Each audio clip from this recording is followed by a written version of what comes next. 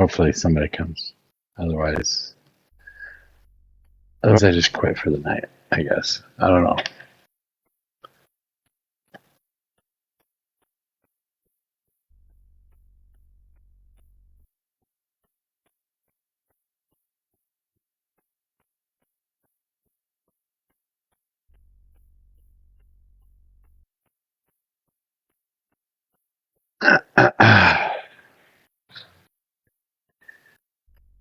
I was listening to Galt for a little bit, and Logic and Liberty came up there. Said they're bored of all the topics too. It's all the same topics over and over again. But her go-to was to talk about socialism. I think that's fucking hilarious. She went asking Galt for advice on socialism or to teach her about socialism. Because that's the thing she wants to talk about now. Even though everybody else has been talking about it for a long fucking time. It's pretty funny. I don't know what kind of subjects there are to talk about right now. Everybody has a couple little niche things. We're talking about abortion way too much.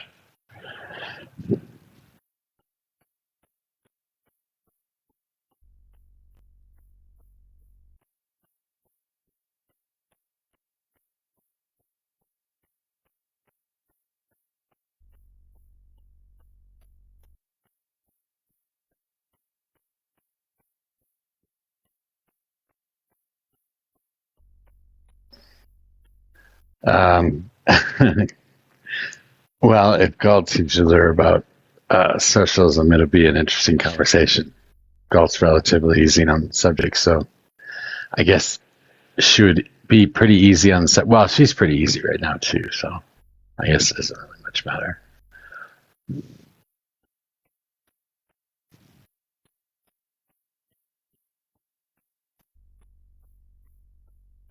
I don't know that she really knows much about anything but trans people. NIH grant process. Oh, I didn't read that. Did you read that? You can come up and tell me about it if you read it.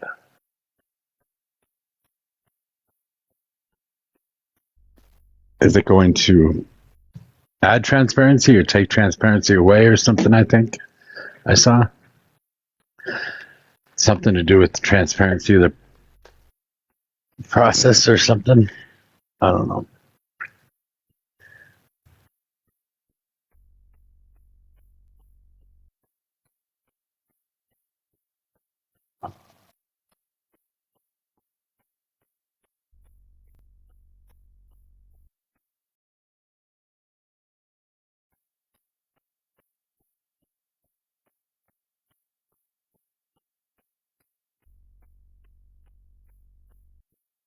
The canceling of MOJO. That's what I've been naming my streams on YouTube recently. Canceled MOJO. I guess I am kind of canceled. I can't get any rooms going at all. It's only the same stupid ass conservatives.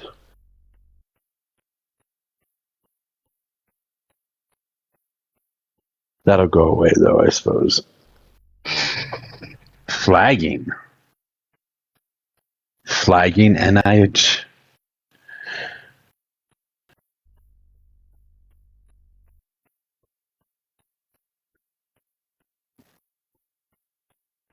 So over the top of the crap. Will somebody come up, talk to me, share something?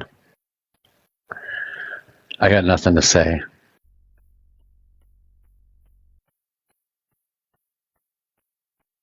I got nothing to talk to myself about.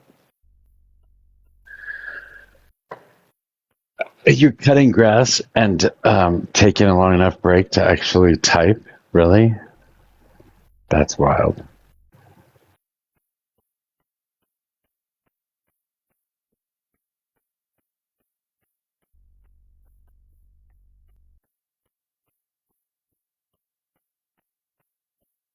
What? HR posted something about the NIH changes that are being made to the NIH.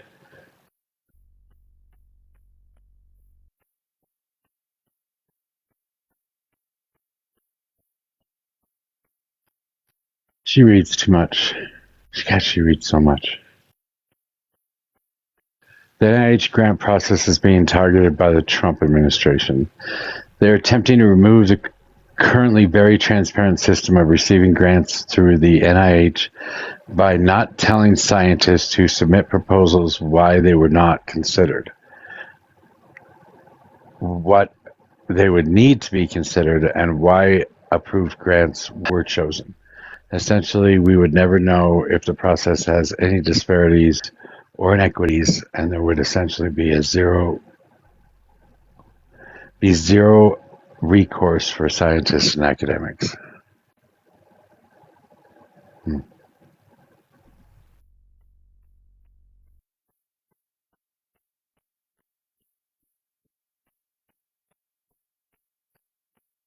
Interesting.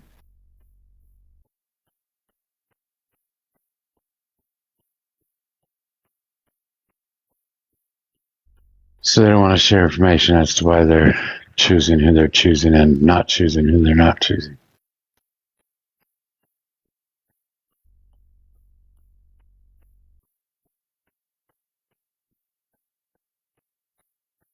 That would be troubling. That means, yeah, I don't know. Do we have to get Freedom of Information Act requests through to actually see what was turned down and why? Or do you think they're just not writing why they're being turned down? I wonder if they're just like picking and choosing. Maybe they're just throwing darts at a dartboard or something. I'm sure they have a budget that they have to spend every year on studies, grants, NIH work. I don't know that they can just cut it, so they have to hand it out somehow.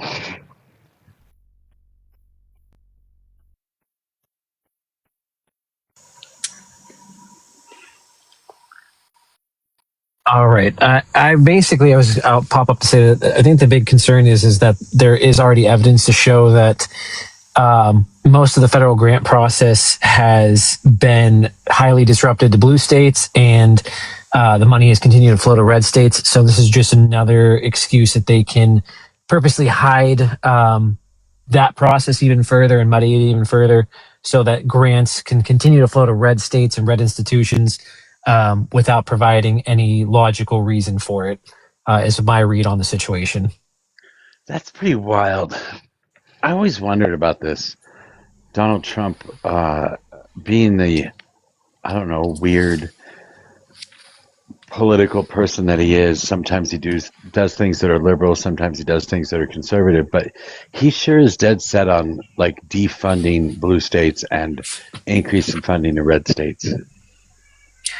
Yeah, I don't know. It just, that seems more, this falls back into the whole Project or P25 debacle and the goal to make blue states seem less advanced or less progressive than they really are. And that's my read on it at this point. But who knows? It's really alarming the rate the federal government is restricting funds to blue states as it's going.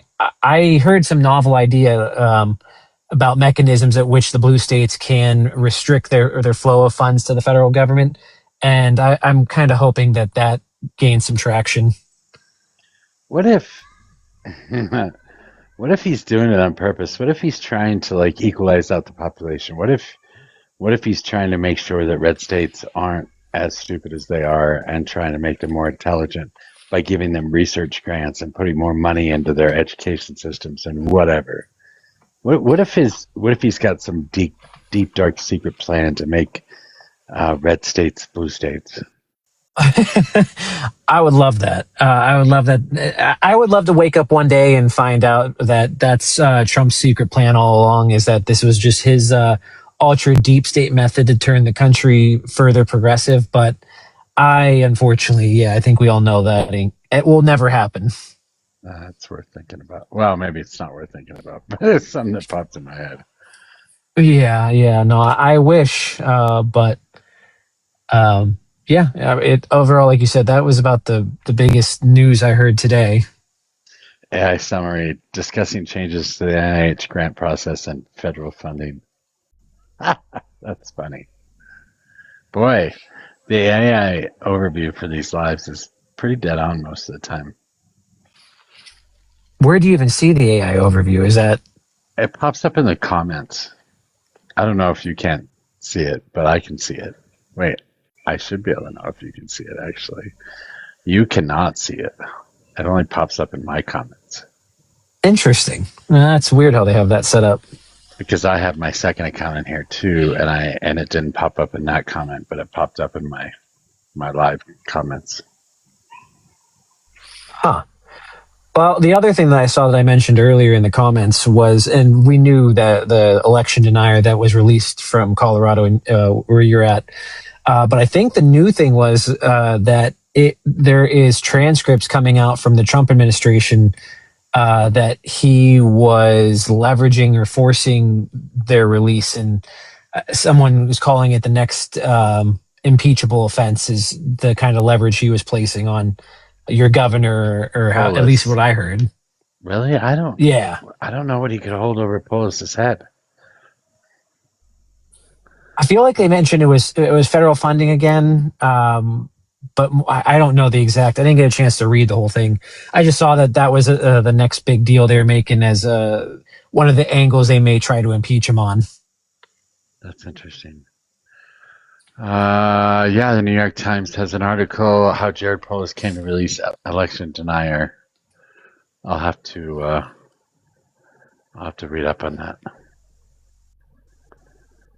That's pretty wild. 4 days ago, 9 News did an article in Colorado here. I'll have to read up on that. I find those articles that just are like small ground truth things that eventually build up to the national spotlight interesting. Who knows if it's how true any of it is, but you never know. The state is trying to prove that the Trump administration is punishing Colorado for using mail ballots and refusing to honor the president's symbolic pardon of Peters. Fucking weird. We are a pretty blue state, though, and as Aaron said earlier, too, it's getting more blue. We have a lot of DSA here, I guess. I know that there's only one candidate that actually got in to run for federal office, but I think a lot of the local offices are going to have a lot of DSA type people, if not actual DSA people, and then. Yeah, and wasn't it also this was CT's point that it's not like these candidates are being put forward by the DSA. They're Democratic candidates that the DSA is endorsing, right? Democratic-like candidates? Is that what he said? They're actual Democrat candidates, but the DSA is endorsing them. Yeah, so they have to run in the Democratic Party. There's no other way for them to win. They're not running as DSA. The one that unseated Dana DeGette did run in the Democratic Party. That's why I met her at my county convention for the Democrats. So she did talk about the DSA a lot when she was there, though, doing her little speech. So I don't know. I hope we just keep going more in that direction. Like when it comes down to, I'm a little frustrated with the overall platform. As when I've been up to talk about it, some of the more extreme the DSA puts out, it seems like it's just kind of shooting themselves in the. I feel like a lot of their. Sounds like the lawnmower is getting When you say getting. Oh, am I cutting out now? You are cutting out. Can you hear me? Any better? Yeah. Somebody else come up so Doc can finish his lawn. I was just saying, yeah. Yeah. But I just, I wish there wasn't such more extreme things in the platform that we wouldn't have to sit there and defend against. But sure, getting rid of the Senate, defunding the police, stuff like that. Yeah. that is pretty hard to hard pill to swallow for most people. Um, I agree. That makes it really hard to actually sell people on the idea of moving towards socialism. But a lot of the Marxist-Leninists or a lot of the actual socialists Here's the other thing that that want. is, Go ahead. the wild thing to me, I've never really had a chance to talk about on panels, is that I have in-laws that will sit there and they call our current government system communist. And I don't have any idea why that they say these things. It's almost like they've been brainwashed, because there's not a chance that the system is that way. So I don't even know how to try to explain the DSA or their platform when they call the current system a communist system. Well, you've been listening to me long enough. You should be able to give some sort of basic overview of kind of what stuff is. Either me or Civics or Palette. We all have a little bit of different ideas. And B, she hasn't been around much, but she's got her own idea too. All four of us are socialists in some way, shape, or form, just at different levels. Yeah. No, it's more or less being able to say it and not going in one ear and out the other is the part of the issue. But they're also a little more religious, so it's kind of an uphill battle there too. Sure. I think it's a lot to do with the lack of education. I mean, we don't teach about these things correctly. So yeah, even on TikTok, you hear people calling communist things that communist actually is not. It's some sort of dictatorial government, and that they're only basing that on the idea that the USSR was communist, but they don't really know anything about the USSR. They just know that we hated them. So I don't know. It's a long conversation to get people to understand that there's nothing to be afraid of, but sometimes. Yeah. Well, I've delayed as much as I can. My wife is going to get upset with me, so I will have to drop, and hopefully someone will fill in for me. Cool. Have fun. I'll be in the gulag. Make some IPA out of your grass clippings. That's what IPA tastes like. Somebody better come up or I'm just going to shut the live down, you fuckers.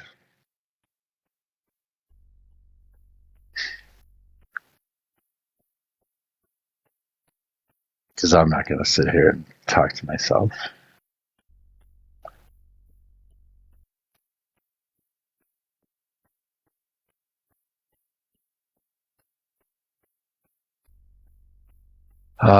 Senator John Hickenlooper did call for an investigation on the Tina Peters thing. Where is everybody? I don't know. It's nice out, I guess. Dr. Mona Sloan came up to talk to me for a sec. It's really nice in Ohio. Just perfect weather.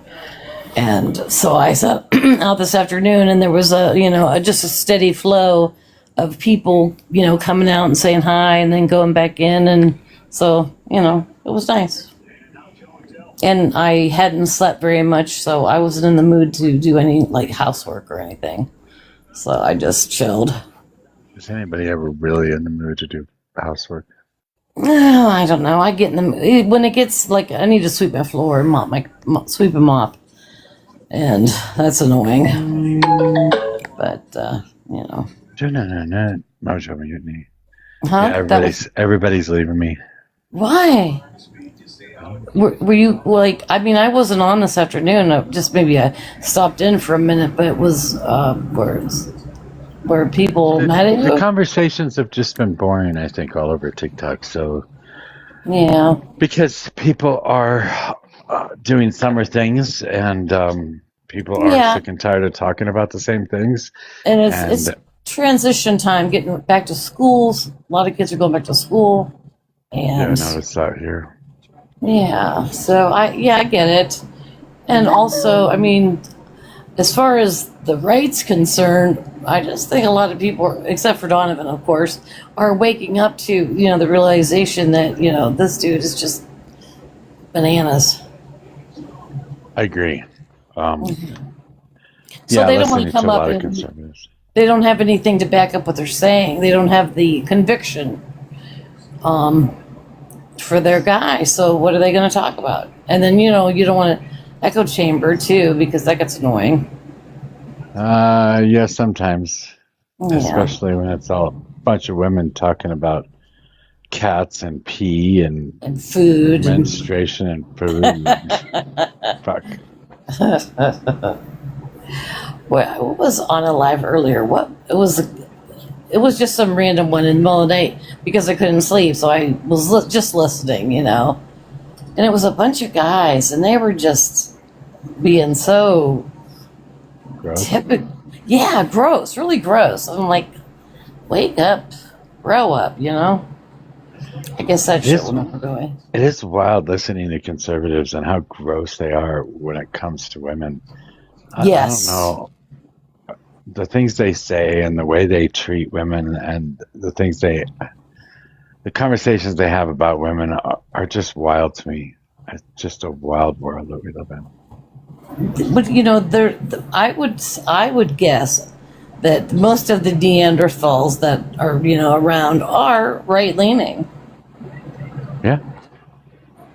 But how do we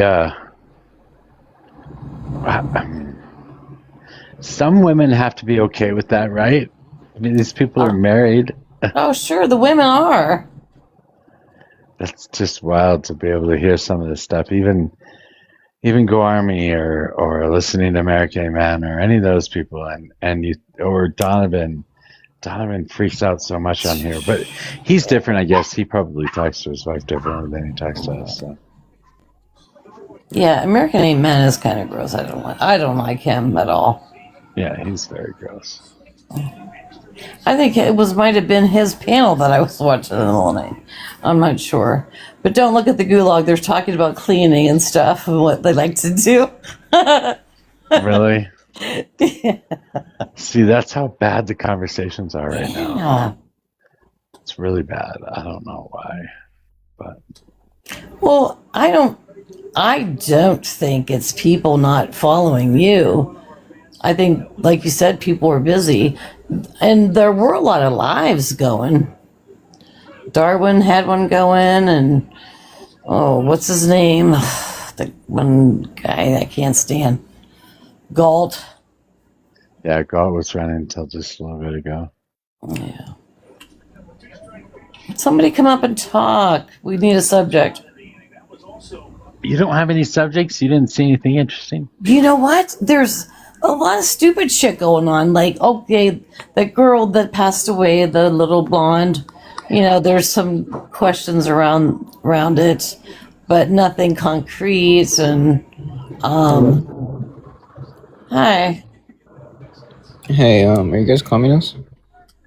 I'm a pragmatic Marxist, but how old are you? 20. Did you vote? Oh yeah, I voted Democrat. Okay. Good boy.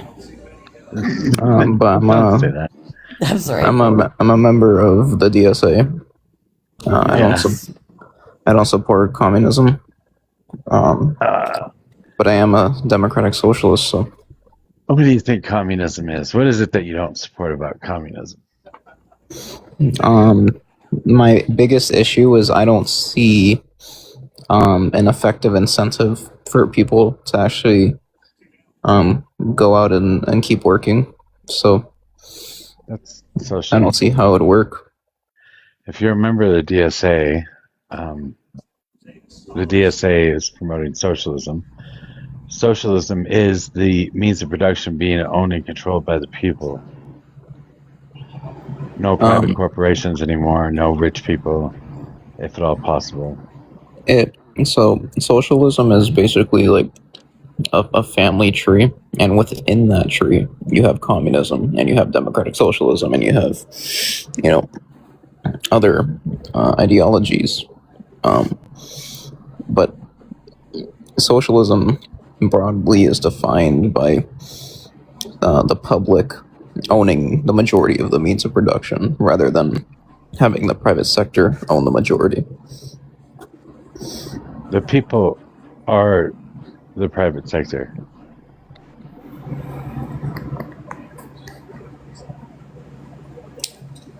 I have a question.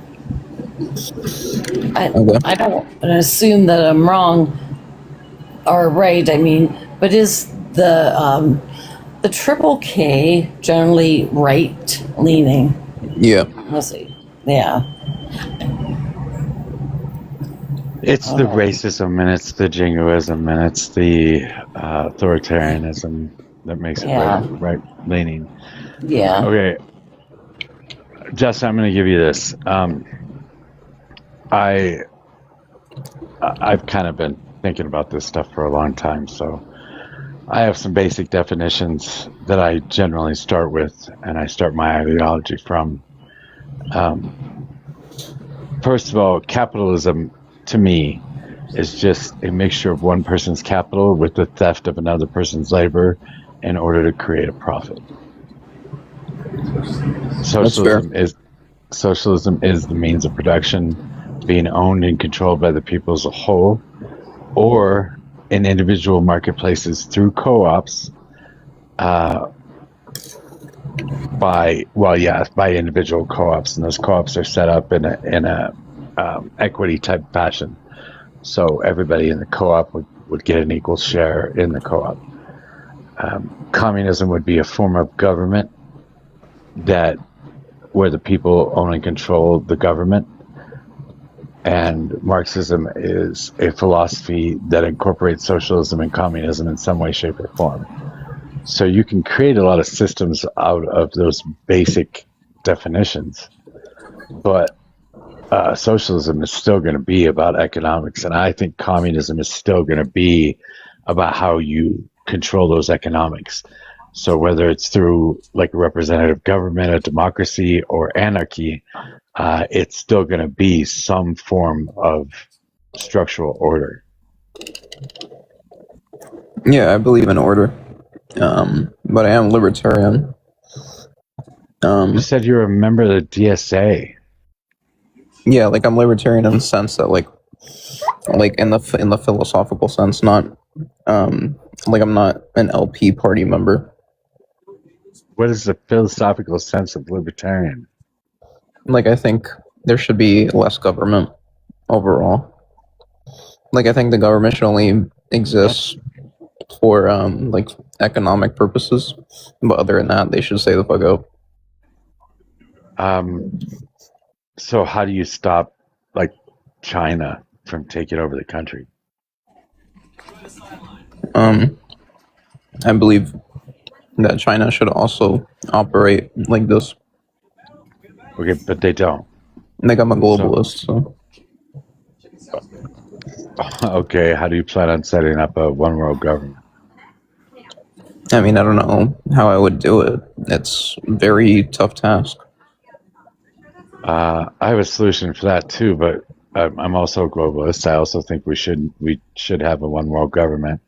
I just say you get everybody to join NATO first, then you get everybody to join the UN, then you create a World Bank where they can buy up all the gold and securities or treasury, or whatever the hell currency is based on nowadays, and they issue one form of currency for the entire planet.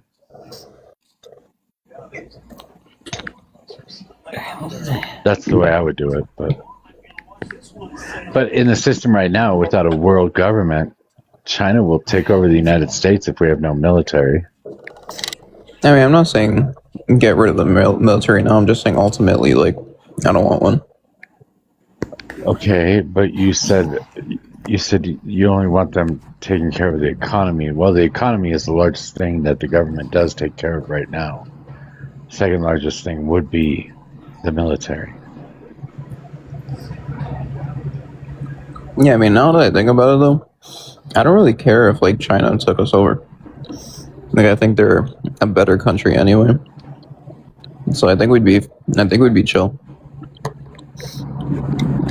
What makes China a better country than the U.S.? They have less poor people, even though their population is bigger. They have less people in prison. even though their population is bigger. They have more social programs. They've gotten rid of extreme poverty, but the vast majority of the population still lives on less than $3 a day. Yeah, because they don't need a lot of money. It's not like that. But a house still costs a hell of a lot more than $3.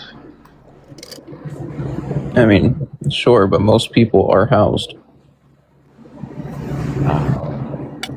I don't know that that's necessarily true. I know that they built a whole bunch of ghost cities, but those ghost cities are empty and not being sold. There are a lot of people that are squatting all over the place. I don't know that China would be a better form of government for the economy. Their economy is, they have a highly controlled economy, and it's on the verge of collapse at all times. So I'm not sure that that's a good reason to like China. I also don't think that they have the same rights we do. I mean, you don't get to speak out against the state or say anything bad about the state. They'll throw you in jail for that shit. They get rid of any. What's that? Christianity isn't allowed, is it? Well, I know that Islam's not allowed because the Uyghurs are Muslims, and they're doing some bad things to the Uyghurs. I'm told. Oh, what are Uyghurs? Uyghurs. Uyghurs. Ughyrers, I think is how it's spelled.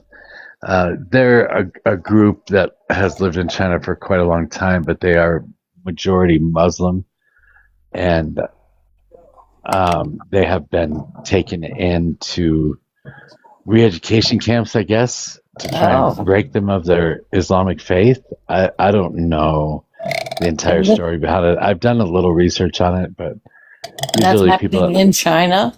It is. Wow. I was unaware of that.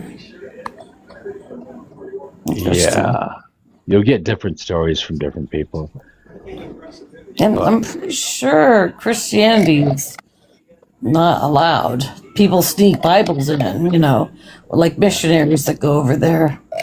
To a certain extent, that makes sense, since Marx was not wholly against religion, but he was certainly more supportive of a state without a religion. Yeah.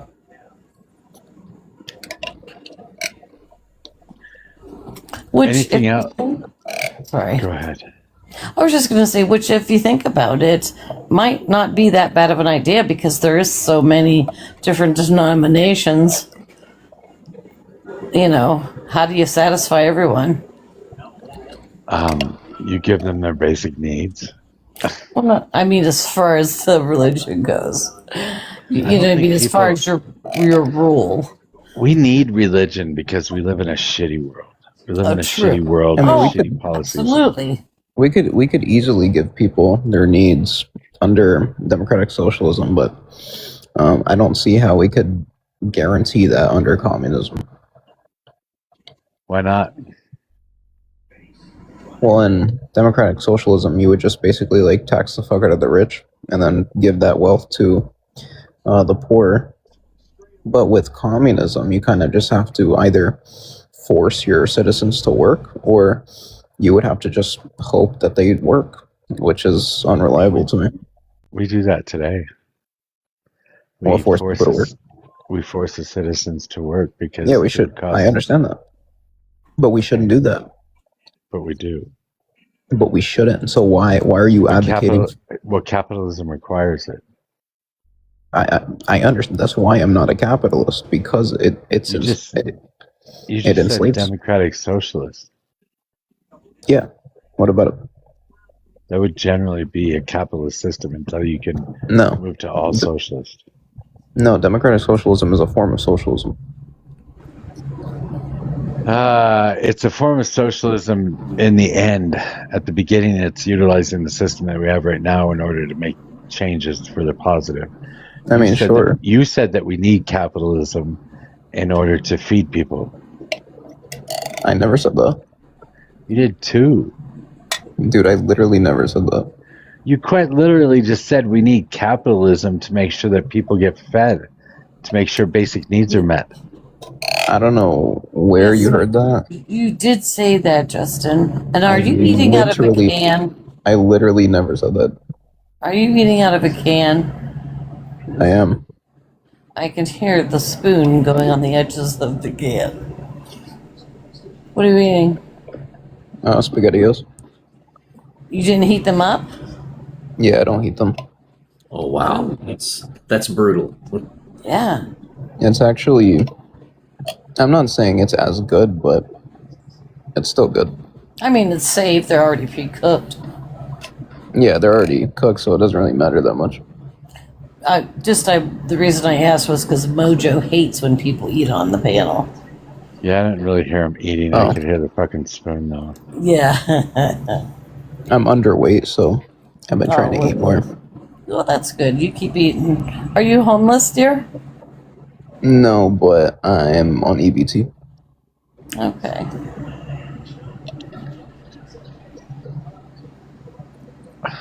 Me too.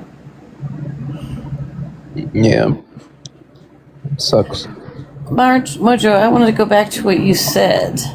That actually, when I thought about it later, I'm like, wow, you said that we need religion the way the world's going. And that's. Yeah. That was. I've never thought you'd say anything like that. Well, I think religion serves a purpose. It serves the purpose of people being able to congregate in one place and support each other. There are a lot of ways we could do this, but religion is a really good way of doing it to make sure that you have these communities within communities and you have people that are looking out for other people and people that are taking care of other people. It's a way to meet people. It's a way to network. It's a way to have a group of people that you can count on or rely on. Thank you for the gifts. I really appreciate it.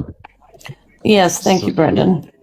So outside of the religion itself, the organization is a good way of helping a lot of people interact with other people in a positive way. Right.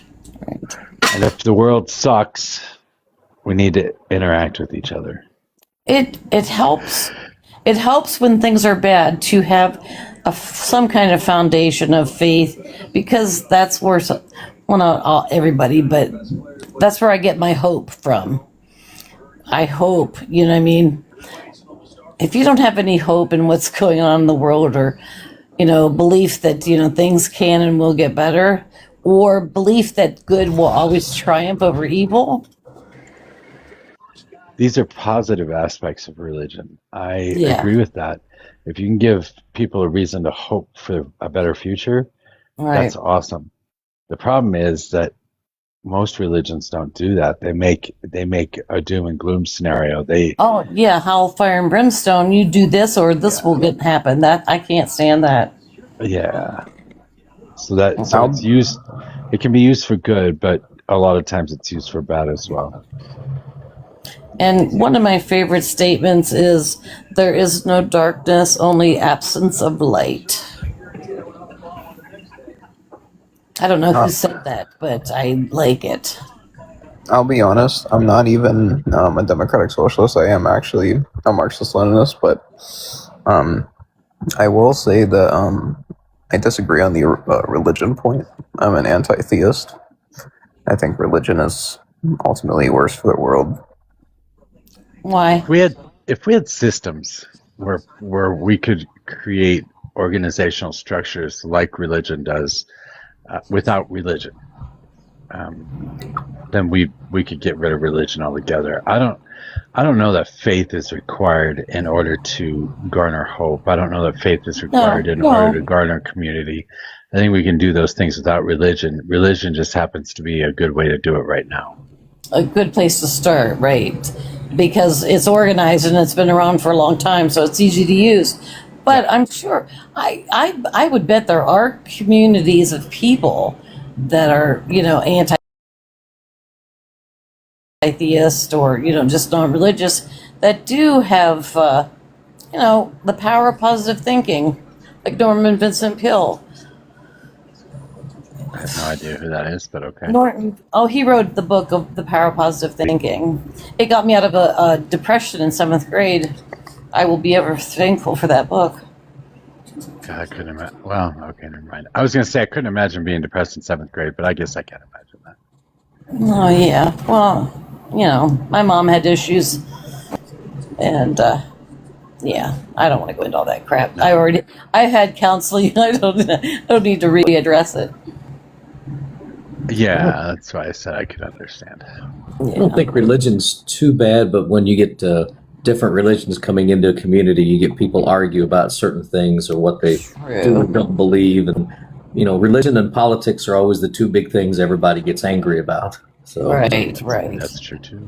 We need what is there? I mean, what kind of organization or theory or whatever could we get that that is outside of religion and politics? Is there any kind? Health organizations, universities, Mutual aid.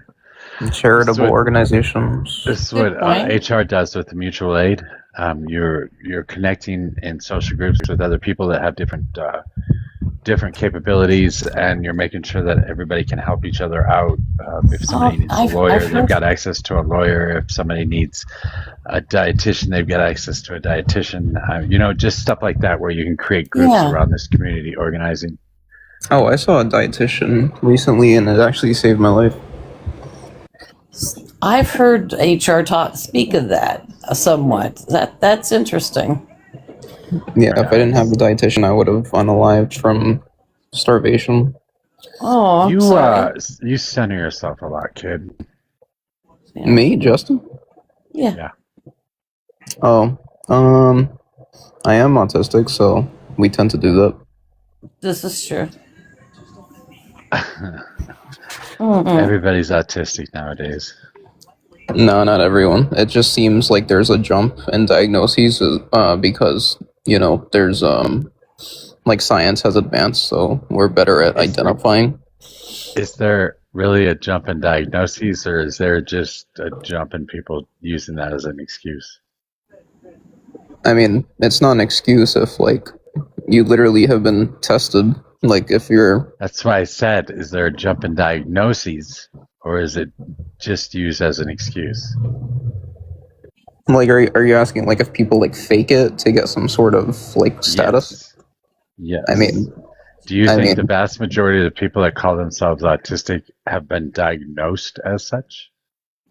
Oh, I have no idea, but I'm talking about actual official diagnoses. The reason that's jumped is because of our awareness, not because there's something. I don't even know that that's jumped.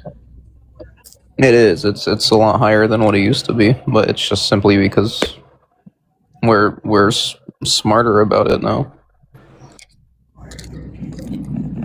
I believe that we're heading towards more highly aware people.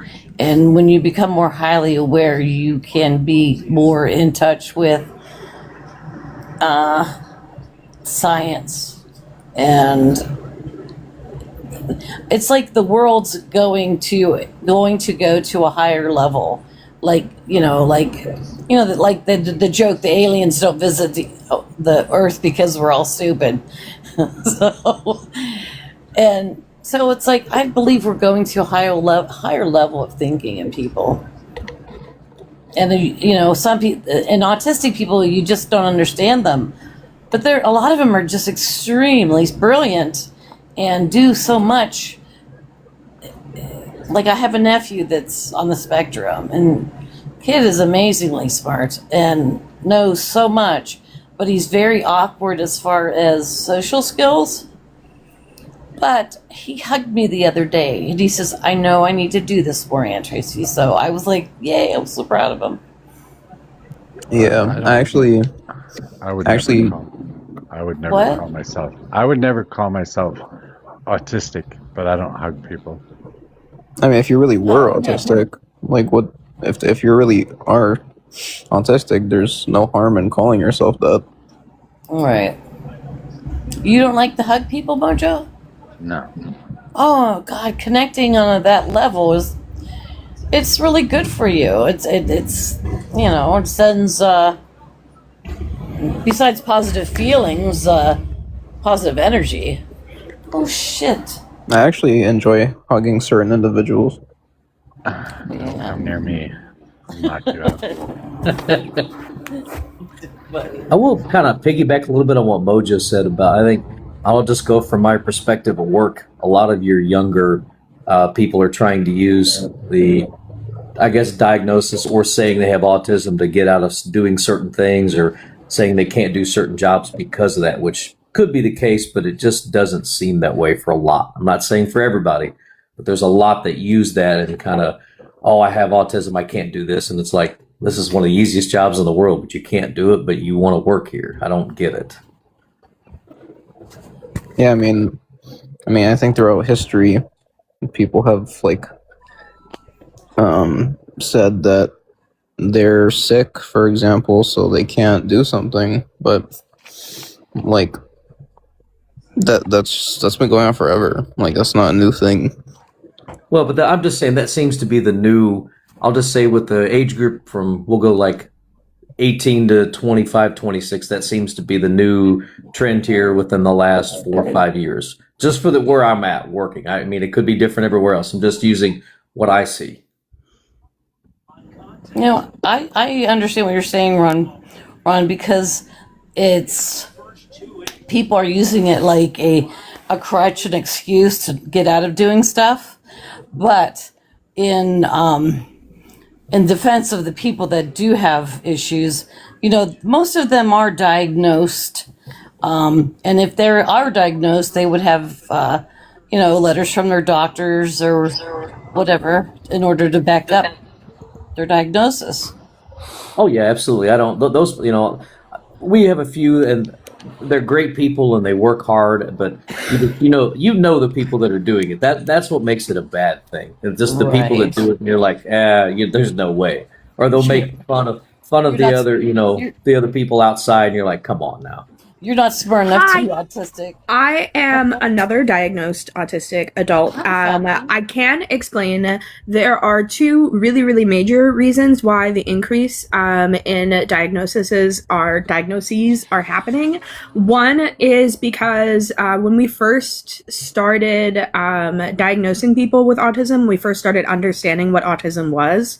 The diagnostic criteria was based on young white boys.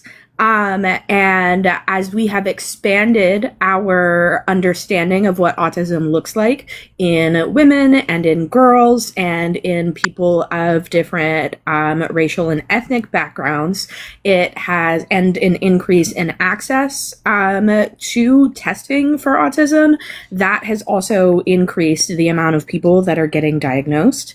The other big thing that has been driving people to get diagnosed at higher rates than previously is because, and this is actually how I got diagnosed, and there's a lot of research on this, we have now started to understand that autism is genetic. And we also understand that typically children have better outcomes when their parents go to therapy than just if they go to therapy. And so a lot of psychologists and psychiatrists, when they do the ADOS and they diagnose kids, they have also started testing the parents. So that's what happened to me. I was a full-grown adult. I had no idea that I was on the spectrum. I knew I had ADHD. But I had no idea I was on the spectrum, and I went with my then 4-year-old to do it's called an ADOS testing, and as they were asking the questions, some stuff felt familiar. His psychiatrist kept looking at me, and at the end of his ADOS testing, when I got the results, they said that they wanted to test his parents.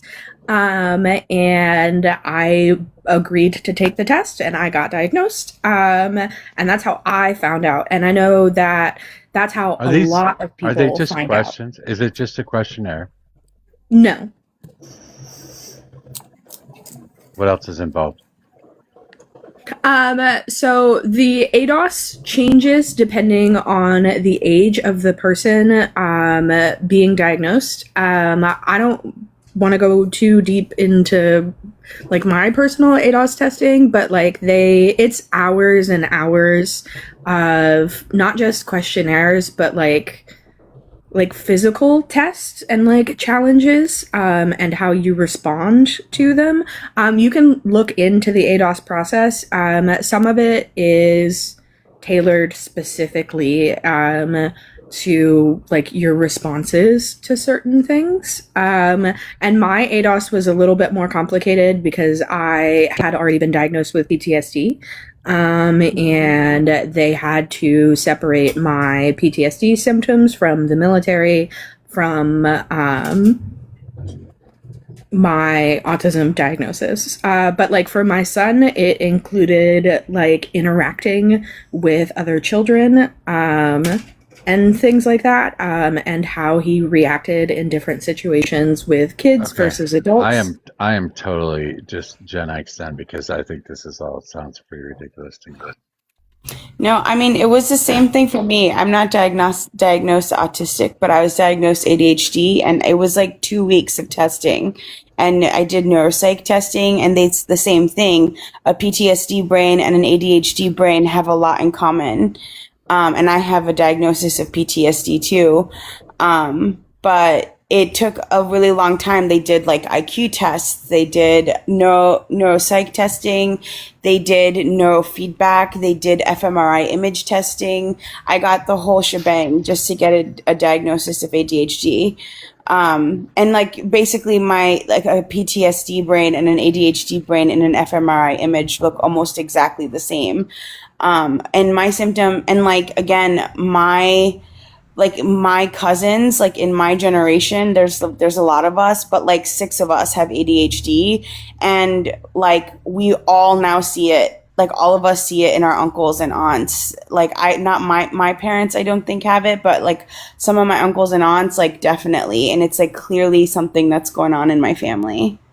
Yeah, we've learned that it's a genetic thing. So as younger kids have more access to diagnosis, when you go back and start testing the family, I did not add a diagnosis on my own. A psychiatrist looked at me and said, "Hey, I think we need to test you, based on my experience with you and my experiences testing your child." So, and I ended up getting diagnosed.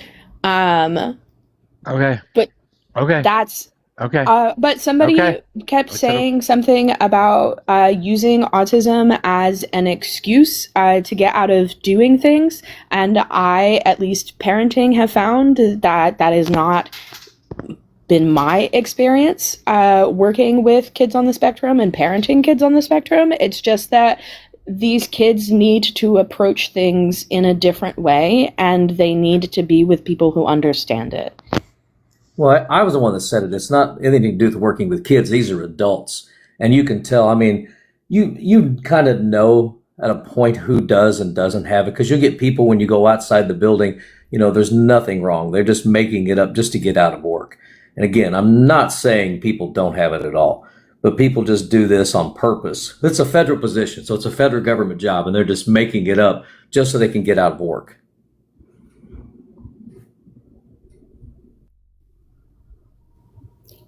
I think there's still a lot of stigma surrounding autism and mental health conditions, and I personally don't know why someone would make up a struggle like this. Also, MOJO, there are physical symptoms of being autistic that a lot of people overlook. Like the inability to make eye contact is actually like a physical barrier.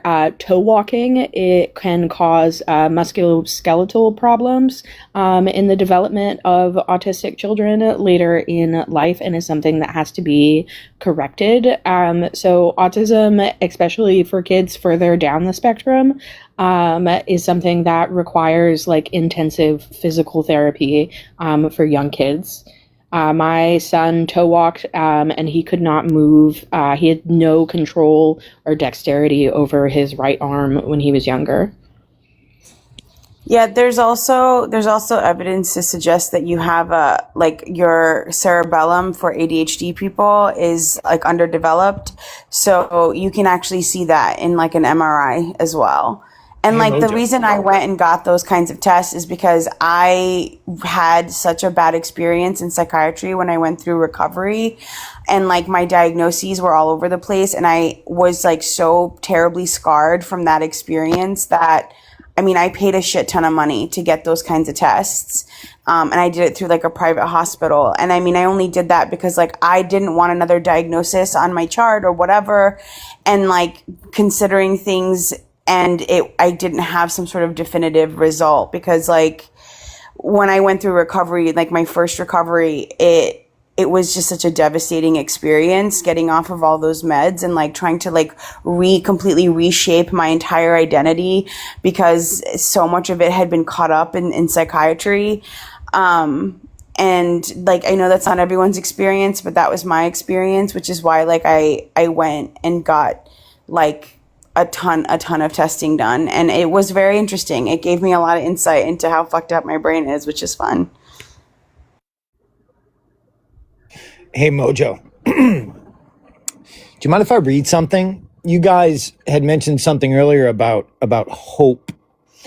And I remembered something that I had wrote years ago on Facebook. And as I'm scrolling through Facebook, I realized where I got radicalized. But this little thing about hope is kind of chilling. Do you mind if I read it? Okay. Please do. It's good. All right. So it's about Pandora. So Zeus bade Hephaestus to create a punishment for humanity for accepting the gift of fire from the Titan Prometheus. Hephaestus took up the clay from the earth and made a woman, the first woman. From Aphrodite, she was gifted the emotions and great beauty. From Zeus, she was given an insatiable curiosity. Hermes gave her the gift of speech and a name, Pandora, which means all gifts. Pandora was then given the final gift by the gods, a sealed box. She was told that the box contains other wonderful gifts, but was warned that she was never to open the box. Hermes then carried her to the earth, where she was to marry the Titan Epimetheus, brother of Prometheus. Prometheus warned his brother not to take anything from the gods, but was so struck by Pandora's beauty that he accepted her without a thought. For a time, the two lived happily together and had a daughter, Pariah, who brought them great joy. But in all her curiosity, Pandora's mind would always turn to the box. Days turned into weeks, and her curiosity turned into a burning desire. So she peeked into the box, and as she did, a dark cloud gathered from the box and spilled all of the evils into the world that Prometheus had kept from man, greed and envy, as well as old age and disease. By the time Pandora managed to close the box, there was only one thing left inside: hope. But this was Zeus's greatest punishment. Because of hope, men would cling to their lives through all adversity, ensuring that they would burden themselves with the hardships that would plague them until the end of time. Holy crap. That was good. Thanks. Was it? What'd you say, HR? I said, was it? I thought it was good. Why? Interesting. Why was it not good? I just don't think there's anything that special about it. Like you're just talking about Greek myths and Hephaestus and the underworld and the composite gods, and like I don't see like what that has to do with how that radicalized you. I think there's going to be some really convoluted logic here, and I'm just not going to entertain it. Well, I'm not saying that's what radicalized me. I'm saying Facebook radicalized me. That was just something I wrote in Facebook years ago. That was from, that was from July 24th, 2023. Wait a minute, you said years ago. That's just 2 years, 3 years. Yeah, 3 years ago. I was thinking like it's going to be 15 or 20. No. Man, it's a digital world, man. Shit moves fast nowadays.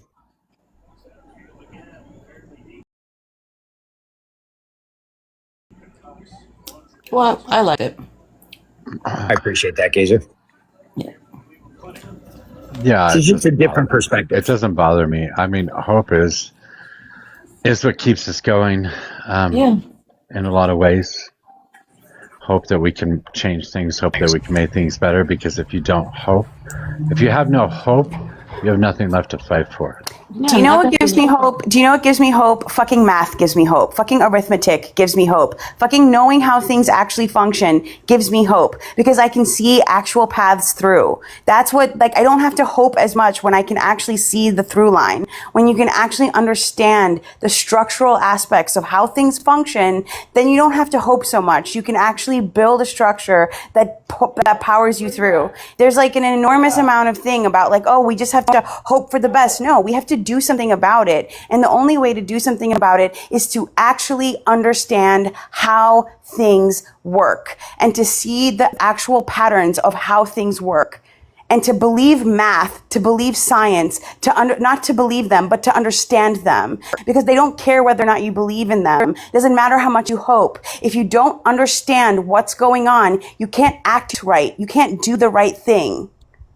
If you don't understand what's going on, hope is irrelevant, right?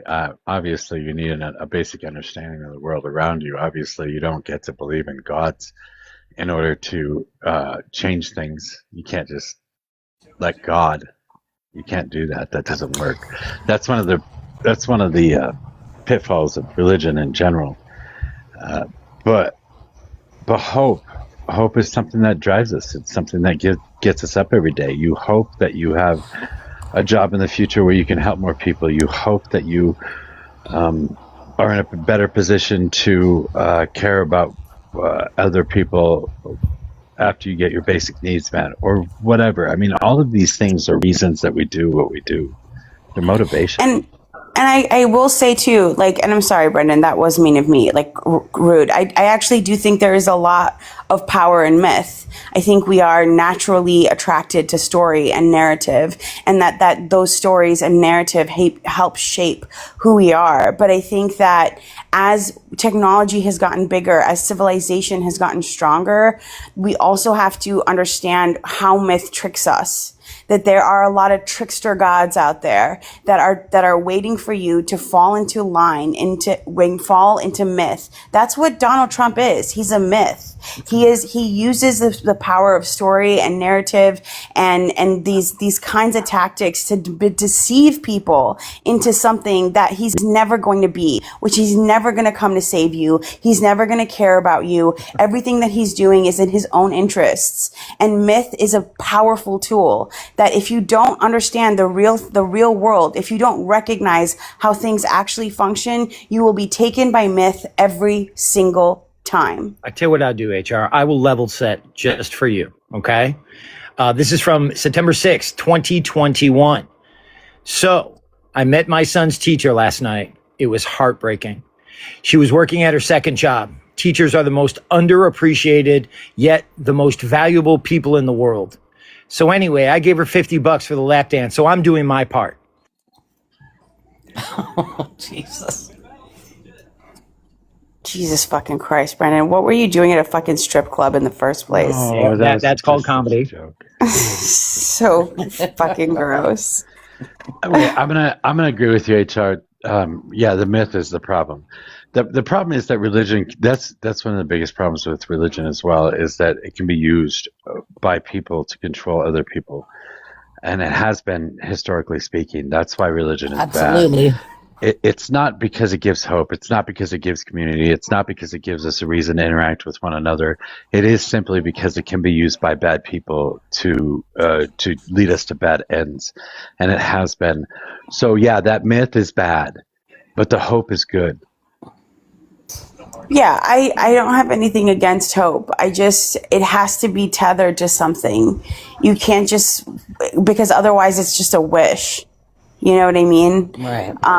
Like that's the important part. And like the more I see about what's going on right now, like it's getting harder and harder to see the through line, the way out. Like things are getting so compounded right now that it's getting more difficult to see. Like I was just reading more about the Board of Peace and the amount of shell companies and private equity firms and like what do you call private military contractors that are all bound up in this, all talking about building Gaza with not a single person from Gaza or a single Palestinian involved in this process. Just a bunch of people from the West who are making big promises to big investors.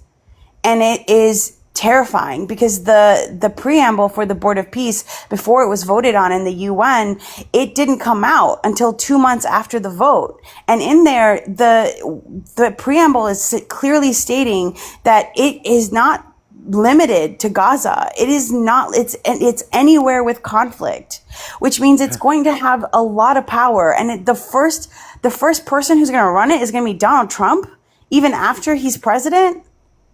Like that mixed in with all the other stuff I've been talking about the turbines and the lack of energy and how we're going to have to administrate energy or continue to let prices do it, and how there's a confusion there if you're not looking at the whole picture, and the problems with the population that are coming further down the line. Like, all of this is going to eventually completely converge on itself.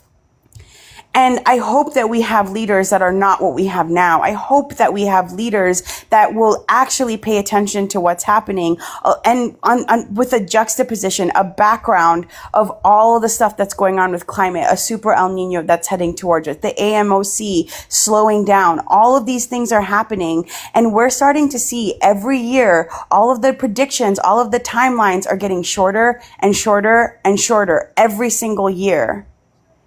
And people just don't want to, quote unquote, believe them. You don't have to believe them for them to be true. They are rooted in facts. HR, I'm going to read you a quote, and I'd like you to tell me who said it. Can we do that? It's easier for me to find men to die in a war than it is to find men willing to suffer for years on end waiting for things to improve. Do you know who said that? I don't. Someone. Julius Caesar. Okay. Your point. Yeah, hope is for the birds. That's funny. See, hope is a driving factor. Like you said, it's the reason we get up. The difference between hope and religion, though, is that is the action and knowledge. If you have the knowledge of what you're hoping for and you can put yourself into action to get there, you can hope for the best outcome. You can't just sit down and hope that it works out for the best. You have to do something about it. Precisely. Yeah, you need action in there. Action is important, but you can't have the right action until you know what's going on. Right. Until you can understand it, process it, see the whole picture. And not everyone's, and the thing is that like we have a world that's built in terms of specialization. We don't have a whole lot of generalists in the world. There's not a whole lot of people doing things in an interdisciplinary manner. There's a few, and it's one of the few reasons I love economics is because it is a massively interdisciplinary profession, right? I have to know a little bit about a lot of things, and then I have to know a lot about economics in order to do it at a high level. And that's why I like it. But there's just not a whole lot of people who do that. And a lot of, I'll be honest with you, I have never, ever wanted to be in a position of power. I don't see the point. I don't ever want to be in a position like that. And a lot of people who are like me, who are generalists, don't want those positions. They don't want to do those kinds of things. They want to do the real work on the back end. And they want somebody else to go up and lead and do that part, because I just don't have the personality for that. Right. And it's just becoming more and more apparent, even at my job, how often I'm the only fucking adult in the room. I'm the only person who's looking at it and being like, you just have to realize that this isn't what you want it to be. You can't sacrifice what it is for what it is in your head. And it's happening more and more and more. And the only people that seem to see the same thing as me are my boss. He sees the same thing. He agrees with me on a lot of things. We disagree on necessarily what the solutions are sometimes, but we see the same thing. And I I know that TikTok gives me like a skewed version of the right, but like sometimes when I listen to some of these right-leaning panels, it's terrifying, like genuinely terrifying, the things that they say to each other. Brendan, one of the things they said to each other, okay, this is crazy. They were talking about the USS Lincoln, okay? And they were talking about how, and one of them said, I'm going to give you this historical tidbit about why Marines hate Navy, why the Marines and the Navy like have a rivalry. And they were saying that Marines were stationed on Navy boats for when Navy men would abandon their post during battle to shoot them. And not a single person on that panel like challenged that. And I Googled it just to make sure, and it's not true. But they were all willing to believe that the United States military decided it was okay to just shoot people who were running away from a post during a battle on a Navy ship. And that's why the Marines and the Navy men hate each other. Not one person challenged it. Everyone was willing to believe it. And I hear that over and over and over again with them. Like, this, Brendan, when there's a bunch of leftists up here, it's a bloodbath. We fucking challenge each other constantly and fight each other constantly. And I'm not seeing that on the other side. And that makes me afraid because I need them to challenge each other. They're the only ones who have the ability to change each other's minds. And they're unwilling to do it so long as they have a nice, comfortable narrative that they can hold on to. Yeah, but Brendan thinks we're all stupid. What? No, he does. True. That is not true. I don't think of people in those kinds of terms, and I don't have smoke for the leftists in that way. I don't hate people that way. I understand and acknowledge that you've been brainwashed. It's not your fault. I mean, there's no reason to hate you for it. That's not true. No, what's crazy is like based on like what you described, HR. Like when I hear people talking about how like the U.S. is leaking and people are saying like, oh, they know what they signed up for, and I'm thinking like we're supposed to have a higher standard with how we treat our troops. We're not Russia, And when you mentioned about how they talked about like how they would shoot people that try to like go AWOL or retreat, that sure reminds me of like. I don't know if you've seen the movie Enemy at the Gates. It's about the Soviets fighting the Nazis and all that. But they were they were killing people who ran away. It's about Vasily Zaitsev, but yes, they did cover what you're talking about. Vasily Zaitsev is the sniper in that movie. Oh, okay. But yeah, I think that's crazy though.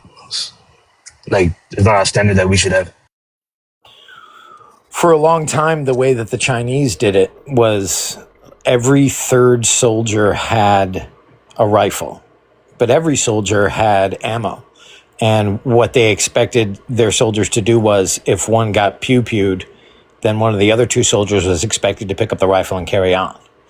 So they did very similar things in Russia, mainly because, you know what, I'm not going to do it. I'm not going to dig at socialism, but yeah, I get what you're saying. I have a question, Brendan. What do you think that we should do about the economy as it stands right now, with the mounting issues that have occurred? Like, what is your suggestion? What do you think that should happen? What do I think should happen with the economy? Well, generally, the United States is supposed to have a hands-off kind of position with regards to the economy. It's, free market. I mean, we regulate in some cases to make sure that there aren't abuses. We regulate to make sure that the public is protected, but largely we let the market do its thing. Okay, right? So I'll be more specific then. What should we do about the current inflation versus jobs problem, right? Like, we have high inflation and it's only getting higher, and the prediction and the markets are looking like it's only going to get worse. Especially today, we saw there's a huge front loading of shipping containers in LA because they're trying to minimize the amount of times they have to pay import taxes. And then on top of that, we're losing jobs quite steadily, right? Like, the job market is shrinking. So what should the next move by the Federal Reserve be? lowering interest rates would make money cheaper. What's the interest rate right now? The interest rate is 3.5, but it's projected to go up. And core inflation is also very high at 3.3, which is phenomenally high considering how volatile food and energy is. I mean, lower the interest rates half a point, make money a little cheaper, stimulate the economy by making it cheaper to borrow.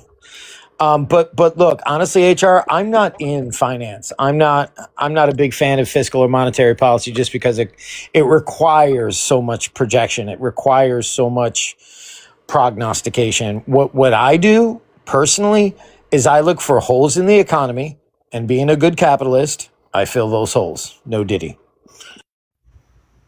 Jesus Christ. Okay.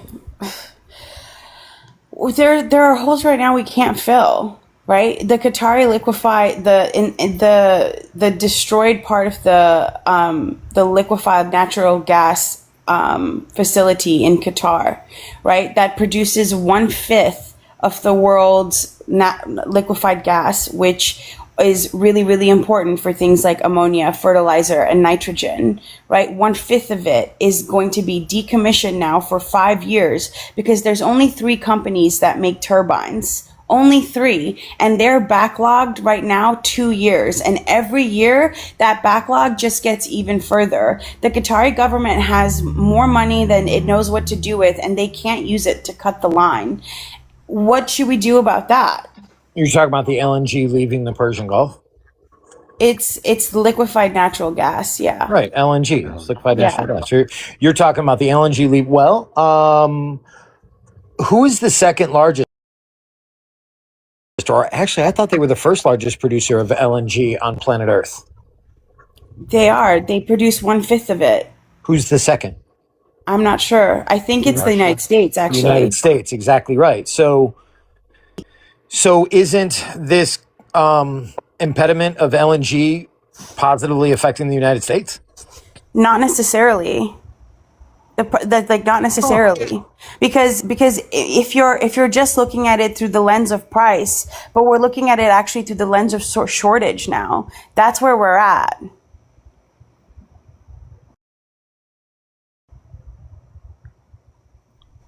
Right. Yeah.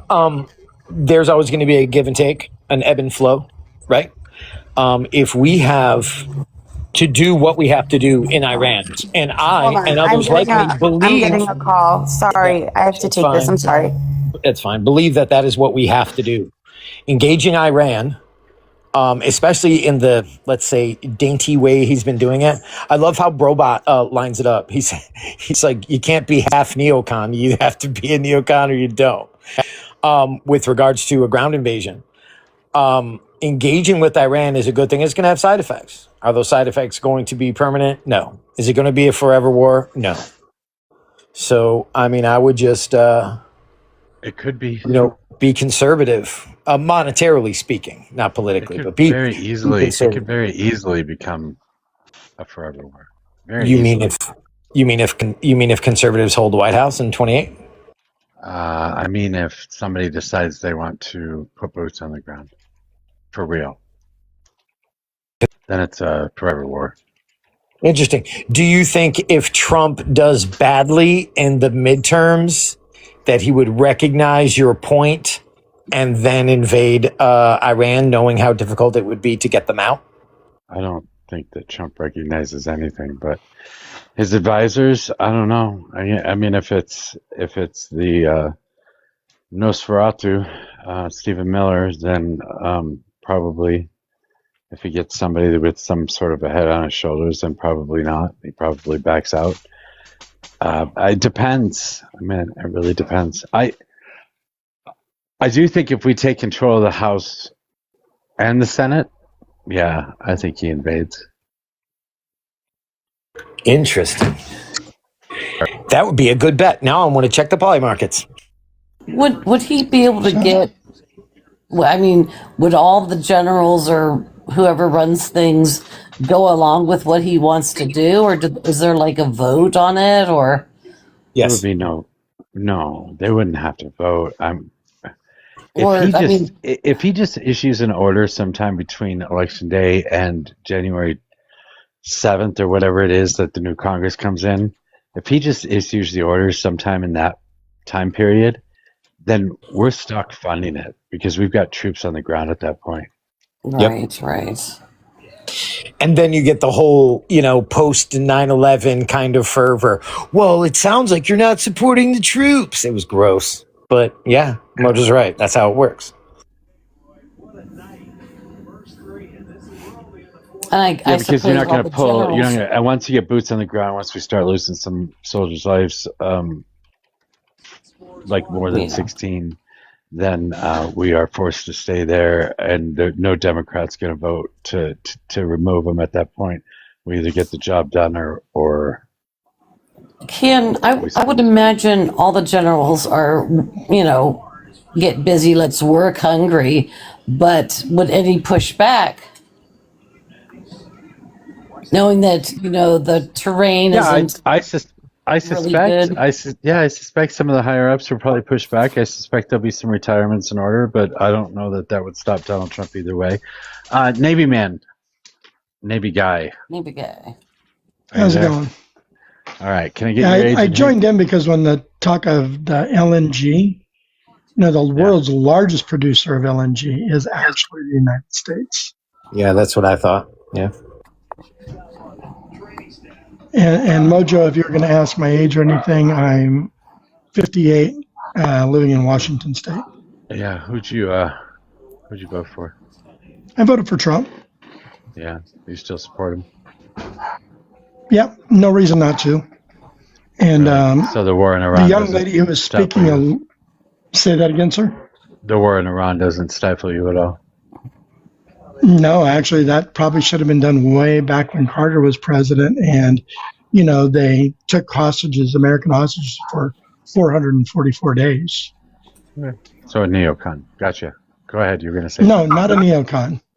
Yeah, you're a neocon. Because if I was a neocon, that would be something new. I've been a conservative my entire life, but I do also have I don't mean that you're a new conservative. I mean that you believe in the new. What do you think neoconservative means?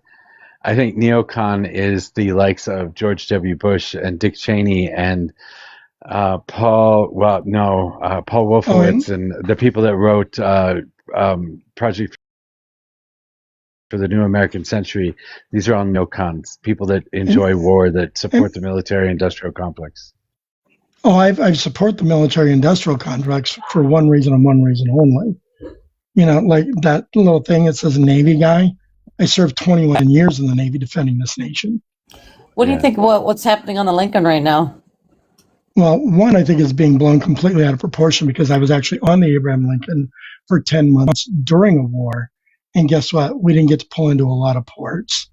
But then let's twist this around and say, what about people that are in the sandbox, soldiers that were there for 1 year and didn't get anything but MREs and didn't get anything but food that was brought in and cooked in tents and having to sleep in the sand and not having hot water and showers on a daily basis. But we're all worried about the Navy on a ship that's out in the ocean, not exposed to a whole lot of stuff, eats 3-4 meals a day, has hot water and everything else. Do you know how bad things have gotten on the Lincoln? Do I know how bad? For a ship that pulls alongside another ship every 45 days and actually gets replenished with food and other things and produces 400,000 gallons of fresh water a day. Yeah, I know exactly what it's like. I've been trying to tell them this, Navy guy. On 5 I'm trying to tell them this. They don't believe me. So I was not Navy. I was Air Force. Different sandbox for me. But the resupply guy for the Lincoln is on TikTok talking about how inconsistent their resupplies have been able to be, and also talking about how desperate things have gotten for sailors on the Lincoln. And he was talking about this stuff before it got blown up. And what is this guy's name so I can search for him? Because you know what, I find it hard to believe that any naval officer is broadcasting on TikTok the failures of the ship.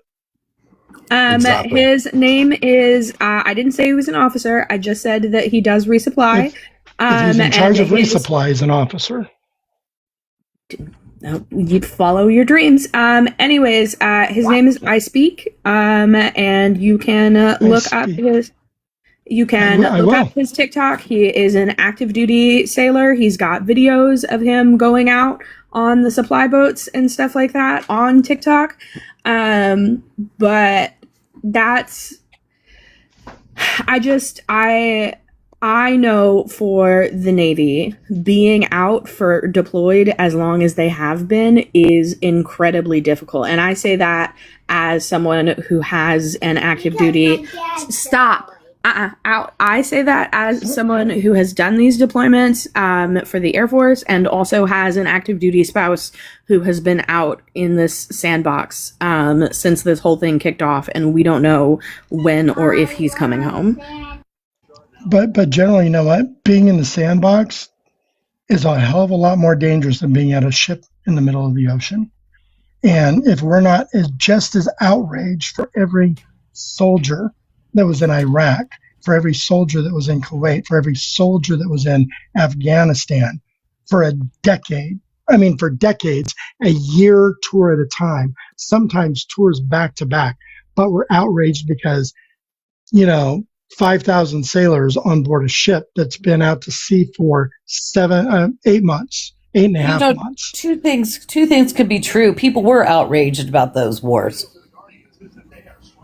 Like, what do you think? Not nowhere near as much as people are outraged about the Abraham Lincoln. It's only because everybody's on TikTok and we're hearing about it. Before it was going on, you just weren't able to hear about it.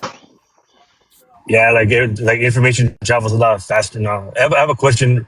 How did you feel about the war in Iraq? Was I overwhelmingly happy about it? Probably not.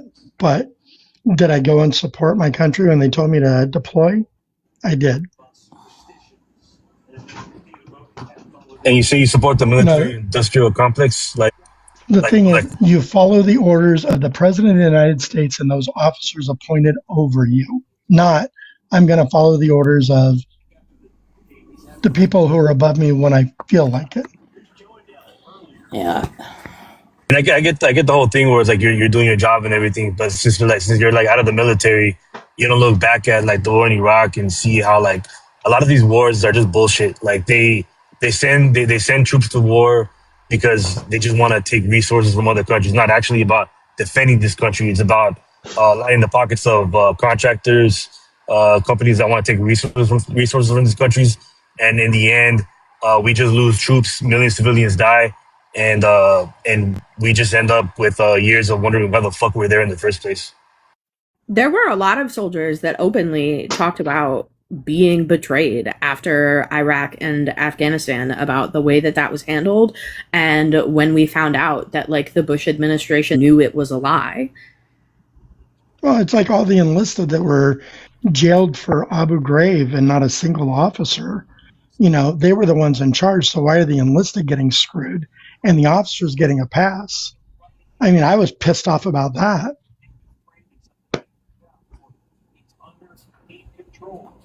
I wonder if Scapegoat is in MOS.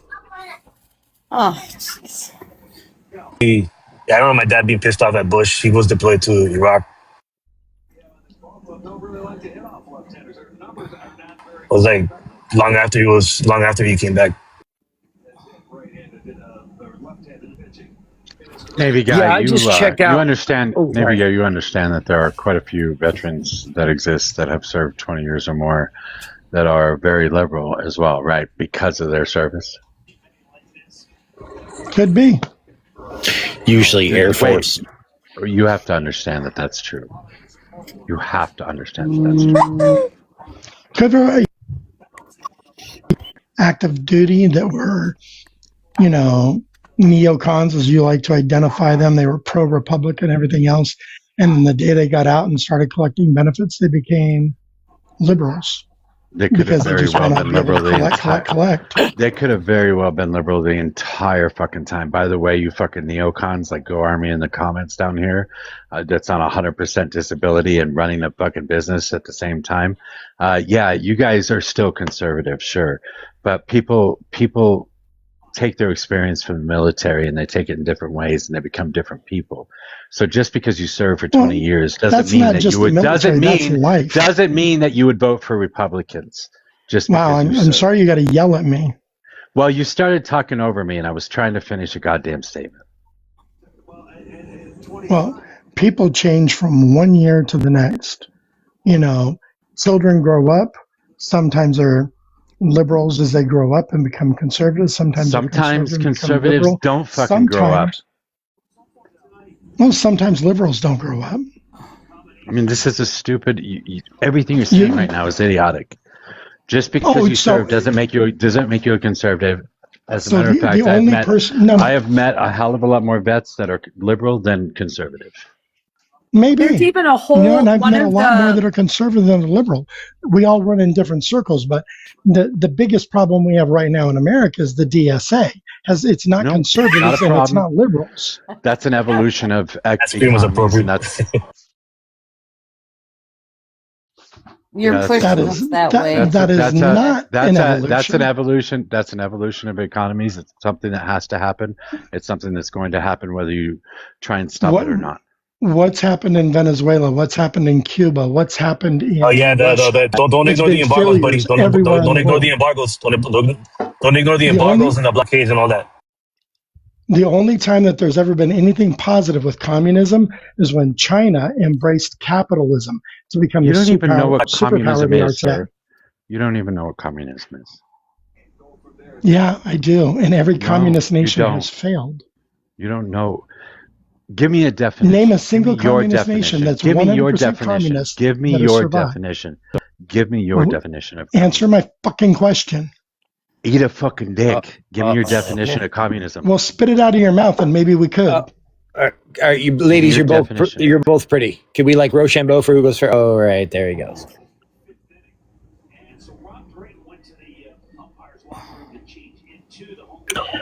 I was hoping to ask him if he was officer or enlisted. I suspect enlisted. Well, with the kind of anger issues, I would suspect you're right. I just want to point out that two of the largest veterans organizations in the United States are both openly liberal or leftist. Common Defense has eclipsed VFW in membership over this last year, and they are openly liberal progressive. And Veterans for Peace is also very far left. I do not assume that all veterans are neocons or imperialist just because they served. You ever been to VFW before? I have. I live down the street from one. Okay. You meet a lot of leftists and VFWs. I do. I do mutual aid out of my local VFW. We collect food for migrants that are being broken up from their families because of what's happening with ICE. So at least the VFWs in my state care about what's going on. They were furious when ICE started going on to military bases and taking spouses. And disrupting lives for active duty service members. And those members of the VFW who were more conservative before that shit started happening on the base near us have leaned more liberal. I actually know there's a local vet that runs one of the local VFWs. This individual has been voting Republican for decades, and they just voted for their first DSA candidate because of this. Yikes. I have not served, but I have been to plenty of VFWs as well. I know a lot of veterans, and I played poker with a lot of veterans, and I did a lot of veterans charity poker runs and poker tournaments and stuff like that for charity. So I happen to know a lot of people in the local VFWs, at least 4 of them here in Colorado that I've been to, and there are a ton of liberals there. What is with the Roadrunner? He didn't run. He was kicked. That's my notifications. My daughter's texting me. Sorry. Oh, Wait, who didn't run? Navy Wait, guy. he was not. The Navy guy was not kicked. No, I didn't think so. He wasn't kicked. No. He ran. Oh, that's disappointing. I didn't kick him. Why would I kick him? I was trying to talk to him. Right. Well, I mean, I didn't think that you kicked him specifically, Mojo, but there's, you do have some mods lurking here and there. I thought one of them might have kicked him. I didn't see a pop-up that said he got kicked, so I don't know. Well, he got embarrassed because he did try to interrupt you, and when you brought it to his attention. I think he got embarrassed. I think he got pissed off at my comment. Yeah. He decided he was going to attack me, and I told him to eat a dick, and he got a little pissed off about that. I have a question for Brendan. Brendan, how do you are you sure it's not you that are brainwashed? Yes. How do you know? Because, and correct me if I'm wrong here, but I never take refuge in the false sense of security that represents the consensus. I see you on Penny's live quite often. I was in Penny's live today for maybe 10 minutes. I can't handle the chaos and the conformity that tends to be created there. What I mean by that is that she usually has a panel of 5 or 6, and then she'll get one lefty. And it doesn't feel like there's a lot of meat on the bone for me in a place like that. I agree. Honestly, if I wasn't running lives, I would just be going to conservative lives. Nothing but conservative lives. And just grabbing them nuts, huh? Yeah. But I run lives, and I get to a certain level, and I want to make sure I keep that level, so I have to continue running lives. And I wish conservatives would come talk to me. But this is why I try and make conservatives feel comfortable. This is why I try and make sure that I don't have 7-on-1. This is why I try to do this, but I've been failing miserably recently.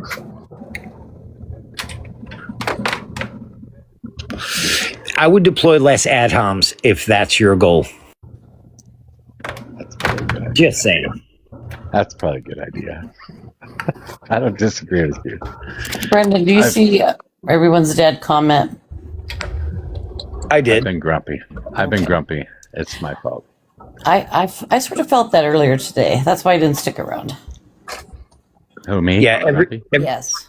A little bit. I can hear it in your voice sometimes. Yeah. Yeah, it's been that way for a few weeks now. You know what? You need a hug, Mojo. No, get away from me. The only way that I can get smoke in conservative lives is if I tell them that I'm for socialized healthcare. And that usually elicits all kinds of gnashing of teeth and wringing of hands. And then I have to edify them. But yeah, I tend to hurt feelings there too. But I generally don't care about hurting feelings. Really? Because you don't have any. I couldn't tell. Oh, it's so strange.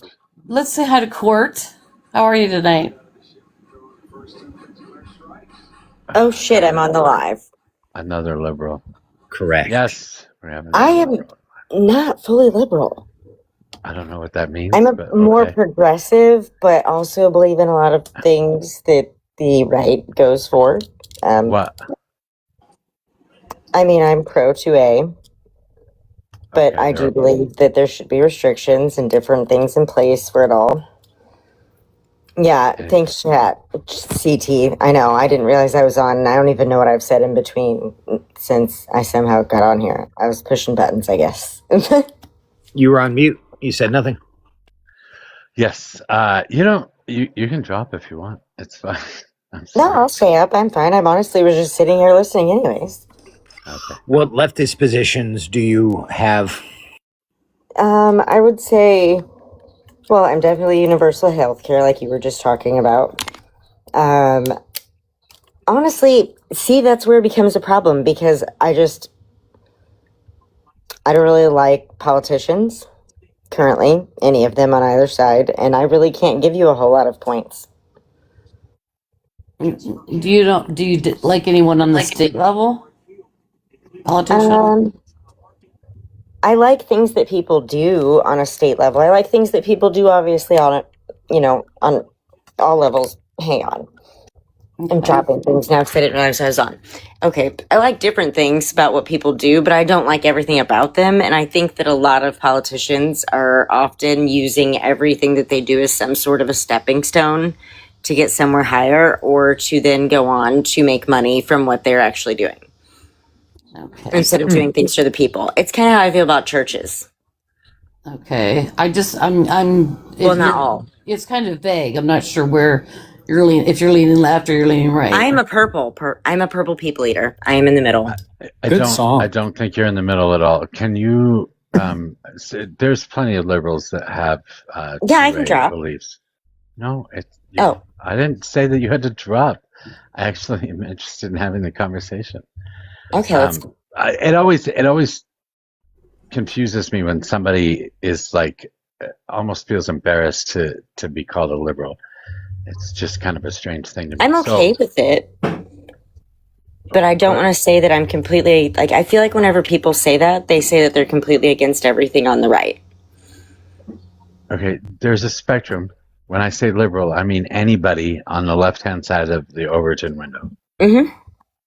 Okay, the Overton window is the center. Yes. And I would say that the vast majority of your views are going to be on the left-hand side of the Overton window. I would probably agree with that, yeah. Okay. Then that's why I call you a liberal. Fine. I mean, you can call yourself whatever you want. Okay, well that's even worse.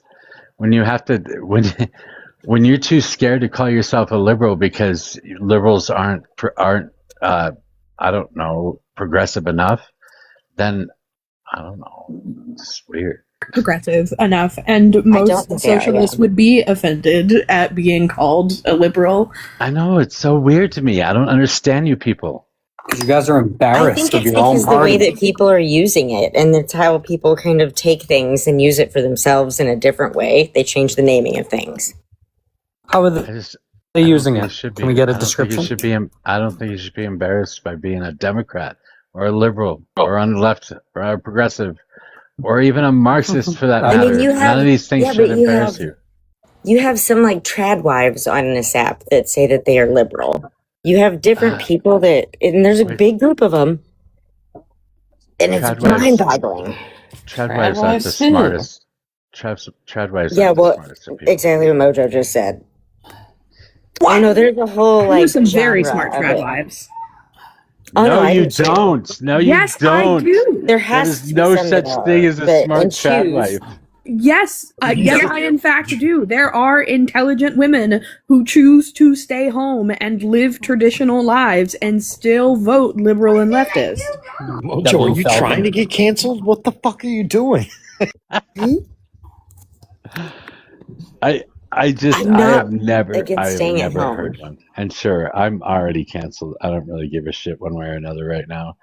If I quit doing social media altogether, my life would probably be better, in all honesty.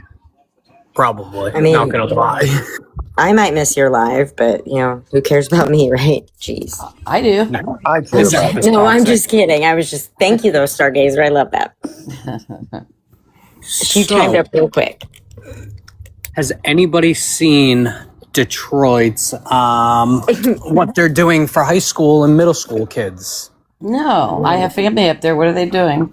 They are giving. To be very clear, Alicia, I am not a trad wife. I am in medical school. That's why I don't have a job. I'm in school full time. But I know women with master's degrees who are not affiliated with the military who choose to stay home to raise their kids and will go back to work once their kids are old enough, once their kids are adults. One of my friends makes her husband pay her. She makes him put money into a savings account. I love that. She makes her husband put money into a savings account that is solely in her name, and she stays home and raises the kids and takes care of the house. And she is definitely liberal. And like I said, she has a master's degree and she was a college professor before she decided to get married and have kids. I don't consider that a trad wife, though. I mean, she is a traditional woman in a monogamous marriage, staying home, raising her How does she- 2.5 How children, does she and know that? guard- How does she know that it's monogamous? Huh? How does she know that it's monogamous? Oh, my She God. stays at home all the time, and he's out and about doing whatever he wants. He's not out and about doing. Oh, honey, whatever there's so he many ways wants. to track your husband these days. It's fun. Not that mine's entertaining, but And to be fair, she's the type of woman that if she found out that he was having an affair, she would take her money that she's been piling up in a corner. I say 2.5 because she's pregnant. I was gonna say, That was, but she would take the money that she's been making her husband put in savings in her name, take her kids, and bounce. And he knows that. see, but that alone is why I consider not a trad wife. And I don't think that whenever he gets off work, she meets him at like his car door. And I don't think she brings him a beer. And I don't think that she's barefoot in the kitchen making sandwiches for him all day. She is barefoot in the kitchen. They do meet him at the front door, not the car door. Lovely. What is her degree in?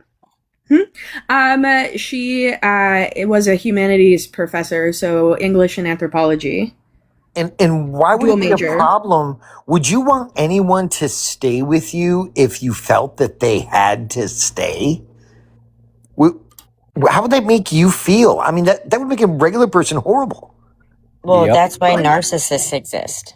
They don't believe that the person doesn't want to be with them. Do you think that's men or also women? Oh my God, also women, yes. I'm just saying she has a good husband. He's a good man. Yeah, I have no problem with they it. Girl, I was exist. a stay-at-home housewife for many years, so I totally get it. I have no absolute problem with that at all. What's wrong with separate and distinct roles? Right? And not only that, but I want to be kept. What the fuck?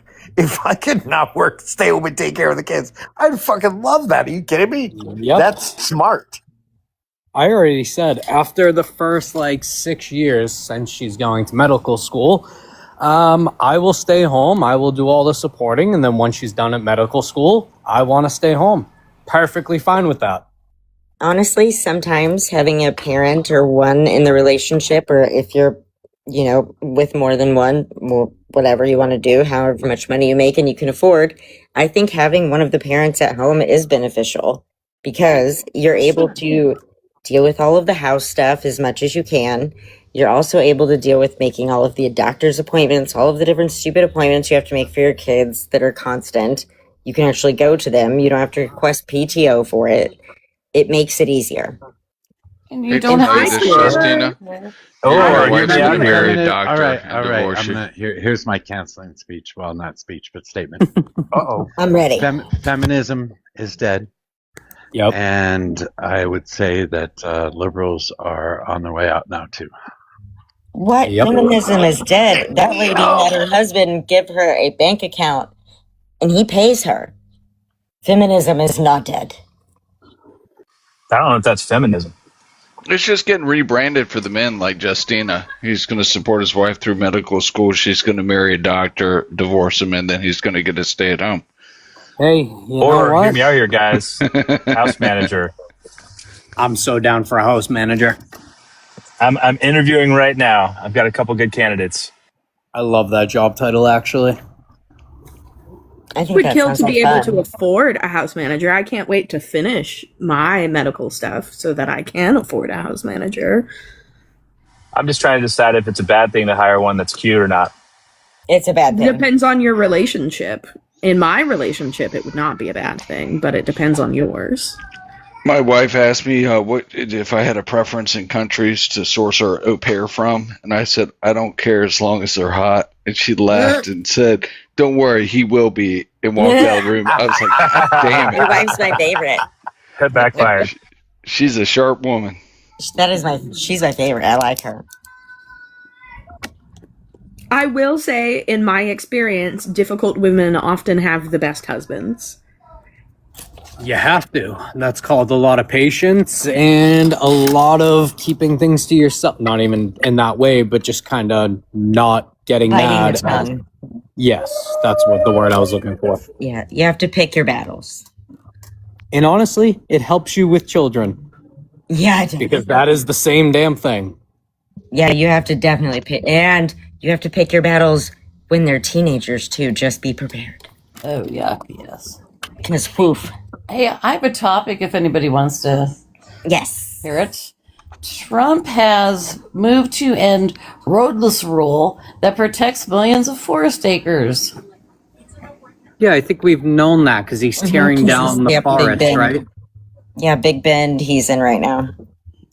I wasn't aware of that. They're supposed to be surveying in Big Bend, but there's a bunch of construction workers. They've built a bunch of roads already and already destroyed a bunch of different things. There's several very popular hiking areas that will no longer be there. He's just destroying this country. Everything he does is just bullshit. What is his so-called reason for But that? Brandon, we're the brainwashed ones, right? Yes. What's Trump doing wrong? I just don't get it. Destroying our national parks. See, this is why I don't have a problem with it, because we have already torn down all the fucking trees everywhere else. Who cares if we tear down some trees in a national park? Thank you, Lorax. Just a moment ago, we were talking about the economy and how if the outlook is bad, what are we going to do to help the economy so people can eat? It's my understanding that Trump is developing these areas for the purposes of logging and oil exploration. Is that right? Probably. Okay, so here we are. Money to eat. We have a choice. I'm sorry, what? It creates jobs. Creates jobs in those. It creates jobs, and those jobs, they're well-paying jobs. So that money goes to other portions of the economy and helps out in other places. Let's just hope those jobs are going to American citizens. I heard something interesting today. You're going to guarantee that those jobs are going to be produced by doing all this? Is that what you're going to guarantee? What he's guaranteeing? Well, I mean, I doubt they're going to use robots. It's like a data center coming to town and saying that it's going to create local jobs. It's funny to me. Exactly. Yeah, see, how many of these people that are allowing this stuff to go through, how many of them live within 5 miles of a data center? I don't know, but you just helped me find a hole in the market. Fucking robot lumberjacks. Oh my God, thank you. Fuck you, Brendan. That's how Skynet starts. Don't start that shit, man. I think that's a great idea to cut down all the trees in your backyard. But like, we're edging towards Skynet, and you're like, give them access. Come It's on, already man. El Nino. We're having a horrible El Nino. You want to cut more fucking trees down? What's horrible about this year? We've had no hurricanes. We've had no crazy weather in the United States. Yeah, we have some fires, but that is just, I would say, a normal. No crazy Has for an been entire out year in round. Gary, Indiana, for 7 days now. Have you not seen that? Yeah. There was a Gary, storm. Indiana is a shithole. Oh my gosh. People still live in that hole, and the power has been out for 7 days because of And the why storm. is that? My cousin Okay, is so there too. would that not be, Yeah. I'm going They're to saying another week before it Duke comes back Energy on. or National Grid? So National Grid has failed. And I don't know. Has the National Grid failed? What? Was he asking? Storms in Indiana. I'm trying to think of the companies, the electric companies that work up that way. I don't know if it's National Grid, if it's EverSource. We have a shit ton of power lines down everywhere. It doesn't really matter who's. Well, the issue is the problem with this whole shit is they need to start putting the power lines underground. Why nothing is underground yet, besides in few states, is beyond me. We have snow in some parts of the country. We don't ever have the power lines underground there. We have hurricanes down in Florida and high winds. We don't have power lines under there. Like, what are we doing? We could fucking do this, but instead we're just paving. They didn't do it originally is pretty obvious. It was cheaper not to. That's the problem. They don't want to spend the money and then they bitch and complain when shit happens. This is the issue when you elect Democratic bullshit. Yeah, but we haven't spent the money on Indiana's a red any of the state. stuff they were supposed to do. Like, do you know about cell phone towers and like the Chinese cell phone towers that Trump wanted to get rid of and completely didn't end up doing it? We don't need because it was cell a phone national towers. security risk. we have Starlink. We don't actually need cell phone towers anymore. And I say within the next 10 Starlink years, is we'll not probably be. completely around the entire world. You want to place the communications of the entire nation in the hands of a single billionaire. That's even bad capitalism. Who has more baby mamas than Chris Brown? Like, what Even I happened don't agree to with that. healthy competition in a capitalistic environment? Like, that's not even good capitalism. You guys know Tesla robots though are already they're already being used actually in I think like BMW has some plants where they're using them. Like they're going to be deployed first in like, areas like that. It won't come for home use for a long time. So Yeah, they've got several tester sites that they're running. have they fixed the glitches that are causing the crashes? The what? The glitches that are causing the crashes. She's asking you if these robots are racist. Oh, are they really? I didn't know that. Shut up, Brendan. Did she say No. crash out or No. crashes? Some of them, there've been reported accidents in the unmanned vehicles that you're talking about. No, I'm talking about Optimus, the actual robots that are like humanoid robots. Not the okay. like specific The ones- robots like the arms in the factories. I'm talking about like actual humanoid robots that are you doing talking about? things. Yeah, in like one certain was a factories. bartender. Yeah. Like he had Yeah, a those whole are ones that entire are like racist. launch, right? And there was like a bartender and a dancer and a DJ and like a waiter. I don't remember what all there was, but it was whenever he also launched the bus. They're doing them. Yeah, I mean that they already have like a lot of capabilities more so than people think, but they're Oh, it's still a so lot. far. They're still so far off from being able to be widely deployed, especially like for home use. There's just too much that can go wrong when there's actual people involved. The thing Yeah, is, like that pesky feature of when they keep turning around and attacking their creators. Right. And I'm too old to be Sarah Connor, you know? I mean, that ship has sailed. I want to be Sarah Connor. You want to be Sarah Connor? All right, you have that right in 2026. You can change your gender anytime, Brandon. My pronouns are kick and ass. Okay. With or without penis? I'll get a cyborg one. Ah, okay. Oh, it could change from one to the other. Yeah, I'm not concerned about any of this stuff. And my youngest is already coding. We have him in a coding workshop. I encouraged him to focus on drones and AI. And I think it's going to be good. You just have to remember, change is growth and growth is life. Everything's going to change. You just have to be ready and willing to change. That's all. Right.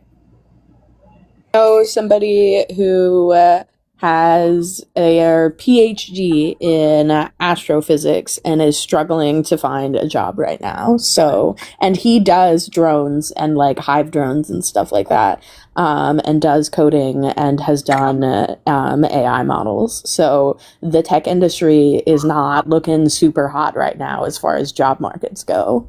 It seems like things are developing and growing exponentially that, you know, it's going to be hard telling where the jobs will be in 10 years from now.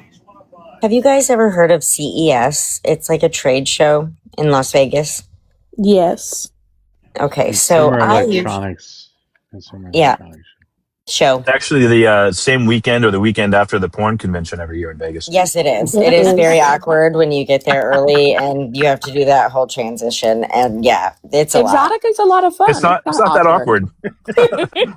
I found it. I mean, there my are no husband and I got coincidences. propositioned many times for lots of things as we were rolling out or actually entering in, and a bunch of them were leaving like a day or two after. It's not a coincidence, my dear. Oh, I'm highly aware. The e-scrap and like technology world, it is some shows that I've been to because most of the industries that we go to for what I'm in, or most of the shows we go to for the industry that I am are very male dominated. So I've seen it all. I've been to a lot of different things and yeah, it's not like anything I've participated in, but you know. Exotica's fun. Before we get too deep into that stuff, what shocks me about what you said is that someone with a PhD in astrophysics is still approaching income like it's the 1950s. Like, why not start your own firm? Why not start your own company that does this kind of thing? And really, in the 21st century, all you need is to look good online for companies to want to buy the brand. Yep, marketing and social media is key. Exactly. You can make a quick 150K just because your website looks good if you're a fucking astrophysicist. Mm-hmm. And he could Somebody do drone wants the name. shows. Exactly. And those make There's bank. there's so many ways to make money now, but you can't do it in the traditional ways. You can't just, I put out 150 applications, I dusted off the old LinkedIn profile. That's not going to work. It's You're really gonna start not. off by networking at those conventions that you were talking about. Yeah, both of them really. You could kind of combine the both and then be really marketable. Exactly. Like Marry the Worlds, tech and corn. I It's a have a huge question. untapped market. I have a question for the geeks. I think it's doing pretty well already. I have a question for the geeks. I'm sitting here watching Cleveland and San Francisco play. On the TV, the score says 7-1, but on my little Google notification bar, it says San Francisco 7 and Cleveland 1. So it's wrong. How do I get them to fix that? You don't. It's the person who's doing it on the TV. It's kind of like the headlines on the news. The TV's correct. The thing on my phone is incorrect. Yeah, somebody just probably entered it wrong or AI read it wrong. It's pissing me off. I thought you guys knew how to do shit. Write a letter to Google. Not to Google. Turn it off and turn it back on. Oh. That turn the whole phone off or just the app? He's like, restart it. Yeah. No, but CES is absolutely mind-blowing for the electronics and the different types of robotic devices, where AI is going, the robots that they actually show at them, the car. Like it is something that it is unfathomable about how advanced we actually are. And it's right in front of our faces, but we don't usually see it. It's pretty amazing, but then at the same time, it's funny to see the ones that get all the hype and then they just crash and burn, like that one, closet thing that was supposed to like wash and dry your clothes and then hang them and fold them. And no, that was a pretty big fail. I think the coolest thing I've read was this article about like maybe the future potential landscape of like interstate travel. It's like imagine fully automated vehicles that you actually don't even need a windshield on anymore, and you have like pods you rent. You're going on a family vacation, so rather than load into the car and have to control your bickering kids, you just have like a rolling living room, so you could sit down and watch some TV and hang out on your way to the beach or mountains. I thought that was pretty cool. And then I was like, if everyone has automated cars, it would be perfect because you guys can get the fuck out of my way as I'm driving up the road in my V8. I'm also team, why can't we just have trains? Yes. I miss trains. Court, have you seen, since you seem to be into this stuff, and Vegas is always on the front end of testing things like autonomous driving, like Waymo is everywhere in Vegas. Have you seen all of the I forget what it's called, but it's the Boring Company who created all the different stops in Vegas now, and the automated Teslas that take you down from spot to spot as an alternative to like a taxi or a Uber or something like that. I have not seen that yet, no. But I'll be back in January, so I'll find out. Yeah, you can't ignore MOJO. I'm going to check it out next time I'm there. What about MOJO? If you ignore MOJO, he'll nuke the panel. MOJO, I've been listening for a while. I hopped on when you guys were talking about autism. It just made me think you're probably like number one candidate for your generation for undiagnosed autism, right? He doesn't like hugs. That's the first sign. Don't touch me. He has a bubble. It's fine. I understand. It's a misnomer, by the way. Lots of But autism yeah. people have love, hugs, and affection. Well, it's the other side of the spectrum. It's us like we're more like we only want them when we're crying or something absolutely horrific is going on and we absolutely ask for one. It doesn't happen often. I have like really bad ADHD, so that and other things combined, my husband makes fun of me for it all the time. I'm not a very hug person. And sensory Except for with the processing kids. disorders are not exclusive just to autism diagnoses. Right. Right. Yeah, the OT said that I should stop licking his face. OT.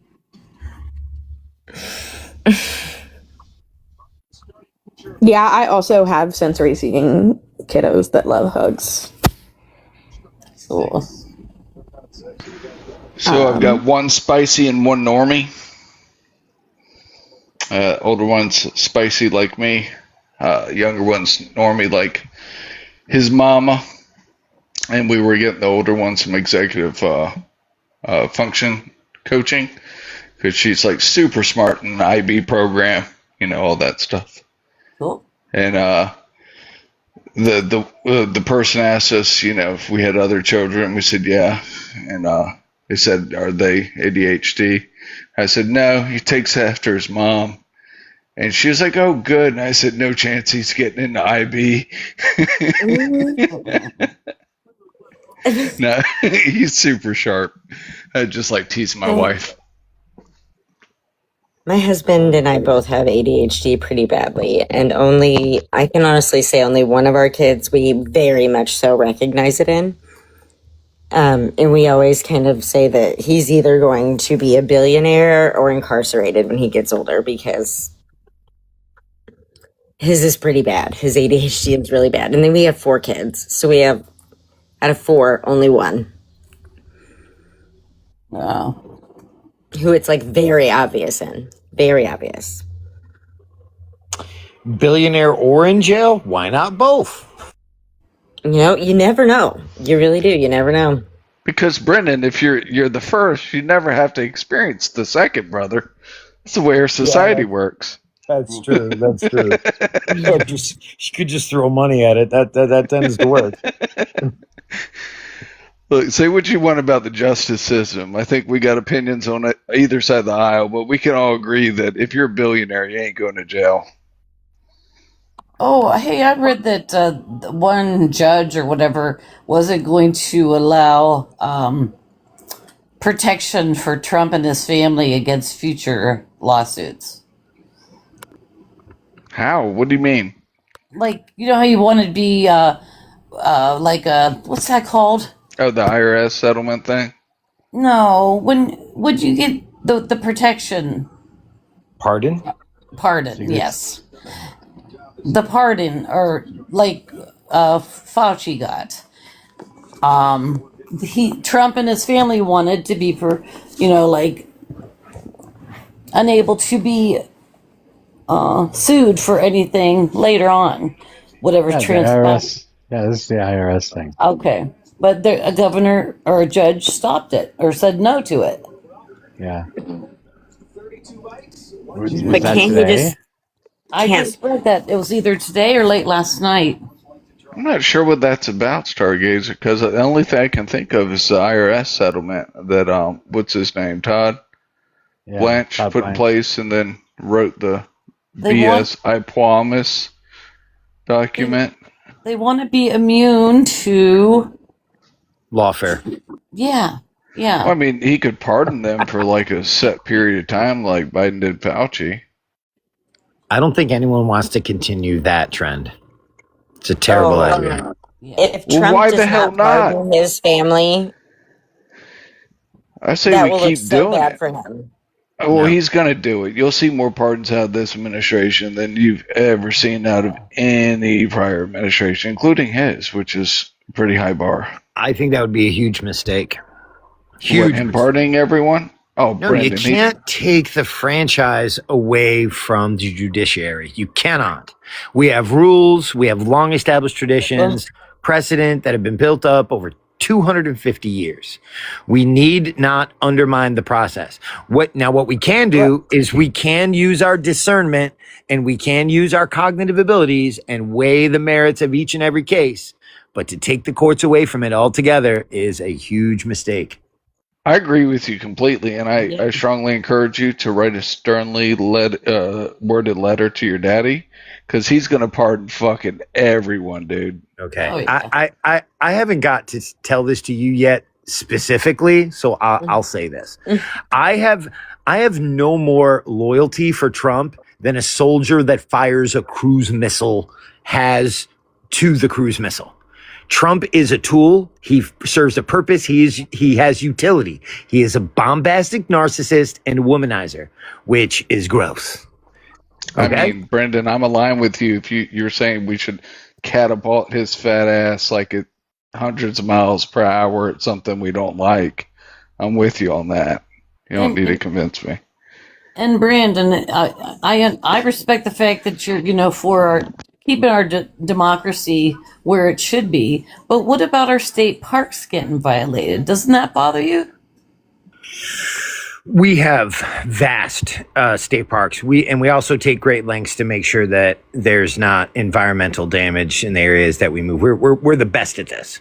Now, is there sometimes side effects from that? Yeah, sure. But again, we go to great lengths to make sure that the footprint for that development is not overwhelming to the local ecosystem.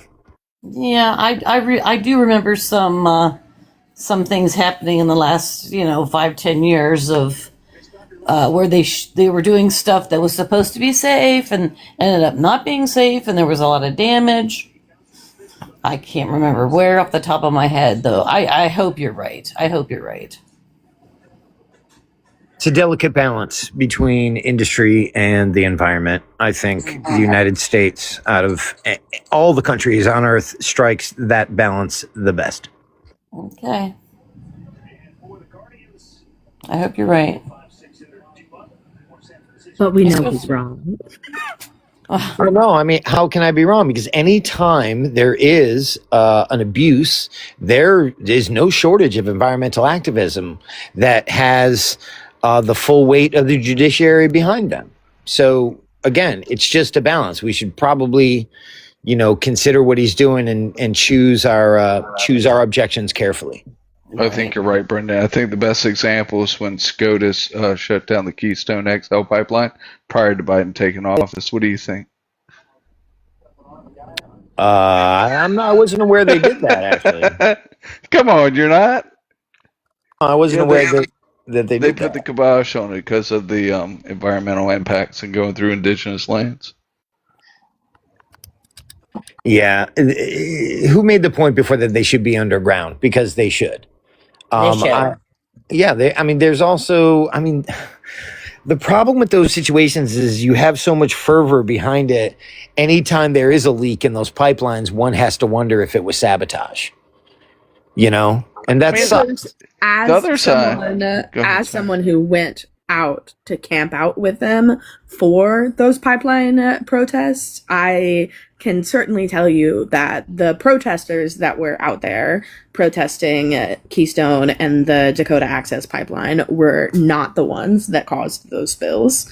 The point was to protect the waterways that the indigenous people who needed to fish and needed access to that land in order to feed their families and run their businesses. No one that was out there camped out for months on end would have sacrificed the very thing that they were fighting for to sabotage those pipelines. Exactly. I remember that. It was brutal. Best part about putting those pipes underground is it hides those pesky leaks from the environmentalists. Right, guys? Yep. You're true. Those fucking environmentalists, they're bastards. All of them. Yeah, and that damn JCPOA. Why'd they ever do that?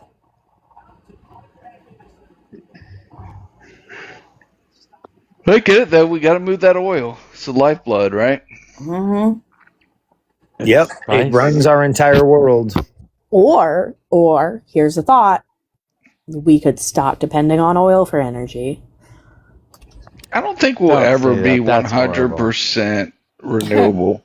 I was I just think gonna, the best we can get is maybe 60, 65% renewable. We're going to have fossil fuels to some extent. Or Yeah, for sure. Why? why not? Why No, I would we think have? You say we have to have them. I'm asking you why. I guess maybe not So- fossil fuels, but like nuclear at least we can't get away from. Yeah, nuclear. It'd be hard to get completely away from fossil Nuclear. fuels. So you have the issue of when the wind doesn't blow, when the sun doesn't shine. Like hydroelectric dams are probably the most consistent source. I don't know about the kilowatt hours, but you do have times where you need to supplement the grid. And I haven't read a single paper sorry. out there. Go ahead. If you exist in the United States of America, there's always wind blowing somewhere. and you can't depend on water flow. Come because on, of the that was droughting funny. we have. Damn, that went over like lead balloon.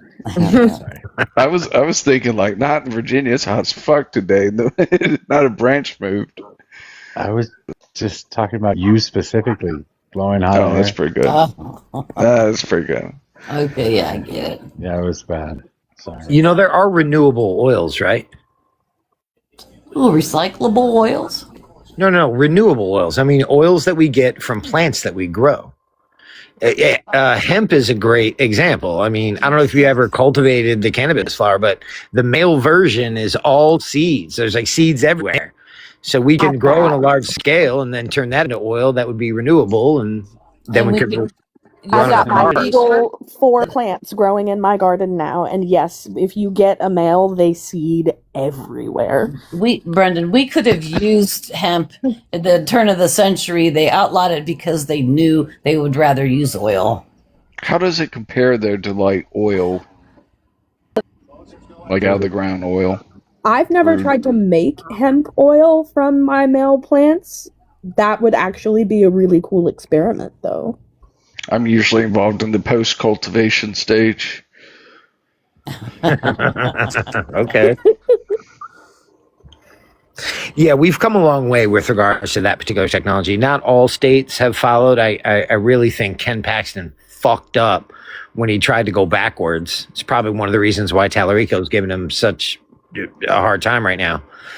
But you asked me specifically about, and I can't speak too closely to this, I'd have to look it up, but the amount of energy contained in that oil versus dinosaur juice, right? Yeah. Essentially, I'd like to know, like, what is equivalent? Is it 1-to-1, 2-to-1?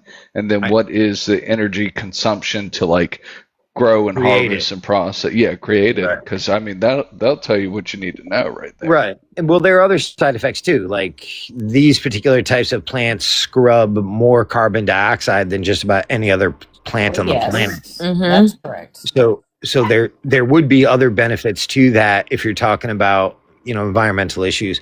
I believe it's close, but obviously nothing holds a candle to dinosaur juice. That's why we use it now.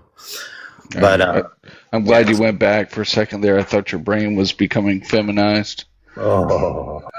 But what you were saying about the plants is a lot of companies can actually claim carbon negative if they do not release any toxins into the air, and they use those types of plants to sequester CO2 the negative CO2 out of the air.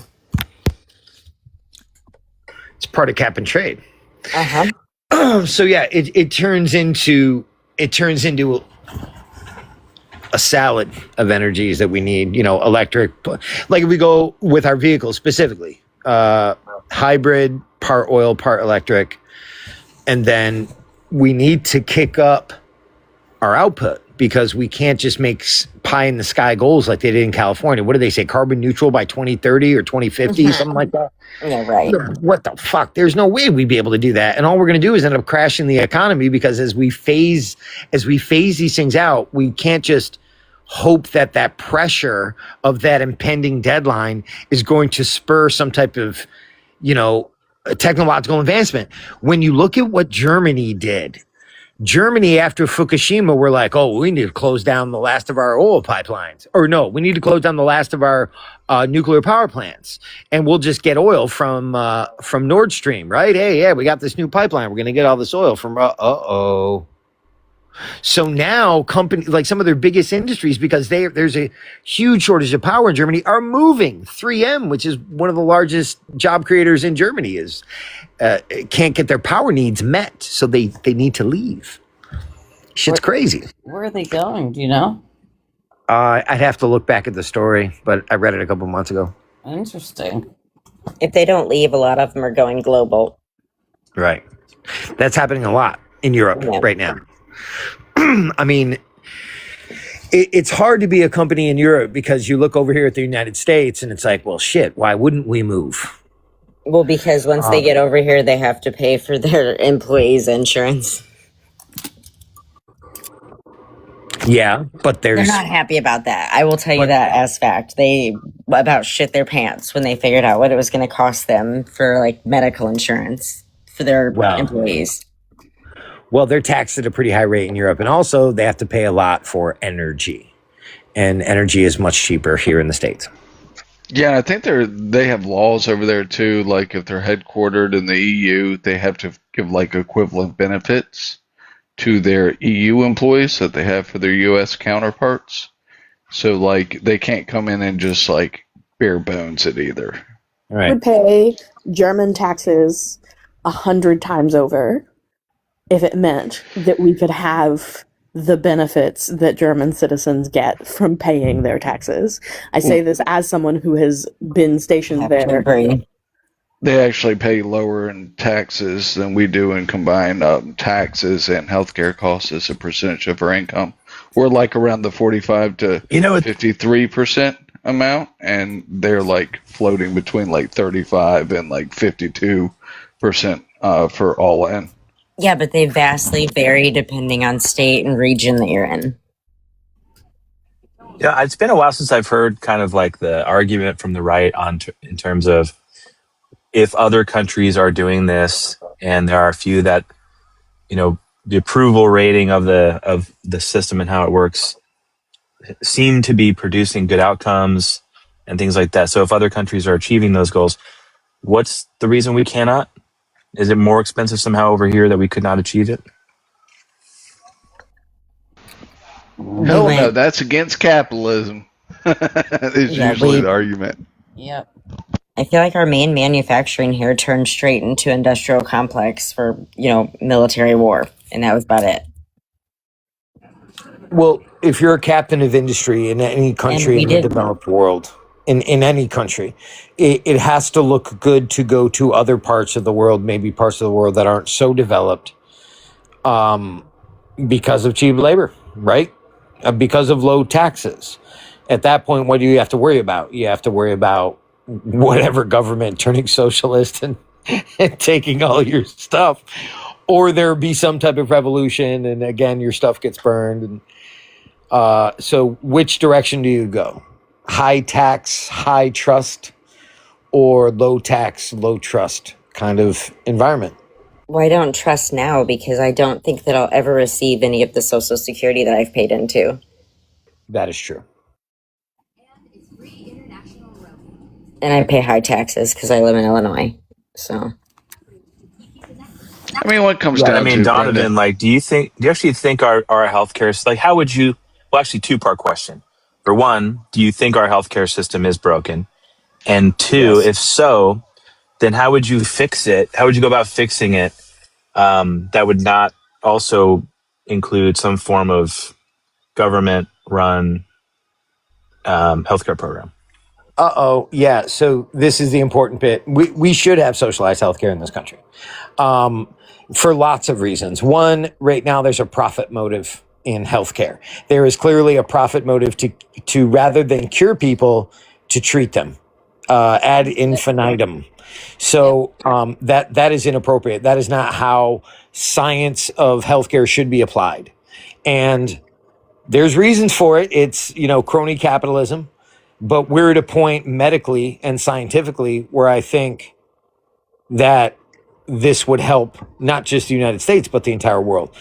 The second thing is you could deploy the power of collective bargaining to get the prices of these medications similar to how you see them in the NHS over in Great Britain. I mean, we pay literally, it sounds like I'm being hyperbolic, we pay literally 10 times what these other countries pay for the same exact drugs, not even counting generics. Right. So yeah, there's lots of ways why this would be a good idea. Why does it cost $5,000 for an X-ray here in the United States, but it costs the NHS $100? There is no good reason that is a set of circumstances. So our government, yeah, exactly. So at this point, just adding the uniformity and the common sense, forgive me, Mojo, to this type of thing will help not just the American people, but the world at large. Because again, when you remove the profit motive from this type of innovation and make the emphasis on healing and, violent expansion of understanding, that's going to help the planet. Yeah, innovation. That's what I mean. But I like to say it, flowery kind of. Brendan, are you familiar with Switzerland's system? Like, honestly, if we're going to go to socialize health care, like, I think that's the natural evolution. Like, it'd be hard bit to chew on to go, like, government run. I think we'd have to have, like, a public-private partnership. And just regulate the fuck out the industry, but, like, patriotic regulations, right? Not the government overreach ones, the patriotic ones. Yeah, it's going to be expensive too. I mean, right now, healthcare takes up, Medicare and Medicaid take how much of our budget? A lot. But, Taiwan, right? They have the number one ranked healthcare system in the world, like year over year, consistently. And they changed to a one-payer healthcare system back in the 90s. They modeled it after our Medicare. Ooh, did you see in Opus, Angie Nixon, DSA member, won her primary in Florida? Yeah. Is she progressive or establishment then? What is she? DSA member. Oh, DSA member? Oh, okay. Yeah. Shotgun up for the DSA, I guess. Yeah. So going back to a long time ago, whenever I said there's certain words I feel like they've been changed that give me kind of a bad taste in my mouth a little bit now, patriot is one of them. Well, that's why we just need to, like, it's not taxes, it's patriot levies. It's not regulations, No, it's not anything about that. It's just the word patriot. Well, there's somebody on this app that has that name. That's why I have leaves a bad taste in my mouth. Who, Detroit? Oh, he got so fucking pissed off that he didn't realize for a year and a half he'd misspelled his name. He finally caught on, and I see that he started another account and spelled it correctly. So I'm proud of him for learning and growing. I don't want to pick on him anymore. Ooh, Brad said she beat DNC APEC-backed Vinmen, who had $20 million to her $6 million funds raised. Nice. All right, Brendan, you're going to have to hop over here on the Democratic side just to keep us from going commie completely. I need you, buddy. You just reminded me of something. I don't know who said it. Oh, it was Patriot. That's right. You brought a Patriot. Do you remember, Mojo, 3 weeks ago, you came up with that name for he who will not be named, Tapley? Do you remember? You called him Crapley. You remember that? That was me. I didn't. Was I it? didn't. Somebody in that this live me. did. That was born me. in this live. Someone was someone set up a live. I saw it the other day. It was last night. It was last night. I was like, what the fuck is happening here? Yes. Yeah. That wasn't really Tapley. It was cosplaying, right? It was Tapley. It's fantastic. It's fantastic. It's not fantastic. It's fucking pathetic. It's hilarious. It's a little petty, and I love petty, so it's funny. I just feel proud that someone that he threw so much vitriol at came up with his meme name. He wore that for at least 2 hours. Didn't break character. It was funny. It was. He had me going for like 4 minutes. I was like, "What the fuck is happening here?"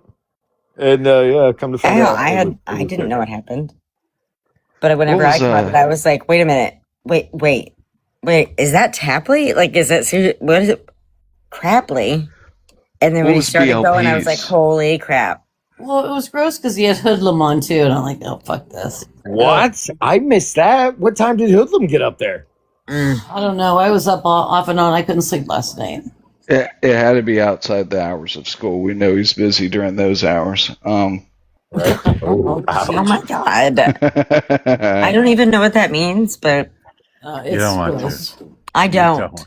I'm a gonna good go one. with he might be a teacher, and I'm That's a gonna stick good it with that. There you go. That's where you meant. Yeah, that's yeah. where you He was. Yeah, he's definitely teaches something. Yeah, that's where we're going. I'm staying with that teacher. Brad's here. Why don't you come up, Brad? I missed your voice. What was BLP? Mama for Trump or something? I have no idea. Did y'all see that one? There's a couple good ones.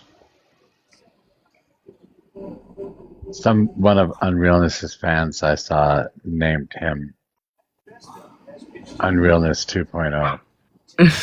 Womp womp. Somebody paid like $300 to name him Unrealness 2.0. Ugh.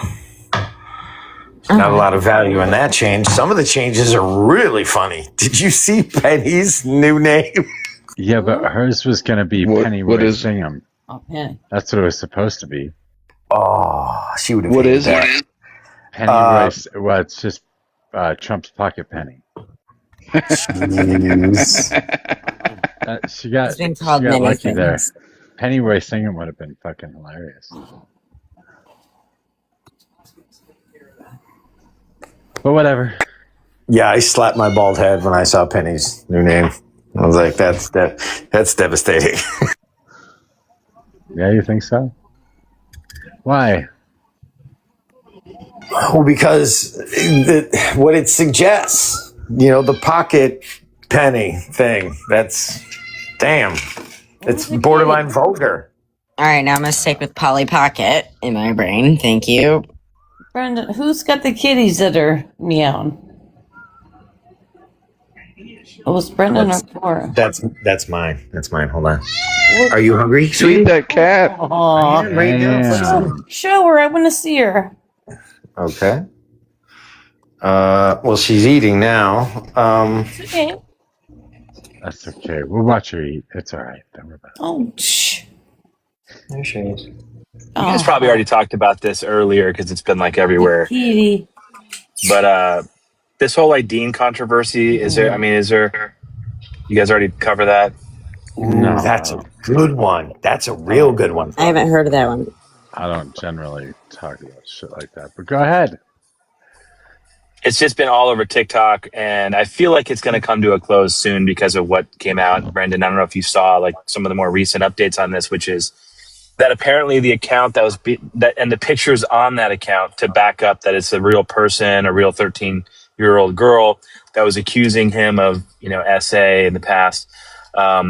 That the person who actually owns those pictures made a video and proved that those were actually really her pictures, sort of discrediting the account that's accusing Dean. That's kind of like the most recent update. Correct. But the controversy, you did see that? Yes. The controversy as a whole was interesting before that came about because of the idea that there are a lot of people who, if there's an accusation lobbed at someone that they don't like, they're very likely to believe it and to go around saying that they trust the person that came out and accused them. But if it's someone that's on their side, they jump to their side. So you're kind of wondering, like, how much of it is just trusting your own people and not Correct. the other side. Correct. And ask yourself why, right? Why do people glom on to false accusations? Because it allows them an opportunity to signal their virtue. They can say they want to believe, so this way they can point at the person and excoriate and be the good guy to all the people watching. Because, at first, nobody knew for sure if it was true or not. Somebody accused him. And even before some additional proof came out, that it does now appear that somebody, falsely accused him. And that's pretty disgusting. But even before any of that came out, there were already most of his followers that were just immediately believing that he could never do such a thing based on just hope and belief. But if it was somebody on the right that it came out about, they would immediately be like, not all of them, but I think more than seems comfortable, would immediately believe that, that person on the right did it without evidence. Just think where we're going to be in 10 years with the improvement of deep fake AI. You won't have to lift and steal photos. You can just make something that is indiscernible from reality. Well, apparently you can do that now. Yeah, you can. Haven't heard about that. What happened? I don't know, but I heard about it too. What was the accusation for him? He took improprieties with someone under 18. Oh, okay. Yeah. I just think it seems clear now. It started to seem clear to me pretty early on, because it's like, okay, nobody was coming forward. It's like at some point you do need somebody to claim, a real identity and to hold their claims and say, yes, this has happened to me, in order to actually, you can't believe a victim. When you say believe all victims, you can't believe a victim that hasn't been proven to exist. So that's the part that I was waiting for, to see if it was actually. He looks really young.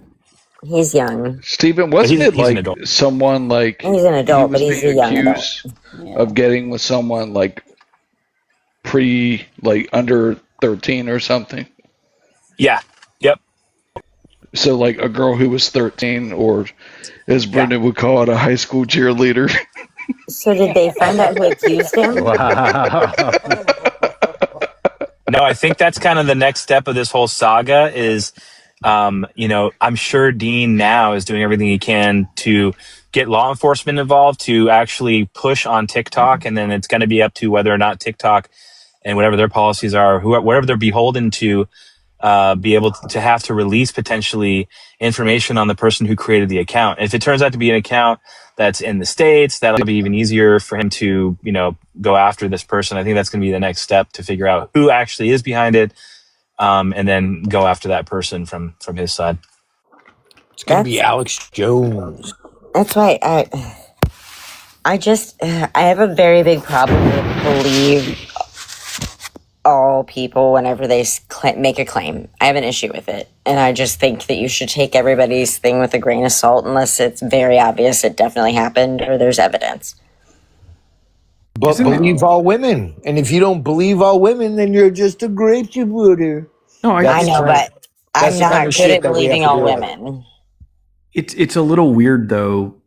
I don't know how the right can possibly even speak on this while still supporting Trump, and the DOJ hasn't actually released the names of the perpetrators from the e-files and all that.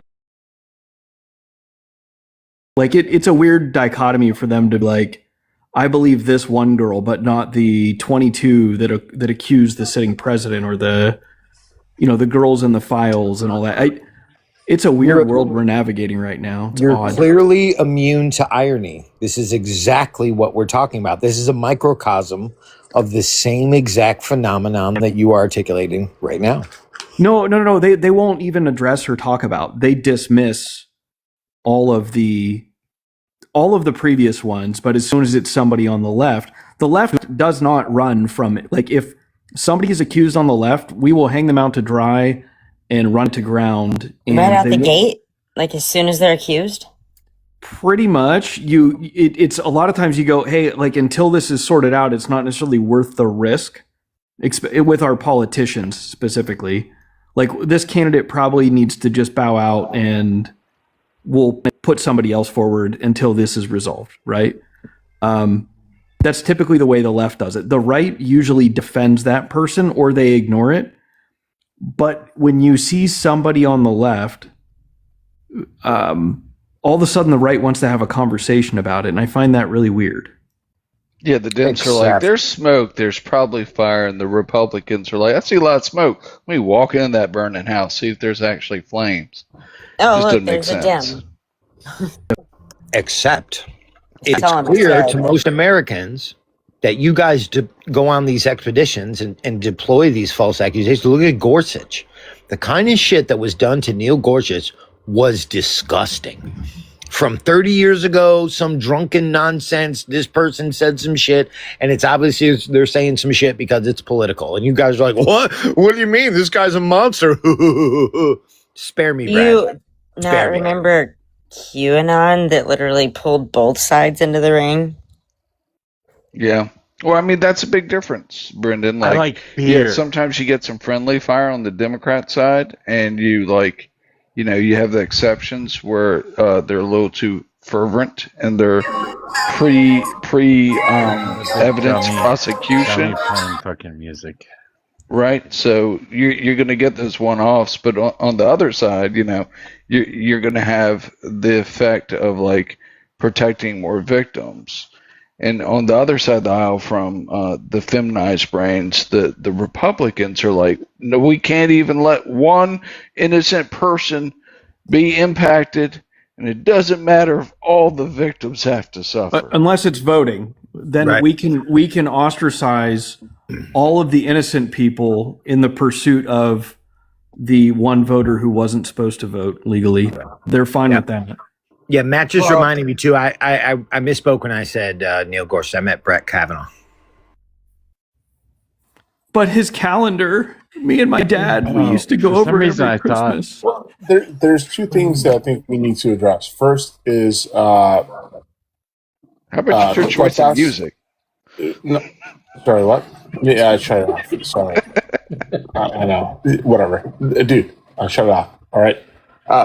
First, Cuetas, we need to, I think that's a example of failed border policies, right? Cuetas, right? How they're, also, I think there's a statement to be made about weaponizing immigration, right? Because I think that's kind of what Morocco is doing, right? What just happened? What are you in the two panels? No, I'm look, I don't know what you were talking about, so I'm just bringing up a topic. Oh. Is that how that works? That's fantastic, I'm sorry, I apologize. I apologize. All right. What were you Sally talking forth. about? Good luck storming the castle. No, I'm sorry. I apologize. I should not have done that. All right. So what were you guys talking about? That's so great. I kind of think I like it. I really thought you were on two panels. I would have gone with that if I was you. Wow, I thought you were. That's crazy. I was like, damn, he can multitask. But sometimes we make our mistakes.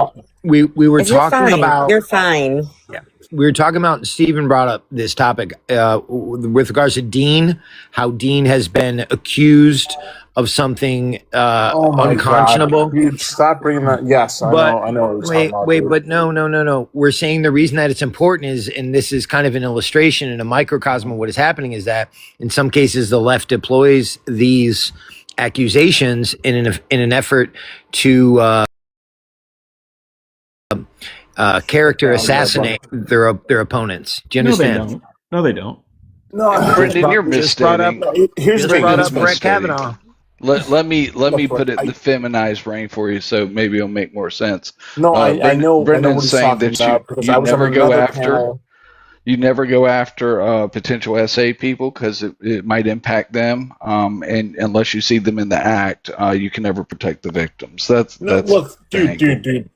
Let's be honest, dude. Dean is not the type of person who would essay anyone, right? Look, I get that, like, he's performative. You're actually proving my point, though. There is no type of person, Lift. That's like. Look, that's crazy, man. Dude, he doesn't. He's no longer a political commentator anymore. I think he's more like entertainment purposes, like with all this, like in the bathroom shit. Like, I'm just saying, dude. Like, you don't know people, man. I've met people, and the more you get to know them, you find out the strangest shit about people. It's just kind of a wisdom thing about living. But I don't pretend to know people's dark sides. That's. I know, but you're going a little bit too far when you accuse this guy of doing. I didn't accuse anybody. No, he's just saying that when you stated that, he seems like a good guy, and I don't think he would do anything like this. That is a statement where you have to realize that even like your mom, your dad, your children could do something so messed up that you would never believe it. Like, you have to understand, like, no, you're entertaining. Look, when you say things like that, right? You're furthering the conversation when I think it should be crushed. We should not be talking about this because But we it's did not crush it. It's not a thing. It's not a thing. Stephen already kind of Dean crushed did it, not though. do any of this. I'm right? just saying, like, hypothetically, outside of Dean, I'm saying Stephen already crushed it before you came on and started talking about Morocco. There is another topic that y'all might find fascinating.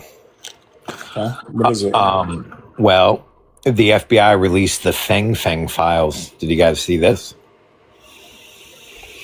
A Chinese spy, Feng Feng. She was Feng Feng, Feng Feng. Yes. Liv, let him finish. Let him finish, please. So let him continue his completely unbiased summary. Come on, go ahead, Brendan. Okay, she was closely tied to Eric Swalwell, Republican from California. Now, come to find out, while these two were close, they were stupping, obviously, but Feng Feng had asked and was allowed to place. Yes, that's just her name, Feng Feng. Don't be racist. She was allowed. Christine Feng. Okay, she was allowed to place her apprentices in Congress with other offices in Congress. She was also known to donate to Democrat lawmakers. She was a bundler and a fundraiser. What was the other thing? The FBI tried to turn her. No shit, this is true. This is 100% true. You can look this up.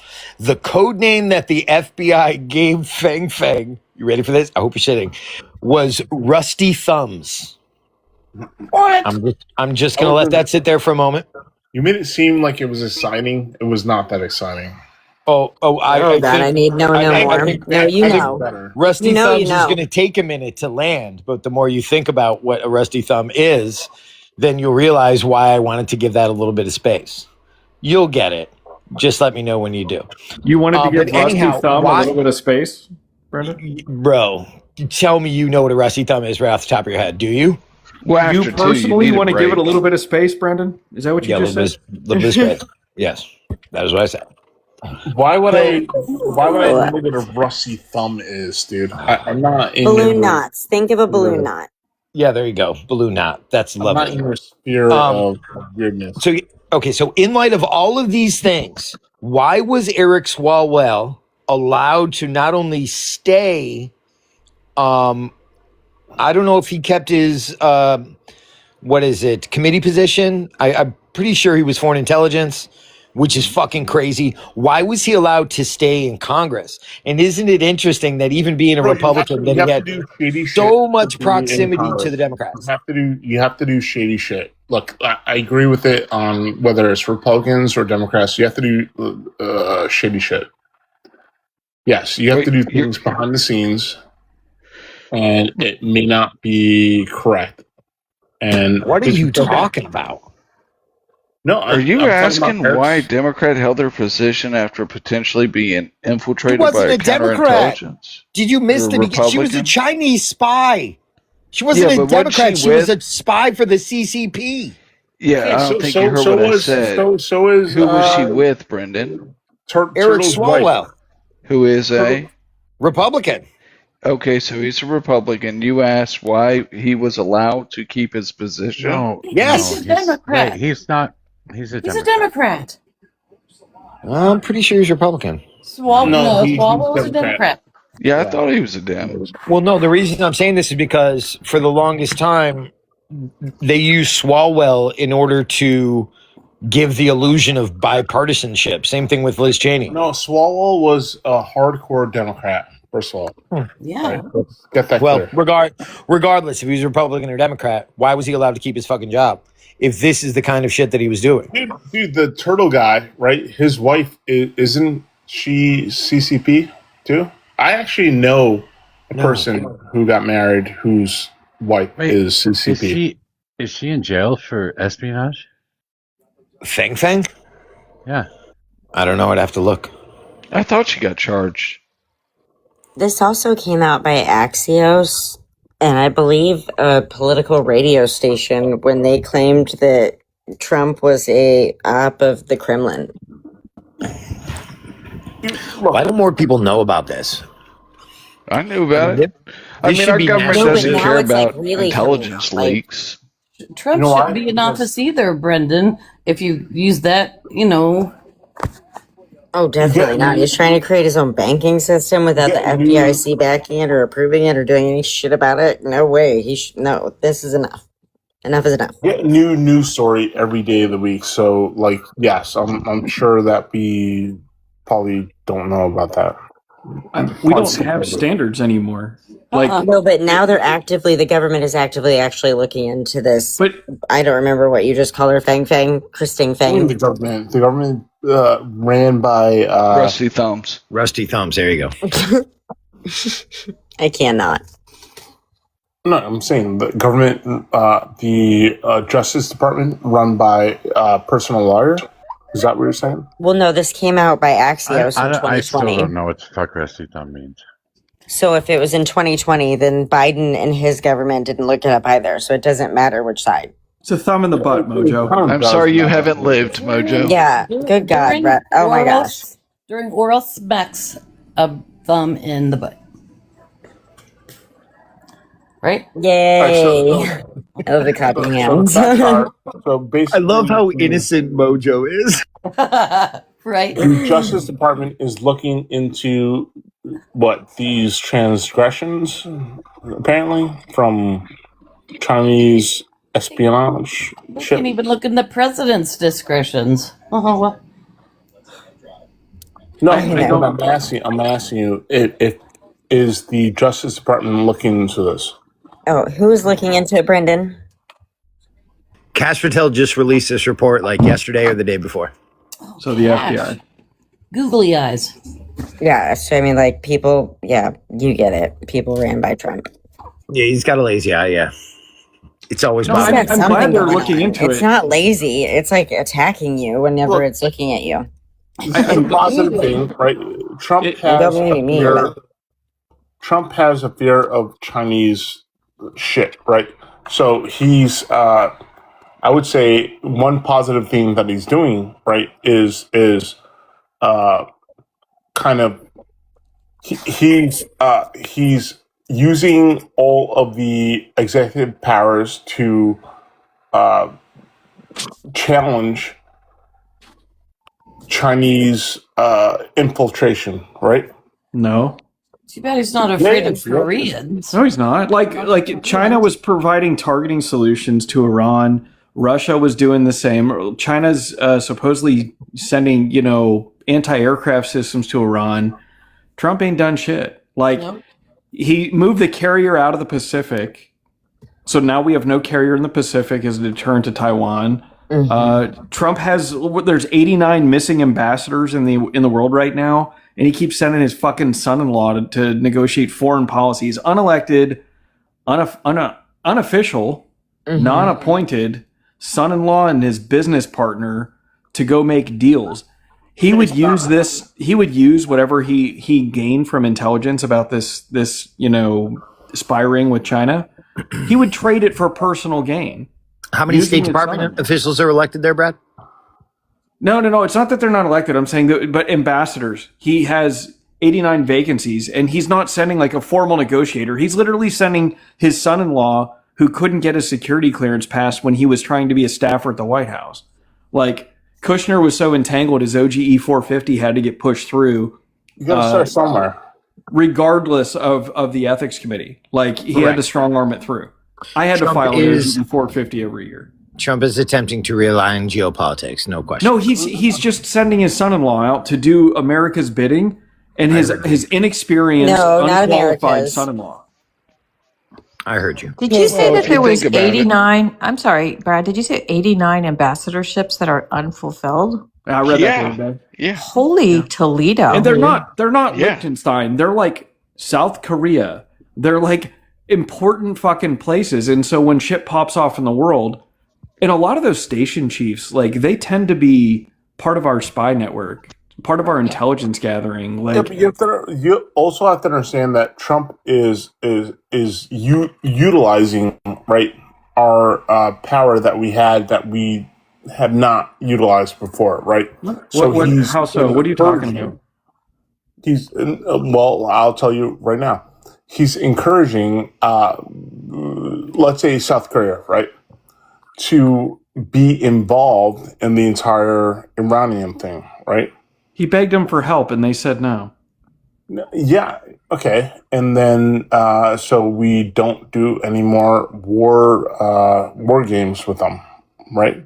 No, we do That's 2 a year. ridiculous. I We're still mean, going to do 2 a year. Like we started a war and they won't join it, and it's stupid. You have to do you agree the Iran thing is stupid? Every country should be joining us. Why? We won. We decimated everything. Remember, he said 36 times that we've beat them and that they have no military capabilities. What do we need South Korea to do with this? Because, dude, it's rhetoric. It's rhetoric. You have to understand. Do you understand what rhetoric is? Hey, Brad, I got a question for you. Military question. And I'd love your take on this. So I know he said, foo-foo to you, South Korea. He's in love with Kim Jong-un. And we're seeing North Korea really ramp up the military supply of men to Russia for the front in Ukraine. With swapping out this battleship, or what is it? I think it's a battleship. It's a carrier. A carrier for the one on the Pacific Fleet. Is that going to put us in like a particularly weak enough stance to prevent like an incursion on Taiwan should like North Korea and Russia and China kind of work together to split our attention over Ukraine, Iran, and Taiwan? Taiwan. Lift.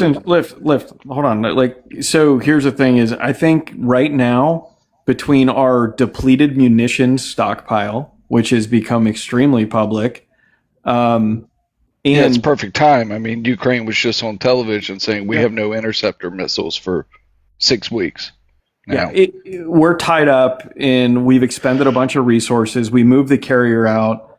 It is a perfect time for China to press their luck with Taiwan. I don't know if they're going to do it.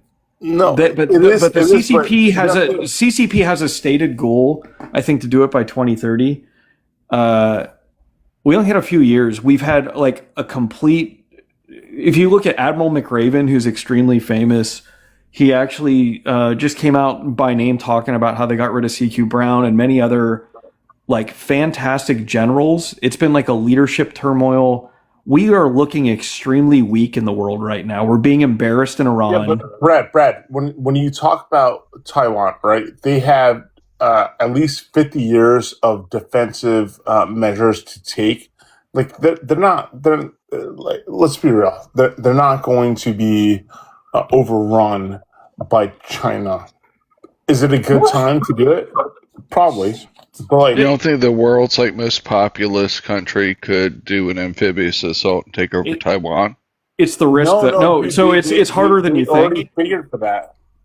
It's harder than you think. They only have like 2 viable landing spots. Taiwan is like 70% mountains. It's complicated, but China could end up looking foolish. I mean, they've gotten their ass kicked twice by Vietnam, but they're pressing their luck in the Philippines. They're building those islands, putting air defense. They're trying to make it completely like so dominant that we wouldn't bother get involved, and they're not there yet. But if we pulled our carrier group out and the Fifth Fleet is actually headquarters is destroyed in Djibouti based on the satellite images, like when you have all those things going, China is the biggest winner in this conflict, and Donald Trump has made America the biggest loser.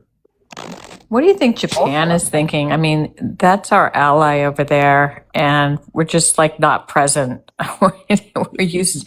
They're buying weapons for the first time in their history. They're arming themselves with offensive weapons. Here's the downside. Here's something that is a fun fact I learned only this year.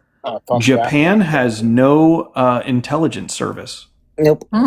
They do, dude. It's just not like publicized. Tell me how you know more than me. Go based on your vast intelligence network of the lift and shifts, or what?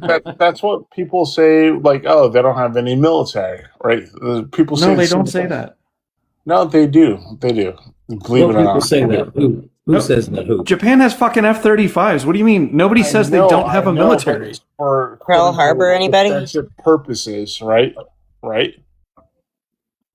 Japan has a 6th gen. Do you know what it's called?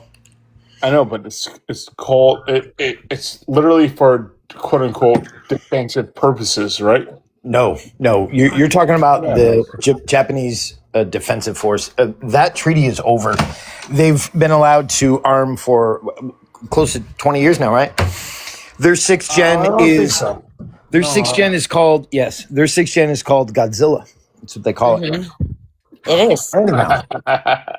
I'm dead ass serious. Yeah. The carrier group, and you guys hit on it. You were so close. The carrier group is leaving because, and I've seen these games. I was part of User Pack. I've seen these games many times. It's an amphibious assault from China. The important assets for the United States in that theater are submarines to engage those amphibious assets as they come to Taiwan. Hey, excuse me, Mojo, will you drop me for civics? I want to watch. There's a new X-Files. So I have to watch Scully and Mulder. Yeah, it's a movie. Still on? I'd rather have you up here than Civic. Fuck. Is that still on? She said it was new. X-Files? There's What's his a name? new X-Files on, I guess. Tell us about your network. They're still alive? Shit. I'm shocked. All The right, other I'm going thing to that bed. I was See you guys. kind of thinking about with all this is, I mean, I've just been seeing a lot on my, good night, Dad, on my algorithm about just how reviled we are in the world. You know, like the the premier of British Columbia was talking, and, you know, with these tariffs that are imminent, the new tariffs, right? Like, go figure that, right? After the Supreme Court ruled. And, you know, it's just crazy. I mean, do you think, and then I'm seeing, you know, retired people, retired veterans talking about how they cannot believe how we've ostracized Canada. I think a lot of people are coming out to vote in the midterms because of how we are viewed in the world and our foreign policy. Well, hopefully, first of all, people should be voting. Period. Right? People should be going out you to would vote. hope, but what I'm saying is that we're really in a very precarious state right now with our foreign policy. And I'm just seeing a lot of people talking about it all over the world, and, you know, just among the American citizenry. What exactly are you hearing? Like, what are you hearing? People are people are scared about where we are in the world, just how what's going on with came to the Korea. World Cup, maybe you're a little bit scared, but like, What? Why the World Cup? no, I'm saying if you came to the World Cup, maybe you're a little bit scared, but because you don't know American politics, right? What are you talking about? You're just a tourist. What did you study in school? Clearly it was intelligence, and I guess now poli-sci too, right? Why make it about him? No, I think I'm making a pretty fair point, dude. I don't. No, you're not. I don't You know just what the said hell that you're we don't know talking what we're about. talking about. Like, you keep saying you guys don't understand, as if you know what everyone on this panel would or wouldn't understand. Many countries in the world pay better attention than many of the citizens of this country to our politics because it impacts the entire world. Our politics are sport globally. Maybe you don't understand. No, I have a pretty clear understanding of how it works, but like, what I'm saying is, like, how do you engage people? There's no, like, what have we not done to engage them? And like, how like, what is your solution to engaging people to vote, dude? Because it's really hard. Make it a holiday, give people the day off so they can actually go out and vote. No, That'd be one. that's an unreasonable solution, because That's that not is unreasonable. going You to give happen. people It's holidays. not going to look. I agree with you in theory. It's not going to happen, right? People aren't going to vote? Is that what you're saying? No. We're not going to have a holiday off to vote.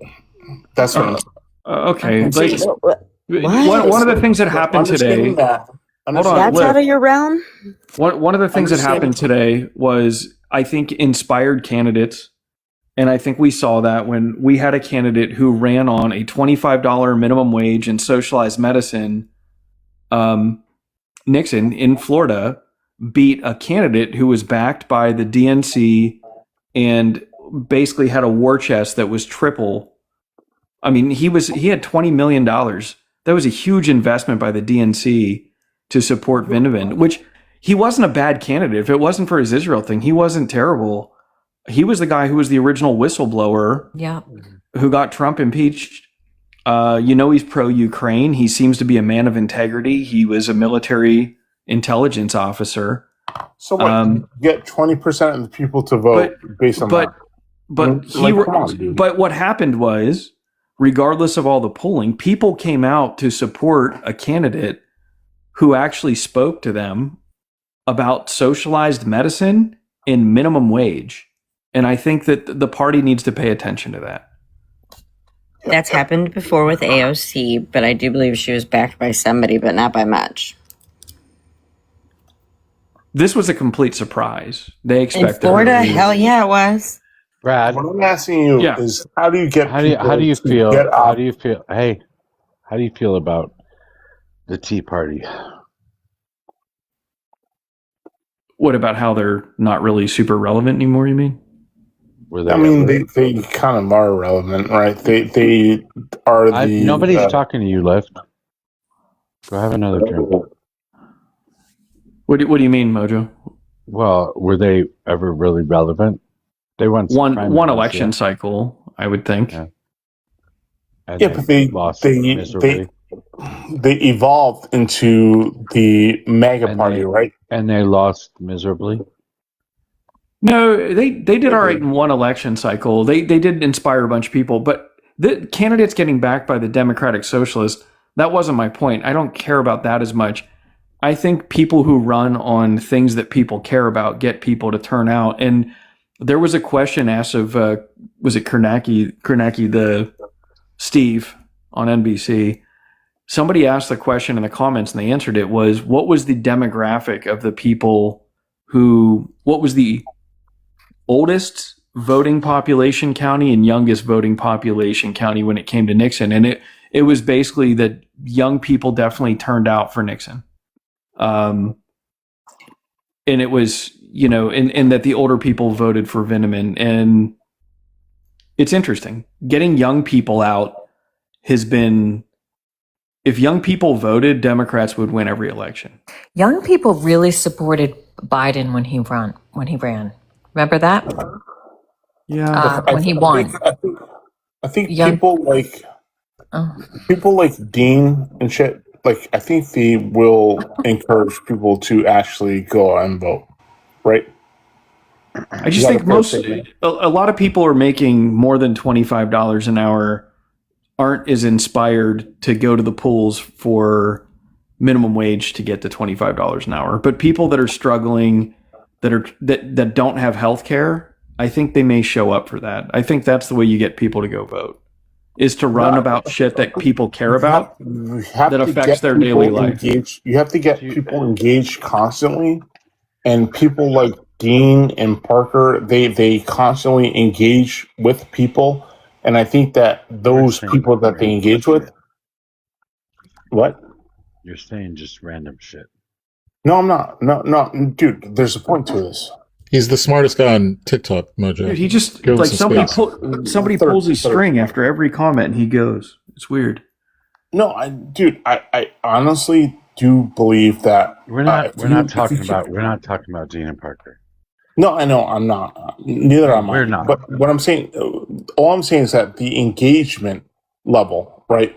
Those people will vote, right? And I think that we need more of that. Like right, I want to talk about this again real quick. I just wonder if this is going to be a bane or a blessing. I agree that people will get out and vote for things that matter, like the economy and like minimum wage and like housing and like food and shit like that. These are the reasons that people do get out and vote. But $25 an hour in fucking rural Alabama is a lot of fucking money. I don't know that even works in our economy without creating a massive inflation. situation. So I don't know that that's a good idea in general. I mean, I guess if you do it over time, you slowly raise it, but either way, it's going to be a big hit to inflation, and it's probably going to hurt the economy overall. Who's promoting that, Mojo? That the guy that he was just talking about. Angela Nixon. Vindman? No, Angela Nixon. Nixon. Is that for federally or their region? Because I would agree with what Mojo is saying. If we had a fluctuating minimum wage based off of region, right? Like probably in California, 25 or 30 an hour makes sense. But like you said, Alabama, probably 10, 15 makes more sense. Like, so that they're not taking a huge hit. Yeah, you do cost of living. You do cost of living with a percentage or something. Sure. That's generally the way it should be set up. But I would buy that for $1, but I would just say that the advocacy of the fact that people will turn up for those things is important. And I don't think that the DNC values, they don't count on young people to show up, so they don't pander to them. And they keep I'm going to tell you that's not true either. When I worked on campaigns, I was at college campuses all the time trying to get people to vote. College campaigns are a huge place for the Democratic Party to set up booths and talk to people and shit like that. Always. They want you to vote for their moderate Democratic candidate. They don't pick a candidate that inspires the younger vote, though. That's kind of where my head's at. They try to bring you to them instead of having the party go to where they're at. That's the way I look at it. Well, the youth did vote for Donald Trump this last time. I'm saying the DNC. I can't explain the mind of MAGA. I would say TPUSA is on every campus all the time. Yeah. I am a socialist. I think that this is too loud. It's scary. It's scary in a lot of people. The Democratic Socialist term, they've already done a good job of making it a scare tactic. Let me ask you a question. Why are Republicans so good at doing these campus debates, all this shit, and why are Democrats not doing it? Like, they should be doing it, right? Because the intellectuals already vote Democrat. The campus. I know, but it doesn't. I'm not done. Campuses and academia is already their realm. When you bring in fear porn, and idiots that don't know what the fuck they're talking about, that's why they have inroads, because they peer on first and second year students that haven't gotten to their upper classes where they actually do critical thinking. And I can tell you this because I know you haven't been to college. Yeah, I haven't been to college. Actually, I graduated from college. But the point that I'm making, right, is that like it's even though that you consider it to be performative, right? There is a real impact of what they're doing, right? And we only see it from one side, right? And I think that even if I think that we should see it also from the other side, right? We should see Democrats doing it as well. The Unfuck America tour was the Unfuck America tour was all about doing that. And Brad, I think I don't know that kids are too much in the economy. Sure, telling that they're looking at higher wages when they graduate from college is probably a good idea. But I think I think younger people are generally swayed more on social issues than they are on economic issues. They haven't left their mom's house yet. I don't know. I think there's a lot of doom and gloom about if you're young, how you're going to establish yourself in this world economically, and how you're going to buy a house, how you're going to afford health insurance, how you're going to make your way that way. But I also, I might please stop. Don't interrupt me. But I would say one other thing about the wages. I might disagree, because when they raise the wages in a lot of these cities, there's a science to it where you go, even if you threw $25 an hour to a bunch of people, most of the things that people buy are not made domestically. So your goods you're buying are coming from other countries. So the fact that we raise our wages just gives you more buying power without matching that on an inflation level. You might purchase more services locally, some goods locally, but you're actually helping the businesses locally. But the price of a Temu belt buckle isn't impacted by our minimum wage going up. You can just buy more of them. But housing prices would be potentially affected, I guess. But No, well, it wouldn't be that. Look. The average, if you graduate from college, right, you're making probably around $60K, right? No. Yeah. No. Yeah, you are. Yeah, you are. No, are you a No, teacher? that's Are not you the like, there's median. so many, like, That's no. not the median college graduate What did he salary. say? 60K. The median wage in the United States is 66, 67. No, I'm No, saying out of college. Out of When- college. yeah, Straight out of college. I would say it's median- lower than, yeah. The median wage overall. Yeah. Okay. Right, but if you were to take out the numbers and only college graduates, where would it be? Like fresh out of college. Fresh out of Probably college. even higher, right? Probably 65K. I wouldn't think it would be any different. No, I wouldn't think it would be any higher because he's saying the median wage in the United States is what, 66? Is that what you said? What I said, when you graduate from like college. I'd have to look it up Yeah. again, but I think it's So- like 67 or something like that. That's What I saying said that is all of when those you people that graduate from graduated college- college never really made so much more that it changed the No, median no, overall. I'm saying, no, you're gonna make Lift, more. would you right? stop Obviously. interrupting people, please? Oh my God. I mean, Go ahead. I didn't think I was, but like, all right. What I'm saying is that when you graduate from college, you're probably making around 65K, right? That's gonna increase, obviously, right? All I'm saying is that that's the starting point, right? Yeah, I mean, I don't I'm know. just I graduated challenging. with 2 degrees and I never made 65K. Yeah, I was just challenging when you literally graduate and let's say you go into September after the year you graduate, I would say you're not making 60K right there. It's just no. Dude, I made Not worth it. 59K right Not out of working for college. somebody else. That's But way I low. mean, seriously, I know an 18-year-old that just graduated high school that makes $50 an hour. I don't know what that equals in a year, 100. but I never looked. 100. That's There you a go. lot. But what are There they you go. doing? That's a nice. That's No, a it's nice, really effed up. I can't believe that he's able to do this. He got a job with an electric company and he is an electrical apprentice. And he's Yeah. they already had a contract with a large corporation. It happens to be my corporation that I Mhm. work for, and that's what he makes. It's mind boggling. So Yeah, there's something to be said for those trades. a lot of 18-year-olds get out of No, there school isn't. and don't make anything near that. Right.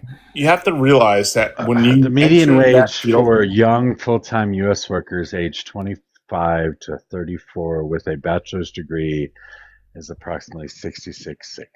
Yep. So it doesn't change. Yeah. That's well after out of college.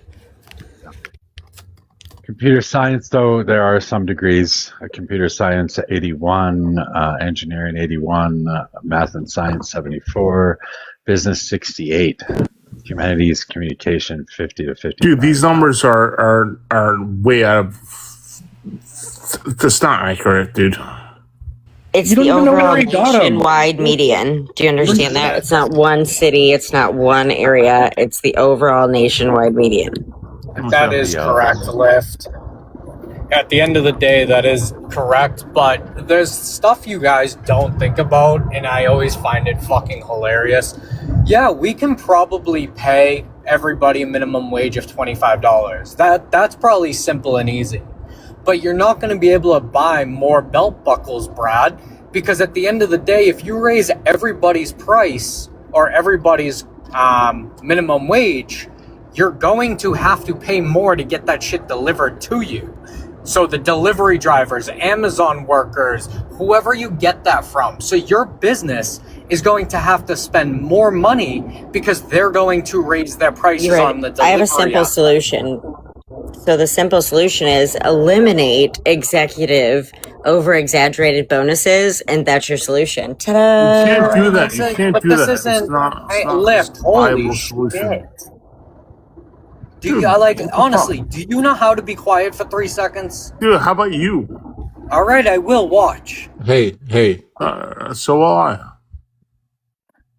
You guys getting a divorce? Wait, I think he's right. All right. The point that I'm making is that I think you he's right. can't. Even the Timu belt buckles have to be delivered, and if those people that are delivering it are getting paid $25 an hour too, in the state of Mississippi, it's still going to increase the.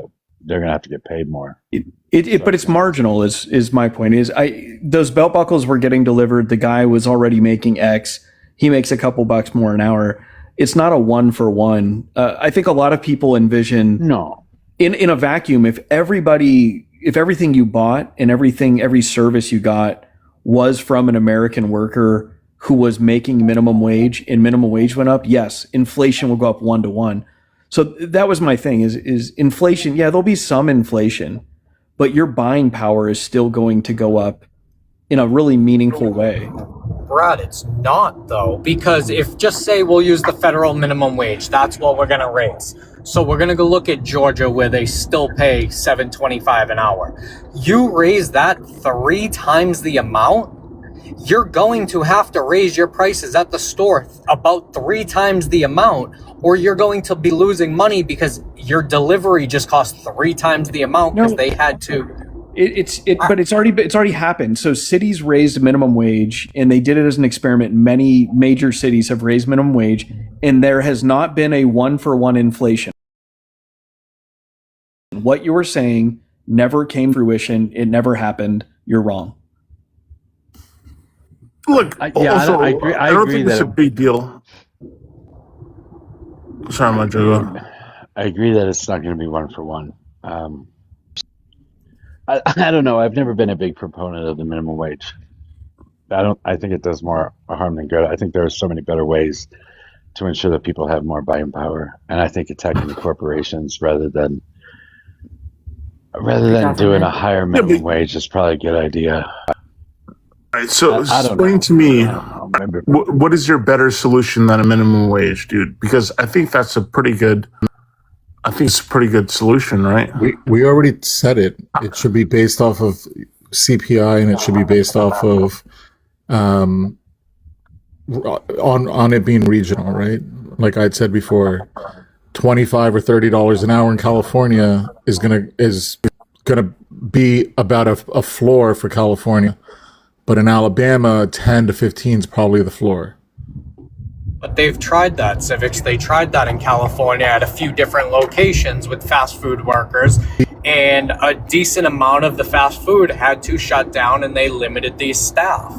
That's another problem you're going to run into, where, yeah, you can raise anything you want, but you're going to have to sacrifice workers, hours, and also you're going to have to supplement that added cost that you just incurred as a small business. That's what I'm going to focus on. Amazon and Walmart can most likely handle it, but a small business isn't going to be able to take that profit loss or any profit loss because most of them don't have much profit as it is. Sure.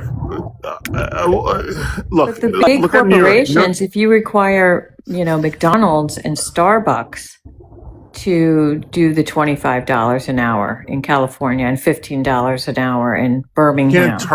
You can't target corporations though, because why not? Because they'll fund the shit out of your counter argument, dude.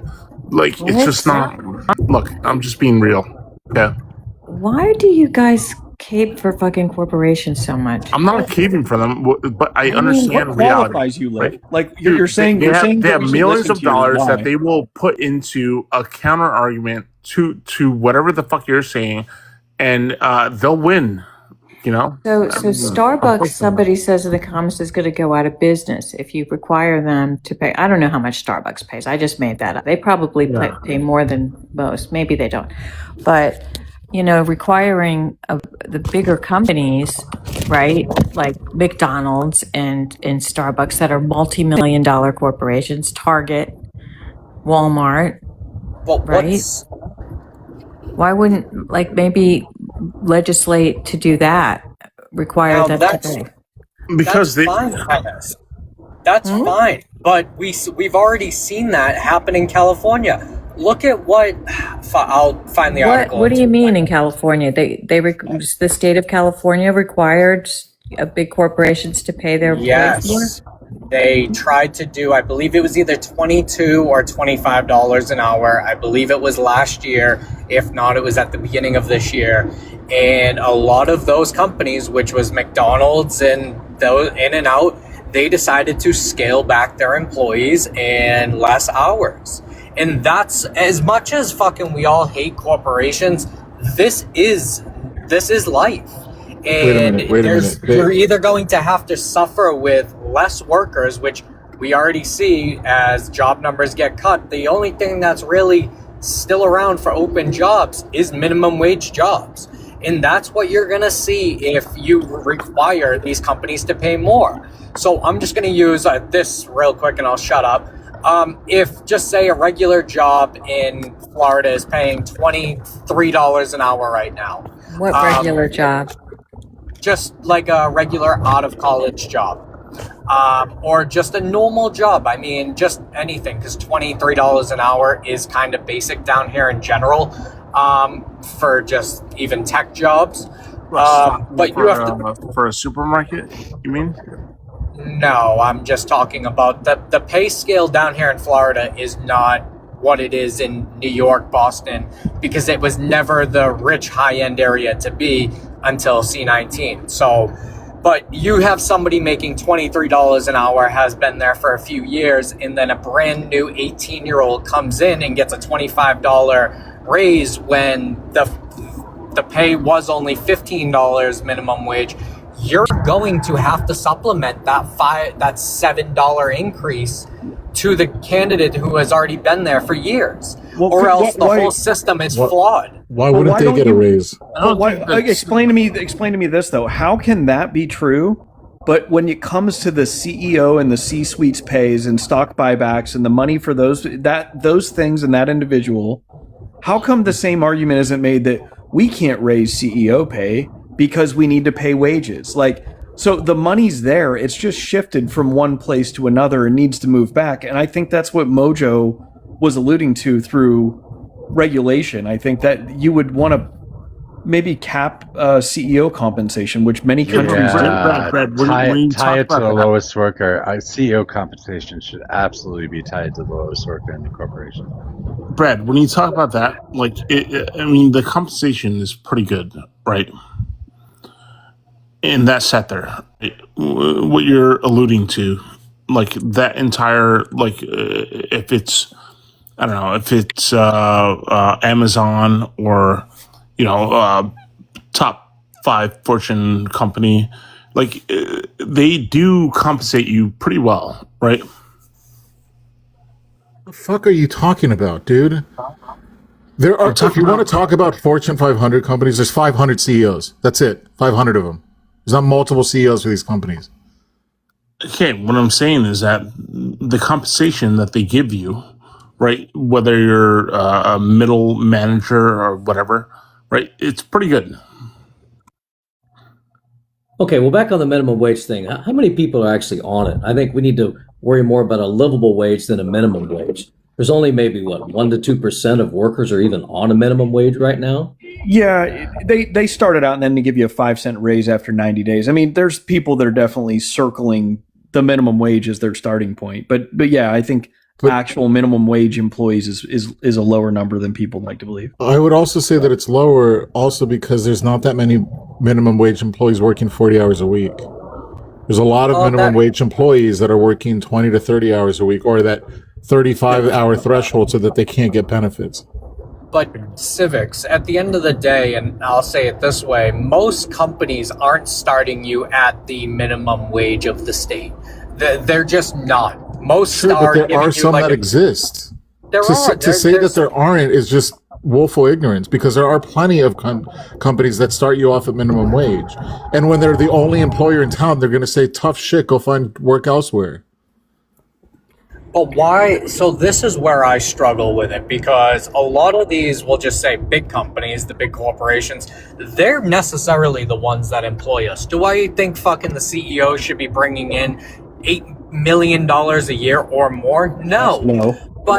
But yeah, well, I know that's loud. It's 22.8 million. It's up 21% from 18.9 million in 2024. And that's in 1 year. The CEO pay, they're not having the same discussion that we can't afford to pay the CEO another multi-million dollar per year. Like they went from 18.9 to 22 million to 22.8 million in 1 year, and that's the average for a CEO of an S&P 500 company. But you're not even including the entire C-suite team, so it's so many more millions that they're just blowing on those people. Yeah, but that's experience. They do. No, it's not. The company, like they do earn that money, right? It's not like they earn a $10 to $20 million bonus. No. But like, explain this though. What has changed in the world that makes you need to increase the wages of CEOs by 21%? That outpaces inflation. There's been CEOs. There's been CEOs for 100 years, right? So I would have to say that like nothing substantial changed that would warrant a 21% pay increase. Profit, good ideas. Like there's a lot that goes into it. Your profit could be due to your employees of the company, right? So they actually do a lot, to be honest. Oh my gosh. You cannot change the trajectory of a company if you were not a CEO. Like they do more than you think, to be honest. How do you know what anyone I'm not simping. I worked as a CMO, which is a chief marketing officer for a company in California in Carlsbad. And let me tell you, what? I had stock in the company and all kinds of different things. So like, I'm just curious, what? But you weren't mad about your pay, were you? You weren't advocating that I shouldn't get this paycheck or that. Do you want to try that again?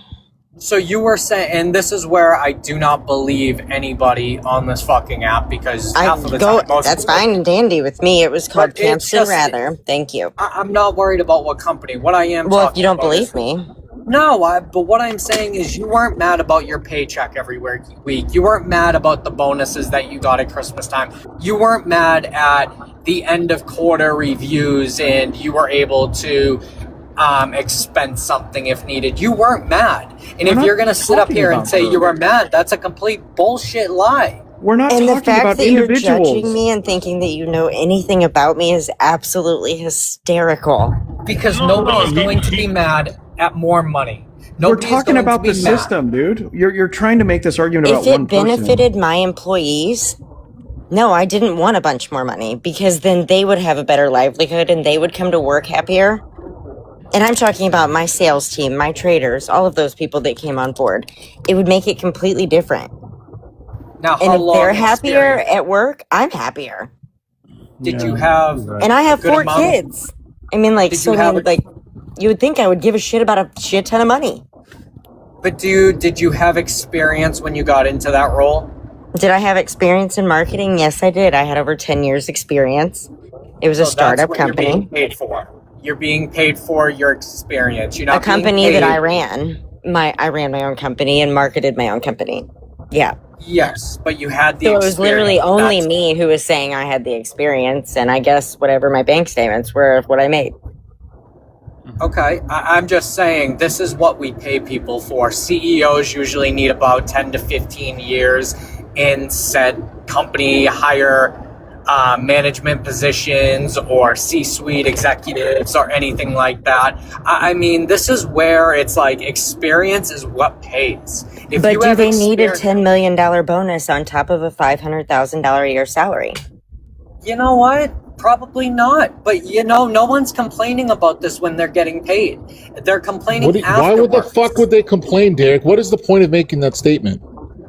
Because nobody is going to sit there and complain, just like her with the nice paychecks. But now that she's not at that area, she's saying, well, why do they need those bonuses? Why are we looking at the CEOs? I wasn't making any bonuses. Why are we looking at the CEOs to complain, Derek? What is the point of that? I'm just saying. I was working for a startup. I was not making bonuses. In fact, my company was bought out by private equity because they thought that it would be good for the environment. They didn't like that, and it would ruin a lot of large corporations that donate to politicians. So therefore, the private equity group literally destroyed all of the companies, closed them in 2 days, and I was the 8th person left who was fired, who was laid off, I guess, before they closed it all down, shut the doors, and put locks on it. I just don't think most companies are even giving like inflationary raises to their employees every year that outpace inflation. No, And I think that when you see a CEO getting 21%, I did the math. They got a $4 million raise, Fortune 500 CEOs, between 2024 and 2025, on average, $4 million.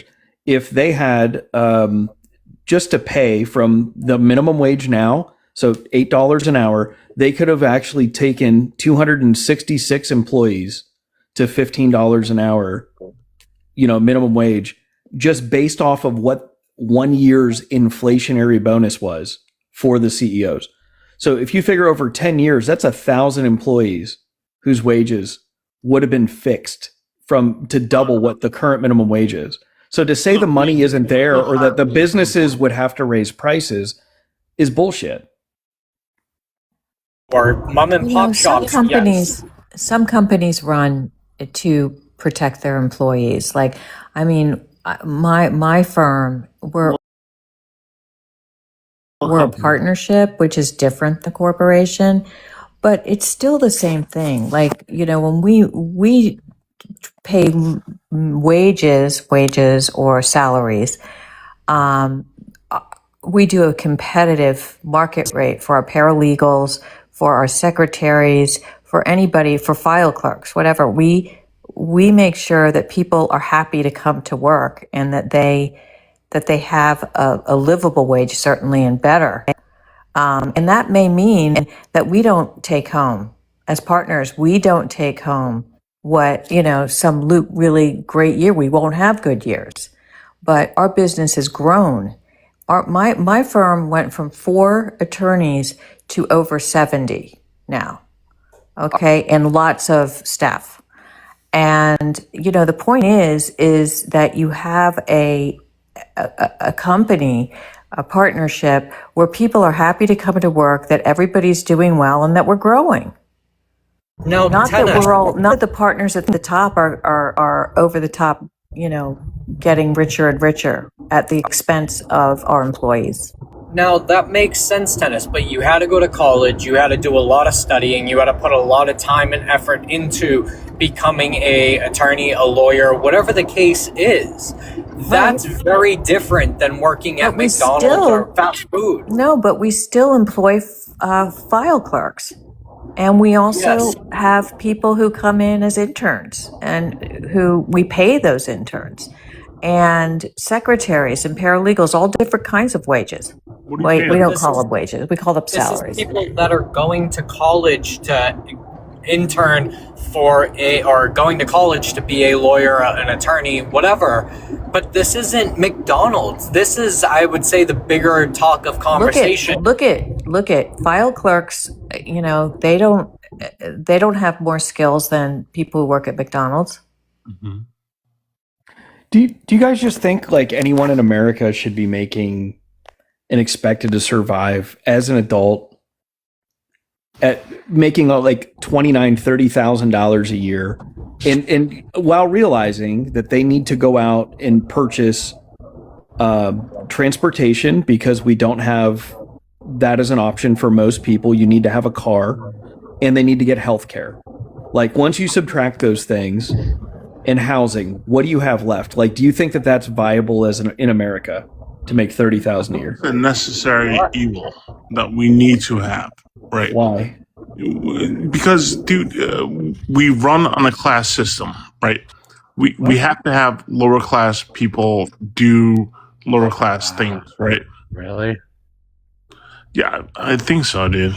So you're saying it's necessary to keep a group poor, just to keep them poor for no reason? No, because have to. I'm gonna agree with that sentiment. By the way, capitalism does require a large poor working class. Yeah, exactly. You think that's a good thing? No, I don't think it's a terrible good thing, bro. No, not you. I know. Mojo, I know where you stand on that one. I'm asking Lyft. Do I think it's a good thing? I think that we are not part of that class, so I wouldn't comment about it, but I just know that there is, right? You just say words sometimes. I know, He does just say it's all feels, Brad. But to be fair, he is the smartest guy on this panel, so I don't think it's Just good, ask him. Brad, He'll tell you honestly. that. I don't think it's good, but I think at the end of the day, these lower ended like entry jobs are exactly that. They're the same if you can look at it in the terms of like food stamps and things. They're stepping stones. We've all had a minimum wage job, probably through high school, even college. We all took one of those. Why? Because it was a stepping stone to get us by. We needed the money. We wanted the experience of working. Whatever your life story was, you needed that. And I think these entry level jobs do kind of, they're a lot more stressful than an adult, like higher end job, I will say. But these are the things you need. Like, this is just basic life. I mean, you can't just jump in and be like, oh, I get $25 an hour, I'm gonna go buy everything type situation, because that's just not gonna happen. Well, it is the working class that does spend the most. But Derek, the issue is that stepping stone job that you're talking about, that used to, at least, even if you lived with roommates, used to at least help you like get by and be like, hey, I'm making it and I'm going to jump to the next stone after that. The problem is that those first two stones that you're trying to step on are increasingly not meeting your needs. Right? Like, that gap has gotten bigger. It should not meet your needs. It's no longer just about minimum wage. I know, There are people that have more shit. For the love of God, lift and shift. Just stop for a second. The gap between that minimum wage job and those first two stepping stones that you're talking about, because I completely agree with you. High school students, first year, or like summer jobs while you're in college, sure, minimum wage, maybe a little bit more. But the problem is that stepping stone, it's just not covering what it used to cover. Mm-hmm. And it should not, right? It's a stepping stone, right? So it's you get acclimated to what you need, right? It's the very first point of, hey, I have money now. What can I use it for?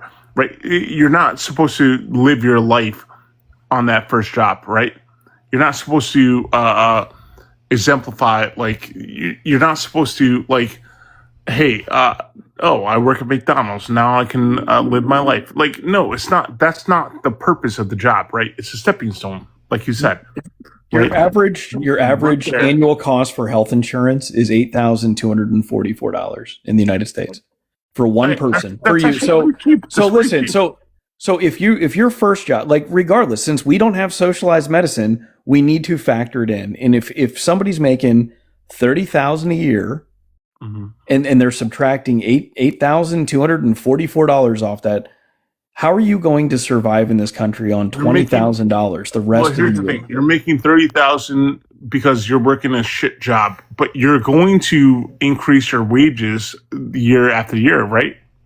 So then you learn about the expenses and how much it costs for healthcare, but you will make more, right? Going down the line, right? You're Not talking about necessarily. Yeah, you will. What do you mean? Because insurance continues to go, everything else continues to go up, and my contention has been that wages have not matched pace of inflation throughout the years. Our money is worth less. Right. Our buying power is worth less. You understand That's a fact. When you leave a job and you get a new job, you understand how much more money that your get field, bro, is they're just math, dude. Show me your data. I don't want your opinion anymore. Show me your data, because I'll show you. In 1980, minimum wage was $3.10, which is a buying power of $12 and some change right now, right? So minimum wage paid $12 an hour. Right now, minimum wage pays $7 an hour. That is a fucking fact. I don't want your dramatic job. You get way more money. Like, dude, you really want me to look this up? I will fucking look it up. Whatever makes you quiet, I'm for it. You're not wrong, Brad, at all. I can't disagree that the buying power was definitely more back in the day. But a lot of states, and I think all 50, have a marketplace when you don't meet the threshold for the income. So I think that kind of falls under the poverty line, which if you're working at an entry job, you're most likely are going to hit that line. But they have copays, and you have to meet there's a lot of insurance policies where you have to pay several $1,000s out of pocket before they step in.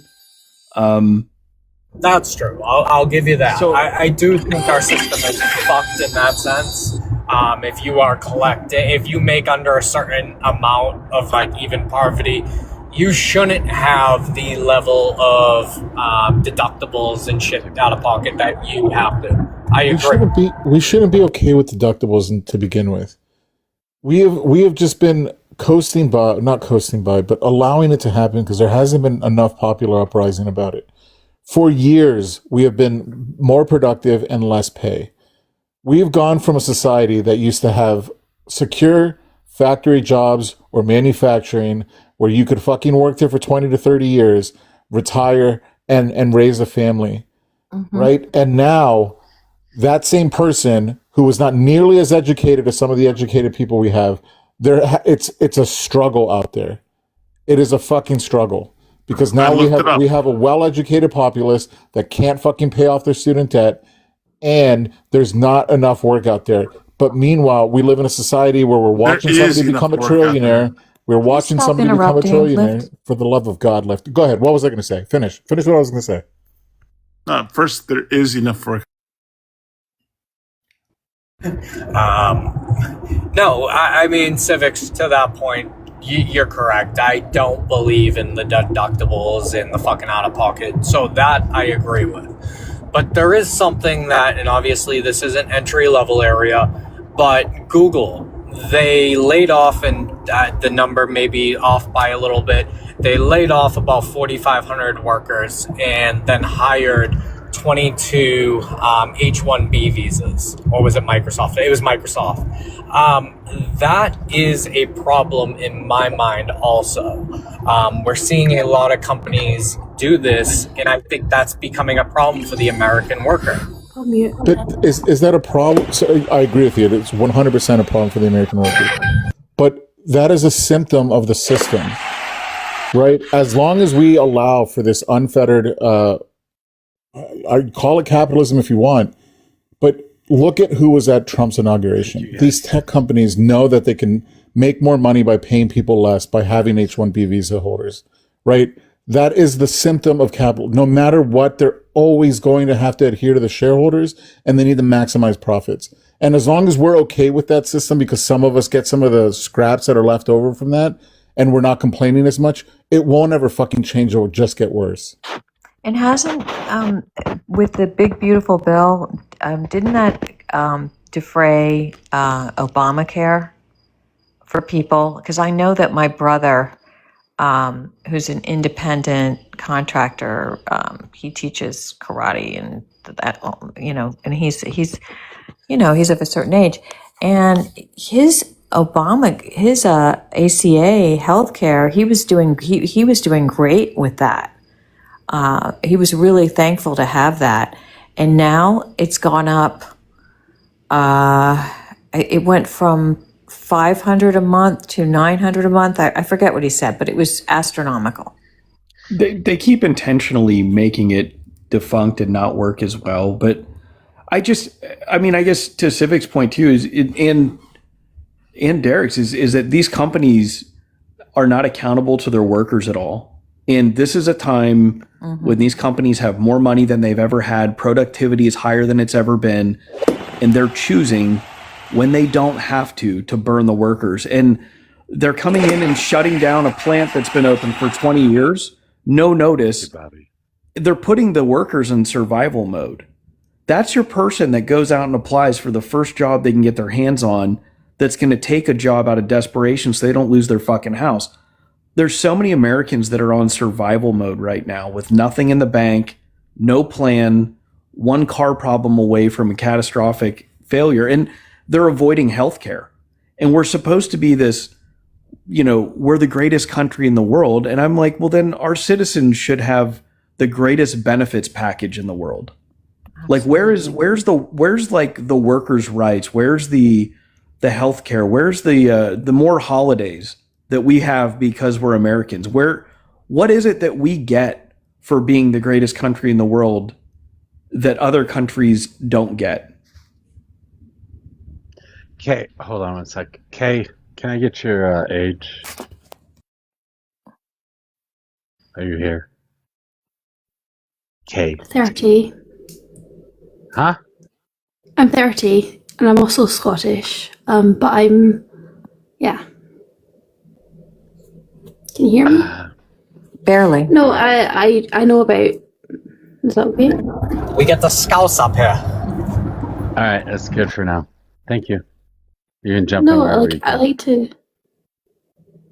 learn and stuff. I've got like friends and family in America, so. Okay, do you have something you want to add? Or jump in whenever. I'm good listening, and I can interject for now. I think Okay. you guys were having a debate. All right. Thank you. There's a lot I can say, but I don't want to impose. So. But I want Derek to answer that question. Like, and that was kind of my point is if we're supposedly so great, we should have great things for all people. Mm-hmm. Our minimum package should be better than every other country's minimum package to include wages, healthcare, days off, fucking whatever. Where is that? I'll be honest. I don't know when we have been the greatest country. If we're going to look in terms of what I think this country stands behind, it's hustle culture. You have the ability in this country to make as much money as you actually want. If you're a single mom, sorry, go ahead. I shouldn't have interrupted. You Go lifted ahead. and shifted. I know. Sorry about that. What is your work leave? How many days in a year? I get 32 days off a year, including holidays. But I work remote. You're very privileged. Yeah, that's amazing. Yes, I get that. But what's the standard? Sorry, Jennifer. Oh, sorry. There's no required standard. Most so a lot of people's time off is unpaid.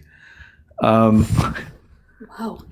Yeah, so your employer can give you days off and they're not paying you. But some people earn vacation in more professional careers. But your average laborer isn't necessarily accruing too many. Some people might only earn a week of paid vacation in a year. Or typically 10 working days a year. That's the norm, is 10 working days. I was just going to say to Derek that, sorry, Brad, I was just going to say that we had, to your statement that in this country you have the opportunity to make two things.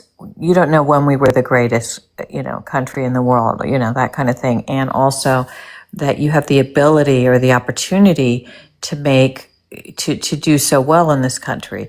There were times in this country where a factory worker, a carpenter, in the 60s and 70s could buy a starter home, right? And have a car, right? And invest and get a mortgage on a house. Okay. So an unskilled labor person could do reasonably well. Okay. That's A. B, the idea that you say that we have this opportunity in this country to do so well. If you're a single mom, right, and you have to work 2 jobs, how are you going to do better? Sorry, Jeff, can you mute, please? Oh, sorry. Who unmuted me? How did that happen? Hey, there's an index for this, though, too, Tennis. And I looked it up. There's an index for it on World Population Review for the Social Mobility Index. Mm-hmm.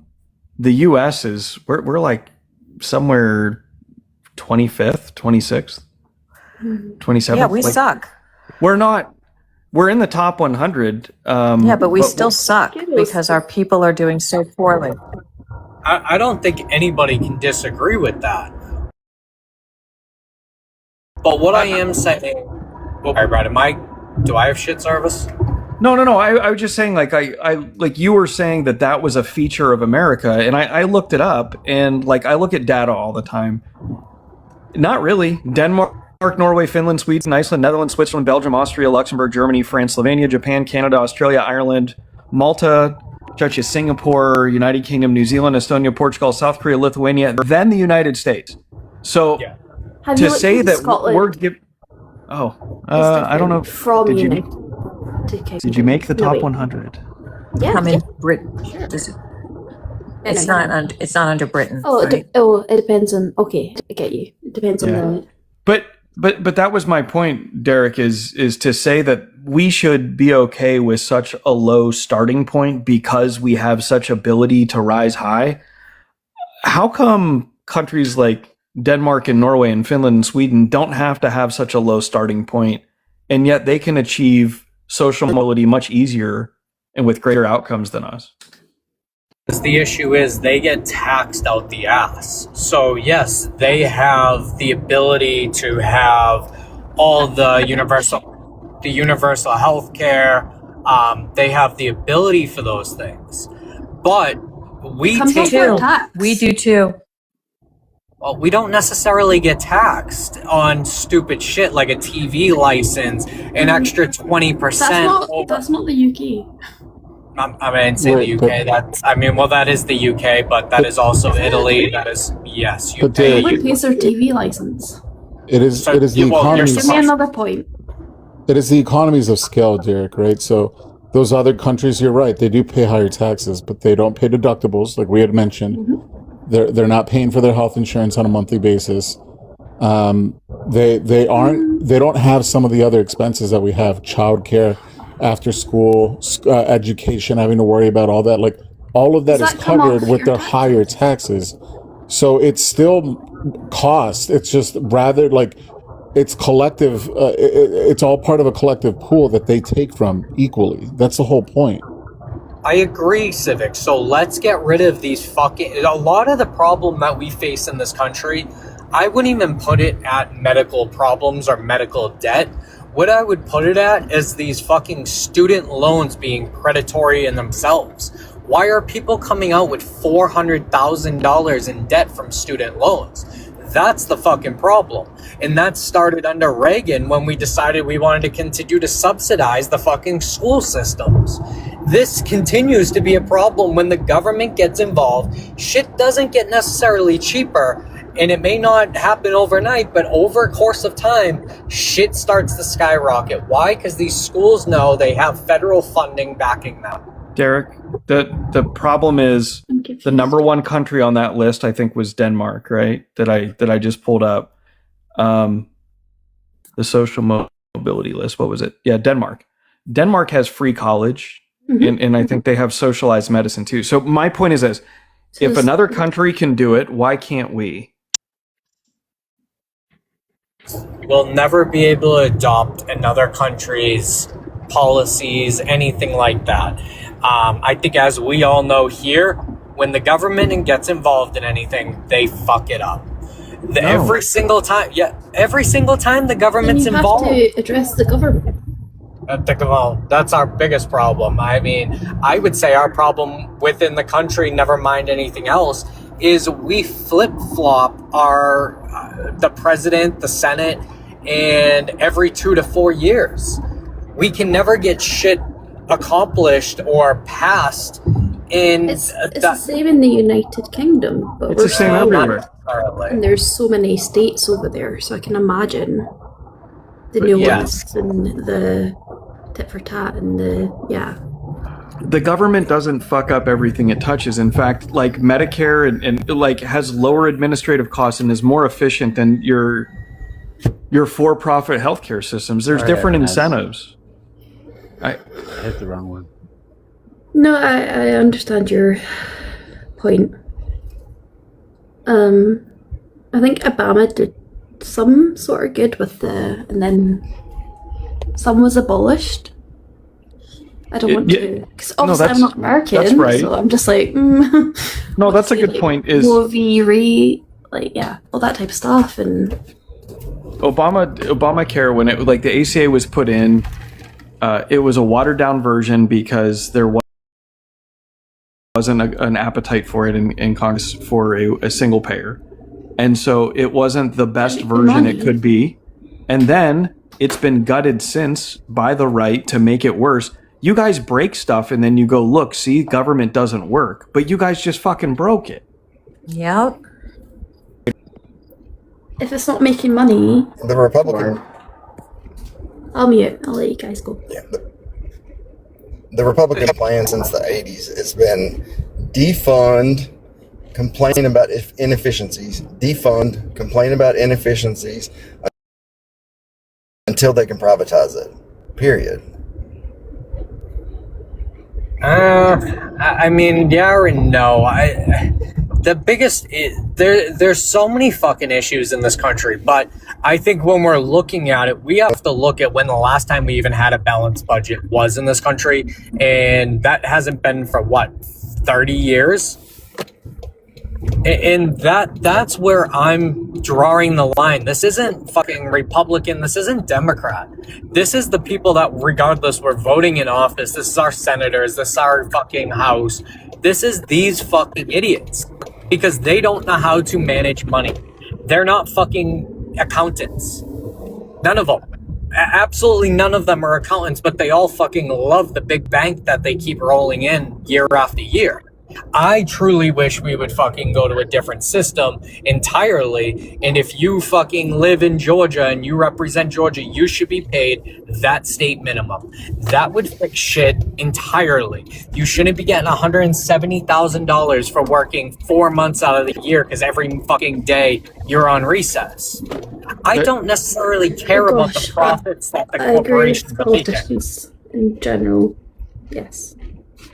That's a What did you bad. say? It's a bad policy though, because Yeah, it happens in the UK as well.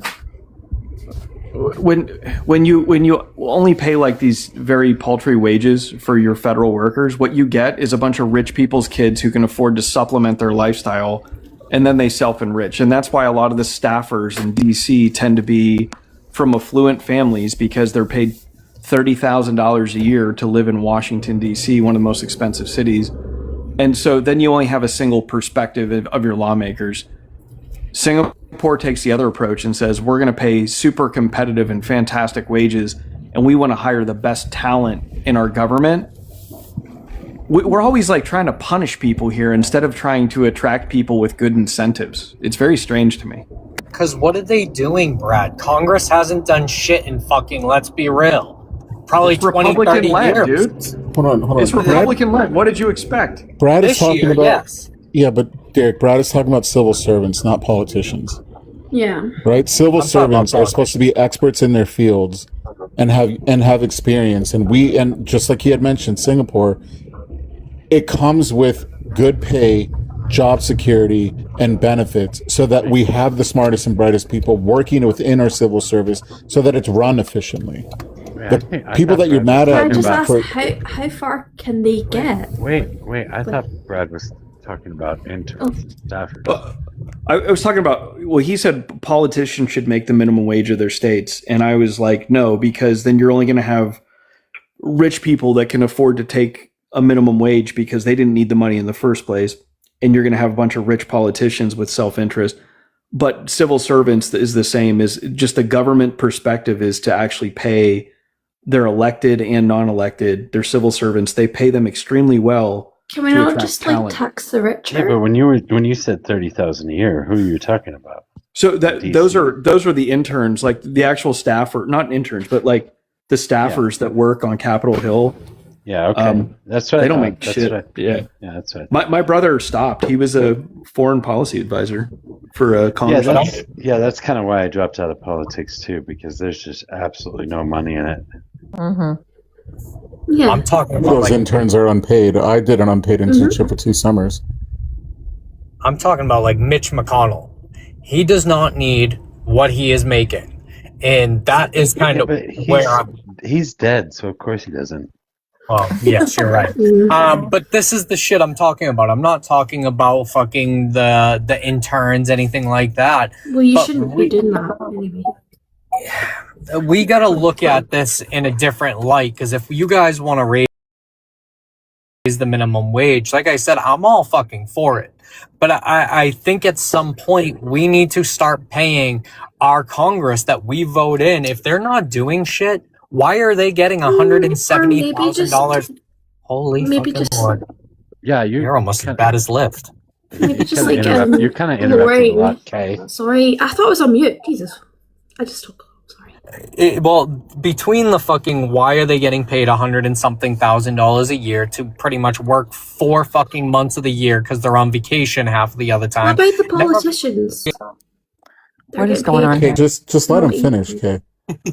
And, Sorry, and, I'll let him Derek, finish. just really quick, you know that's on Mike Johnson and the Speaker of the House, right? Like they're the ones that determine when Congress is in session and when it isn't. So to be fair, I agree with you that they should be working at minimum 10 months of the year, at minimum. But to what Brad was saying before, like if we're not paying our politicians at least a good salary, at least enough to survive in DC, because it is a very expensive city, that's my hometown, like Me too. then you're going to get are rich people that can get subsidized by their wealth outside of politics to be able to run for politics. And the whole point is that anybody, the AOCs of the world, the bartenders of the world, should be able to run for Congress.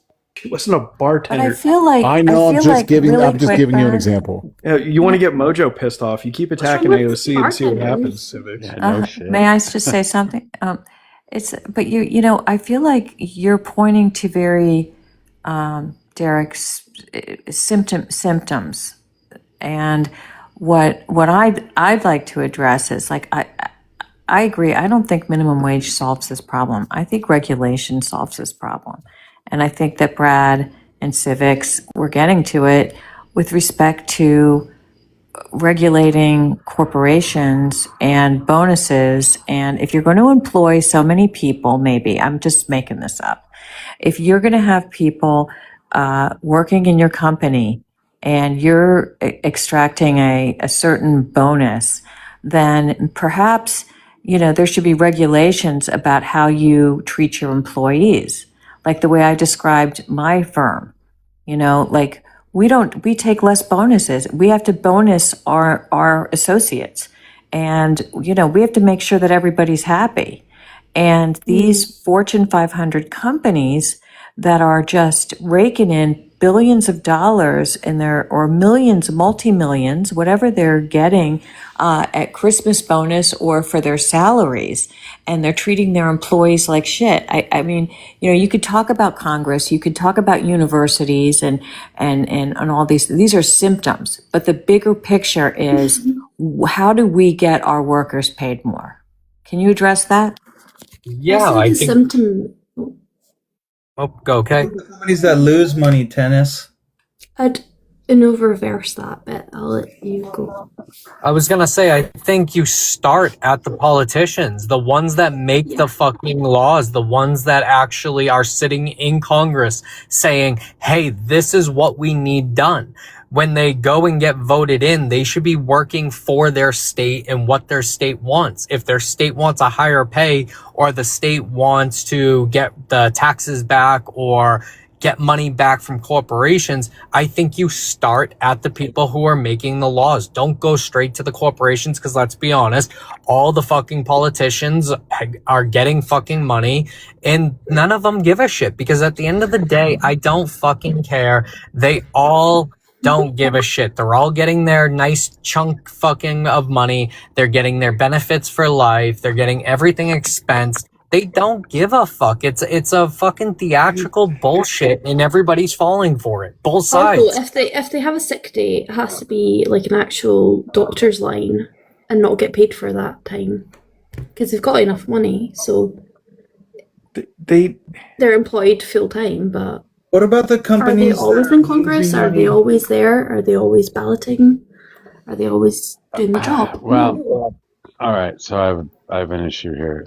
The issue being that politicians are working all the time. Exactly. Whether you like it or not, even if they go home, they are doing constituent services. They're always talking to people. They're always doing events. They're always fundraising. They're always, because they have to get elected every 2 years, they're always fundraising, like always.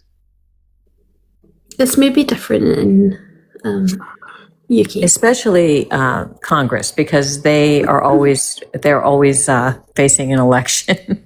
Yeah. And senators get to hang in there for 6 years. That they're working on bill, like, just because Congress isn't in session doesn't mean that they're not drafting bills, going over different positions, or coming up with solutions, dealing with renaming post offices. I mean, there's a myriad of things. I just don't understand, like, why you think attacking the politicians is going to solve it, when the politicians that get elected are often in the capitalist cult where they think, no, we can't touch businesses. We need to let the market do what the market do. And the market do screw people. And they're okay with it. They feel that, like, oh, well, like, they're not doing anything about it, and they could. So, but you guys keep electing people. It's very hard to enforce all these good-hearted, good intention laws. Like if the corporation's making a lot of money, then yeah, I would agree. If there was a way we could pay the workers fairly and pay the workers a bonus instead of the executives, that would be absolutely very nice. But that means you got to target a certain profit level. You got to target a corporation 1 year and not another year. Just the enforcement alone, the IRS already can't enforce shit. So what are we really talking about? And then what happens when companies lose money? Well, they're still obligated to pay the wages. And so that's where the workers are protected. And that's where kind of a little bit of balance comes in, because there's plenty of massive corporations that are losing money, but we absolutely need them, like, to compete with China, to build roads, et cetera, et cetera. So that's fair. Corporations aren't building roads, but that's fair, Derek. But how are some of these large American multinational corporations that we have able to operate in other countries where they pay their workers a livable wage and they're not struggling? Like, how are they able to operate there, make a profit? They wouldn't operate in those countries if they weren't making a profit, but yet somehow those workers are paid well. Well, but I don't think I picked up on what you were saying. How does McDonald's, Burger King, Walmart operate in other countries and pay their workers a livable wage? Because they get the wage from us. That is the major reason. Most of them aren't fucking. I know someone who worked. They are often losing money in other headquarters in the Big Chicken. That's what she calls it. Hold on. If they're losing money in other countries, why are they operating there? They're gaining money overall, but they'll lose for most of these companies. Most companies lose money for a long time before they eventually turn a profit. You don't give them the opportunity to pay less wages when they're not profiting. So how could we possibly force them to increase wages when they're finally profiting? When they're finally profiting, they have investors that got them into business in the first place that they owe money to. So that's not what I'm talking about, Derek. I'm talking about existing American companies that have entities in other countries, and the employees of those same companies in those other countries are able to have a livable wage. So civics, a lot of it is there's so much nuance to that. There's cost of living adjustment. There's the fact that a franchise can have several locations that lose money, but they want to have market share, so they will be willing to take losses. So they can profit in a McDonald's might profit over there, but I mean, and they're probably following different laws too. So yeah, I mean, you get down to like a lot of nuance in changing laws. So if you could tell me exactly how they're doing that. It's the law. It's the law. Yeah, tell me exactly what law, and I'd love to see they how have it would to pay fit them into a livable wage. But that's the law, and they're still able But to what's a make livable profit. wage? Is there not a minimum wage? If they aren't able to make a profit, they wouldn't exist there. That is not true, civics. So a lot of the McDonald's. Yeah, that's not true. Hang on. A lot of McDonald's in general is not corporate owned. A lot of it is franchise. But when you're talking about places even like still the have UK, minimum wage. hang on, Kate. Okay. A lot of it, especially I know in England, I think Scotland's different, but you get paid by your age. So at 16, you can't make any more than X amount. 17, you can't make any more than X amount. 21, you can't make any more than X amount, regardless of your job title, or where you work. That is the maximum amount of money you can make, which we don't do that here. So England does do that. I can't speak for Scotland. I can't speak for other countries. I don't know how they do it, but a lot of countries. Maybe the rule is that if you're going to employ people in other countries and you can afford to pay, and you have to abide by their laws to pay them certain wages, then you should pay the same in the United States. But they get paid a lot less. I have a way. Can I ask I have a way. a really Follow quick the law of question a before different I can mute? When How you old were you when That's you the got your first solution. job? Can you guys let No, Kay hey. ask a question, please? I was 15. Sorry. Yeah, so legal age is 16 in the UK. Legally. Okay. So you'd have to do it out of book. But I had a job I in sixth imagine grade. many people worked before they were 16. I know there's places in America that you can start working at 13. It's just Child labor. I wouldn't say child labor. Honestly, when I was 10, I wanted to work. I was trying to find odd jobs around the house just to get a couple extra bucks, because you know what that does? That gives you money in Child your own. labor, my dude. That's child labor, wanting to do things around my own house I to don't get know a what couple you're extra earning. bucks. Yeah. How is that Derek, child who are labor you that I competing wanted to make against? my own money? Hold on. I Who are you wanted to competing have against? money. That's your own house. Who are you competing against for a job? Nobody. But that's Yourself. what I'm not saying that. But what I'm saying is, I don't know how you're going to try and translate it to child labor. Nobody's forcing these kids to get a job at the minimum age requirement in whatever state you live in. So if they want to go work, let them fucking work. Many people don't have a choice, so they lie about their age, I understand. Well, we don't do that. So Can we not go off on I have a way child to labor fix it. laws? There's no maximum wages in the UK. It's a minimum wage by age. At 18 to 20, and 21 and over. There's no maximum. Is that what you're talking maximum. about, civics? It's a Civics. maximum. No, there's no What- maximum what? wage. It's not a thing. I mean, you're the one that brought this up, that corporations can profit in other countries while paying a livable wage. So what country? I know I'm sure there are some. I'm just saying, like, let's get into that. What country and what is it if it's not simply a minimum Sure. wage? There is Walmart. There's Costco. That's a bad example. Walmart. There are Best Buys outside of the country. McDonald's, Burger King, Wendy's. All of these entities Specifically, exist tell me what outside. country and what law. What country and what law? So I know they're out I there. can I just answer thought that. you had receipts, I can but answer I that guess real not. quick, Jeff. I would say that many countries have 6 weeks paid vacation, right? We have 0 weeks paid vacation at McDonald's for your average worker.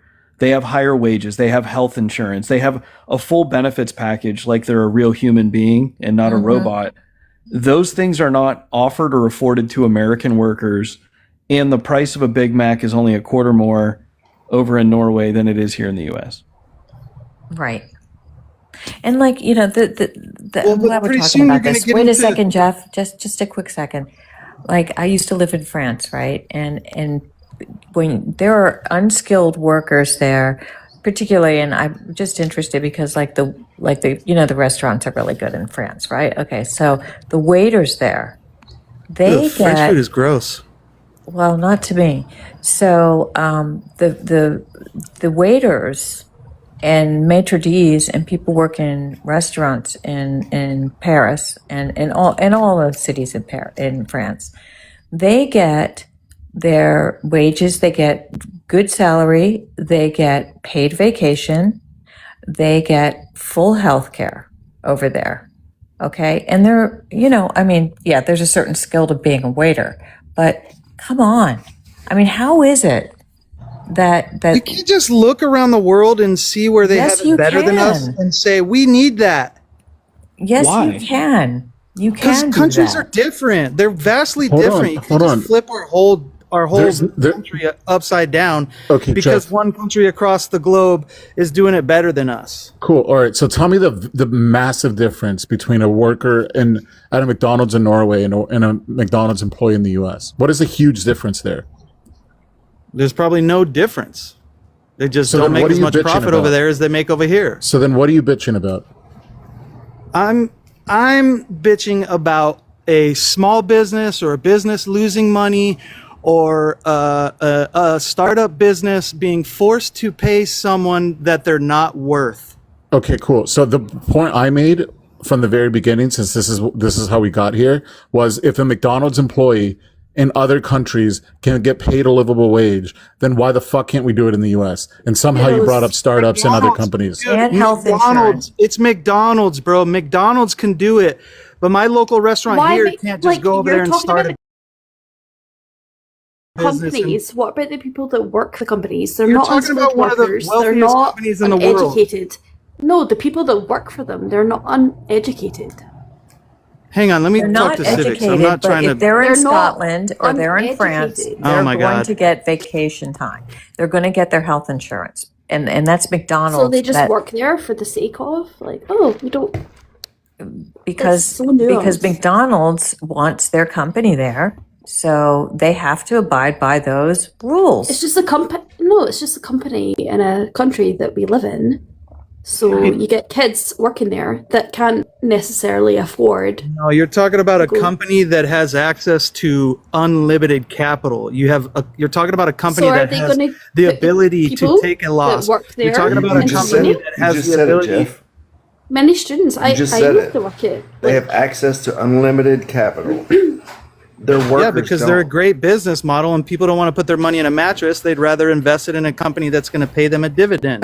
So you you invest Are in we the talking company, about the people or the and a company? company that has massive pools of investments is going to be able to go to another country and access markets and So yes, place they their can, and stake they their can get those. Just a minute, they get those workers, but they exploit their workers back home, and that's all good with you. You're talking about one of exploit the their most workers successful back home. companies. You're saying one of the most successful companies being able to pay workers a high wage in a different country is evidence that we should flip our entire country and raise Oh, minimum there's wage so to much what, more. 25 There's bucks? so That's much your more. Back to argument? what Brad said. Why That's can't your we fucking do argument? that here? Why don't you, Jeff? Why don't you demand that of your country? Because it sacrifices small What? business. It sacrifices. McDonald's? No, It that's sacrifices that was your my freedom. question. It sacrifices your freedom to pay what the market determines is a wage. It sacrifices a free market. If I got a worker on one side who only needs $8 an hour to survive, have you ever worked but the spoiled brat McDonald's? college kids want $20 for as a livable wage, then I should have the freedom to pay the $8 an hour person instead of the $20 an hour person. It's freedom. So Have you ever worked at McDonald's? you're arguing for the freedom to get exploited. You realize that, right? You really? If you're going to let the You corporations can't exploit you, and whitewash if you're going to- exploitation. and if you're not going to take your life seriously and not take your education seriously and make bad mistakes, then So you're now going to get it's the exploited. people's fault. Can you let me finish? Because they're not Yes. educated enough, right? If or you're they're getting not exploited, see where this to an went extent, with you, Jeff? Because they don't have to an another extent, opportunity to stay. to an extent, if you're getting exploited, you also have the freedom to leave. You have the freedom to make a change. Where are they going to get? They're You gonna can't go put all. if they you need to can't put take food on their away- table. These are young college students and stuff. Where are they going to get another job? Tell me that. Just kind of interesting What do you how mean? you went. What the fuck are you went talking really, about? It's Like you're interesting saying how about you went minimum low age. like that. It's like all of a sudden it became. It's the workers' fault. They're not doing enough. They're not educated enough. It's They're also not the consumer's Wait, fault. let me finish. They're not working hard enough. Kiddos. You know, they're not creative enough to get out of that job. You know, like all of a sudden that's where your whole Yeah, that's you have where to your argument compete. went. In the Instead labor of market, addressing- competition. Instead of addressing the fact that we don't take care of our people. Why can't we hold the I will give it companies? to you that But why Oh can't my we hold the God. companies? Can I though? respond? Can I have more than 5 fucking seconds to talk? I guess I was just trying to frame the same argument so you answer the right question. Is You guys are all framing the same argument, and then you don't let me respond. No, I'm framing it as why is it not the business's responsibility to figure out how to do better by their employees? Why is it on your everyday worker who's just trying to feed better themselves? benefits. They have to increase wages and offer benefits in order to attract employees. If they don't do that, they're not going to get employees. No, they don't because you allow them to exploit. What are you talking about? The current job market is offering way more remote work, for example. If you don't offer remote work in certain industries like financial, then you're not going to have a pool of talent to choose from. You're not even going to get applicants. So what are you talking about? They don't change their benefits. They do this all the time. McDonald's, dude. I'm just trying to take the choice away. Left field, ma'am. I want to take. I can't when she jumps in like that. I do just want to take the choice away from businesses. I do need you to stop interrupting. Kay. Okay, sorry. That's a lot. Apologies. I wanted to take the choice away from businesses and create a minimum standard where people are treated with civility, where there's like a workers' bill of rights, where they can't just, because as much as you're like, what if a business lose money? What if somebody has a mortgage? Like, why can't we ever look at it from the worker perspective that because a company didn't hit some sort of profit goals, they were still profitable, right? But they were trying to pay a higher dividend. They can come in and turn their workers' lives upside down and fire them. No notice, right? Like, where's the humanity that should be required from a worker's perspective? Why do you guys always start from the business perspective only? There's no balance there. That's the problem. Because it's the business owners in general that take the risk, that are making the achievements, that are raising the capital. They chose the risk. Let him finish. It's the business owners, it's the risk takers, it's the relationship builders, it's the people doing the paperwork. It's not easy as a business owner, okay? So when I have an opportunity to save money and to grow my business and to succeed, I should have every advantage possible. When you force me to pay someone that isn't worth that much compared to a competitor, a different labor set, a different skill set person, then you're disadvantaging me. Why are you disadvantaging me when I am the one achieving and I am the one paying the paying taxes and I am the one employing someone? You should be rewarding me, not punishing me. All right, Jeff, you chose that risk. You chose to take that risk. The worker, they don't have a choice. They have to fucking work. They have to work, otherwise they go there, they starve. The worst thing that happens to you as a business owner is you go back to being a worker. But bottom line is that you chose that fucking risk. So you have to take that risk. No, because the average worker, there's still time between being able to achieve what you're suggesting, but that shit doesn't happen like fucking right away overnight, or sometimes it doesn't even happen at all. People have to work, and people spend time doing the right thing all the time, but they still get screwed over. So you're talking based from a fucking, based on the fact that you made a choice to make that risk. Okay, so you should advocate for your workers because they work for you. You should not if they're not worth it. In what way? Not if they're not worth it. In what way are they? Can I address Ibanez? I mean, I don't know if you got it by now, but I advocate more for business than I do for workers. I think workers. Yeah, you could do more union stuff, and you can. So it's money. Yes, workers are important, but they're becoming more and more obsolete with technology and with more competitive labor force. Okay, so I tend to side with the business owner. Freaking heartless. I mean, I gotta say. Yeah, I know. But and let me finish. I didn't even get to address Ibanez. Kay, I'm trying to respect you. But let me just address Ibanez. Ibanez says it's the business that took the risk, and they had the choice to not go in business and not be subject to regulation like minimum wage. Well, how come I get ridiculed when I say that the labor force has choices? The labor force can make choices. They can increase their skills. They can outcompete others in the labor market. They could stop doing drugs. They could stop being lazy. They could stop. So they have choices. So that argument is nothing, Ibanez. The employee also has choices. Okay, are you done? Okay, so like, why am I an asshole when I say, are you done? You're more in control of your own wage than the government. Trust me. Like, you're going to wait around forever for the government to give you everything you want. If you do it yourself and you make good decisions and you compete and you get an education, we're not asking the government then you're to good. do it. We're asking the companies to make good by their employees.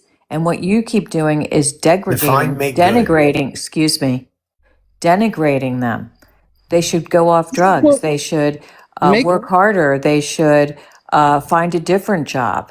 And that's, no, they already work for this company. How about treat them like human beings and give them value in the job that they're in? Can you address They get that? benefits. They get health care subsidies. They get wages. They're literally getting a benefit from a job. You don't just have the right to make a quote unquote not getting what enough. did you say?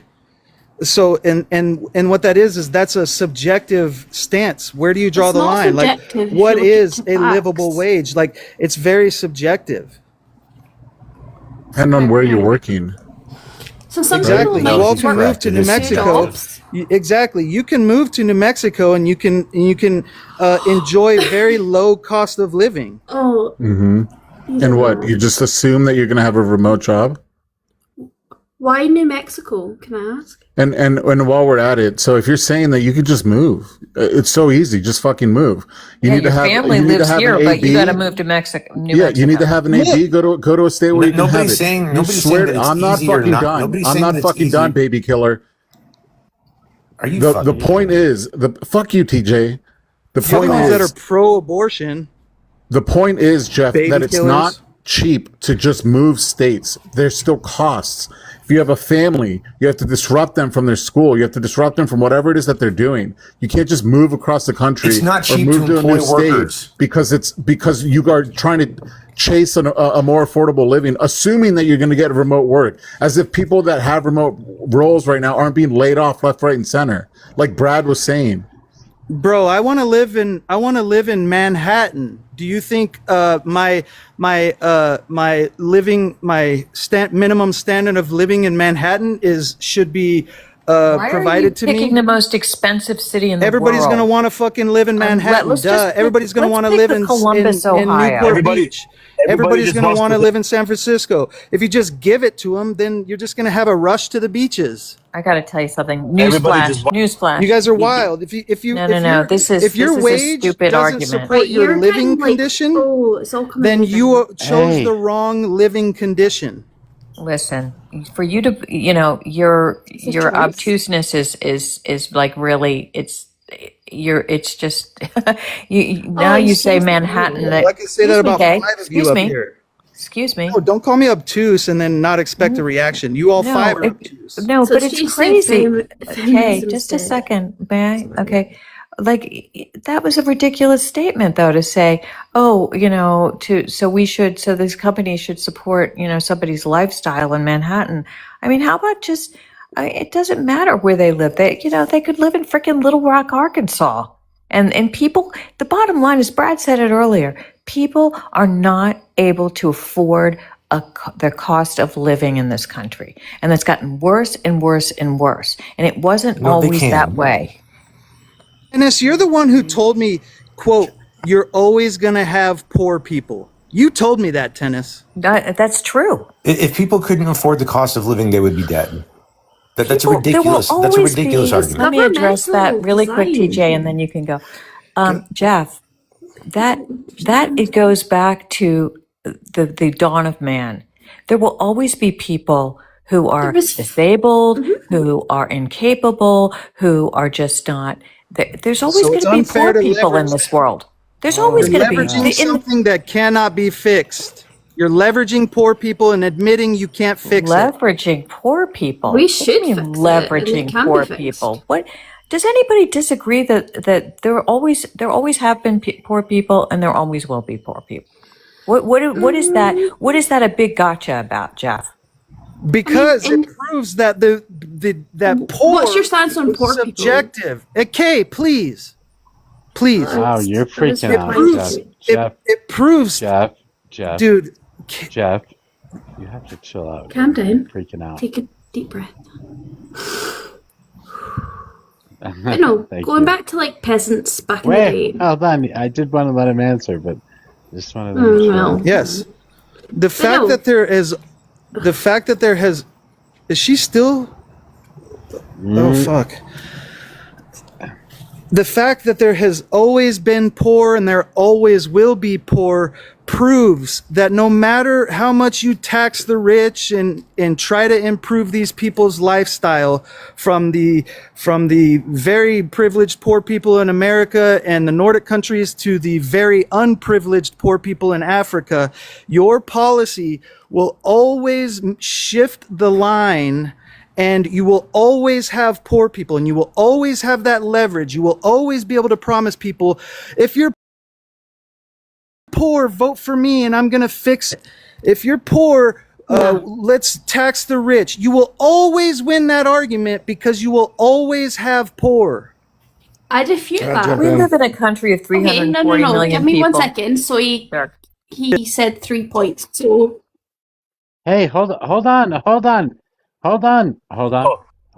Case So you said 3 places. So what about Africa? That's a massive one. We're not talking about Africa. Well, no. You brought it up, so let's talk about that.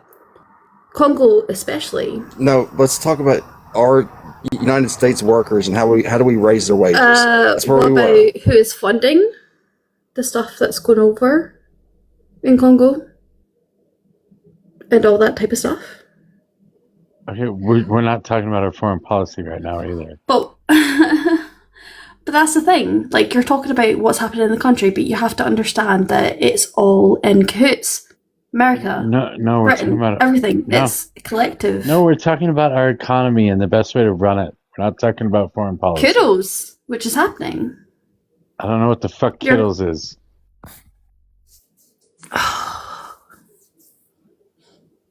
It's annoying. Mojo. What? You can't use the poor politically, and you can't use the statistics of how as many if I'm people using pay the their poor. bills. It's not Please. fair. Let's put any It's not stats fair. in the comments. It's not fair when you don't actually make any who's being disingenuous right now? I was talking. Don't interrupt me. You will always win the argument. don't You will always mischaracterize. oh my God. Grow up. The fuck? You will always have poor, and you will always leverage them to get votes and get power, but you make zero progress because there's always poor people. It's not fair. So- you guys make me out to be you're mad. evil, and you call me low empathy, but all I'm trying to do is have a really solid conversation with across opportunities for actually making change and doing things. I just think you're mad at. Go ahead. Sorry. Can I please? Yeah. All right. So you're mad at. Sorry about that. Politicians using the poor people, but you're not mad at corporations using poor people. Second, go look at CEO to average worker pay since 1970. We can start there. I think if you put it in a place where the CEO can only make X compared to, and I know that would be like price fixing kind of thing, which would be bad. So there's a GAO study that just came out this week, and it goes through like 5-6 different states and the people that are on SNAP, Medicaid, and different social benefit programs offered by the state or offered by the federal government. And then it goes into who are they employed by. And there's multiple Fortune 500 companies on this study. So if your workers, if you don't pay them enough to not receive welfare benefits, then you're not a profitable business. You shouldn't be. We're subsidizing it. It's kind of where I was going, is that labor, for whatever reason, if the price of steel or beef goes up, the businesses adapt. But they're, the most exploitable one and unprotected one seems to be the labor. All I'm saying is that you guys are painting the situation. Why, I'm why are you interrupting everybody? Because I haven't said anything since I've been up here. Except until somebody starts talking, do you start talking? So it's nobody's fault but your own that you haven't said anything. Just go after Brad, TJ. Just to finish my thought, all I was going to say is that if we decided as a population, as a society, that we wanted to set a minimum standard that workers got 6 weeks paid time off, they got sick days, they had health insurance, then the cost of labor in an input would need to be re-wickered so people could figure out a business model that supported it. They would figure out their pricing model, and competition and capitalism would still be a thing, and people could go and compete with other businesses. But what would happen is that workers would get treated with dignity, and they would actually get a pay that was not having them be in abject poverty, to where that they were basically in survival mode in a country that brags about being the best country in the world.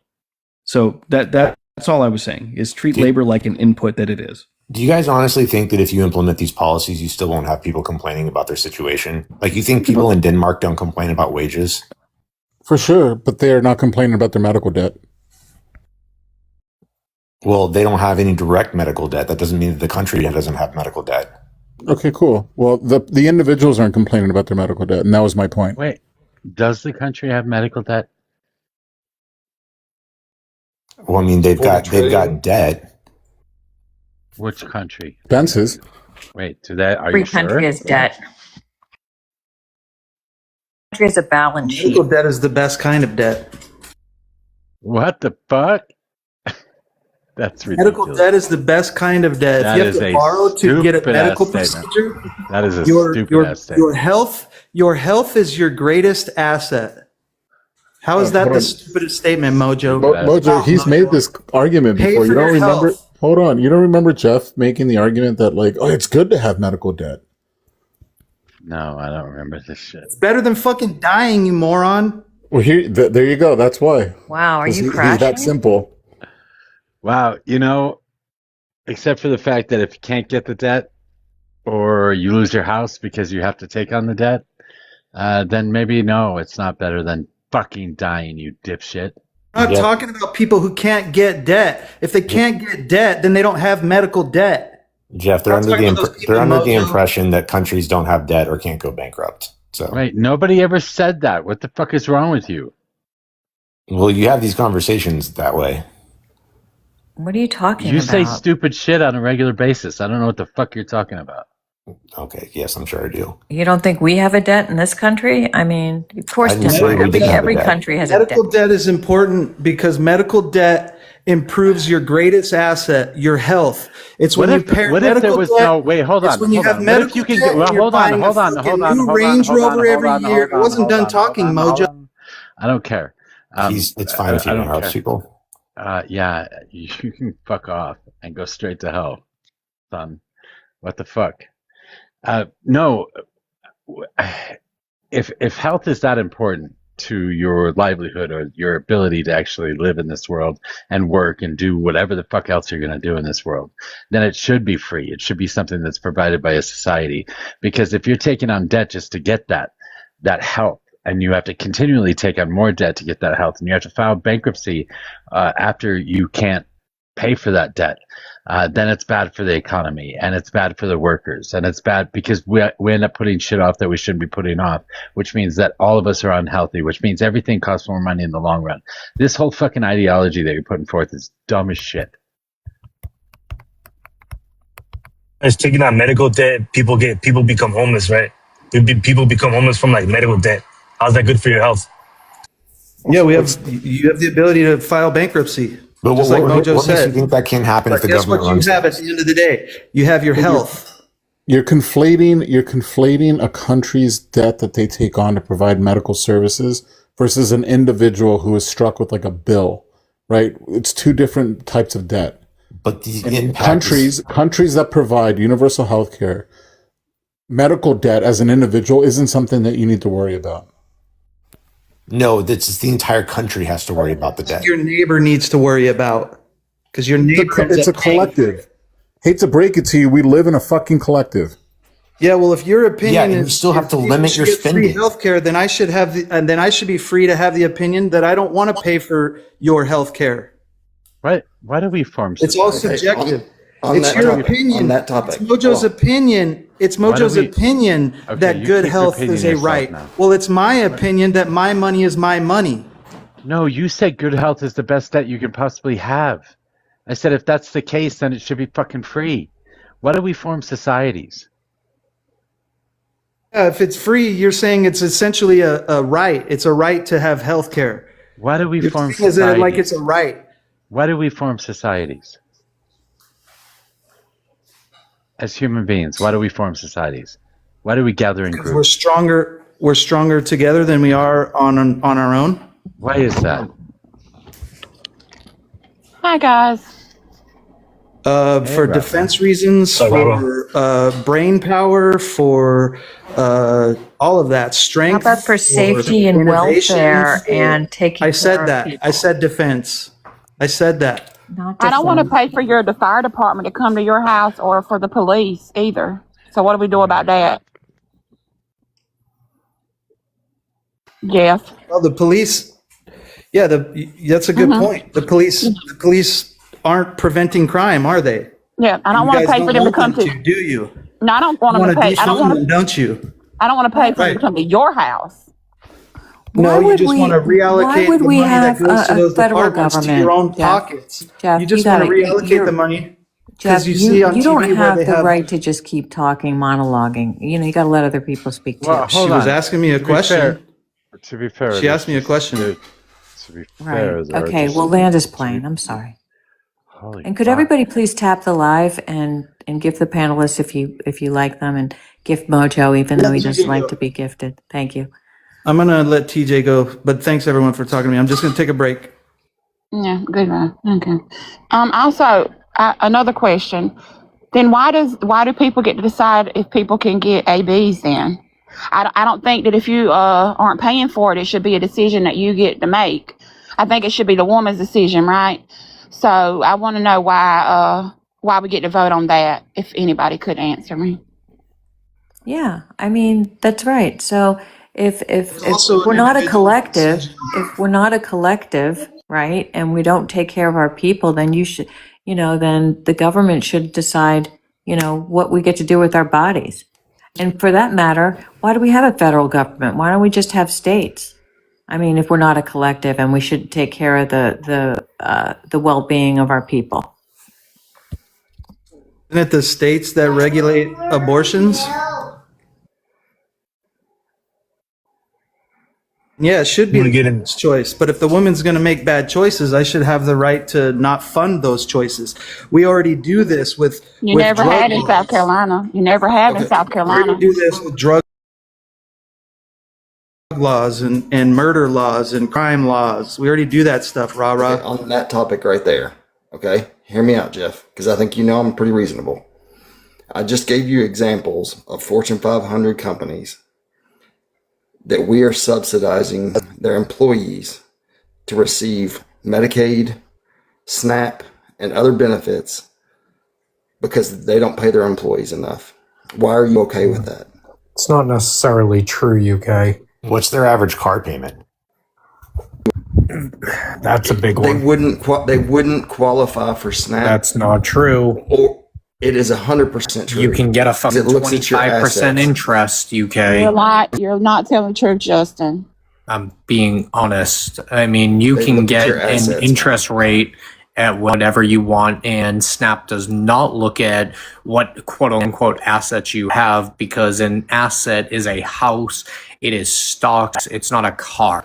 That's not classified in the asset category unless you have it paid off in cash.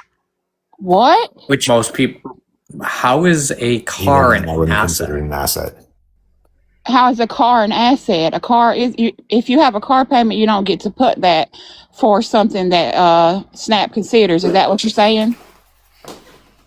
Yeah, what I'm saying is when you apply for SNAP, they don't ask you what you drive. They don't ask you what your car payment is. And if they No, because do, they that don't. is not calculated into your eligibility or disqualifying category. They're just asking you. Nothing is. If you gross over a certain amount of money, you don't even get to fill out a SNAP application, sir. Well, you can fill out whatever No, you you can want. fill out and get denied. Exactly. So you can still fill it out. I The mean, I only don't think we're going to disagree on that aspect, but what I am saying is the Now, the why are you level okay that with it? what I am okay or not okay with, UK, is the logic you guys love to spew of, well, Walmart needs their employees to have SNAP benefits. Well, you don't actually look at the other end of that, where if you work at Walmart, No. you can get Jeff promoted just said he within. You doesn't want can. to pay for people's health care. He is. I don't want to pay for people's health care. You don't either. You are. Because Walmart Well, won't not. pay them enough. Why are you okay It's with it? not. It's not about Walmart UK. Jesus Christ. is this the dude, Dude, there were from like 50 there were 50 Florida? Fortune 500 companies on this study. Why are you okay with it? Because at the end of the fucking day, you can better your skill set. You can, at Walmart, you can work at logistics. Okay, there's You going to can be an work endless your way supply up. of people, and you're still going to pay for them. So why are you okay with it? I think people need to shift what they classify as needs and what they don't need to classify as needs. I don't think a $900 Please, car man. payment. Please anybody- answer the question. What Why question? are you okay with subsidizing them to not pay their employees? I'm okay with certain amounts of social safety nets. I'm not okay with absolute free healthcare, absolute free education, absolute free rent, all this shit that you guys dream about. It doesn't mean I'm not. Okay, you're against paying for it some- now. You're paying for it now. Why are you okay Yes, with and it? I'm okay with that because it's exactly what Mojo said. As a community, we help each other. We're better as a group than as individuals, and to an To be extent, fair, I didn't say a will- fucking thing because I will I wasn't allowed to fucking answer. Thank you, Mojo. So And you'll Mojo just- didn't say that. To an extent, I believe in social safety nets. But Jeff, you you believe asked in me- helping the saying you rich. don't. It's Stop subjective saying you where don't wanna pay that for people's line is healthcare drawn. Stop saying you don't want to pay for people's health care then. So Jeff, you said, Jeff, you asked like why do people create civilizations or society and all that? And the first and foremost, society is created because, in the same way a village is created, because people work together to take care of each other and make sure everyone's taken care of, right? We already said that. The way I know, but let me finish. This whole thing about like when you're talking about like, oh, why does the employer gotta pay? Why do they have to pay this or that, or why are they like? Because that's just that right there is something that's chosen like an extra step to like for self gain, right?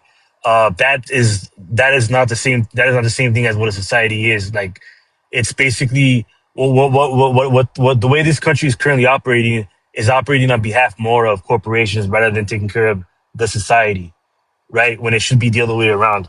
So, like you asked, like what a society is for?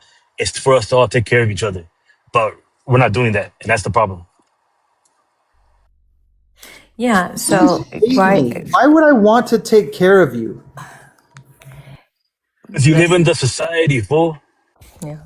You are taking care of people who live in Beverly Hills, dog. Why do you have a problem with taking care of people that live in public housing? Why are y'all always looking at the poor? You're always looking at the poor because you don't want to feel like you're at the bottom. You don't want to be the bottom. You want the poor people to always exist while you put money in the pocket of rich people because you don't want to feel like you are at the bottom, but you are. I think it's as easy as looking at it like this, Jeff, is that we're making the argument that there's an abundance of wealth where they cannot have as much and a lot more people can get by better, right? Whether you want to call that distribution or whatever to justify, but that's it at the end of the day. Even though we end up taking more from the rich or those that have assets, they still have so much fucking more that who cares? And you're sitting there being like, no, their 10th yacht. They need that 10th yacht. I don't just look at the inequality of the outcome like the wealth gap or the super rich. I don't just look at the outcome and say it needs to be fixed. There's nuance to it. A lot of society is absolute garbage, okay? And they don't deserve their needs met. They don't deserve all this free shit. And as soon as you start telling them that all we got to do is take it from the rich people and give it to you, then what do? Well, they start achieving less. They stop trying as hard. Can I They say stop something? competing for their own life. They stop taking control of their own life because they're relying on you to get it from the rich. Can somebody please tell me what poor wait a people second. get? Rara, can I say something? Yes, Have you ma'am. ever heard anybody say exactly what you just said? Yeah, I mean, it's a common thing. The inequality of the outcome isn't proof that there's inequality. So it bears repeating, right? What did you just say? That we shouldn't give to people who need it. We shouldn't give to human beings who need it, right? And that we're telling I us said as not wait, everybody let me deserves land my plane, please. Don't fucking twist my words, Tennis. Well, you're really good I didn't at say doing. we Don't shouldn't be the give it to pot people calling who the need kettle it. black. I said okay? we shouldn't give it to people who don't deserve it. Okay. All right. That's okay. I'll adopt your words. Never said all poor people don't deserve it. There's certainly poor people who absolutely deserve it. That's why I pay my monopolizing. taxes happily. That's why I donate. That's one of the reasons I even go to work, because I think contributing to society and paying taxes. You're talking out of both sides of your mouth. American. You know. Well, you we think I shouldn't think give all to poor people who don't need it, or deserve we There's shouldn't also- give to people who don't deserve it. That we shouldn't give to people who to human beings, right? Who need it. There's right? can I jump in real quick? It's really. Go ahead. There's a difference between saying what should and shouldn't be government policy and giving to people on a personal level. Those are two different things. Both of you guys help rich people cheat every day when y'all do accounting. Shut the fuck up. Oops. You guys, if you just look at the I have no idea what loopholes, you're talking about. you look at the loopholes that you guys cape for. Like you're not, and you know about this stuff, Jeff, because you're an accountant, right? You're right, you're an accountant. Yeah, right? I'm an accountant. Thanks for Okay. asking. I'm glad you brought up loopholes. Please name one. Okay. If you earn capital gains, you don't have to pay taxes on it. That's one. That should not be a thing. It's called the capital gains tax. Yeah, no shit. But that's just a way, and that rich people, they could just take a loan out and they could live off of that. And because they took it, it's a loan, they don't have to pay taxes on that. That's another So they loophole. pay interest, and then the taxes are paid on the interest. Yeah, and you can also borrow against your house, Tennis. It's not a loophole. Whatever, Literally but I'm go just get a saying these title loan. loopholes exist. Literally that do you, this. that People you will paid leverage their for. car. Why do you keep in? Are you okay tonight? Can you just? Why are you stop? yelling? Pause. So we started talking at the same time. No, but it's The poor just. people can These are literally the things. leverage their car.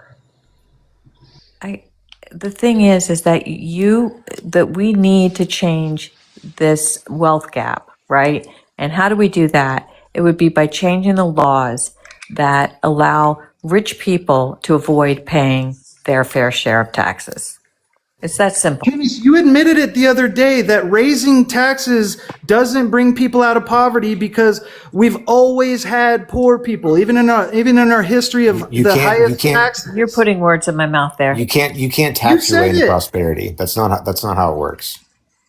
Can I talk? I just watched a really Please, good movie. Stargazer. FYI, the new movie was really good. Scully and Mulder. Oh yeah. Oh, What's cool. the file? The X-Files. New X-Files movie. It's on Disney. It's really good. But I learned something from civics, Jeff, that if you start lifting up the lowest people, start getting them fed and housed and help them get jobs and this and that, that the crime rate goes down and they do better and the society, but the whole society gets better.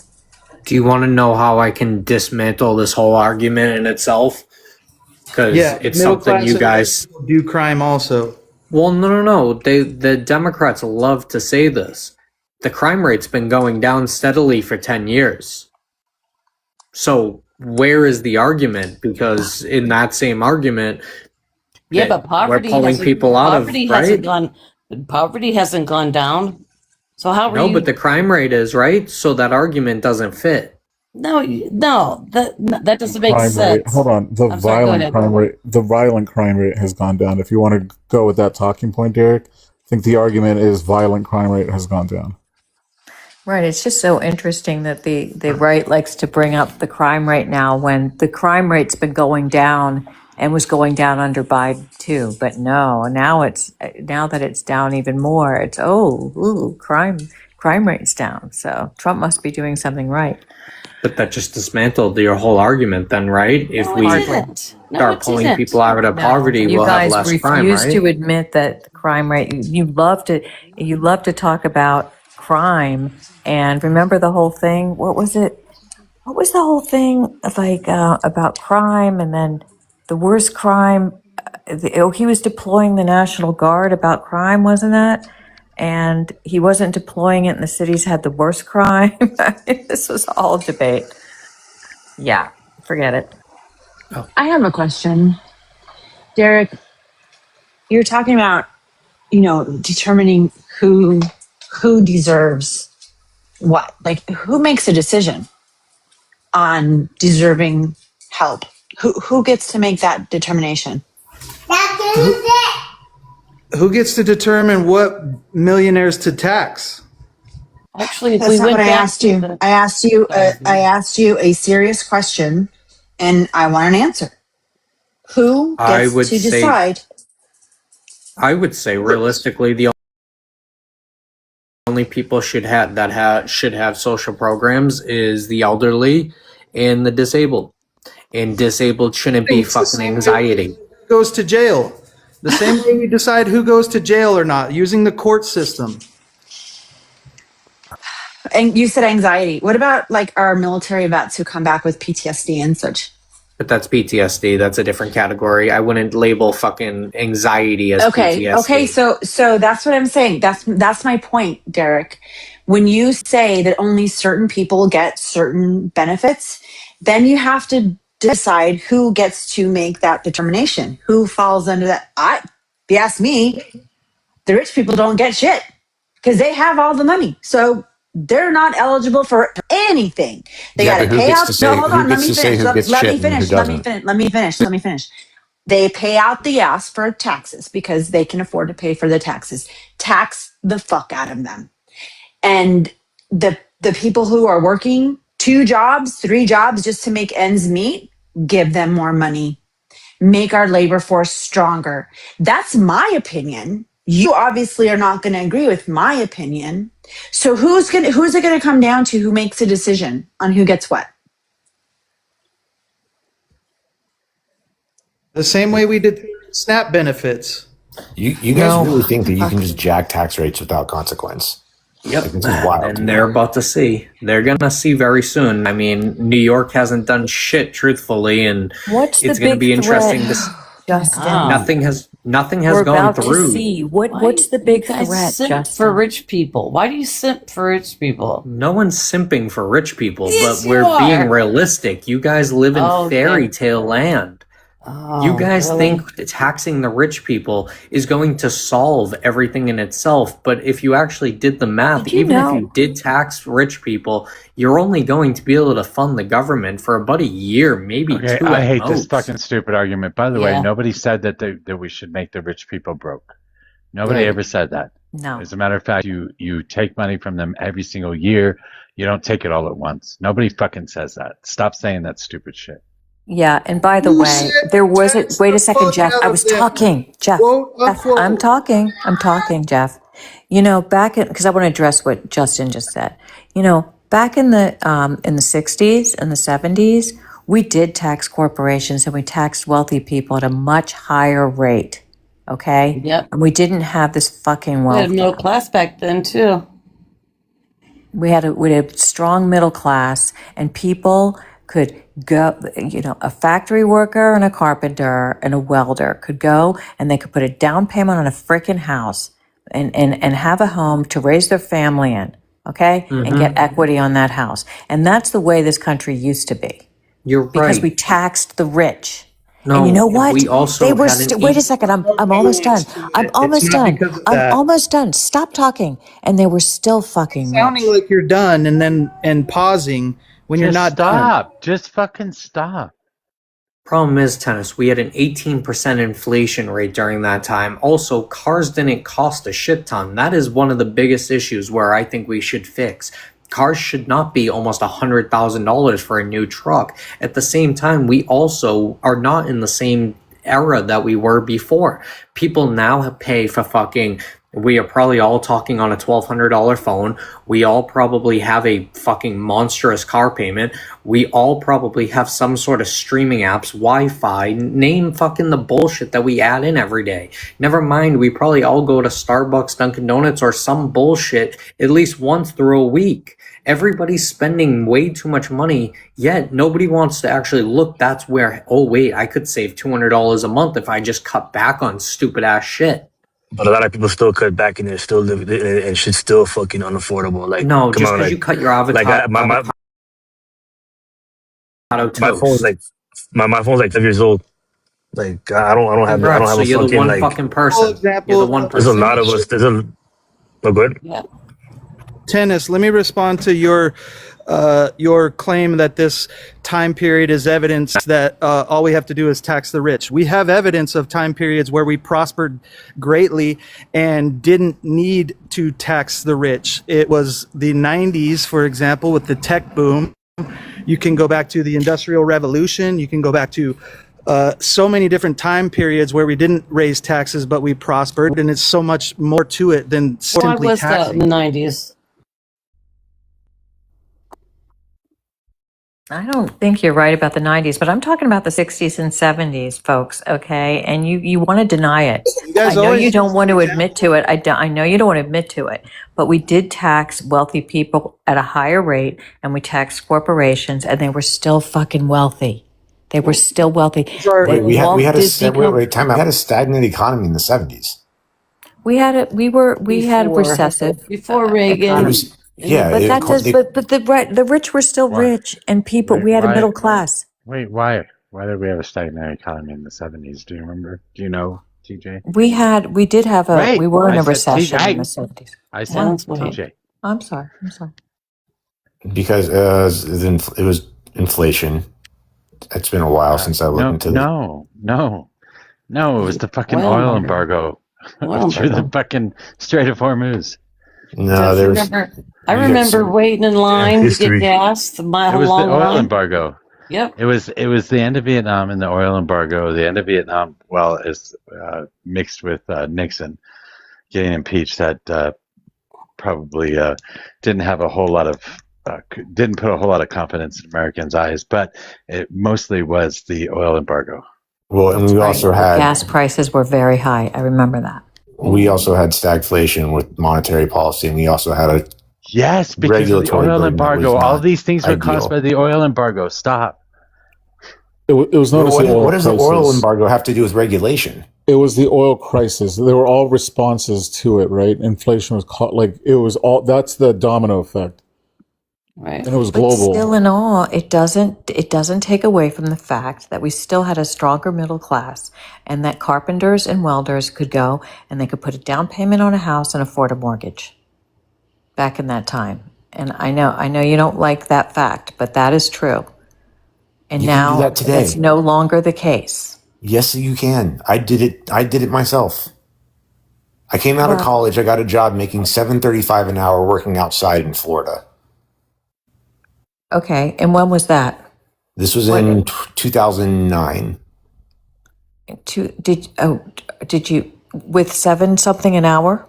Wow. You put a down payment on a house? No, I didn't buy a house then, but I worked my way up through life. Like I wasn't making always what I make now. Okay.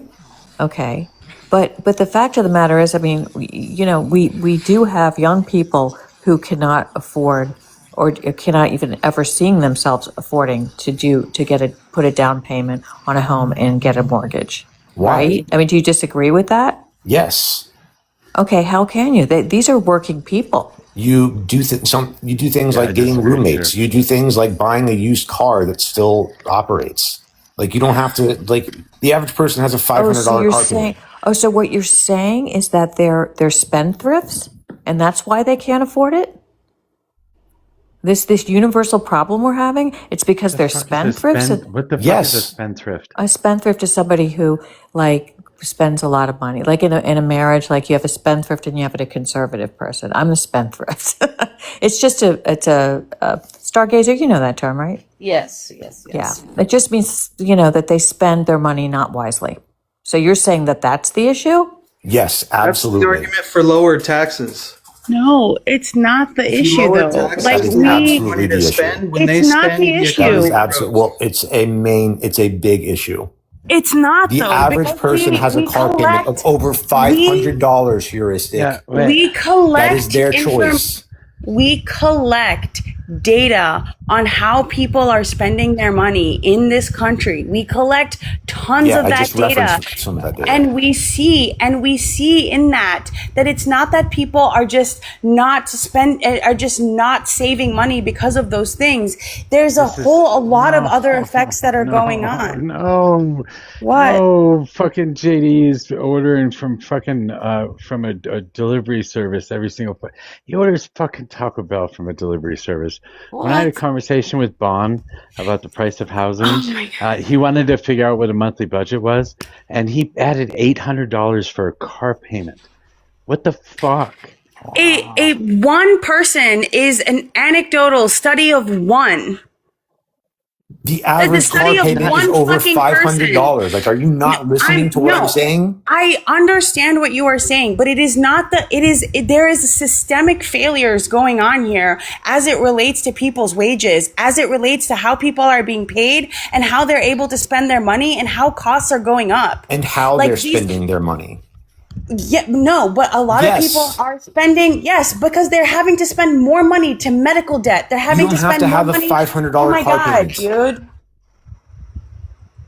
They're having to spend a lot more part of their wages on medical debt. Simultaneously, inflation has gotten worse, so everything costs more. And especially because in this country, we have an inflationary effect from education, healthcare, and consumer staples, and a deflationary effect from consumer goods.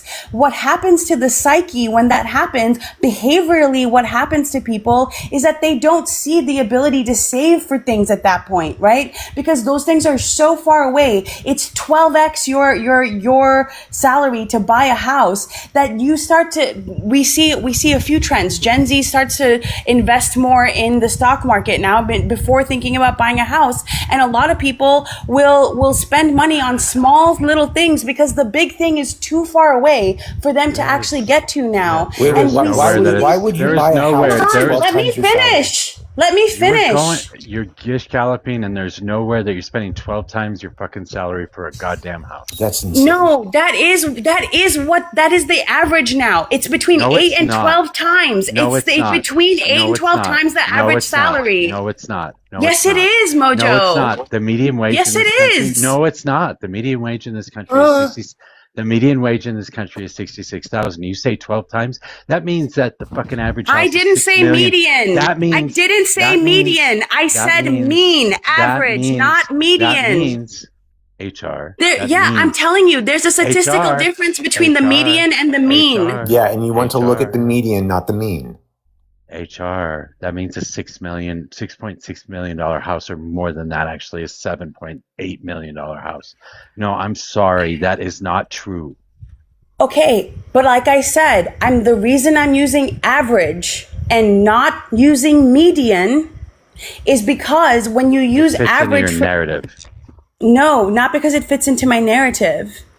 It's because the amount of, first of all, the amount of research that I have done on this, on housing and labor, and the amount of of money people are spending. The reason that we're using mean now to do this is because of dwindling wages, because wages have gone above inflation. And so median doesn't give us an actual valid representation anymore when we're trying to actually see how people spend money. When I'm trying to just see something about housing in and of itself, that's one thing. When I'm trying to understand how people spend money overall, that's a different statistical analysis. So don't sit there and tell me that I don't know what the fuck I'm talking about. You don't know what the fuck you're talking about. I do know what I'm talking about. You don't know what you're talking about, TJ, fucking ever. You thought that there wasn't an AI bubble. Say goodbye to that. Fucking situational awareness got margin called. Yes, you did. Over and over and over again. You told me there is no bubble. There is no bubble. There is no bubble. I asked you how the you fucking knew there was a bubble bubble. is here. I said this fucking months ago, TJ, and I knew that because I know how to do statistics. All right, I'm going to tell you that the average annual wage in this country is more than the median. It is $69,846 a year. So you're still talking about a $7 million house. I don't know what you're putting together here. Check your math on that, Mojo.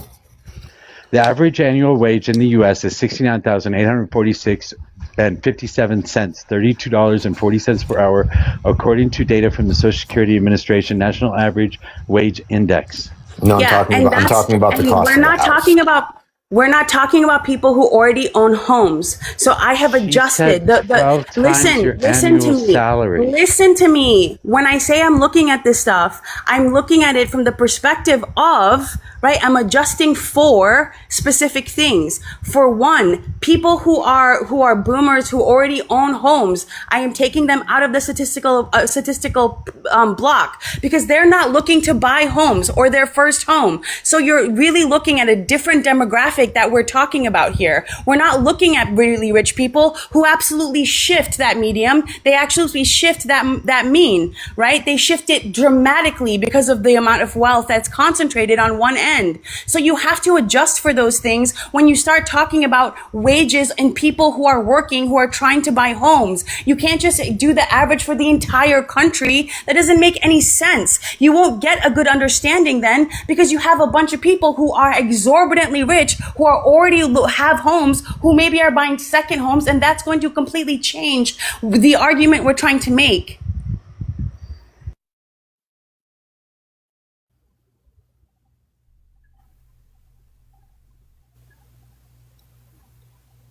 That's how statistics work. The average wage in the U.S. for workers under the age of 40, which is typically when you buy a home, is about $40,000 per year. 12 times that, $5 million.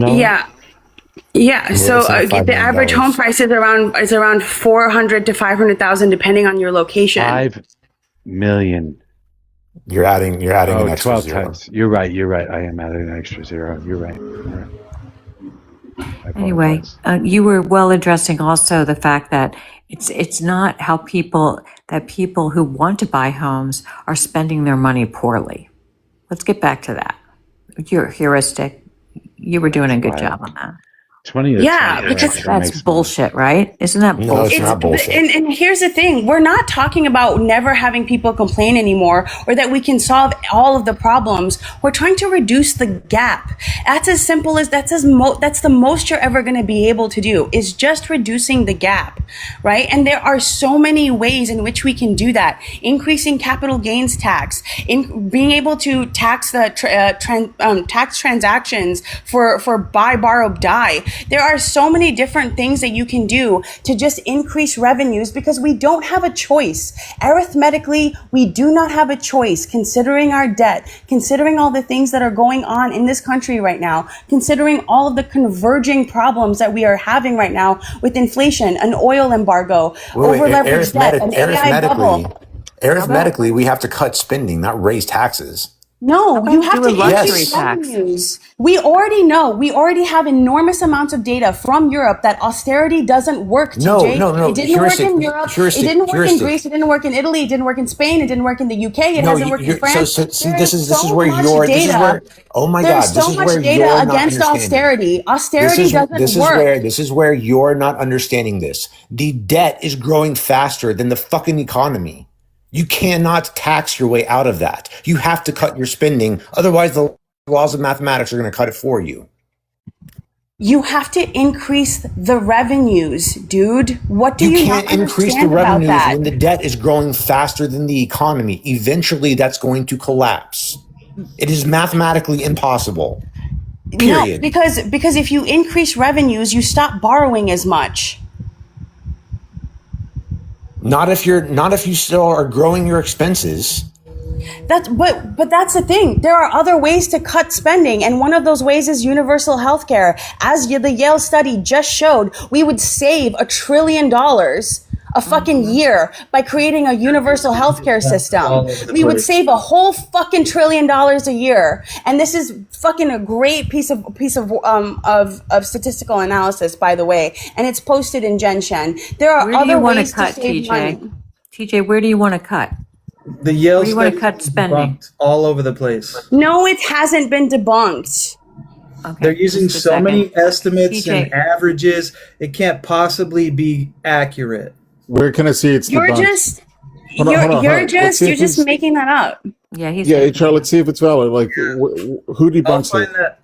I'll find two of them. Well, I can't Okay. right now, but We're I'll waiting. go to my computer. I'll find both of them. Excellent. TJ, where do you want to cut They spending? use it.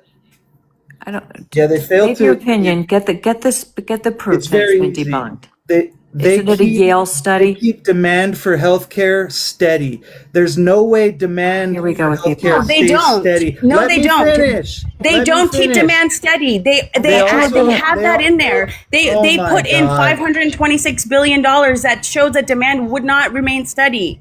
I thought read you the were going to whole prove it fucking was thing, debunked, dude. Jeff. I thought you were going No, to show us it's- the proof that it was debunked.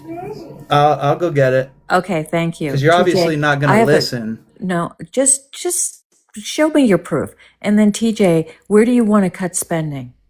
I mean, I'd have to look at the overall government spending and see where we can cut. Like, I'm not an expert in terms of where we could cut spending.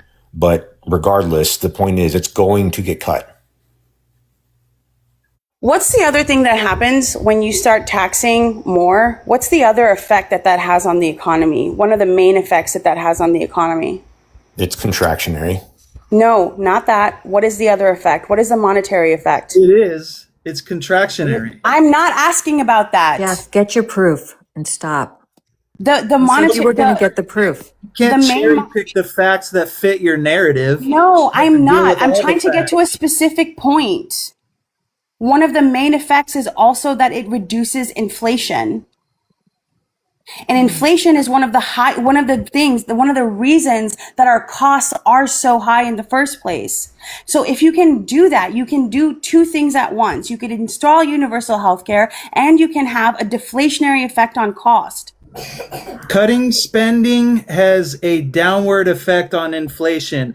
It's fewer dollars chasing the same amount of goods. Yes. Oh my God. But You can't deny increasing revenue that cutting spending is necessary. You're crazy. There might be places that we can make cuts, but I think it should be in places like military spending, where we're outspending the next 26 countries, even though they're all fucking allies. I still want to make some know, big cuts there. We can Raccoon, hold I wanna on. know- We can hold on. We can do something like universal health care, given even if they're wrong by 50%, that's still a $500 billion save than where we're at now. Right. So even if Right. they're wrong by half, that's still $500 billion. You can cut from what do you call, from, like I said, from defense.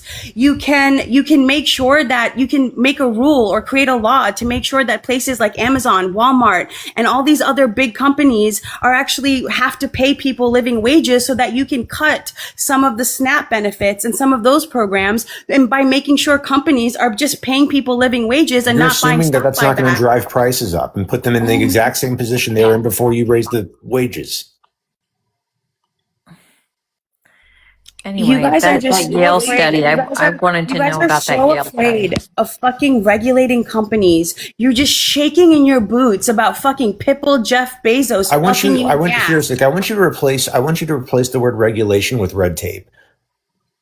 So instead of saying regulation from here on out, just say red tape and see if that makes sense. You know, what would be It really doesn't. helpful is if we added more red tape to this. Does that sound very good? I'm not talking about just adding willy-nilly regulation. I'm talking about adding smart regulation. We can look at what the regulations are and maybe cut some and add some to make them better for workers, make them leveraged better towards labor. There are definitely ways to do it, TJ. Like there are 100% ways to do it. You guys just want to sit there and do fucking nothing except take away food from fucking babies. Like that's fucking disgusting. Yes. How did you know? That is clearly what we're trying to do here.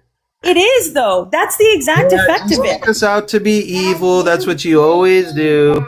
Do you know that Okay, you're too passive? it's not a person. It's not a personal attack. It's not a personal attack. It's no, it's not. How do you say that's not a personal attack? Relax. It's not a personal attack. She's expressing exactly what's going to happen in given certain circumstances, and just because you don't like her take on it doesn't mean that she's attacking you personally. I didn't take that as that she was attacking you personally. The result you guys are asking. You don't have to agree. That's the result you guys are asking for. You're saying give people less, make sure there's continued to be paid less, make sure we're not helping labor at all, and just keep letting the people at the top retain and amass more and more and more assets and power to where it gets more and more difficult for people to gain assets, so that eventually the inequality gap is so big we just live in a feudal society. That is the answer that you're giving me. Well, no, I don't care about the inequality gap. That's not my concern.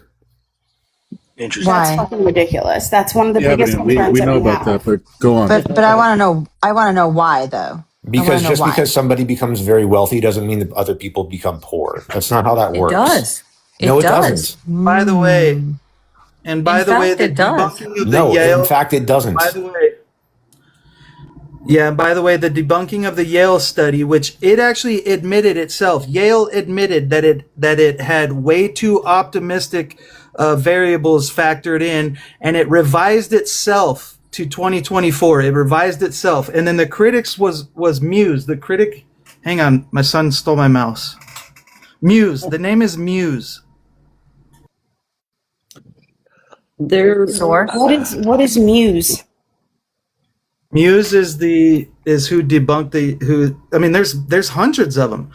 But Muse says Alexander Muse treats the paper as a static stepwise accounting framework at best that enters too favorable of policy outcomes as line items rather than modeling realistic behavior, operational or political responses such as fraud savings. The study believes that the fraud's just going to go away. Drug price cuts. The study believes that drug prices are going to automatically go down. In administrative overhead, I've argued this one with MOJO forever. Like simply transferring to such a system is a massive cost that Yale doesn't use. Avoidable utilization savings. Study assumes. Wait, Jeff, I can't find this anywhere. I can't find what you're talking about anywhere. The only things that are coming up. No one has said. Like August 2026. Alex, that's the most recent one. I can find you hundreds. The bottom line is, I typed in you can't news. deny HR. Hold on, Jeff. I'm just deny trying that- to find the article. Can you just listen to me for a second? Jesus. Yeah, then you listen to me. How are you spelling Muse? MEWES or MUSE?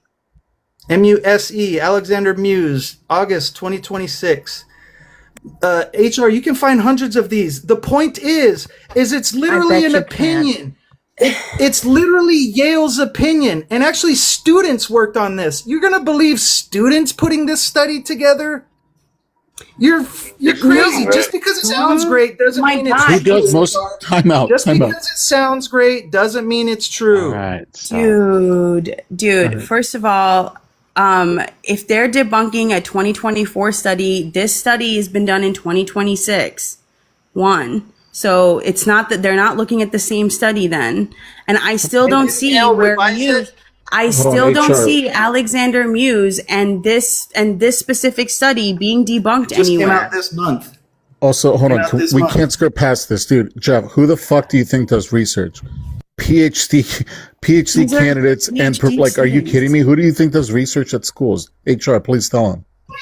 Yeah, it's PhD candidates. Yale revised their own study. What does that tell you? That tells you that it can't possibly be factually accurate and perfect.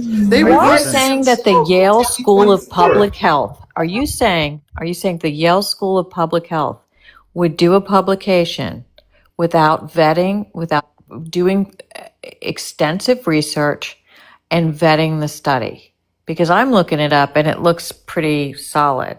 I mean, I just jumped off. This is no, and this is when 2024, the Yale study.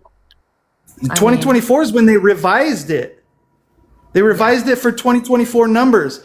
The point You is, make it you sound can't like it's possibly just be some so ridiculous, sure like- that you're going All to right, save this is so real much quick. money. Real quick, this It's is all from speculation. Jeff. Hold It's on, 1 second. speculation. Jeff, hold on and 1 it's second. not by This is students, from by the way. This is from the Congressional Budget Office. Quote, the amount of those additional resources would depend on the system's design and on the choice of whether or not to increase budget deficits. Total national healthcare spending under a single payer system might be higher or lower than under the current system, depending on the key features of the new system, such as services covered, the provider payment rates, and patient cost sharing requirements. End quote. Yeah. By the way, they were They PhDs used who the did most this study. optimistic Excuse me. factors they could find instead of the You're most realistic monopolizing and executable factors. Okay, You guys are by treating the it way- like it's pure speculation, and you're treating it like it's something we need to do tomorrow. Okay, so it's PhDs. You were trying to say that they were students doing the study. Okay, whatever.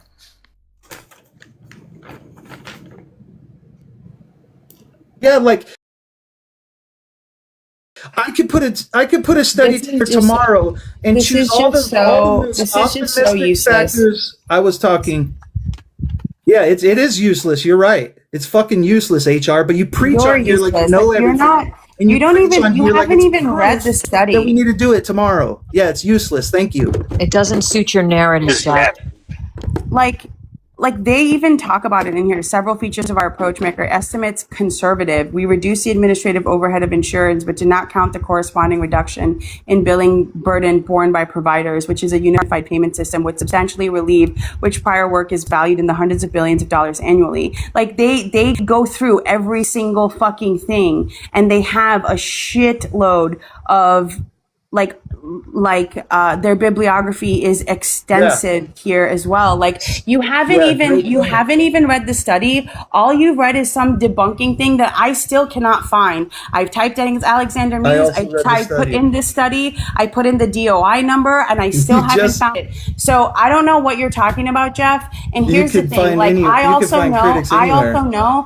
I also know that you guys are just completely unwilling to see like any kind of solution, and only the solutions you give No. end up increasing harm by a substantial amount. And I don't know what to do with that. I just don't know time out. what to I do just with that. read Are you read gonna- a quote from the Congressional Budget Office saying, depending on how it's implemented, it could cost more than what our current healthcare Yeah, systems cost. and HR, I'm not you just asking you to read. read that. HR, I'm let asking me respond to you.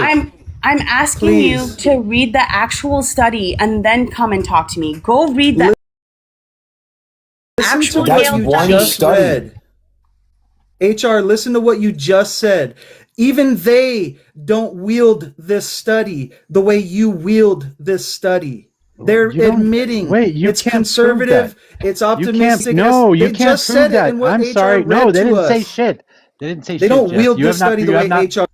You have not proven anything, Jeff. You have proven nothing here. You Proven keep that making these fucking claims about some debunking fucking bullshit, and nobody can find it. So until that can be found, stop making those fucking claims. It's not a fact. That's why the word. Okay, I misused the Stop word. making your debunked. claims. But even the study, even Yale says they don't wield it the No, way HR show that. wields it. She Show wields that. it like she's some sort of Show that. superhuman. Show that. Show that.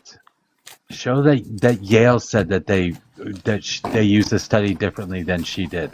Show that. HR just cited it. Read it again, HR. Dude, no. If you Didn't say didn't that. understand what I just said, I mean, they took a conservative approach, as in they tried their hardest to buffer in any kind of savings to make them bigger than what their statistical analysis actually found, to buffer it. And look, there might be problems with this. That's absolutely true. But even if they're wrong by half, it's still savings, right? So and again, the implementation might not go that way, but we should at least try, because what's going on right now isn't working. The study also found that we would save 114,000 extra lives a year. That's a lot of people. A lot of people who would continue to work and continue to pay into a system that may have not been able to otherwise, right? There's a lot of different ways to find savings here. It's not as cut and dry as just like, oh, like it costs this and then this is what it might cost, and blah, blah. There are tons of confounding factors that they try to put in here, that they use a lot of other like avenues of finding information to try to put in here, and it makes sense. It's not perfect, but it makes sense. 5 fucking minutes, please. Just like limit your plane a little bit. So the life savings. Look at what a massive assumption they make. They assume that just giving someone health care is going to save their life. That's another part that's absolutely wrong. You can't ignore people's health habits and think that they're all of a sudden going to get it. I gotta go. It's just laughable to me that you don't think that there's a way for us to figure that out. When people end up dying because their cancer wasn't found until they landed up in an emergency room in a fucking coma, we know that if they had been getting normal health screenings, they would have survived that cancer. Right? That's how we decide that. We're like, oh, people show up in the emergency room and then they die, right? Because they're dying of something that if we found it just 6 months before this or 1 year before, they would have lived. That's how we figure that out. Because people end up in emergency situations from preventable diseases, from preventable causes. That's too broad of a statement. No, it's not. No, it is. Listen, because I know. I'm a nurse practitioner. Hold on. I'm a nurse practitioner, and I've been a nurse since 2003, nurse practitioner since 2017. The way our country is lacking can be so improved just by improving our healthcare. Honestly, you guys are arguing. You're arguing about like the minutia of the whole issue. In my opinion, our GDP would go up. Our productivity would go up just by improving people's healthcare. If healthcare is not going to make you go bankrupt, if we're able to just do the basic healthcare and education to make ourselves a healthier nation, I mean, look at our maternal mortality rate. That is a huge indicator of the health, not just health, in terms of what I'm saying right now, but productivity of a nation. The maternal mortality rate is a big indicator. And you guys are, not all of you, but some of you are ignoring the bigger picture here. And you're fighting over whether or not healthcare should be universally paid for. And that's not even an argument. That is proven over and over, all over the world, countries that do have healthcare that's paid for and affordable and doesn't put you into bankruptcy. I can't tell you how many patients I see that, I'll land my plane quickly. I can't tell you how many patients I see that if they had just had the proper education and the proper monitoring, those people who are a drain, what you would consider a drain on society, would actually be the exact opposite. They don't want that for themselves. They want to be productive. They want to live a healthy and full life. They want to work. It's ridiculous. Like, please stop. Please look at the bigger picture. TJ, what do you have against, like you personally, what do you have against universal health care? In what regard? In terms of like an economics Yeah, how would it, why would you personally, how would that bother you? Well, I mean, I would be, from an economics perspective, I would be afraid that it's going to cost way more than what is projected when we have a debt that's already completely growing out of control. It's just not sustainable. Like, I mean, we've got to look at ways we've got to cut back on government spending. Yeah, military cutting would be really good. Yeah, military spending. would be good. Yeah. That'd be Well, that'd but be our great. military- Also, do we need to know hold on. what the soil samples in Mars are? Do we really need to know what the soil samples in Mars are? No, we don't. We need to take care of our people in our country right now. I don't give a fuck about Mars. Our military spending is less than the interest payment that we make on our debts. No, not wrong. No. That's absolutely true. We're spending billions of dollars a day. No, Just, he's not he's wrong. right. He's right. He's right. We the biggest chunk of our revenues already goes towards spending on towards paying off our debt. The problem is now that we have also lost an incredible amount of credibility, where typically where we auction off bonds when we borrow money, like nobody's buying anymore. Nobody's fucking buying. Most countries that usually would not blink an eye to take on more U.S. treasuries, they're not doing it anymore. We are in a really fucked situation right now, not necessarily because we were borrowing, right? But because this administration made so many fucked up, stupid fiscal choices that we are now in a worse situation than we ever were. I want to point out that like 75 to 80% of our national debt is owned by American citizens, whether it be banks or businesses or individuals. So the interest paid on that national debt, 80%, 75% of that goes to American citizens. So it just gets circulated back in our economy. I'm not sure that that's a bad thing.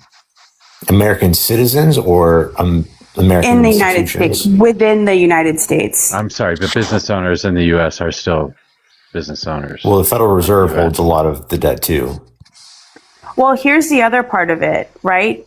The stable coins also are having an effect now, right? Because basically what that is somebody takes fiat currency and exchanges it for tokens, right? And then a company like Tether or Circle takes that fiat money and puts it in U.S. Treasuries and collects the interest until that person comes back with their tokens and exchanges it back for currency. So that has also become a significant place where bonds are being bought is through this stable coin system. And this to me is it's shaky. I mean, It 95 sounds like a Chuck E. Cheese thing. yeah, no, I know token sounds like that. I know. It's but programmable as well. They could. Yeah, but it's basically a shadow market that's happening because there's no central bank that has any say there. No central bank is monitoring it. No central bank has a say in what's going on there. It's basically a shadow bond market that's occurring in parallel to what's going on.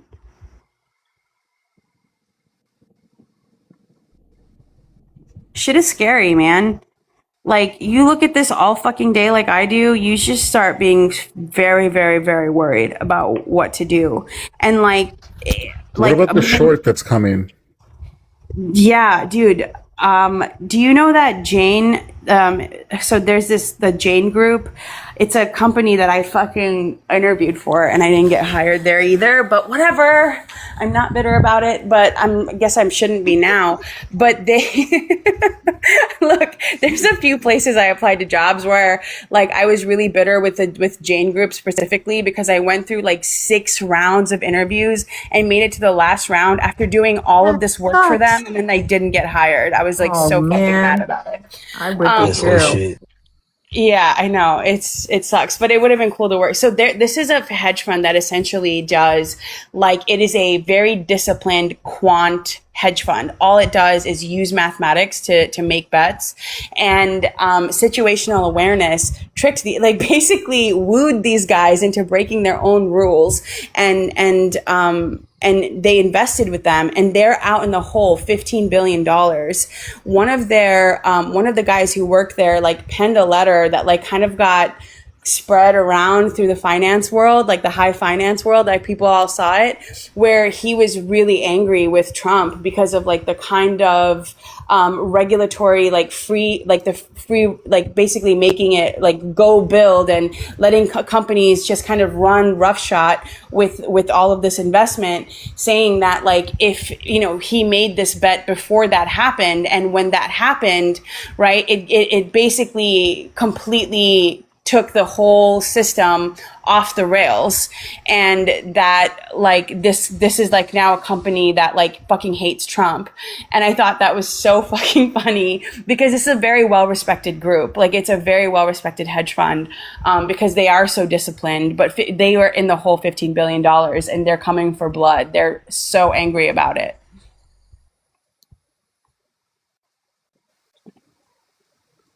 Can you explain how that is going to be causing what Civic said? Gap? The bubble? Pardon me? The bubble? Yeah, the bubble. How is that affecting? What's going to happen if the bubble bursts or whatever? I mean, we're going to see the stock market will have a major correction.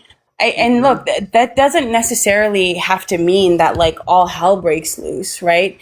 It's just going to affect rates. Like that's going to be the biggest part, right? It's going to massively affect rates. It's going to cause people to lose jobs. It's going to cause people to slow spending down, which means that like there's going to be they just closed 2 Tyson factories. 3,300 people are out of a job.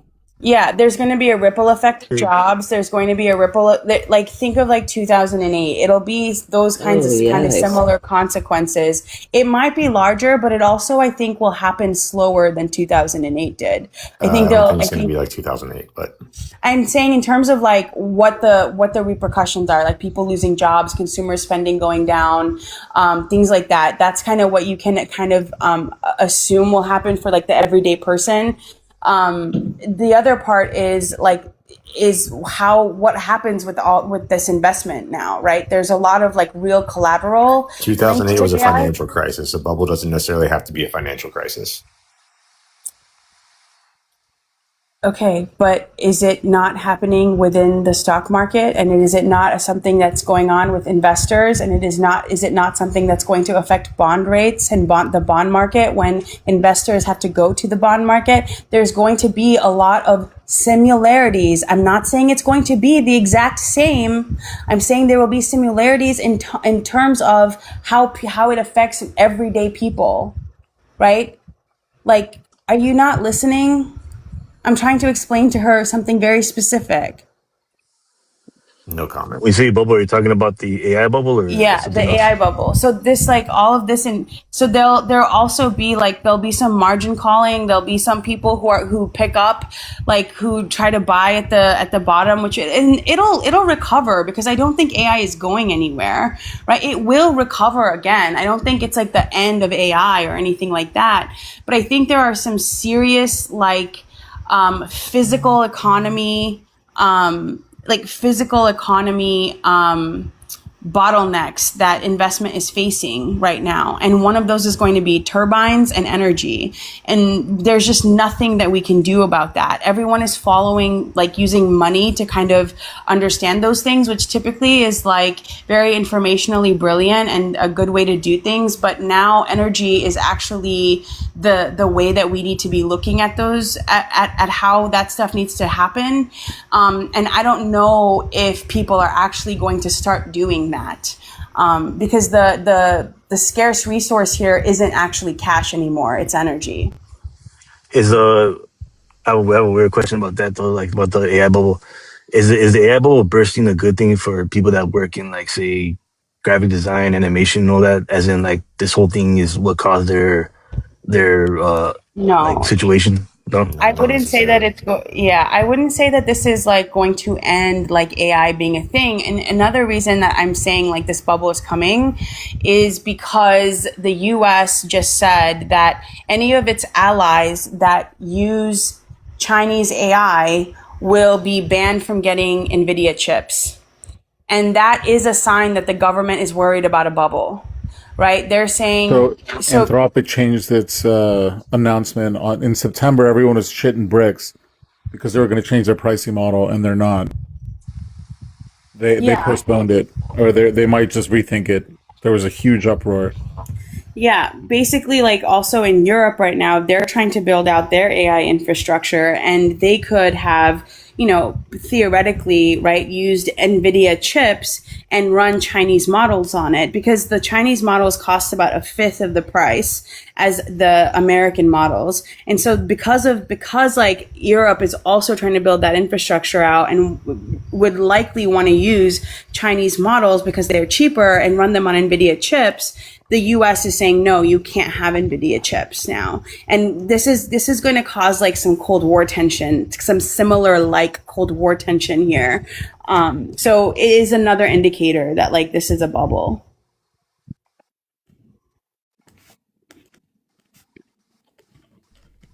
So. Does that mean that robots aren't going to take over all our jobs anytime soon? No. Remember what I told you about energy expenditure, right? The amount of energy that it takes a human being to walk through a field and pick strawberries is so much less than a robot by 1,000,000 miles. 20 watts is all it takes for a human being, right? For a robot, that goes up exponentially.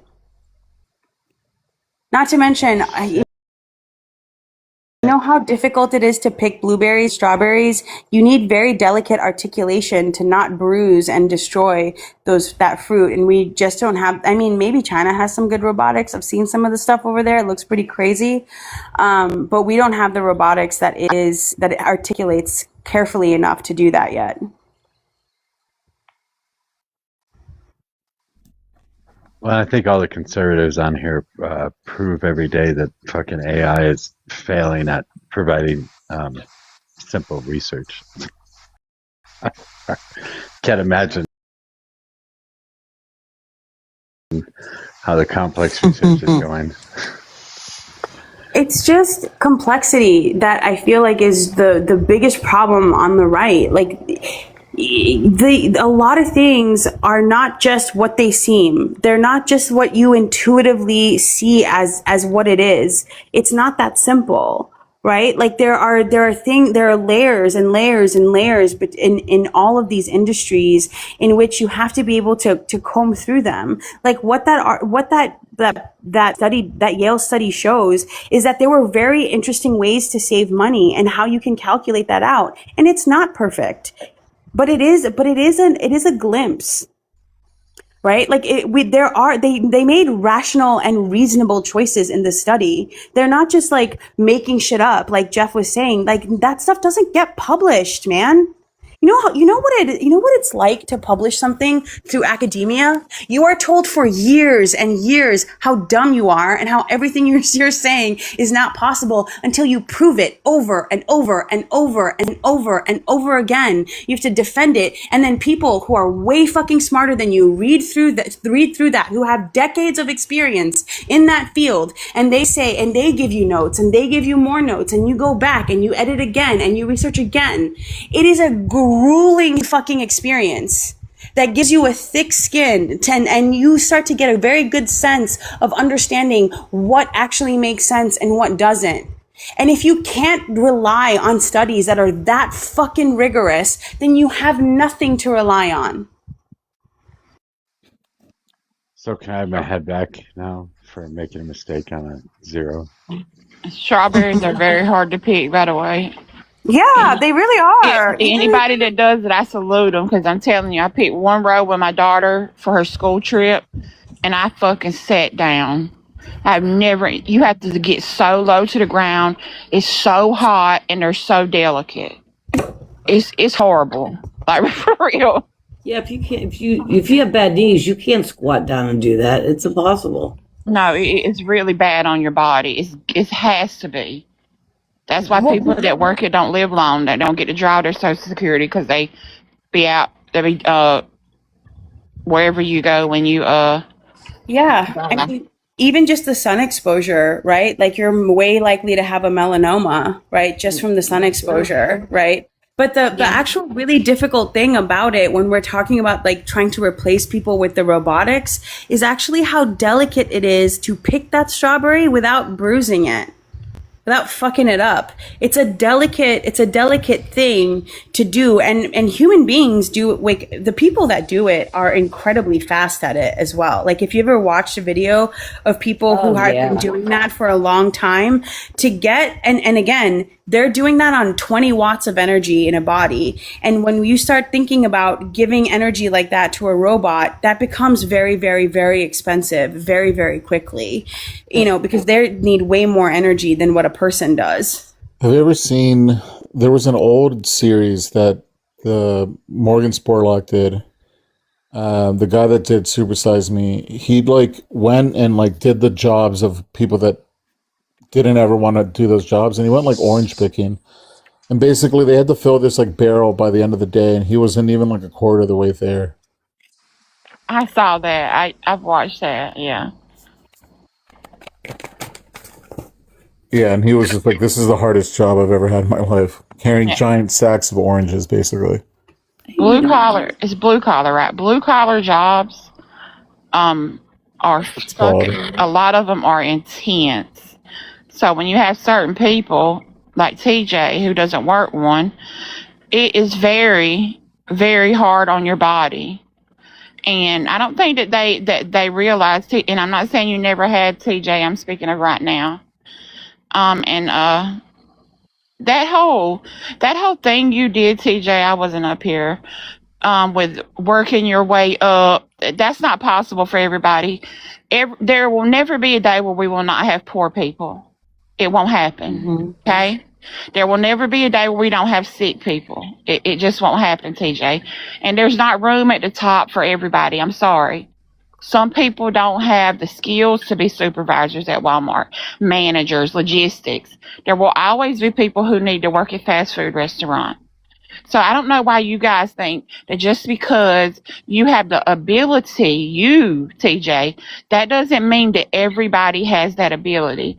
Live in poverty for a year or two, and then you come back and tell me what to do, okay? Tell me how people get out of poverty. Rara, can I kind of yes, sir. I'm done. One thing first. I read that if the minimum wage would have kept up with inflation, it would be $76 an hour. It'd be a lot more for sure. Right?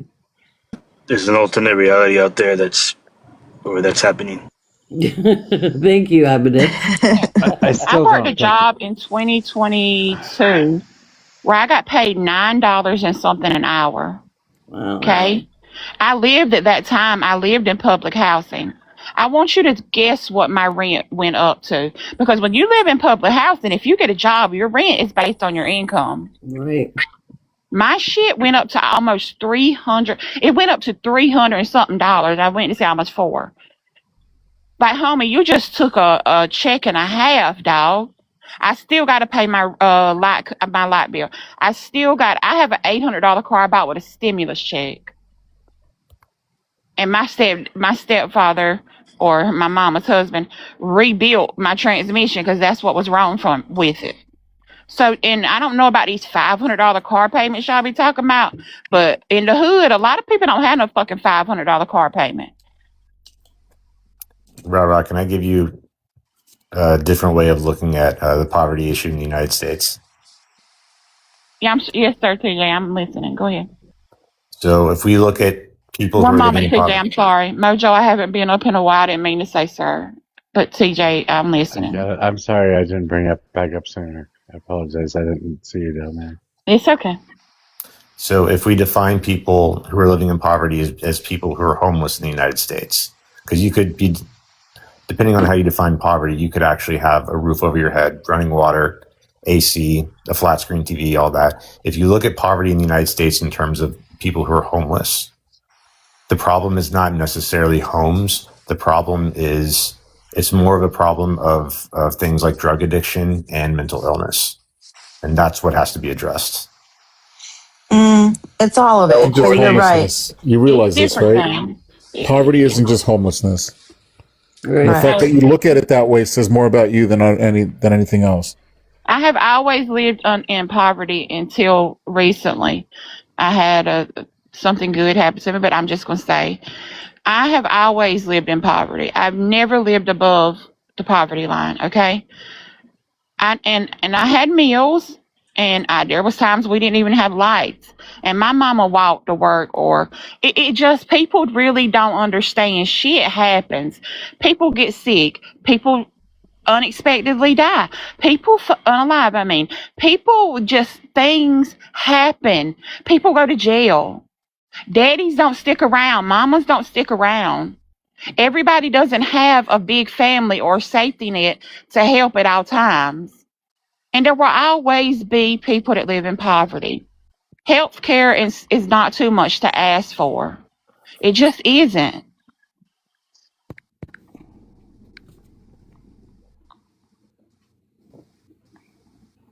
You mentioned like mental illness. I mean, that could be addressed if we had like, mental health care that wasn't like for profit. And then not just that, but also just the fact that like oftentimes drug addiction, it usually comes before. Usually a lot of times for people, it usually comes after people are homeless because that's basically becomes the only escape. So, I mean, in terms of mental health treatment, I mean, depending on the issue or depending on the underlying condition, like the science just isn't there yet. So whether you have a universal healthcare system or not is irrelevant. Okay, tell me. Wait, what do you mean? Wait, tell me, TJ. No. What do you mean by what is the current medicine and treatment for mental health for addiction?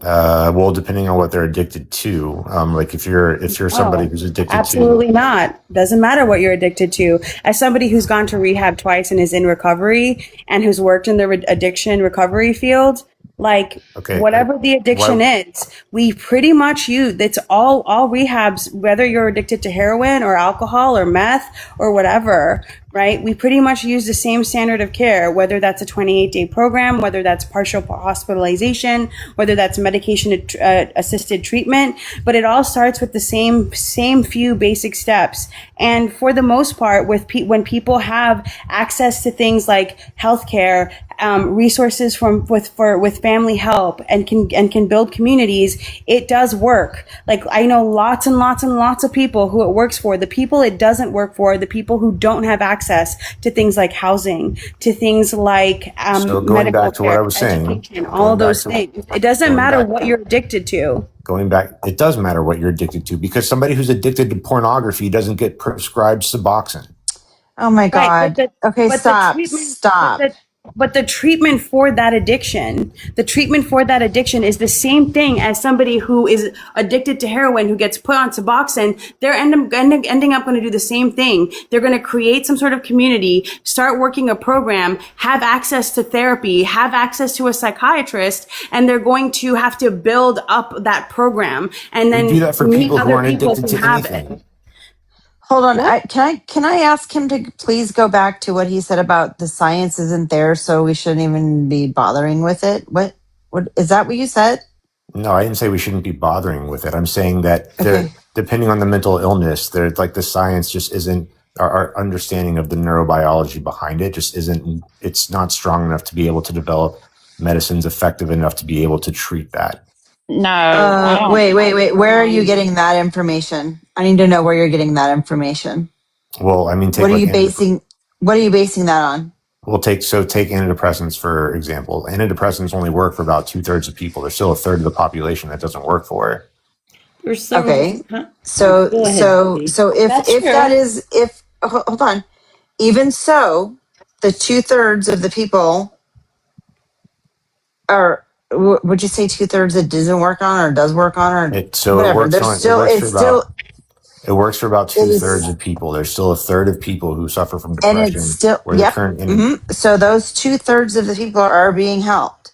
The 1/3 is going to need more evaluation. Chemo doesn't work for everybody. That doesn't mean we don't need it. Chemo doesn't work. Exactly. But there are so SSRIs are not the only treatment for depression now, though, right? I We take have a things. SNRI. Hold on, No, Vara. I'm just telling you, I take a SNRI. Yeah, it's not just medication though. We have things like transcranial magnetic stimulation that works for a large part of people who have MDD. We also have the ketamine treatments now that have also shown a lot of progress. There's deep brain stimulation for a small sect of people with depression.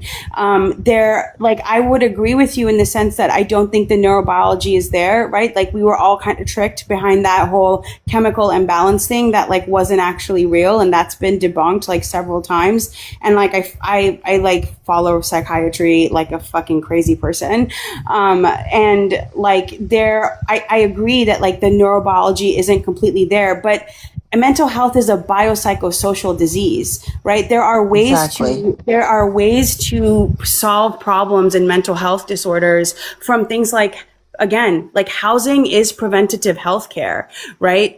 Things like having communities or building cities in a different way, different zoning laws, so that they feel more community-like. And so people are staying in communities longer, having people stay in areas longer in order to build relationships, right? Having people to help you raise your children is also something that will help people with their mental health care, right? People like living in generational homes, that kind of helps, right? We see that in Asian communities and collective communities where like we have lower instances of some types of mental health because they live in generational homes. Like there are a lot of different kinds of answers to these questions, and they shouldn't be dismissed just because they take longer or because they require like higher levels of service.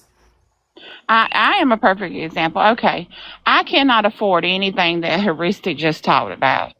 I can afford a SSNRI. Okay. That is my level of what I can afford.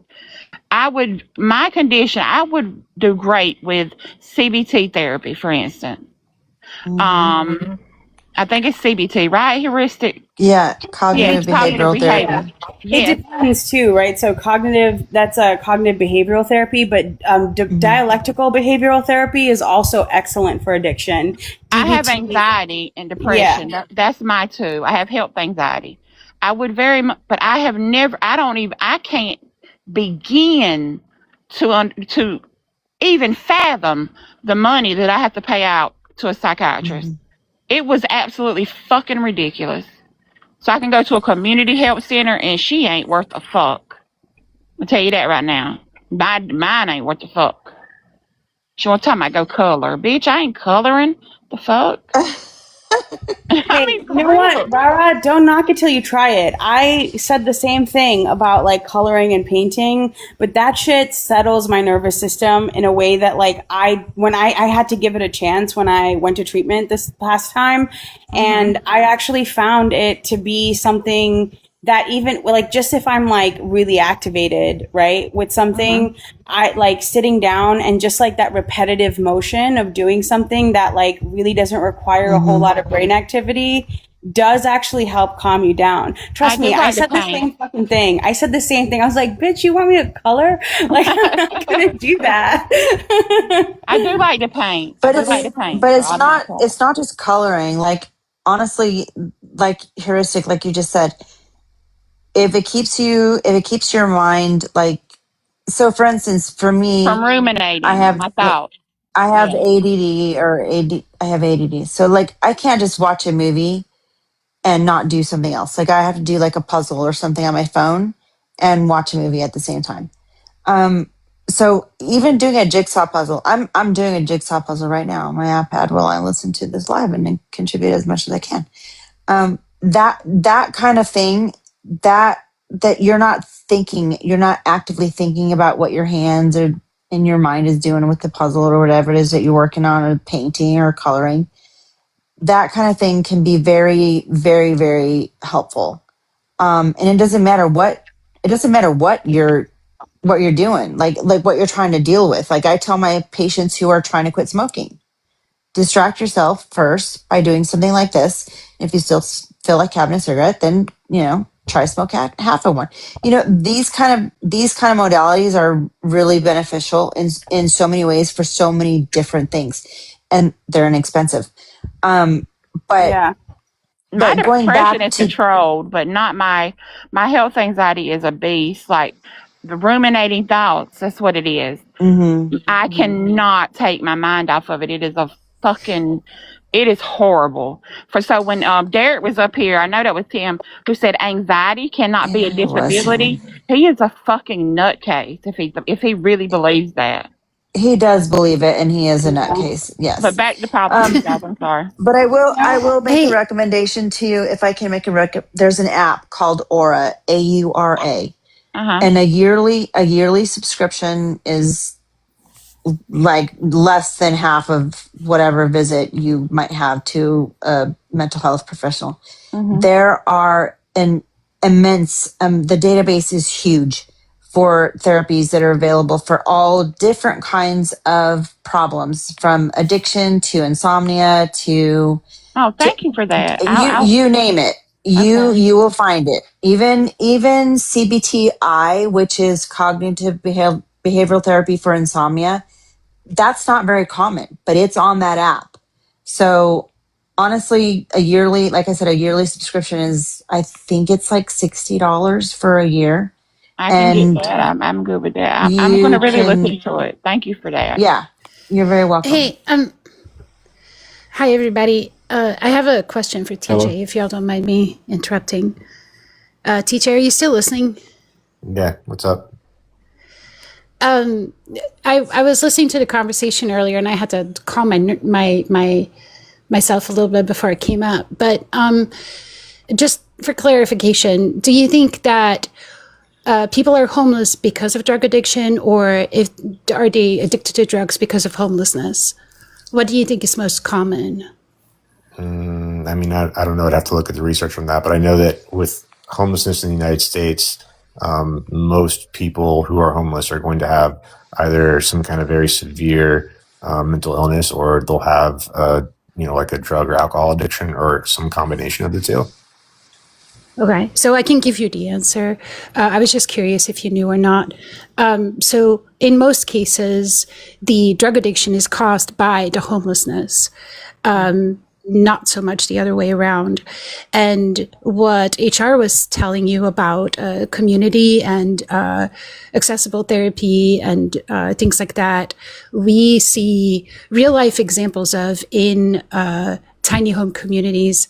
And anyone that knows me here has heard me talk about this probably incessantly sometimes, but I am a big fan of it because the benefits are huge in terms of just having a place to sleep, a safe place to sleep where they do not have to worry about getting their belongings stolen or being assaulted or anything like that.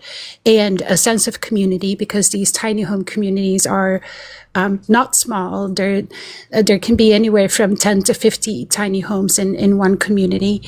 And they support each other, which from what I can see, is often the biggest benefit for them, because it helps them stay clean, it helps them stay focused, and they encourage and inspire each other to help each other get out of the community and into an actual home, because that is the next step, right? They're not supposed to be in the tiny home communities as a long-term solution.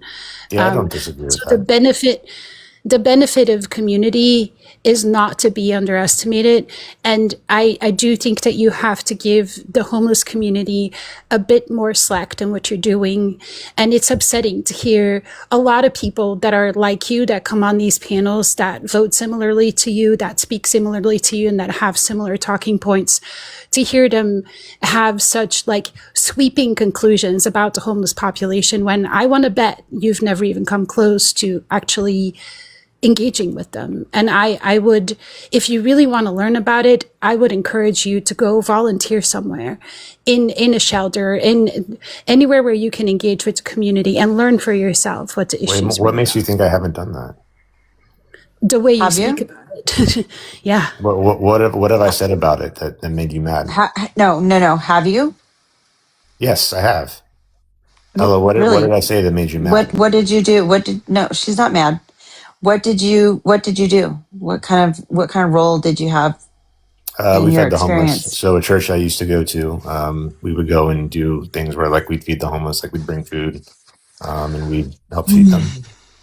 Okay, so that's something, but that's not exactly what she was talking about. She's not talking about handing out a meal plate or something like that. She's talking about something that actually exposes you to their experiences and actually being able to listen to them and learn from them and somehow find a way to relate to them. You guys, we need to remember that it hasn't always been like this. The biggest problem with our homeless population happened after Reagan did the whole mental health cuts and people were just cut off from mental health resources and put on the street. That's what ultimately ended up happening. And that's why we end up with this huge problem with people that are unhoused and challenged to try to make anything work out for them and live in a safe environment where they're not preyed upon. If they go to sleep, they have to worry about, are they going to get assaulted? Are they going to have everything stolen from them? What meager belongings they have are going to get stolen from them. So mental health is a huge predictor to homelessness. And then being unhoused can lead, and not having that sense of community can lead to coping mechanisms, which can include drug use, among other things. So what Ella was saying was for you to actually, her suggestion was for you to engage with people and actually like find some way to relate to them or at least learn what they're going through. And So I've given my find cell some phone empathy. number. I've given my cell phone number to people who are homeless. Like, I mean, you guys are making all these assumptions about That's me. great, but what I'm talking about is consistency. Like if you volunteer in a place where you interact with, like, let's say a larger group of homeless or unhoused folks on the daily or at least once or twice a week, you learn their stories and you understand how they ended up on the street. The vast majority of people I've ever spoken to ended up on the street because of financial issues. Like people who lived below the poverty line, such as Rara, who I feel you've kind of dismissed. Like she tried to connect with you by telling you where she's been, and you just went straight back to the addiction issues of the homeless. Like those are the things that were making me mad. Your inability to connect when someone actually speaks to you about like the realities of what it is like to be poor in this country. Well, and but you that just was- kind of but glossed over it. But my pointing that out wasn't to be like insulting. My pointing that out was to point out like one of the major issues with addressing homelessness isn't actually addressing homes or houses. It's addressing those issues. The major issue to become homeless are the finances. That's what we're trying to tell you. Okay, People like Rara, other people who have lived below the poverty line are far more likely to become homeless after a medical emergency or whatever bills they might get behind on or whatever might happen, a car breaking down, anything that seems almost frivolous to some will put them on the street. That's the reality. And that is the case for most of the homeless people I've ever talked to. Yeah, It's 'cause I've not the never drugs been. that's causing them to be on the street. Yeah, It's I've the never other had way an around. addiction, but I know it's a mental illness. But TJ, I've never had an addiction, so that's not what's causing people to be on the street. Money is what's causing. Coming from somebody who knows many people who have been homeless, money is the issue. Financial reasons are the issue. Well, I didn't say That anything about the cause. I simply said that those are issues that are also keeping them from lifting themselves out of the situation. well, when you have And to that's give your where children up community because you don't housing have the comes money to into feed play. them, yeah, if you have to give your kids up because you don't have the money to feed them, hey, doing a little bit of rugs doesn't seem so bad to get your mind off what the fuck is going on around you. I mean, are you serious? Can you imagine that? Have you seen the price of formula these days? So we've done work in homeless shelters where people were so mentally ill that we could not convince them to stay in a homeless shelter. I agree with you. And the illness was probably caused by being on the street. I don't know if you've tried to sleep out in the open in the Schizophrenia? middle of a city at night once.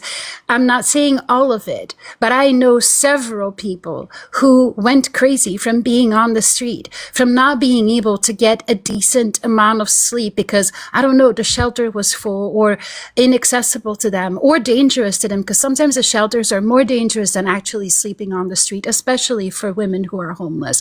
Like, you have to think about this a bit more nuanced. You cannot just make these sweeping generalizations and think that that's the right answer. It is not. A lot of the cases where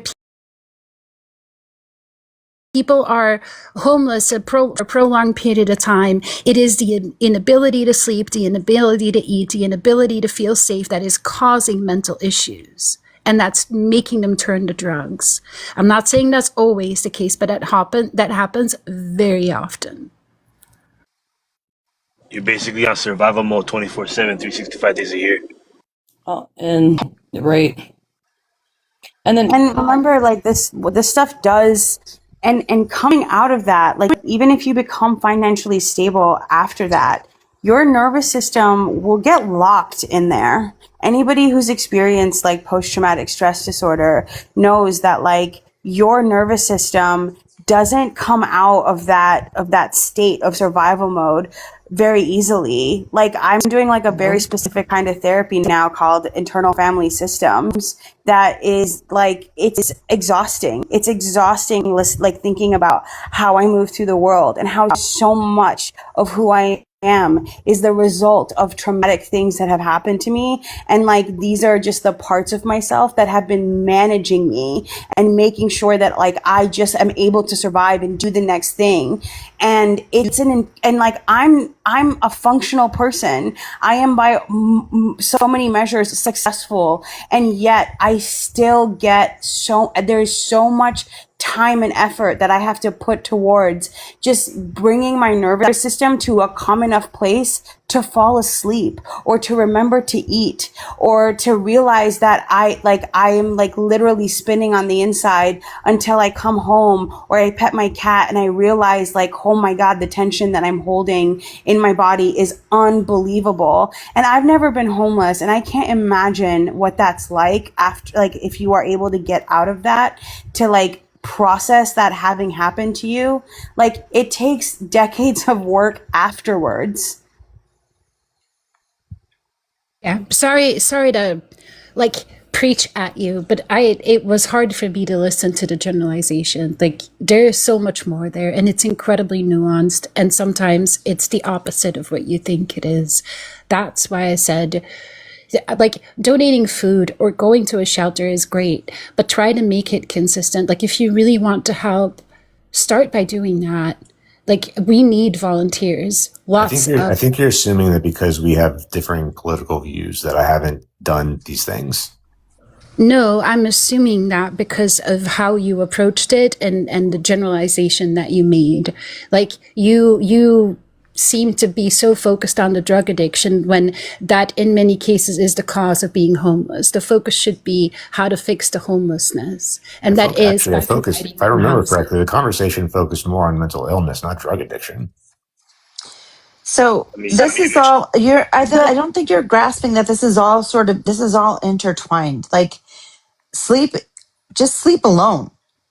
The lack of sleep alone can drive someone completely mad. Well, just sleep. Yeah. Just sleep. And I think so. Oh, sorry.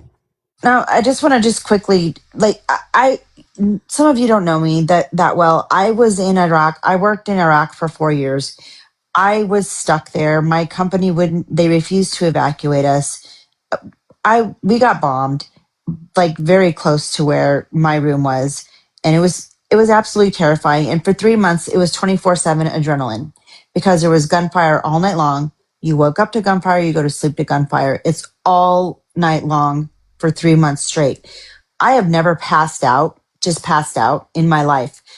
When I finally got out of there and I was leaving, I passed out in the airport, in Iraq, in the airport. I woke up to people putting smelling salts under my nose. I've never passed out for any reason. And I've been through I used to be a police officer. I've been through some serious shit. And that is just that was just my body reacting to the extreme state of just adrenaline, and my nervous system was I was so dysregulated. It was insane. And the PTSD, that's not something that's easily managed. Like that's a lot of work. And if you don't have the resources, and you don't have the money, and you don't have the resources, you don't have the social support, it's game over. Yeah, and PTSD happens a lot for homeless people. Actually, when they find, like they were saying, like when they get back in and they can like have a home or an apartment, the PTSD of it in itself is so debilitating that they're really not at peace then. And the mental health system in America, to me, is hard. It's bad. I don't see. I don't see. Go ahead. Go ahead. Sorry. No, I was through. Here. I think the point that we're trying to make, TJ, is that we need to solve the problem of like low wages and unaffordable housing in order to prevent the homelessness and the mental health crisis that comes with it. But that's not going to prevent all homelessness. Oh my God! Can I finish? The thing that one of the main drivers of it, like Ella was saying, is these financial problems: medical debt, student loan debt, wages not keeping up with inflation, higher and higher costs for everything. The fact that jobs are more concentrated in places that are more expensive to live, and places that are rural and cheaper to live don't have as many opportunities anymore. That there is it's a huge, bigger and bigger divide, which is inequality, which is why it's wild to me that you think of yourself as somebody who likes economics, but don't think about inequality as a major problem. I mean, that's economics 101. Inequality is a huge fucking problem. Economics 101. Yes, it is, dude. No, it's not. I've been taking economics classes for the last decade of my life, and we talk about inequality on so many macro scales, on so many different types of classes when you're trying to understand poverty, homelessness, and all of these kinds of problems. Inequality always comes up. And like, you're not going to tell me that it didn't, because I've literally been in economics classes the last decade of my life, and I'm still in them. And again, my point being, right, that if we don't find ways to manage these things, these other problems are going to get worse, and that will make the inequality bigger and the problems bigger, and they will be more difficult to address as those problems get worse. That'll affect growth. That will affect the way that the entire system functions. I heard you say, TJ, that won't solve all homelessness. And that's a factual statement, but it will solve a lot of it, if not most of it. And then there are probably more resources available to focus on those who need a different kind of help. Like, one doesn't necessarily fix the other, but it does help freeing up resources. And I think that's also an important thing to think about. And a negative attitude won't fix anything. True. All right, I'm passing out. I'm going to bed. You guys have a good one. Civics. And then all these places, all these buildings and everything that are just empty. Nobody's doing anything with them. 1-bedroom apartments, tiny houses. They could so easily be built and be a starting point for homeless people. Right, and right now there's a lack of building because there's not too many people buying new homes. Start building some little ones. Yeah, and we got major tariffs too. And I just want to say this too, TJ. It always seems like when we offer a solution, one of the things you say is like, well, it's not going to solve the whole problem. We know that. It's not an all or nothing thing. We know that it's not going to solve the whole problem. That doesn't mean that we then ignore the problem, right? Just because we can't completely solve it. I understand, but that's the implication that you give when you say, well, it's not going to solve the whole problem. Well, yeah, but like, obviously it's not. Well, but depending on the policy, curiously, well, you guys never necessarily made the claim that I'm thinking of, so never mind. Go ahead. I'm just saying that, like, when we're trying to offer solutions, we're also doing it in the sense that we're also trying to reduce harm. And there are ways to do those things. And I know that the political will is not there. I know it's extraordinarily difficult to tax billionaires because they have an extraordinary amount of political power. But that doesn't necessarily also mean that growth is going to end, right? There are some estimates that it would slow down to some degree, but growth is being slowed down right now by poor fiscal policy, right? And the other part of it too is growth is not going to just continue. Each generation is getting smaller, which means growth is definitely going to be subtracted at some point. And we've already seen that in Spain and Italy and South Korea and Japan. And we're seeing how they're managing an economy that is subtracting in a lot of ways. Schools closing in 435 schools closed in Japan last year, right? Like the central part of Spain is almost empty. They're selling homes in Sardinia for $1 if you want to renovate them because the generations are getting smaller and smaller, which is just and there's no way to stop that now because the amount of mothers that have been born has already happened, right? This is arithmetically it's happened now. Growth is going to come to an end. We are going to have to start looking at new ways to measure the economy and look at the economy in these new circumstances. So we might as well try to help people while we're at it.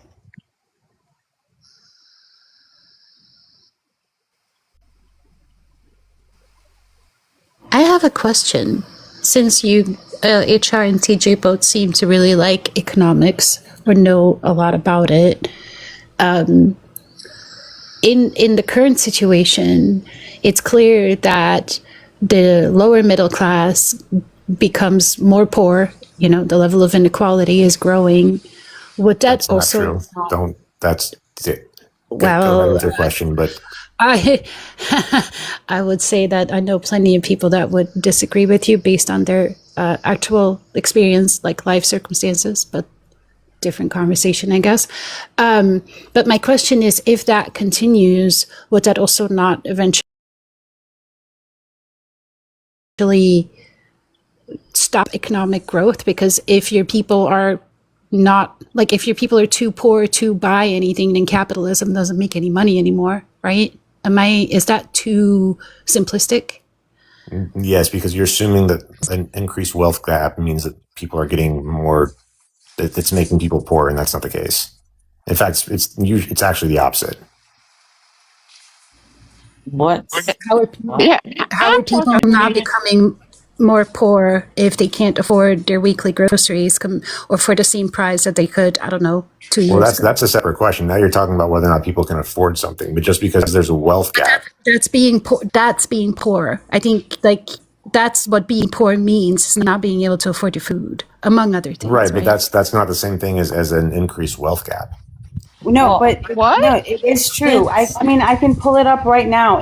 Once again, one little Google search, and several different things have come up from Oxfam, Commerce.gov, Inequality.org, the UN, and all talking about and I typed in for the US, right, that inequality is growing and continue to remain high. The K-shaped economy. Have you not seen all of those graphs? The Wall Street Journal published this recently. The Bloomberg published one last week on the K-shaped economy, that the wealth gap is getting much larger, and especially now that wages, yeah, that's what she just said, and you said that's not true. No, I didn't say that wasn't true. I said just because the wealth gap is getting larger doesn't mean that people are more poor. Well, but it is. With inflation. Not the same thing. Hold on, listen. Inflation has surpassed wages. Wages are now going. You're changing the topic. But if you look, but that's what that means, dude. No, that's not what that means. If you look at wages and you look at them with inflation, you'll see not only are wages like going down, right? They're going down. Inflation has now surpassed it, which means not only does and given our debt, which means even people's money goes for less far. And because of consumer prices going up, right? They are more poor because a larger part of their wages goes towards normal things like food and energy and debt, right? Larger portion of that, plus the fact that money is worth less, so their debt is actually actually less productive, right? That is the exact fucking definition of that. None of those things have to do with a wage gap.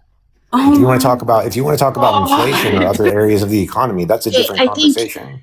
I think you took my words too literal. I am not very good with economics, and English is not my first language. What I meant to ask is, if things keep going the way they are right now, clearly people are not able to afford the same thing they were before. Things are getting more difficult, and I would call that people becoming more and more poor. Does it, like, if that continues and people can't continue like purchasing whatever is out there, doesn't that in and of itself put a strain on the economy as well? That's my question. Well, so if you're talking about inflation, then yes, obviously inflation puts a big strain on the economy, of course.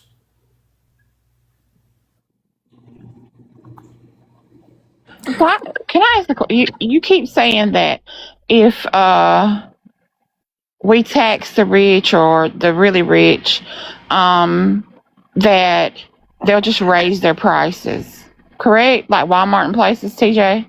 I mean, it's going to depend on the company. I don't know if I would necessarily say it's going to raise prices. It would disincentivize investment, which would not be a good thing. Not be a good thing for who? For the economy, for everybody in general. Do you know how much prices have increased since Trump took office? Coffee, my Maxwell House coffee went from $6.99 to $19.99. Yeah, some things have went. I'm telling you, groceries are absolutely ridiculous. But my thing is that all the money that these people, Walmart and Amazon and everything, it's not like they're hurting for money at all. It's not like them taking even a little pay cut, and the people at the top taking a little pay cut is going to be hard. They should be able to pay more without raising prices. They have the ability to do that. Now they're allowed to do it here in America. They're allowed to raise prices even though they wouldn't need to, but they want to keep their certain amount of money in their bank account and give people at the top $30 million bonuses at the end of the year. Well, but in terms of raising prices, you can't just it's not that simple. Just because you can't just raise prices, you could lose customers doing that. Like, you could lose revenue. There's no guarantee that people are going to continue to come to to purchase your product or service if you raise your prices. Amazon and Walmart? Sorry? I was speaking about Amazon and Walmart. Places like that, Target, and so on. Well, I mean, people go to Walmart because the prices are low. So if Walmart starts to raise their prices, I mean... That bitch's prices ain't low. Walmart? If low compared to who? Louis Vuitton? Yeah.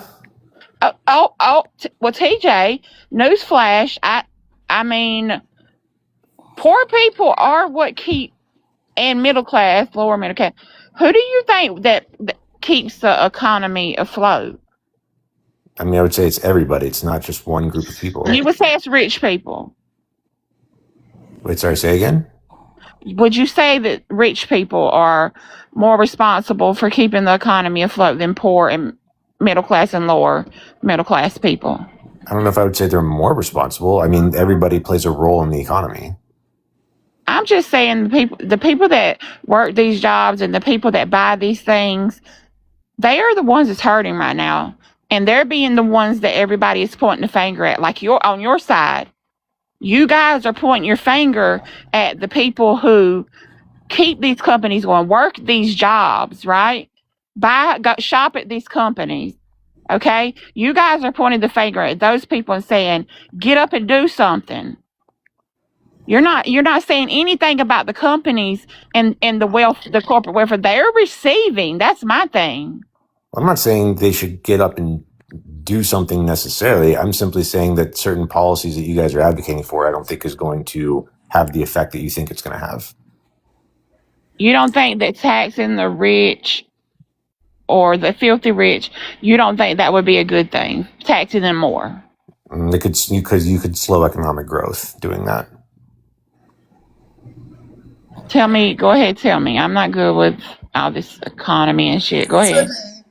That's what my question was tied to. Like, aren't you going to slow it either way? Like, if we don't tax them and if we don't find solutions for our current situation, right. then people are going to be forced to stop buying, and then you're stuck with the same, like, issue in economic growth. No? That was my question. I mean, you guys are like assuming that it's like Armageddon out there, and I don't think that's the case. You know what? I still It is don't. for poor people, You my just guy.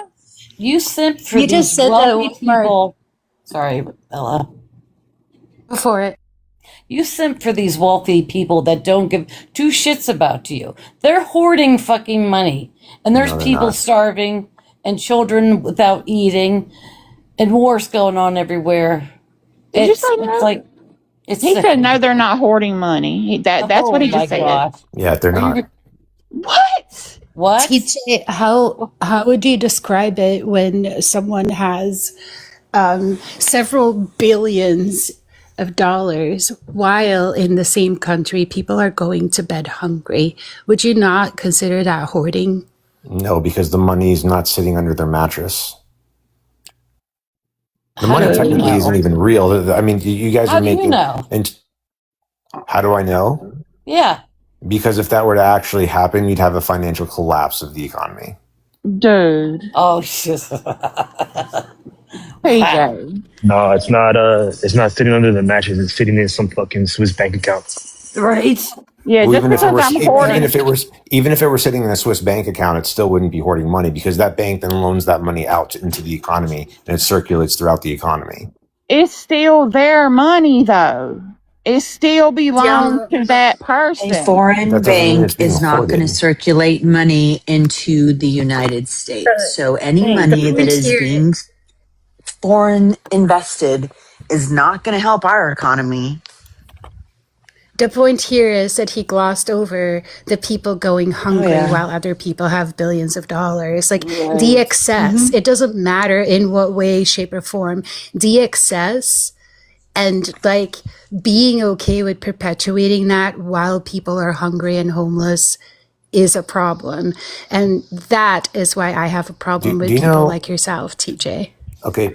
Do you know what percentage of people living in poverty in the United States, how many suffer from obesity? Once again, we're back to Do blaming you poor know? Okay. people. Mother. Do you understand how it works when all of the food that is actually cheap and affordable for people that live below the poverty line can cause obesity? When a box of mac and That cheese is is unreal. cheaper than a head of broccoli? Like, come on now, TJ. Okay, You can you know answer the this is a question? bullshit argument. It's It not a is bullshit Your a argument. question is bullshit absolutely argument. It's irrelevant. not a It bullshit argument. absolutely is. Yes, it It is is. bullshit Because what you argument. do is you pick each argument apart. Can you answer the question? You refuse to see the connecting points. Can you answer the I question? don't know the exact answer. I don't pick it apart like that. But what I do understand is that when you go to the store and you look at what the cheapest food is, it's not going to be healthy food. It's going to be food that makes people overall probably more likely to become obese. Like that is a fact. And So your argument, like, can you answer my these poor question? people are obese. I already told you I do not have the exact number, but I am giving you the cause of I the can give you obesity. that. Okay. And TJ, I can tell you. So wait, time out. So you don't know the number, but you automatically know the cause without looking into this. TJ, hold on. They're obese Because because let's say one thing, they can't go to the doctor like other people because they don't have the money. So just like she just said, the food is cheaper. They don't have the time to fucking go exercise at the gym like these fucking YouTube gym workout people. That's why. That's why, TJ. They eat the wrong things because they're stressed because they can't feed their kids, TJ. This is why they're obese, okay? There, is that what you wanted? Essentially, when you look at the way society was before, it was always like the rich that were like fat and big, and the poor people were always the ones that were like really skinny.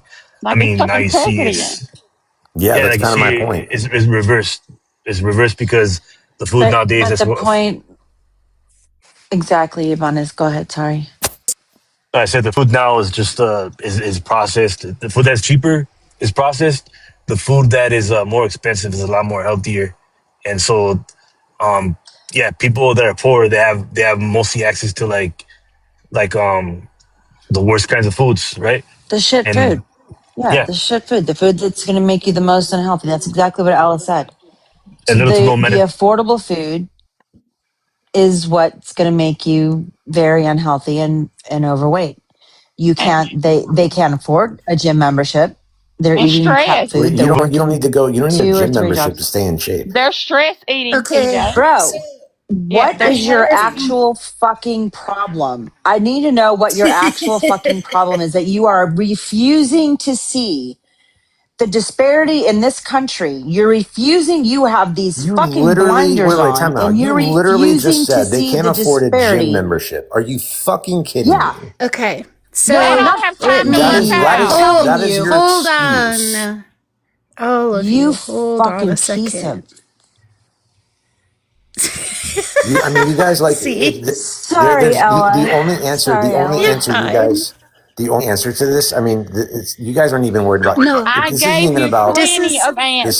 This is not even about helping people who are living in I poverty. gave you Hold plenty on, of I'm not answers, finished. Let me TJ. finish my point. This is not even about helping people who are living in poverty. You guys are just worried about yes. pushing your own political ideology. This is I ridiculous. No, gave you not even reasons. That is close. absolutely what So you're doing.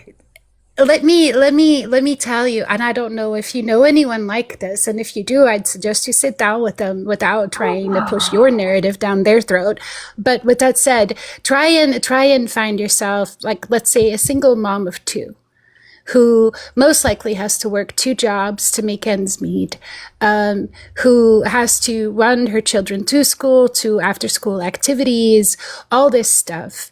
She doesn't really have time to cook. She doesn't really have time to go on walks to take care of herself. All she does is like get up in the morning, take care of her kids, get ready for work, go to work, leave work, pick up the kids, take the kids to after school activities, get the kids fed into bed, and then maybe has like 30 minutes to take care of herself before she has to go to bed to get up in the morning and do it all again, right?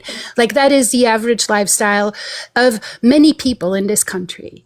Wait, Now you tell me where in, hold on, I was not finished. Oh, I don't know. Maybe she was married at some point and the douchebag like left her, or I don't know, drank himself to death, or maybe it was a lovely situation where they were happily married and he got in an accident. Who gives a fuck? Why are people single? Like, what? This is the perfect example of y'all nitpicking at things as opposed to actually engaging in a genuine manner with the issues that exist in this country. Because you can't just say, oh, hold on. You can't just say, oh, this person is fat because they're poor, and then like keep it moving. No, the lady is probably obese because 1, she doesn't have time to cook healthy meals.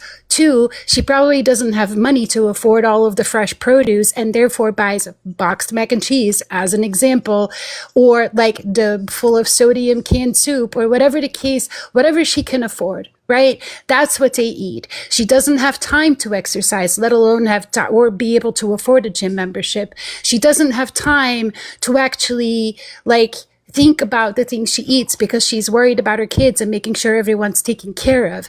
Like, do you know that stress causes weight gain? Do you understand the hormonal system in a woman? And as we get older, weight loss becomes harder. Like all of it plays into this. It is not just you always, every single time I listen to you speak, you make generalizing, sweeping statements. And every time you just like are so off the mark. No, I'm giving you specific examples of people in this country that and exist you're using that as a generalization basis. For everyone who's living in poverty. No, I am saying there are many like that out there. And the situations may be different. In some cases, they will be men. In other cases, it'll be women. In some cases, they'll have 3 kids and others will only have 1. Like, it doesn't matter. The fact of the matter is that, like, there are many people out there who live a life the way I just described it, in which time for exercise is minimum, money for healthy food is minimum, and you are sitting there on your fucking throne judging them for doing the best they can with what they have available to them.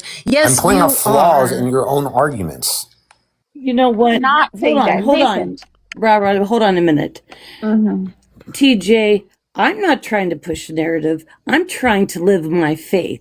My Jesus tells me to help the lowly and the suffering, and that's what I'm trying to do. And you don't give a shit about anybody. No. Jesus told you to go yourself and go help people. He did not tell you to pass that burden onto the government. Don't use Christ to get out of what you're called to do. You don't use Christ to do that. No, you don't use Christ to do that. What she said was exactly right. No, what she's saying is not correct. It was. Christ did not say just give your money to the government and let them handle it. That's not what he said. Jesus was a socialist. The way you give your money is helping people. Right. When you give it to the government, when your taxes pay for food stamps and stuff, that is helping people. You want to cut that. That's a cop-out. No, you're a cop-out. One second, folks. NR14 something or other. Welcome to the panel. What can we call you? First, is it just NR? Just call me M. I need to change the name. They won't let me change it for like another 2 weeks or something. That's okay. Could you give us your age for TikTok purposes, please? Yes, I'm 35. All right, welcome to the panel. Could I drop some statistics about this conversation? Sure. Yeah. 62% of the general public is living paycheck to paycheck. 72% of millennials are living paycheck to paycheck. 30% of people in this country are rationing food. Yep. And the average person has a car payment of over $500. There you go. There he comes. They fat. They got a car that they can't afford. He don't give a fuck. He don't care. He don't care. That's I have questions. One, is that a true statement? Can someone fact check that? And two, is it the people's fault that cars are becoming more and more expensive? Right. You don't need a car with a $500 car payment to survive. One you can get for under that. A 2011 Honda Civic. Hi. I swear to God. Why is that bad? Why is that bad? I don't it ain't. It's not. I don't have a car payment at all. TJ loves to generalize poor people. He loves to do that. He just generalized them with statistics. What are you talking about? Sir, you're just mad because the generalization doesn't go with your political ideology. You're punching down when you should be punching up. Companies. I live in an apartment complex. It's 65 and up. There's 30 apartments. There are 12 cars in the parking lot. Most of the people do not have cars. I know many single women. My mom didn't have a car since I was 13. TJ seems to think that we had to catch taxis to the grocery store. I don't know where he lived or who hurt him, but he hates poor people, dog. He hates them. He does. That's not what I said. Can I ask a question? You don't have to say it. I'm gonna. Do you guys understand the point that I was? Hold on, real quick. Do you guys understand the point that I was making? I'm gonna drop. I just wanted to say goodnight to everybody. Good luck with this. He has blinders on. He's got his judgments. He's nailed in. He's not gonna see it. Blinders. Good night. You're right. It's I will the fact see that y'all they can't afford tomorrow. gym memberships. That's the problem. Yeah. Okay. Have a good night. You know what? The gym membership wasn't. Listen, you prick. The gym membership was just you're a prick. Some people actually can't afford a gym membership. I mean, it's not my fault that you're making these ridiculous arguments. Or a back gym and forth membership. ideology. Slow down. MOJO, this dude. You the same way about Israel. To join the gym. Everybody can join the gym for $10. No. Some people don't have $10. Oh, stop it. I've had zero money. I've had zero money, but some pennies I could find on the fucking floor before. Oh no, some people don't have $10. Some people do not know poverty. TJ, I'm sorry. I'm gonna kind of interject here. I was homeless for the majority of my formative years. Got unfortunately kicked out of my house and had to kind of figure out shit. So firsthand experience here. I'm going to tell you right now, the study that you're quoting in regards to the BMI index of homeless individuals doesn't necessarily take into account the actual reasons. It was a 1-year study with a 5,000 or 5,600 person sample size. And explicitly, I don't think you've been homeless, but when you have a food shortage and you do not know where your next meal is going to come from, and in most days you don't actually get fed, especially if the resources in your area don't actually provide for it, or people just aren't nice or give you food or anything to that effect. you find anything calorie dense, because there are periods that you go without food for like 4 days to a week, sometimes longer, and it is detrimental to the body. So when you Your do body hold find, on to those calories too, Rev. so when you do find someone That's that is bad. able to give you money to go to a gas station, you typically get something that is extremely calorie dense for this explicit purpose. And that one thing that you give is going to cause obesity. Are you kidding me? And you are consistently having to be moved around from area to area because you are not allowed to sleep anywhere. Sleep debt is a real fucking thing, TJ. You will pass out standing up if you do not get fed. After dealing with all of this for a long time, you will tend to gain weight, specifically due to you just scrounging for food anywhere and everywhere, getting calorie-dense options because you are trained to not know when your next meal is going to be coming from. Not only that, because you are so sleep deprived, you are unable to actually like move around for the majority of the fucking day. It is hell, okay? I don't think you realistically are like accounting for this in your thought process of what you had to deal with. I'm 6'2". At one point, I went down to like 135 and I went up to 235. Okay? Like this is a wild fucking spectrum of things that that people have had to deal with. I eventually got out of it and it sucked. I don't think you understand how difficult this is for people. Yeah, it's literally hell. It's literally hell. So I didn't say anything about the homelessness or the homeless. I just said people living. We're talking about poverty. I said people living in poverty. I wasn't specifically only talking about people who are homeless. TJ, plenty of people who live in poverty, they eat foods that jack their hormones up, okay? Or they have thyroid issues, TJ. They have female issues, TJ. There are so many things that can make you hold on to weight. Everybody doesn't just lose weight easily, TJ. And yes, some women don't have time to exercise, TJ. Plus, they've been on their feet all day on hard fucking floors, working like a dog, and then they have to go home and take care of children. So no, TJ, their legs hurt. They don't got time to fucking exercise. That you don't know. Yeah. You add all this stuff up, TJ, and realize shit happens. When you live in poverty, free time is a luxury. Thank you. And you want a bag of Cheetos at the end of the day because you're so fucking stressed out and tired. Give me the fucking Cheetos. I'm sure that happens, but I think there's something that I talked about. I don't know when it was last week sometime. I think about the affordability of healthy calories in this country. It's the idea that a box of cereal, for example, will have 4,500 calories in it. They're not great calories, but they're calories, and your body needs the fuel. Costs less than the amount of calories that you need in a daily basis in broccoli, for example, which would be the healthy calories. So if you do the math there, like there is an actual when people are running on a calorie deficit. Hold on, I'm not done yet. My brain is wanting to talk in Dutch, but so what I'm trying to say is that there's an actual issue with affordability of healthy food, healthy calories in this country. So if you really want to talk about obesity, I think that's a place to start.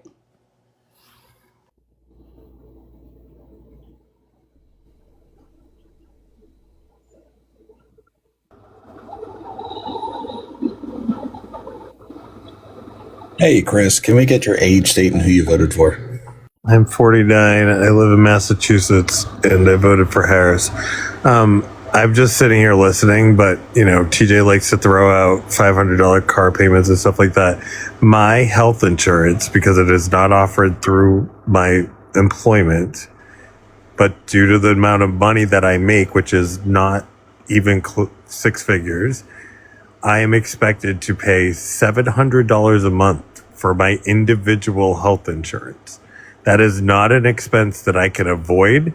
I tried going online and finding cheaper, which covered nothing. I ended up with a $600 bill just for going to the doctor that I need to go to.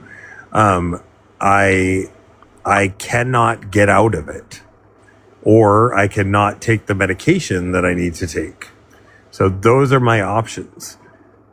And you want to talk about a $500 car payment like people are. You're talking to somebody who saved $10,000 to buy a $23,000 car, and that was the cheapest car I could find that was going to be worth the investment to hopefully last me for a long time. So I'm not someone that's throwing my money around, but I can't get health insurance for less than $700. I have a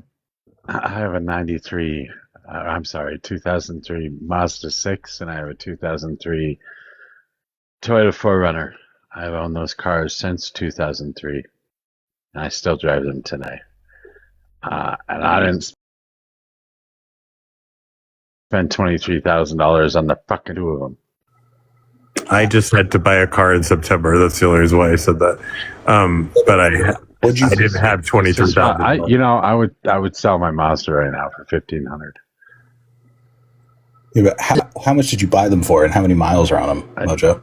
Because I also 180,000 on the Mazda, 220 on the 4Runner. You want to know what I did when I finally got myself out of abject poverty, where I wasn't biking myself to work every fucking day? I spent $1,000 for a piece of shit Honda Civic that had 210,000 miles on it, and I drove it into the fucking ground. That's what you do. Yeah. My last car I drove into the ground. Yeah. So what's your point? Choice. Why are we nickeling and diming the poor? Like, I don't get this. Are you serious? Rich people are blasting off to space with Katy Perry. I'm sorry that you can't afford a Cadillac, but god damn it, you can't complain about being poor if you want a fucking $23,000 car. Yeah, I'm not complaining about being poor. I didn't have a choice in the car. If I don't have a reliable means of transportation that will hopefully last me for a very long time. Okay, I'm just going to be honest with you. Like, you're full of crap. If you think that you couldn't have found a car for less than $23,000, you're full of crap. You know what? How are you going to tell him what he could you saved up $23,000 punching cash? down. That's fucking wild. I said I gave them more than that. I paid $10,000 down on the car. It's not like I just was spending money to spend money. I don't want to buy a car with 200,000 miles on it when I might have to spend $5,000 again next year because that car is going to break down. It doesn't cost you don't have to spend for a fucking car like that. I think that's the entire. If you can give me a car, show me a car that I can buy in 2026 that has less than 30,000 miles on it. That is 30,000 miles. 30,000 miles? Jesus. Guys, I don't think 23,000 is not expensive. It is fucking too. Oh my god! You just said that the last car you bought was in 2001. 2003. All right, so why are you commenting on a car that was purchased in 2026? Because they're. Yeah, mine's a 2012. The point is, you don't have to drive a car. I do have to drive a car, or I can't go to work. I didn't say you didn't have You to should drive just a car. walk So you don't have to there. drive a car that's that expensive. You want me to walk 35 miles back I'm and kidding. forth? No, I'm I want you kidding. to buy a I'm cheaper kidding. car. I'm just mocking them. Chris, You want me to put 35 miles, 70,000 miles, 70 miles round trip a day on a car. And then I am. And if you want me to I'm move sorry, closer Chris. to work, then I can't afford where I live. Chris. So then I'd have to get rid of the car altogether. TJ here You wants you to shouldn't go live to some where you granddaddy. fucking live then. Mojo. TJ I wants you to live, go. in a cheap, I live in a cheaper area because that's what I can afford. I'm not trying to spend more money. I'm trying to spend less money. Every day I look for cheaper apartments so that it's not a problem. But what I was trying to explain to you is you like to talk about things that I'm choosing to spend money on because that's what you think I'm doing. If you think I spend my money frivolously, fine. But my biggest bill every single month is health insurance because of cuts that were made. To tax credit, to health insurance, to tax credits, to all those things. So I went from $320 a month to $700 a month for health insurance. I'm Chris, sorry, but the Chris, architect. hold on. I have been trying to say something. Chris, TJ wants you to go to some old man that's got a car lot of jacked up shit and buy you a $200 Don't go car. to a car lot. Oh my to drive. God! Buy it out of your fucking local Hi, classified. I did. I've been trying. Hi, I've been trying to pull people's attention to the comment section. Jane, they said, as someone in the car industry, I'm cackling for a car that's actually pretty standard these days. A 2019 something or other was $21K before they got a bunch of stuff on it. So I would assume that like the pricing of cars has changed, and I'm not saying you can't find something cheaper, but I am also going to assume that it very much depends on what's available in your local area, what the pricing is, etc., etc. But it sounds like the 23. I would sell my fucking car with 170,000 miles on it for $1,500. Everybody's I don't not know like about you. $21,000. Chris, I'm sorry that people are punching at you. Everybody's not I like was you, trying to talk MOJO. about health insurance. I bought a car I could afford. TJ don't care that you have to I think pay it's $700. interesting. I think it's interesting that we're all so passionate about what this one person paid for a car, but when I'm trying to talk about actual poor people and actual homelessness, y'all don't have shit to say. That's exactly. fucking rich. TJ doesn't care that punching this down man, on one individual. Being Em, like, you should have just done this, done Em, that. hold on one The problem second. isn't the TJ, car. The problem is the health insurance. Chris. That's what I was trying to point out. TJ But nobody doesn't wants to talk care. about that. No, and TJ, TJ you doesn't punched down on care. everything we said. TJ doesn't care that your insurance went up because that's what he doesn't care that that's your biggest bill. He only cares that if you have a high car payment. Okay, he doesn't care that your insurance shouldn't be that fucking high. For the record, if I hadn't put anything down on my car payment would have been out of my range too. It was $600 a month if you just financed it with zero down. I got it down to $330 a month because I can afford that. Yeah, what I can't afford is a $700 a month health insurance just to keep myself on medication. I have to go to the doctor every 3 months to make sure I can stay on that medication. Otherwise, I just take the zap at the end of the year. But I can't do that because I can't risk. It's not like I can just gamble on whether or not I don't end up in the hospital, which, by the way, in the state of Massachusetts, I actually can do that because before they treat you, they get you on insurance before they do anything. And if it's an emergency, you don't qualify for state subsidized insurance. I do not. So you have to. Do you want to know what it is in Massachusetts, MOJO? So you're not even. Do you want to do? So you're not even close to. So you're not even close to being poor then. I never said I was poor. God. What I said was, if somebody thinks my rent is $1,650 a month for a 1-bedroom apartment with no dishwasher in the middle of nowhere. Chris, you don't need to validate yourself to these people. Right. No, when you're trying to pass you're doing the legislation, best that you can in life, and that's what everybody's trying to do. Everybody's out here just trying to survive, and then the people that say, hey, things are really hard, they say, oh, well, you should just try a little bit harder. You're probably just buying too much. No, time out. We're trying to actually give him advice on how to improve his situation. I'm sorry that you don't like that. You can't tell me if you think that I haven't looked for cheaper apartments and looked for the best deal on a car I could get.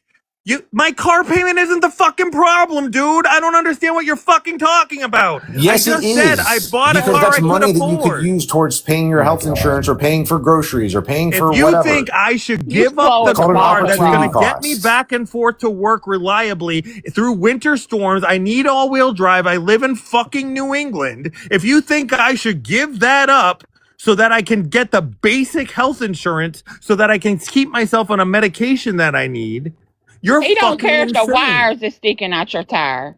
He don't care. They don't care, so stop validating. Meanwhile, there's a MOJO much more cares. interesting conversation about the prices of cars going on in the comments. Much more intellectual than the rest of this. I was shocked when I seen how much cars cost. I promise you, when I looked at, because I've never bought a new car, probably never will because I'm not going to do it. They cost too much from what I see. I always see. I didn't want to. I There would have are- kept I driving my old understand, car. Chris. You needed that. I understand. I don't need your job and where you live. It requires that you have a car that you can depend on. I get what you're saying. I live in a small town and I don't work far away, and it doesn't require me to do all this extra stuff. So I understand. I don't know. And I mean, I don't know, but a 2012 Chevy Malibu for $22.94 in Boston. And how many miles are on it? Oh my god. 109. Miles are on it. It doesn't matter how many miles. The question is, does Wait, it run? it's got 109. The Chevy Malibu. Does the Chevy Malibu? Is it all-wheel drive? No, it would be terrible. You don't need all. You don't need. I do. In New Have you ever England, lived you in do. New England, dude? I live Keep in on punching Colorado. down. I live in Colorado. Colorado, your snow melts I the live next in fucking Colorado. day after it's I snowed. live in Colorado. I've lived in Colorado my entire life. Right, and it's and I nowhere have never near had. the New England. I live in Colorado, and I have lived in Colorado my entire fucking life, and I have driven in 3 feet of fucking snow without all-wheel drive. Stop it. Well, That's you not yeah, true, but you don't have to dude. go to You're work a every loser day if in you that have. Mojo. You're I retired. You don't have drove to go to around work the every whole day. fucking. I drove around the whole fucking country. Everybody think about In your not all-wheel drive during Okay, blizzards? some- That's not true. I just don't understand why nobody's upset about his insurance being So- $700 a month. Exactly. Because they That don't was my care. point. Because it's not. It's they don't. Because it he doesn't, they don't spent matter. $10,000 on a down payment for a $23,000 car.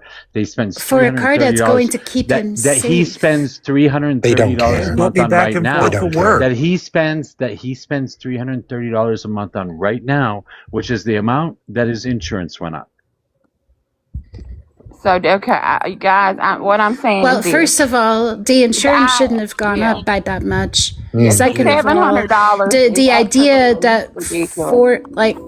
I don't drive, but the idea that 4-wheel drive isn't necessary in snowy environments seems a bit silly to me. Like, it's a safer bet, right? It's a stretch. Isn't it for safe? Mojo. Isn't it safer? Like, that's it. Like, It is safer. do you? I drove a 454 Super Sport Camaro with rear-wheel drive in the fucking snow, for Christ's sake.20 Chris, you don't need to years validate ago? yourself to these people. Yes. I'm getting off this panel. Good luck. Bye. I'm telling you, the first time I ever drove on ice, my car did a spin around and hit the ditch. We don't got tires that can work with this shit, but we were on ice, we weren't on snow. But I think, yeah, he should. I think He's everybody also yelling should at be me and he bought a upset. car 26 years ago. I think this. Everyone should be upset that the fact that he has to pay $700 a month on fucking insurance. We are not saying. Yes, I think healthcare should be free. Yes, I agree with you that healthcare should be free. But I think the problem here is that the fucking generations today just don't know how to. I'm 49 years old, dude. I'm 49. Well, I grew up in managed. poverty. I bought I a know house how to by get a used myself car. when I was 26 years old. The only reason why I came up here to talk bitching about. I'm talking to somebody who is sitting there trying to use car payments as a reason why people are complaining about being poor. When I'm telling him that my car payment isn't the actual fucking problem. Poor. What? You Okay. should not have car payments when you're fucking poor. You shouldn't. Okay, I didn't Mojo, that's say I was not, that's, poor. hold on. That's not necessarily true. Like, I don't drive, so I don't have a choice but to live close. Well, now I work remote, but for most of my life, I didn't have a choice but to live close to where I work, or at least at a point where I had easy access with public transportation. In most of the country, in a lot of this country, public transportation is not easily accessible for everybody. It's not where I'm Therefore, at. you end up living in cities where the rent is twice as high as if you can live 35 as opposed to where you can live 35 miles away where you do need a I don't car. know why you're telling me this. But because your your saying that judgment it's not is necessary off. and you're judgy. You're very judgy, Mojo. I think I am, because I have listened to these fucking millennials and Gen Zers bitch about I'm not a everything that I had to millennial. go through. I'm a Gen X. He's a Gen Xer. He's older than I am. What the unders- fuck are you talking I about? understand. He just said that for the first time.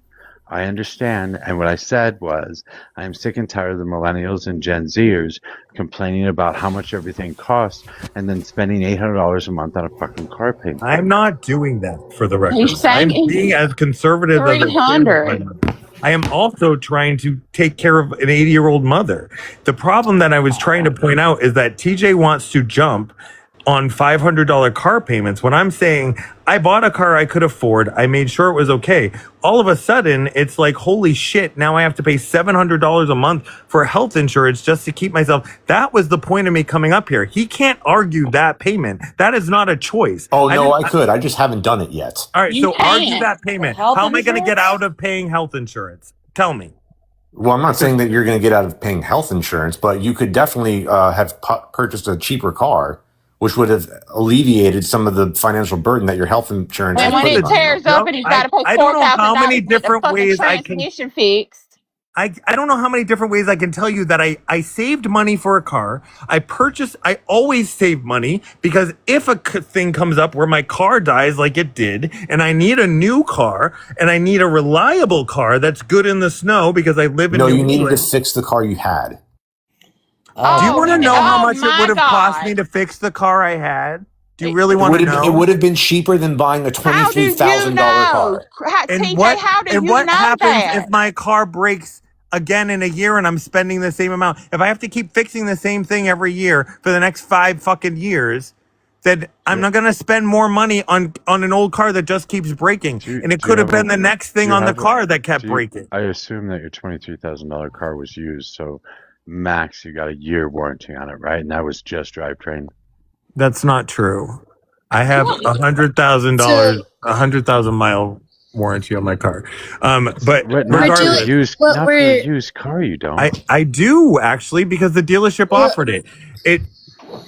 If anything goes wrong with my car, obviously not everything is covered, but a lot of it is. Regardless, you're sitting here arguing semantics on me, like I sit there just willy nilly making things. When the whole point of the conversation is what's affordable and what's not. What I'm telling you is a bill that you cannot argue me on because it's not my choice to spend that much money. TJ, if your only argument is that my car payment could be cheaper, so therefore I can afford it, that's dumb. What I'm telling you is that's not dumb. That's real. I'm not selecting to pay health insurance. It's not a selection. Stop. Chris has already made it very clear that he is not poor. He is trying to look out for himself and making the best decision he can. With that said, $330 a month is still quite a bit below what TJ claimed to be the average of a car payment in this country. So I think he's doing okay. So the $700, hold on. Yeah. So at that rate, the $700 for health insurance is the bigger problem. Yeah. And to sit here and berate, hold on, please. And to sit here and berate a single person on the panel and use that as your barometer for all the poor people when he already said he doesn't consider himself poor I didn't say he was poor. Is distracting from the conversation that we had before. With that said, I went and looked up what you were talking about, TJ, and I'm going to tell you that the average is true. For the average car payment for a used car in the US is currently $531 a month for a used car. And it is not because poor people spend their money frivolous. It's because of just the prices of cars in general have gone up incredibly, apparently, specifically in the last 6 years to a decade, as well as the percentage rates or something for the car, for the loans or whatever. So like this, it's not the people's faults that the car payments are what they are. And to say that poor people poor people don't need cars, they do need to get to their jobs. And most people who live below the poverty line work in the service industry. They are the ones that stack the racks in the grocery stores. They are the ones that pour your coffee in the morning. They are the ones that should be able to live near the cities or near their jobs, and they can't because the rich people buy it all up and then rent it out for far too much. So they are forced to buy a car in order to get to their job. So this is a very, very toxic circle. And none of you that are arguing about poor people not needing cars are willing to look at it from the higher level, for the actual pattern that it is. And it makes me incredibly angry. You're just ideological here. I mean, you don't even care about helping people who are poor. For the Like, I record, You don't even know want to what, hear it anymore. TJ? You are one of the most Okay. deceitful people Stop. I've ever. Stop. Robot, Mojo, he is, Robot, because if Stop. you would Just think about it, stop. Just stop. Just Robot stop. said it. Was it all my Robot bills said? are paid. For the record, like That's it's fine. not. Chris, That's I not That's the under fine. problem. That's Chris, I fine. understand. Chris, this is no longer about you specifically, and I agree they should lay off of I you in your car. It's affecting I your was under the engagement. impression that he was poor, and I was under the impression that he was younger, No. because the other kid was, and then he came in and started talking about his situation, and so obviously it was conflated with the previous situation, because he didn't say that he wasn't poor. He didn't say that he was 49 years old. He didn't say any of that shit to start out with. He just came up, started defending the kid, and telling us all his problems. Because So $700 a month so for yeah, anyone that's hey, stop. So yeah, obviously I made yes. So obviously I'm trying to calm everybody down. So obviously I made assumptions. But calming I people down by also telling that people to stop is almost. I'm just letting you know that my point in all of this, and then I'm going to drop so that I don't have to repeat myself again. Then If don't we are repeat living yourself in a now. place, I will I'm gonna $700 a drop you. month. Fuck, Dude, fuck. Oh my God, fuck. just drop. Go Hey, away. Just go calm away. down. I'm just why? trying to state that I exacerbated all of this with my anecdotal of being able to purchase title in hand $1,000 fucking car with 210,000 miles on it that I drove into the fucking ground. 20 years ago. I did not mean to start this because I don't know the situation of the local car market value of what he was trying to buy last year. I don't know. All your fault. I And just looked up cars available in Boston. it doesn't even matter. I No, it doesn't luckily even matter found a what you can. car. Hold on, Rod. It doesn't even matter what he can look up today because we don't know what it was at the time that he was looking up the vehicle. For all we know, the car that he bought was actually the lowest cost vehicle that he could afford at the time in order to make this possible. In New England, you're right. Probably right. New England prices are. It could have been. Yeah, I don't You buy that don't one. know but- that. My You don't first know car. that. That's the point. Because I'm fucking looking him up. I'm sorry. There's You don't have to always- go to a also- car. You I don't am have to also- go. You don't have to go to a car dealership to buy a car. I am God. not talking about explicitly car dealerships. I am looking at a conglomerate seller that has private and fucking public sales as well from like commercial entities. And granted, right now, I am also finding things that are roughly around like the $12,000 mark that meet all of his criteria. But that's not for me to say right now because at the time he was looking, that could have been totally different. We don't know. When We I don't. bought my car, I'm just trying to say, I understand what Mojo's saying. He's saying about used cars. You can look on Facebook marketplaces, stuff like that. Okay, my car was $800. Luckily, I had someone because I had to have a new transmission. My mother's husband went and got a transmission from a junkyard and rebuilt it, and that's how I got the car so cheap. Everybody doesn't have that. If I would have bought that car and had to get a new transmission, I couldn't have afforded it. This is the thing that happened. But the I just part wanted to that say- everyone is missing is that he's paying $150 less than the average car payment for a used car. So he didn't really overpay. What? Yeah, the thing that Robot. Oh, the thing I oh, no, went sorry, over, you don't. Oh, wait till she's done. the thing that went over TJ's head is that Wait. okay. Robot, why'd you mute her? She doesn't know she's. Oh no, he was. Oh no, he was. He told me he's gonna let me talk because I was trying to talk, but I was gonna want to wait for Ella to finish. Oh, I'm sorry. Please go ahead. That's not. Oh, no, Yeah, you're good. I mean that's fine. Oh no, I just wanted. I was gonna say earlier, like when the guy was still here, that basically, that it's like the boots analogy, right? If you buy the cheap boots, you can have to keep paying to replace them. If you buy the more expensive boots, you get to keep those boots a longer time. But I was basically repeating what. Yes, he just rocked that shit out. That is the fucking exactly what everybody was trying to tell Mr. TJ here, but he refuses. But TJ doesn't care that the insurance is $700. He doesn't care that we're getting fucked by having to pay $700 fucking dollars for insurance because he loves to fucking do whatever to fucking rich people. I couldn't say what I wanted to say because I would have got dropped. So funny thing about high health insurance over the last decade. Jonathan Gruber, who's the architect of Obamacare, was called in front of Congress because one of the things that he did was he kept the fact that Obamacare was going to drive up insurance rates from the American public. So if you want to talk about high health insurance rates, you might want to look at Obamacare. No, you might want to look at the fucking insurance companies. Right, and prescription medication companies. Yeah, and the car companies. It's the rich people that you don't want to look at. It's not even all of that explicitly. I don't even care what you have to say about Jonathan Gruber explicitly because the Republicans argued specifically and lobbied for a version of the bill that would allow this to occur. So this whole thing explicitly is because we were unable to collectively argue for lower prices, TJ. And I think you know that, and I think you're just arguing in bad faith here.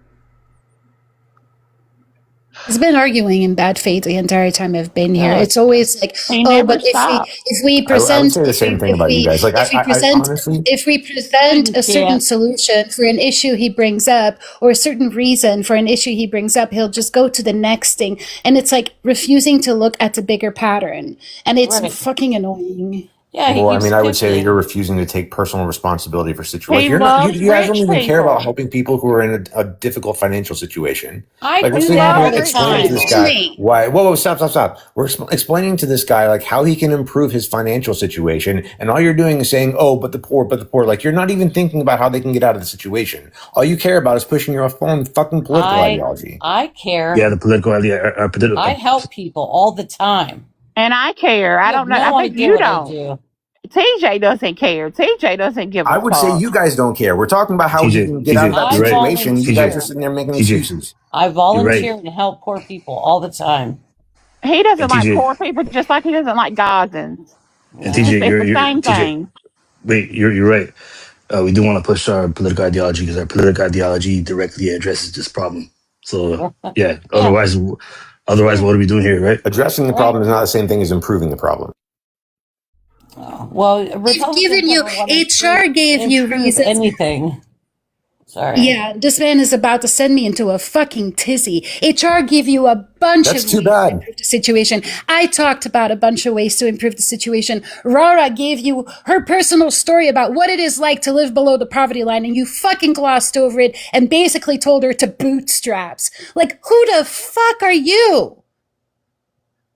I'm a financial professional. Who the fuck are you? You ain't no financial shit. You are a fucking dumbass is what you are, because you're not willing to listen to what is actually going on. We literally had somebody up here who is talking about his personal financial situation. Both Mojo and I. Mojo's on the opposite end of the spectrum. He was talking about his health insurance costs. You did not. You could not have cared. You could not have cared less. You could not have cared less about improving his financial situation. All you cared about was making excuses about it. No, the problem was that his fucking health insurance is $700 a month. I mean, yeah, he's still not talking about that. Yeah. He's still not talking about that. He's not the only one with expensive health insurance. Yeah, nobody should be having that. That's the problem. He's just one example of a fucking systemic problem. Like when I just that is a big problem. But and I don't know. See now the situations are mixed. Now the situations are mixed up in my head, and I don't know if we're talking about the kid or the older guy. I don't know what the hell we're talking about. And honestly, if it was the older guy that I'm talking to, I would ask him what kind of medication he has and see if he's gone around to try and see how much it costs if he pays cash for it. If he goes to Europe, it'll be $9. If he gets it here, it's $1,000. Yeah. If you don't like it, you can leave. Wait, is that what he said? Wait, is that what he said? No. Okay, so you're just making stuff up. Now you're fucking me up even more. No, Stargazer's just being facetious. Well, I know, but now you're fucking me up even more. I'm trying to just tell you where I was coming from. He said it's $5,200 a bottle. Yeah. 5,200 a bottle. Okay, so So I had a I would still suggest looking to see how much it costs to buy it cash, because insurance companies get jacked up prices, and In a lot of Mexico or times. Canada might be able to get it I cheap. didn't say Mexico or Canada. Well, they offer Fuck. cheaper versions. Okay, never mind. I'm scared. I'm scared. Well, I have to go through the HERS program. You know what I'm talking about? That you see. I have to go through that program to get my medicine because I can't afford to go to the doctor and pay for my medicine. So I have to go through the HERS program, the online, and they mail my medicine every 3 months, and it costs me $165 for a 3-month supply. And I mean, I can't afford to go to the doctor. So that's why I have to get it through them. But once again, TJ doesn't give a fuck about that. Well, he just cares about what model car I have and how much I pay a month. Given that you guys were just making Yeah. excuses instead of actually This providing idea, we solutions, weren't making I would say excuses. I would say you guys don't give a fuck. Oh my God. okay. You are the most disingenuous fucking I would pricking say the cunt same that thing I've about you. ever That's not an fucking met. argument. Get And he's not a lost. Christian person either. He's not a Christian either. No, can't Good be. fucking God. We sit here we shared a panel with people that live below the poverty line on a daily basis. We help people in No, this you make community. excuses for him. He could get out of that sent situation. money I don't want to hear as a it. community. You don't give a fuck about the poor people. As a community, we have sent money to people within our community that needed it. We have helped people into hotels and off the street in our community. We have several people within our community that volunteer in so many places that directly engage with the poor, Teach with the a man to homeless, with fish, the Ella. sick. Teach a man to Who fish. the fuck are you to sit here and say that we don't want to help when we have told you time after time, here are the issues and this is what the root cause is. If you were want literally people trying off to the help him, street, you were just then you making give them excuses. fucking housing and you're like, but mental health and the drugs. Like, okay, but if you aren't even willing to start thinking about affordable housing, then what the fuck are you even doing sitting here bitching about people on the street? I'm not bitching about anything. What is teach a man to fish at this time and at this age? Like, You said teach a man to fish. I want to teach you to get the fuck up off your knees. That's not an argument. Can you actually address what I'm saying? Yeah, teach a man to I fish don't know. and It's what? kind of hard it's kind of hard to make an actual argument when you're not actually positing one. Teach a man to fish and he's at work and his breaks both his wrists and he can't fucking afford to go to the doctor because he can't afford health insurance. What about that? How about that? How are you supposed to fish then, TJ? You get a lower car payment, or you just get a car that you pay are cash for. such a That's not an argument. Oh my God. It's not the doctor that he was having a problem with. It was the prescription that he was having a problem. TJ, I am. It's the $700 in premium that he's having a problem with. He clearly stated that it is about half of his rent. Yeah, but it's the prescription. Because without the prescription, On top of that, without the prescription, he doesn't need to have health insurance. Well, I In mean, general. I have to. I need health insurance, but I mean, as of right now, I can't. I will be soon. I'm just. Anyway, the point is this. I was just literally watching a lady who says she pays so much health insurance. I can't remember how much she said. It was more than $700 though. She had what's called a pilar cyst on her head, right? Her insurance wouldn't get it taken off because they said it could be cosmetic. Right. She had to do it at home by herself. Oh my. listen, what this has devolved in is us picking apart someone else's finances, and it's not coming from a helpless place or from a helpful place. Don't even be that fucking disingenuous, TJ. What we're doing We is were helping him way more than you guys were. Right, stop, TJ. Okay. No, she's not going to sit here and insult us. She didn't provide any kind of constructive criticism. y'all were punching down at him for purchasing the car that he did. It's too late Yeah, now. because that was an insane decision if You you're in that are kind of a not situation. helping someone by taking away their mode of transportation to and from work every day, 35 miles. That's not being helpful, TJ. Okay, yeah, you you were don't care responding. about You were helping people who are responding in in poverty. anger right now for no reason. Okay, I think the problem here is that he shouldn't have come up and involved himself in that conversation. I don't know why he did. That doesn't make any sense to me at all. But then when he did, he gave a lot of personal information out. And yeah, of course, we're going to assess that information that he gave us. Why wouldn't? I mean, he gave us that information, so yeah, we're supposed to talk about it. But The why funny is it part about anybody? this is that TJ was making claims about $500 payments when he's true. The average for a used car, not even a new car sits about $150 a month more and then some. But like for a used car, the average is $531 a month. So with him paying $330, he's still well below that. Yeah, but you're still talking about cars that you get a loan on. That's the going rate at this point. Yeah, but it you're sounds talking like about cars you're not listening to me, Ella. You're pissed off. You're Yes, I talking about am. cars that you get a loan on. I'm saying buy a car outright. He had $10,000 in cash. He could have went and bought a car with.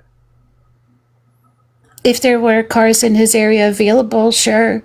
I just looked I it don't up. know that. I don't know how Boston. that works. I just looked it up in Boston, and that would be the most expensive place in fucking Massachusetts you could buy a car.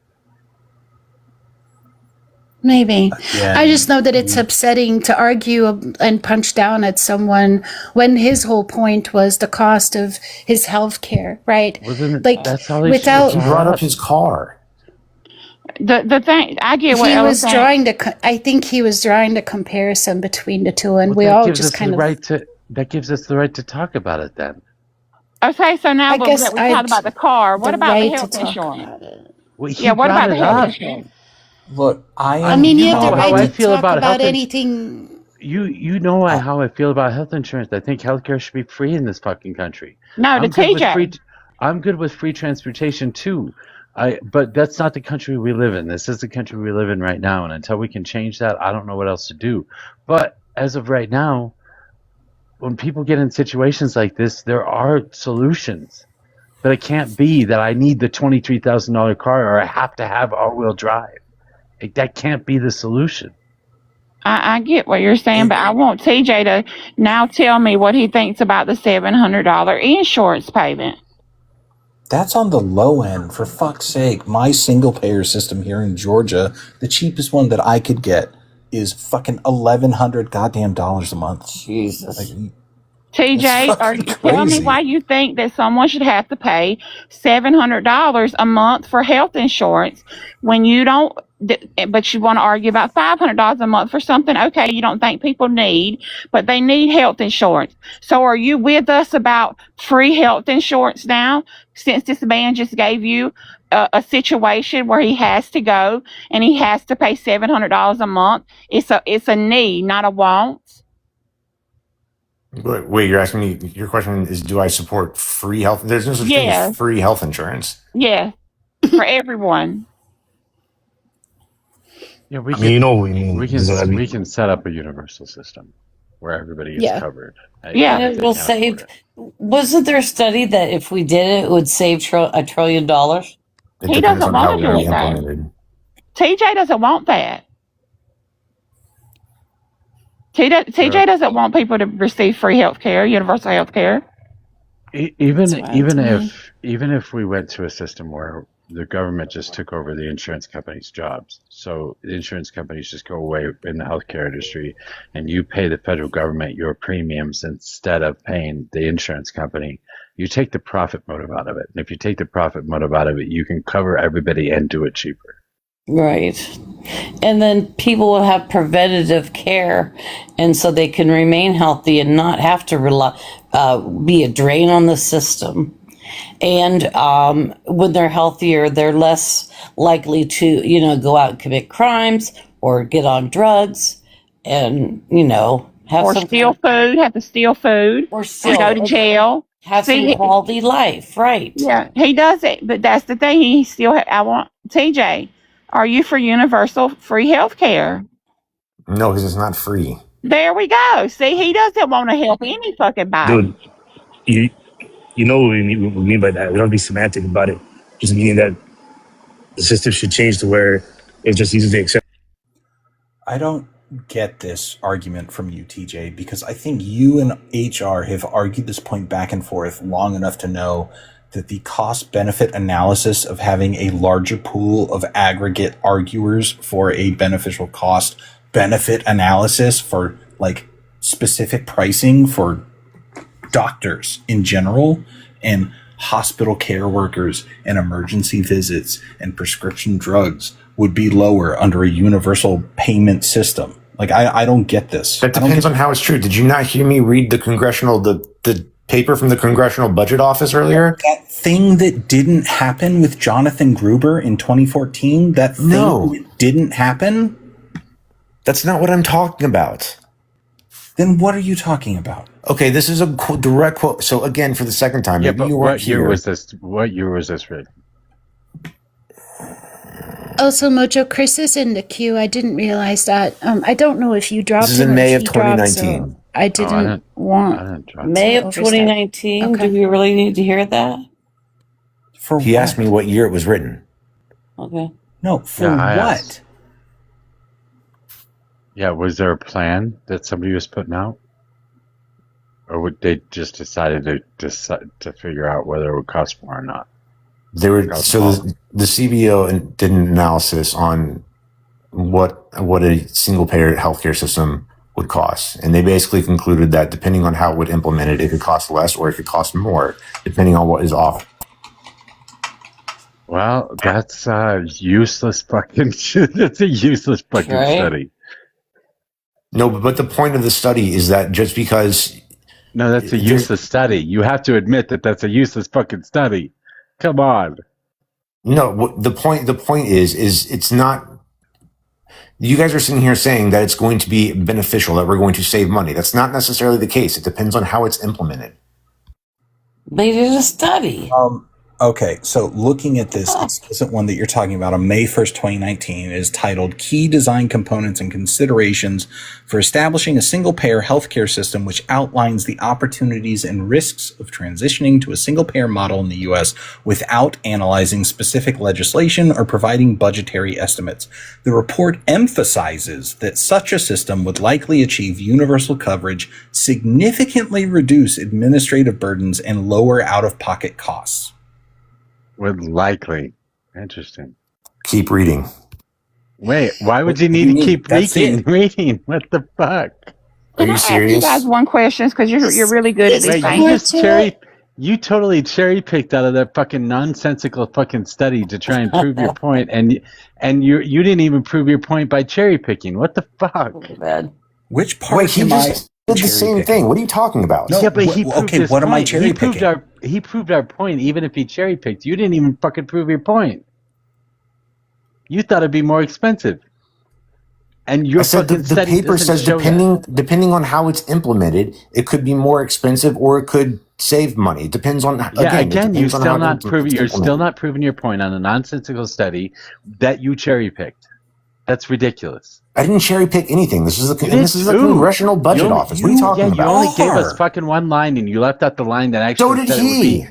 No, you gave us one line, and you left out the line that said it would be significantly cheaper. Why? Why would you fucking do that? What did I leave out? No, I read you the part that said the point was to show you that depending on how it's implemented, it is so disingenuous what you did. I can't believe you can't admit that was just disingenuous. Because it's not disingenuous. Bullshit. I have the key considerations that were included in the CBO report, which is the covered scope, the role of private insurance, the provider payment methods, cost containment, financial options. None of this is talking about the methodology in which it is implemented. Okay, question for you, Samantha. Okay, hold on. Go to page. Oh, here he goes. Fucking wild. No, it's not. You're going to throw a screw in there somehow. Go to page 10. This is such bad faith. I'm going to bed. I have a mental He hasn't health even read the appointment whole tomorrow. study. Don't sit here and tell me that it's bad faith on my part. It's bad you faith didn't either. because you missed Good the whole night, fucking Star. first part of the Thank goddamn you, study, bye. and you picked something off of page 10. No, I didn't miss That's the whole fucking first bad part. faith. The point of the That is part that I bad read was faith to that pick something off of page 10. the point of the part that I read was that it depends on how it's implemented. Yeah, and the whole point of the fucking study is to show you that it would be cheaper in the fucking by setting it up in the first place. The most likely outcome is that it's going to be cheaper. That's what the first part of the fucking study said, and you just left that shit out. Okay, which part of page 10 am I looking at? I'm following The you first down. part on the left. Here, I'll read it. From the top. Currently, national healthcare spending, which totaled $3.5 trillion in 2017, is financed through a mix of public and private sources, with private sources such as businesses and households contributing just under half that amount, and public sources contributing the rest in direct spending, as well as through foregone revenues from tax subsidies. Shifting such a large amount of expenditures from private to public sources would significantly increase government spending and require substantial additional government sources. The amount of those additional resources would depend on the system's design and on the choices of whether or not to increase budget deficits.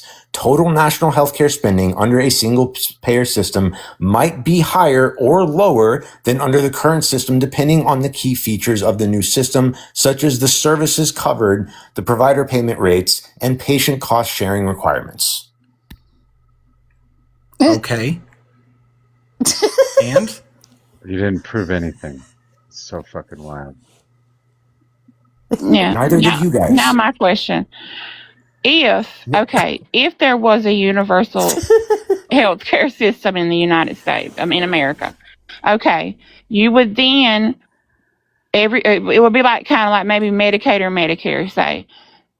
That would then allow people who are paying these high premiums for insurance to not have to pay them then, right? Okay. So that would save people money instead of make them have to pay more money, right? Correct? Am I wrong here? You don't even have to go that far, TJ. Why are you arguing in a what if from a cost benefit analysis of a what if? Wait, what?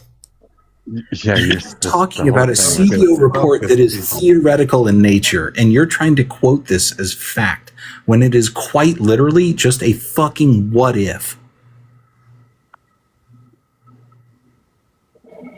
You cut out. I didn't hear anything you said the last part. He didn't. You did. You are quoting this as fact. This is a report that is a what if analysis. Yeah. That has no substantial evidence or anything behind it in regards to the actual data set that is used to maintain the source that you just read off. This is entirely supposition.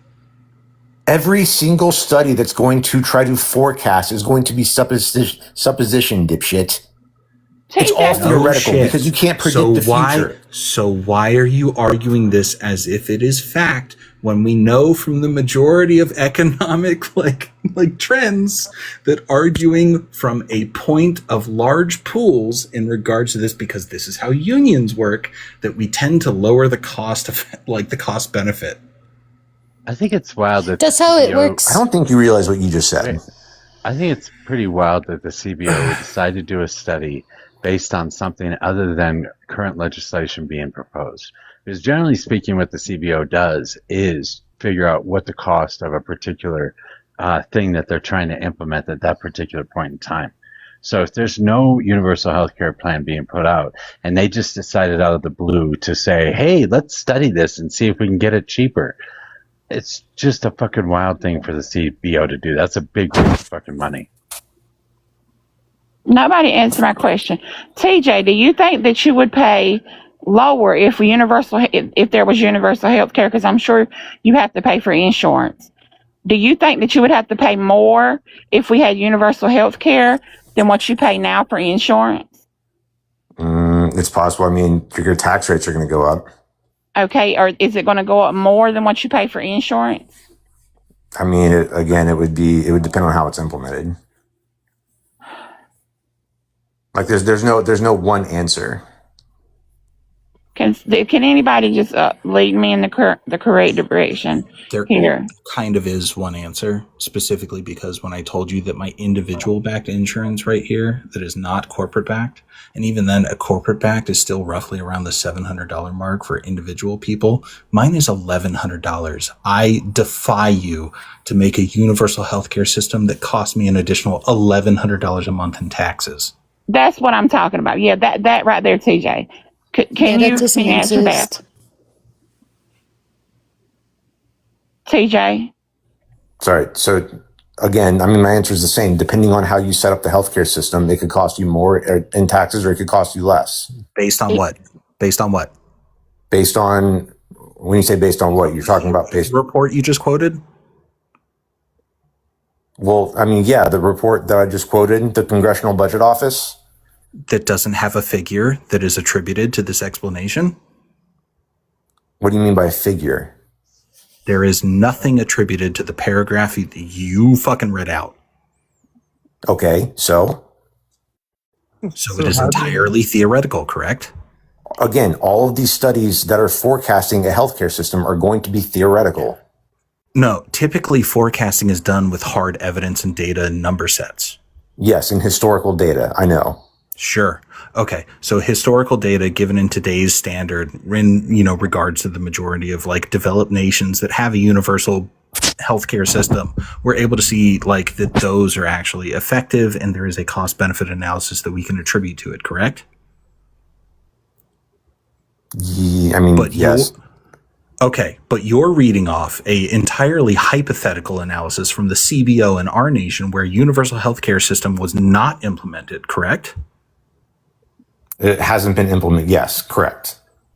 Okay, then what are you drawing this conclusion based off of? Well, your question should be, what are they drawing the conclusion based off of? Nope, it's you because you're the one positing it. Right. So if you're basing your figures off of the CBO, then you're just incorrectly reporting the quandaries of someone making a theoretical argument. That's all you're doing. Yeah, because any kind of forecast is going to be theoretical. TJ, so you think that it would go up, that taxes would go up $1,100? I don't know. Again, it's going to depend on how it's implemented. If you're going to promise people that everybody gets their own personal doctor, it's going to be a lot more than $1,100 in taxes. TJ, I think But what your that's not what problem we're promising. his problem is it isn't that he thinks his taxes go up. It's that he doesn't think that people deserve free health care.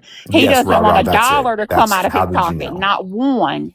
He wouldn't want one extra dollar to come out of his pocket so that everyone could have health care because he is a wonderful fucking human being.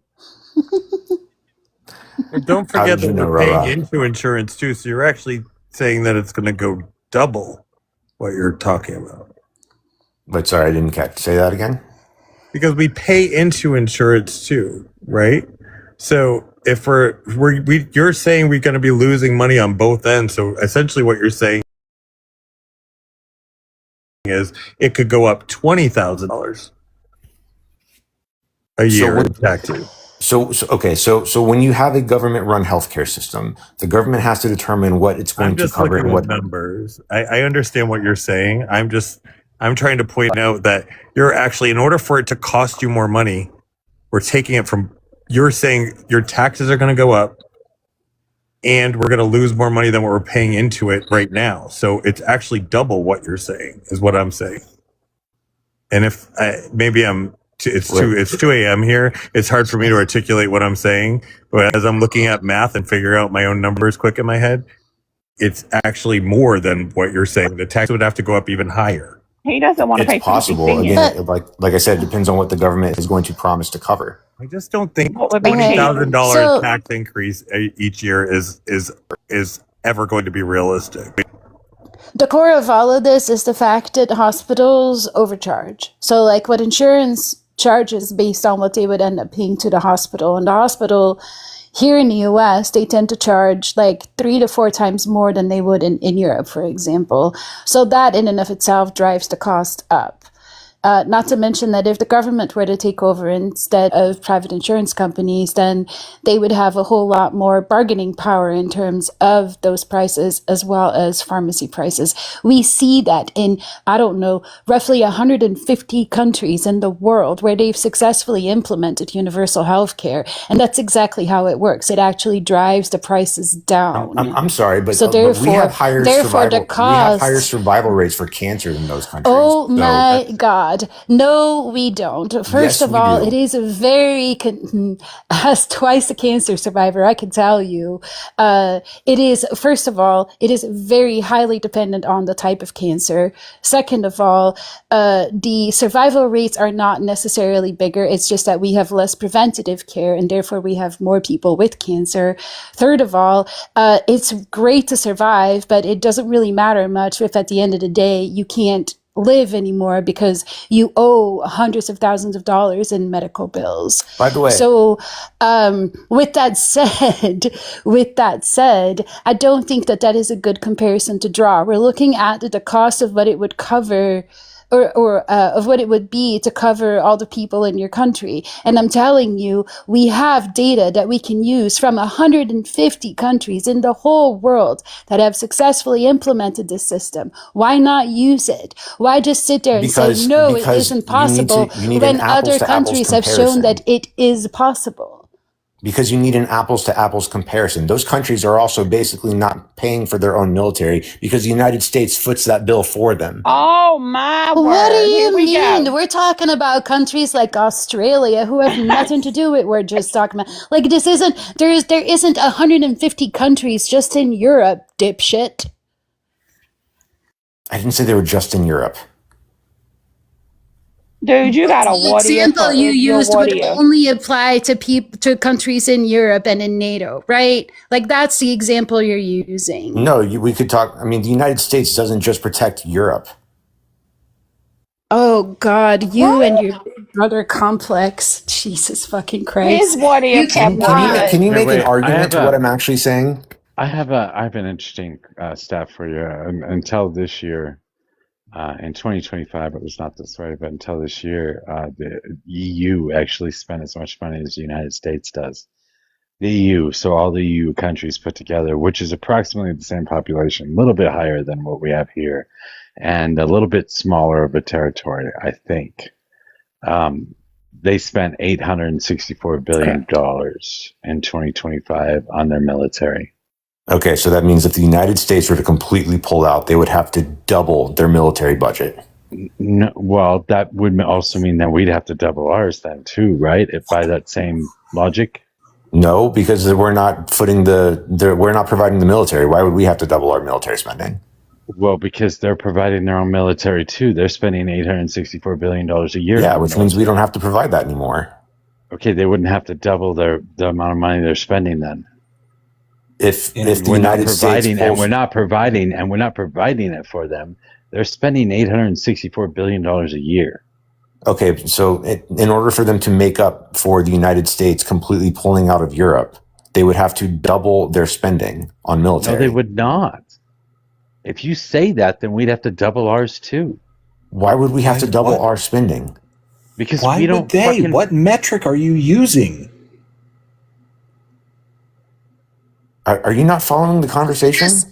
I'm not following the conversation. It doesn't matter if we pull out. I'm sorry. They just have the individuals take over the available space. Also, what is it to say that if we pull out of the fucking EU in regards to this whole military aspect here, that it's just not needed? That it's not needed? Yeah. I mean, well, I don't know how you would know that unless you work in intelligence. But how would you? I don't know that, but the people who why are you making the argument? Because ever since the end of World War II, the United States has been the only reason the Soviet Union hasn't moved west and conquered the rest of Europe. Except that's by not true. what fucking metric? That's not true at all. There's no way that you could possibly suggest that that's even true. You think that Europe would have been able to defend themselves after World War II when they were basically completely destroyed? Not right after World War II, but certainly a number of years after World War II, yes. And certainly today, yes. Okay. I mean, I don't necessarily disagree with you. I'd love to see Europe increase their military spending so the United States didn't have to do it for them. They don't have to increase it. They already spend $864 billion a fucking year. That's not even including. How do you know that that's enough? That's How not do you know even that's including sufficient? That's not even including Great Britain, and that's not including a bunch of other countries over there too. I'm just talking about the EU alone. Okay, but how do you know that's sufficient? How do you know it's not? I don't know that's sufficient. Then why are you positing the fucking claim, TJ? Because people who are experts in that field clearly seem to think that it's worth spending that money. Okay, hold on. Stop. Because it pivots away from the healthcare thing. That's why. Yeah, TJ, I'm sorry. Then quote those fucking experts, because that would be a metric, TJ, which I asked for. Holy shit. Oh my god. Yeah, I've heard that argument from people that are for going to for pro-war and shit like that. It's like it's propaganda. It's basically like it's an excuse, like Era said, as to not to as like it's like a throwaway excuse and to say to explain why we can't have healthcare. Ibanez, what happened when Barack Obama pulled our troops out of Iraq? You talking about like ISIS and all that? Yeah. See, that's the thing though. We should have been there. Healthcare. Yeah, It's not. Yeah, I want to pivot. What he's saying is that they're able to have universal health care because they don't have to spend money on their military. Yet they are spending $864 billion a year on their military, and they still have universal health care. So tell me how that works now, TJ. Because if the United States, if they did not have the United States there and they wanted to, so basically what I'm trying to say is this: if they wanted to keep the military defense in Europe as it is now, then if the United States pulled out, they would have to double their spending in order to keep. You said this. That would also mean that we have to double ours by the same metric. Why would we have to double ours if they're footing the rest of it? Why would they have to double theirs? Because the United States pulled their military out. So why would they have to? Do you really think that it was only the United States military that was there? Because my brother was there several times, and he was a Belgian soldier. So no, I didn't say it was only the United States military. That's not what I said. Why would they have Why would they have to double theirs? Okay. Why would they have to spend more than $864 billion a year? Okay, Mojo, you and I are playing paintball. Okay. No, I'm giving you an example. You and I are playing paintball. We both agree that we need to bring, X amount of paintballs in order to have a full competition. I say, I'm not going to show up, but you need to still bring the same number of paintballs. By the same, By the only way by the same metric, the United States would have to double its military too. No, because the United States isn't coming. If you turn it around, the United States isn't coming. That's fine. Then they're playing with themselves, and they don't fucking need our help anyway. Yeah, so why would the United States need to spend more money on paintballs? Why would Europe need to spend more money on paintballs? Because in the hypothetical example, the United States is pulling the military out. And so if they want to keep the same amount, if they want to keep the same amount of defense, but mathematically speaking, they have to double their spending. They don't have to double their spending. We don't fucking add anything. They can fill up our fucking bases that we have over there with their own goddamn soldiers. And they have all the military equipment they need to defend themselves. We don't have to be there. The only reason that we're there is for hegemony. That's the only reason that we have 800 bases spread all over the world. You're not and that's where we spend the vast majority of our money. And we have the fucking aircraft carrier fleets that we have right now to control the rest of the world. Okay, well, if you're going to argue that we don't need that much spending or that much of a military presence, that the United States could pull out and it's not, Europe can keep their military the way it is now, that's a different argument. What I was saying is that that's exactly what I've been saying since the beginning, you did. Okay, that's fine. But what I was saying is that if Europe wanted to keep the same amount of military defense that was there before the United States pulled out, they would have to double their military spending. No need to. Okay, well, then that's a different argument. Won't we have to have more It's an argument I've been making the whole time. Yeah, we need, if we have no friends or allies, won't we need more to spend more in order to protect ourselves? They'll just team up with fucking China and Russia and come take over the U.S. Yeah, that's what he his what ifs have what ifs. He doesn't know. He I don't know what the fuck's wrong with the boy, but the dude. And I'm also not sure if he realizes that, like, the U.S. also gets a benefit out of having all those bases all across the world, specifically in Europe, right? Like, it doesn't just, like, if you want to talk about benefit, it's not just a benefit to the EU, it's a benefit to the US as well. I mean, it's a benefit in terms of we are able to maintain like a military advantage geographically. We have If it wasn't a benefit, we have roughly 40 military installations across Europe, with the majority of them concentrated in Germany, Italy, Poland, and the UK. And the majority of these are specifically just for like air defense forces or naval deployment. Like that's it. We could, and even then, like the estimates for troops, like it's like 38,000 troops. That's again, they spend as much money as we do on their military, and they get free healthcare and free education and free childcare and paternal and maternal leave. They also get all sorts of other benefits that we don't, and they still spend as much money in their fucking military as we do. So tell me how that works. I think proportionally, we spend double than what some countries spend on their military. Yeah, you say some countries. I'm equating population and landmass. The EU is approximately the same population and approximately the same landmass.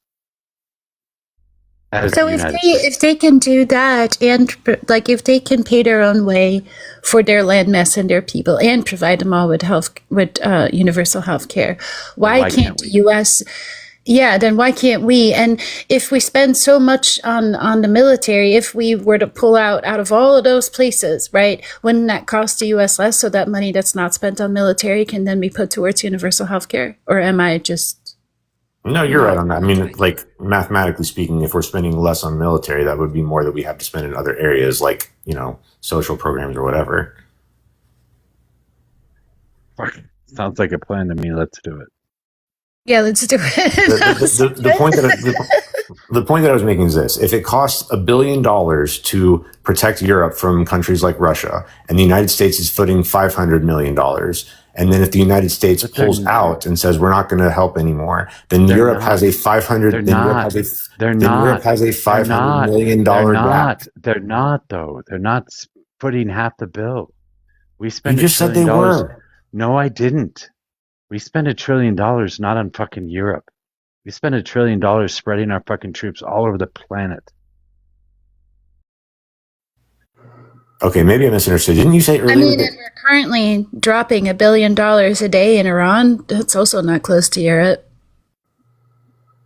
I thought you said that that Europe was spending, or the EU was spending just as much on NATO as the United States is.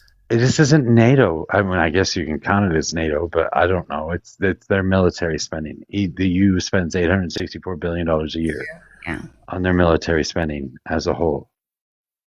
I don't know if people fully realize how, like, what the EU is. I think people think of it as like a conglomerate of countries when it is actually a form of government. And it's a form of government that has approximately the same GDP, approximately the same landmass, and approximately the same population that we have. Pretty close in all those metrics. So it is equivalent to the United States if you want to compare the EU to the US. It's a collection of states. Probably why Fox News was up in arms when the EU first started to fucking form. Is it could potentially be a counter hegemony to the US. And they've already started. Yeah, and you include Canada in there too. We're really fucked. And Canada now is making trade deals around the United States with EU countries and countries all over the world. So they're leaving us out of their fucking trade deals now. They're leading us out of all the trade negotiations they have, and we're the ones who are getting fucking shellacked in the deals. By the way, European countries have had to increase their military spending in the recent years because of Russia, not decrease it. No. Bullshit. Yes. But even if that were true, like you say, protecting Europe from Russia, but really, I think by keeping Russia at bay, you're protecting pretty much the entire world. Yes. Also, so you're right. It wouldn't just be Europe. It would be all 150 countries that you mentioned. we're also quickly finding out that the money, it's not even realistically the fucking money. It's the old material, the old arms, the old armaments that we don't have utilization for elsewhere, that were going to be cycled out anyways, that we would have had to have paid someone to recycle in some semblance or fashion. We donated to Ukraine, and they are dogging the shit out of Russia's current military. It is crazy how much money we realistically didn't invest. We didn't send them a whole shitload of money. We sent them a vast majority of like used materials, things that were being decommissioned anyways. And Russia is getting their shit pounded in. Are you serious? Yeah, Russia's the big threat. Yeah, and I agree with Norwegian Giant in the comments. When I talk to my family and friends back home, like, they talk a lot about Russia, Ukraine, but they also talk a lot about the threat to Greenland. Like, it is perceived, it's no longer a joke. Like, it is perceived as like a genuine threat that the US would like do something crazy, like put boots on the ground in Greenland. Yeah. And so like if they were to increase their military, it's not just because of Russia. It's actually also because of the U.S. And I hear MOJO when earlier in the conversation, it was like, well, if the U.S. pulled out, then they would have to replace all their or increase all their military. And MOJO's like, well, they might not need it, or something along those lines. And I agree with that as well. Most of the EU countries are not nearly the warmongers that the U.S. is. So there's, I think, to some extent, less need for a vast military. These platitudes aren't going to work with the modern left. Just not. Wait, what? Huh? Sorry. The platitudes that TJ's giving, like if we, the only reason that they get free healthcare is because we pay for the military. That's just a platitude. That's not true in any way, shape, or form. That is not why they have free healthcare, because they spend almost as much as we do, and they spent as much as we did until like a year and a half ago. I'm saying they would have less money for healthcare services. That's just mathematically true. But they wouldn't, because there's no reason that they would have to increase their military. So Russia didn't invade Ukraine recently? Nobody cares about Russia. Ukraine is kicking the shit out of Russia. What the fuck is wrong with you? What do you think would be happening if the United States wasn't helping them? Okay, but that's not whatever is. Did you not just hear what fucking Rebel said? What the fuck? Yes, he said that we were giving them a bunch of assets to help fight back Russia. If the United States wasn't doing that, then what would happen? Ukraine specifically received like decommissioned weapons and whatnot. But in general, the US doesn't pay for shit when it comes to EU militaries.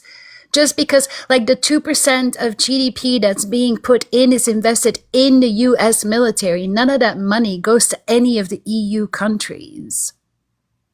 I didn't say it did. I'm saying that the US is paying for European military, because that's just not correct. Oh, okay. So the United States puts military equipment in Europe or in across the world, as does the European Union or European nations. I guess I should say, all the military equipment serves as a deterrent to countries like Russia. Okay, I'm not saying that the United States is giving money to Europe. I'm saying the United States is spending money on equipment and then putting it around the world, just like the European equipment, though. Old equipment that they just said was decommissioned. What are you talking about? We weren't even using it. It would need to be destroyed, correct? Well, I mean, that's still equipment, though, that we could use in, say, like Iran. Whether or not we should be in Iran or not is a different question. What? But in theory, we could use that equipment. That's equipment that we don't have to use in places like Iran. We can't beat Iran with new equipment. Why the fuck would we use old equipment? No, it's just additional equipment. It's completely irrelevant to the fucking point. The EU still has its own stations, its own military defense, its own intercepting forces, its own everything. I didn't say they have didn't. supplemental domination of all of that as well, because we've been allotted to do so. And the majority of the individual equipment that we have donated to Ukraine for this fight against Russia is, again, decommissioned stuff that we would have had to have paid someone in order to take care of, as opposed to donating it. So technically we are saving money by donating it to Ukraine in order to fight off a adversary of ours, in which Ukraine is effectively using it again and dogging the shit out of Russian forces, to the point where Russian forces in Ukraine have an average lifespan of 15 fucking minutes. Damn. You know, I came up here just to say hello to everybody and hang out for like a half hour and then go to bed. Here I am, 2 hours later, eating cold breakfast sausage because I'm fucking frustrated. TJ, man, he refuses to budge on anything at all. I've budged on issues before. No, I ain't never seen you do it. I didn't say I did it since I've been coming on TikTok, but I've budged on issues. Okay. I've completely flipped on issues before. What completely surprises me is that you, and I know nobody else up here is a believer, I don't think, that you call yourself a Christian. It's fucking baffling to me.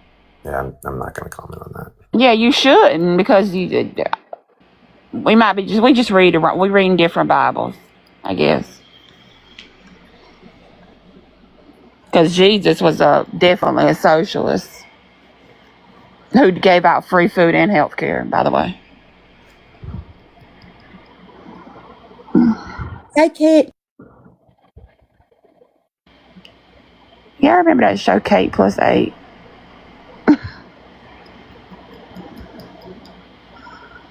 Is that the Duggars? The Duggars, no, not them. This one only had 8 kids. She had twins, and then she had 6 at one time. They'd have to institutionalize me. I'm telling you that. I would need to be institutionalized. They grown now. Oh my God, 8 kids. I couldn't get past 1. I don't know what's wrong with women. I have a hard time getting past 8 Republicans. What the fuck? Oh God. They're worse than kids, though. They are. Yes, they are. There are many similarities. They throw tantrums. Oh, TJ.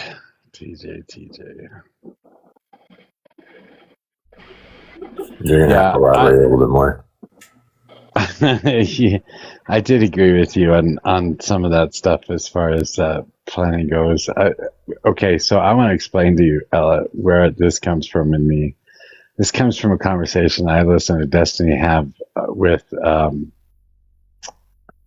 Xena, was her name. What are you talking about? The conversation about budgeting and about how to budget better and make sure that you have more money and that you can afford the things that you have and stuff like that. So there was a point in time where Destiny, a streamer, was talking to Xena, a streamer, and she was complaining about her budget and how she couldn't afford shit and she needs to figure out how to make more money and all this other shit. So they started going over her budget on a fucking live and how much money she had going out every month and how much money she was bringing in every month and where her payments were going and stuff. And they got stuck on her fucking Escalade. She bought a new Escalade that she was paying like $1,200 fucking dollars a month for or some shit like that, and she refused to give it up. And he spent hours, like a couple hours, trying to convince her that she needs to give up that car because she could be in the black if she would just give up that car and buy something cheaper. And it was just wild listening to that conversation back and forth. So now when I hear somebody talking about $800 a month car payments, $300 a month car payments, saving $10,000 for a down payment on a car, when I hear stuff like that, it just triggers me instantly. So that's where I'm coming from in that conversation. I mean, I can hear that, and I would agree that, if you're going to bitch about what you have to spend or your bills, and then you have an Escalade in the garage, that's a silly decision. I fully agree with that. But I think in Chris's case, it's like, the point of the argument that was made before he even came up on the panel was, oh, but poor people and the average car payment is $500 a month, so poor people shouldn't have a car. Right. And that to me is the crazy part of the statement. And so he came up to say the car payment isn't necessarily my problem. The $700 in healthcare plus medicine is, or the $700 in insurance payment plus the medicine is my problem. And like, the very first thing that happened was like, oh, but you should have a cheaper car, when he's already $200 below the average, like, car payment, like monthly car payment for used cars in this country at this time. Like, I understand that, there might be cheaper options here and there, but are they also the safer options? Are they the most reliable options? Like, 35 miles one way is not little, I would say. So like, there are so many variables there that I'm just like, maybe he did make the best decision for himself, and he's still $200 below the average, like the monthly average. So he's not doing that poorly. I hear you. And I think that every situation is different. Would I want to help him in terms of the healthcare stuff? Yeah, and I intend on messaging him because I think that I know people that might be able to help him. But like, that's besides the point. That's not something that I need to do on a panel, right? Do me a favor. The point was, what's that? Apologize for me. Tell him I'm sorry. Oh, I got myself hooked into one particular portion of the conversation and didn't want to let go of it. So that was totally my fault. And that happens. I get like that sometimes too, and I don't think he would fault you for it. But it's just, I think the point was that TJ made before, like, at $500 as the average monthly price, poor people just shouldn't have a car. And that was not the point that I'm making. But my rebuttal to that is like, you can't just like move to a place where you don't have that need for that expenditure, because then you're probably just gaining that much money in rent prices, right? Like, the world is currently not built for poor people to survive. And heck, it's difficult for what we would refer to as the lower middle class at this point. And I'm not saying that there aren't people who could make concessions to make it easier for themselves. They exist everywhere. But I am saying that there is an actual existing problem in this country right now. Yeah, and this one thing, I have a situation. Okay, I understand that 1200 Escalade, she was just dumb as fuck. That's just stupid. But like recently, my cousin, she has a used car, right? She saved up and she bought it. She had to save for a very long time. She's a mother of 6. One passed away, unfortunately, and not recently, but I'm just saying. Anyway, back to what I was saying. Her car tore up. And if not for me being able to let her use my car and me use my mom's car, she would have lost her job because she didn't have the money to get that car fixed. There are a lot of people that live paycheck to paycheck, and they don't have the money to save to buy a used car. They just don't. Like a $2,000 car or a $1,000 car, they don't have it. So, Ella, when I brought up the $500 car payment, that was in response to, I can't remember who it was I can't remember his name, but he mentioned that most Americans live paycheck to paycheck. I was just pointing out that most Americans also have a $500 car payment. I didn't say anything about whether or not. But they don't, though. That's the average car payment. Not in my town, not in my neighborhood. I've never seen it, and I've lived in the hood my whole life. I don't know who you're talking about or where these people live, but what the things that you've seen and the things that you read, I just have never experienced. Well, it's a countrywide statistic. No, You're hyper Okay. conflating the average used car payment with whether or not the majority of Americans are Those are actually for loan actually have a car payment, and B, if those people are actually paying that amount. Yeah, and the ones that I found at like the statistic that I found about the 531, Mojo is right. It is those who do a car loan in order to get the car. I don't know if that would be different if you looked at cars paid for with cash. Yeah, Or I I would don't. always pay. I would never buy off of a car lot. I think that they cheat people. I think they're the scummiest. TJ, what do you think about the car companies that are making these prices so high for their cars? What do you think about those people? I don't know. Are you talking about dealerships or are you talking about No, I'm like, talking about actual car companies or the dealerships. Why do you think the cars have went up so much in price? you want like an economics reason? TJ, I want a reason of why the rich people who own the car companies, why you're not mad at them, but you're mad at the poor people for having to get the cars that they have to get, and they're expensive because they're being overcharged. The cars aren't worth that. Have you ever thought about it from that? I mean, I don't know. Like, I'd honestly, my honest answer is like I'd have to look at their financial statements to see like what the profit margins are in the cars and all that. So, I mean, that's You don't think the cars are overpriced these Yeah, and I days? think what we're trying to get at is something. That's why I was pointing at the comments earlier. I don't know if any of you read along when Jolie and BTW, I think, were chatting back and forth about the car industry currently and the prices. And like one example that I saw was that Chevrolet stopped building their smaller and more affordable cars. Things like that. Like cars just aren't as affordable anymore as they used to be, especially not, in like, let's say the recent years, like let's say the last decade or whatever. If you combine that with the interest rates, like you are effectively putting a lot of people out of the ability for transportation and therefore out of the ability of finding certain jobs, right? Like it is an issue, and I do think that car manufacturers kind of stopped providing cars for the less wealthy, if you will. Yeah, they did. They did, and the whole thing is what I don't understand, and I fucking just completely forgot what I was about to say. I'm sorry. Somebody else go ahead. I think I'm getting too sleepy.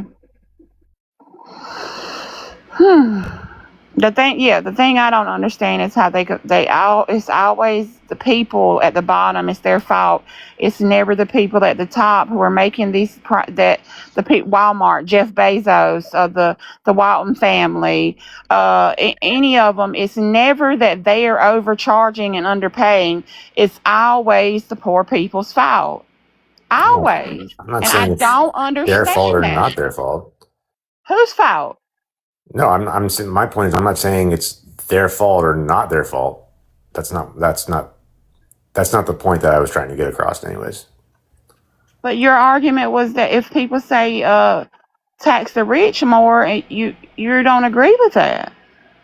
Well, because I don't think that taxing the rich more is going to pull people out of, like, you can't tax your way into prosperity. There are economic consequences to taxing, to increasing tax rates. What do you think the consequences would be for?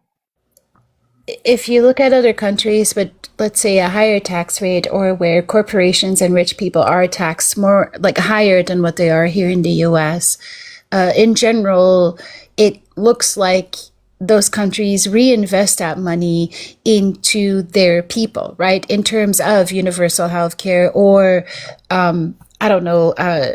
education, like free or cheap education, or even better infrastructure in general.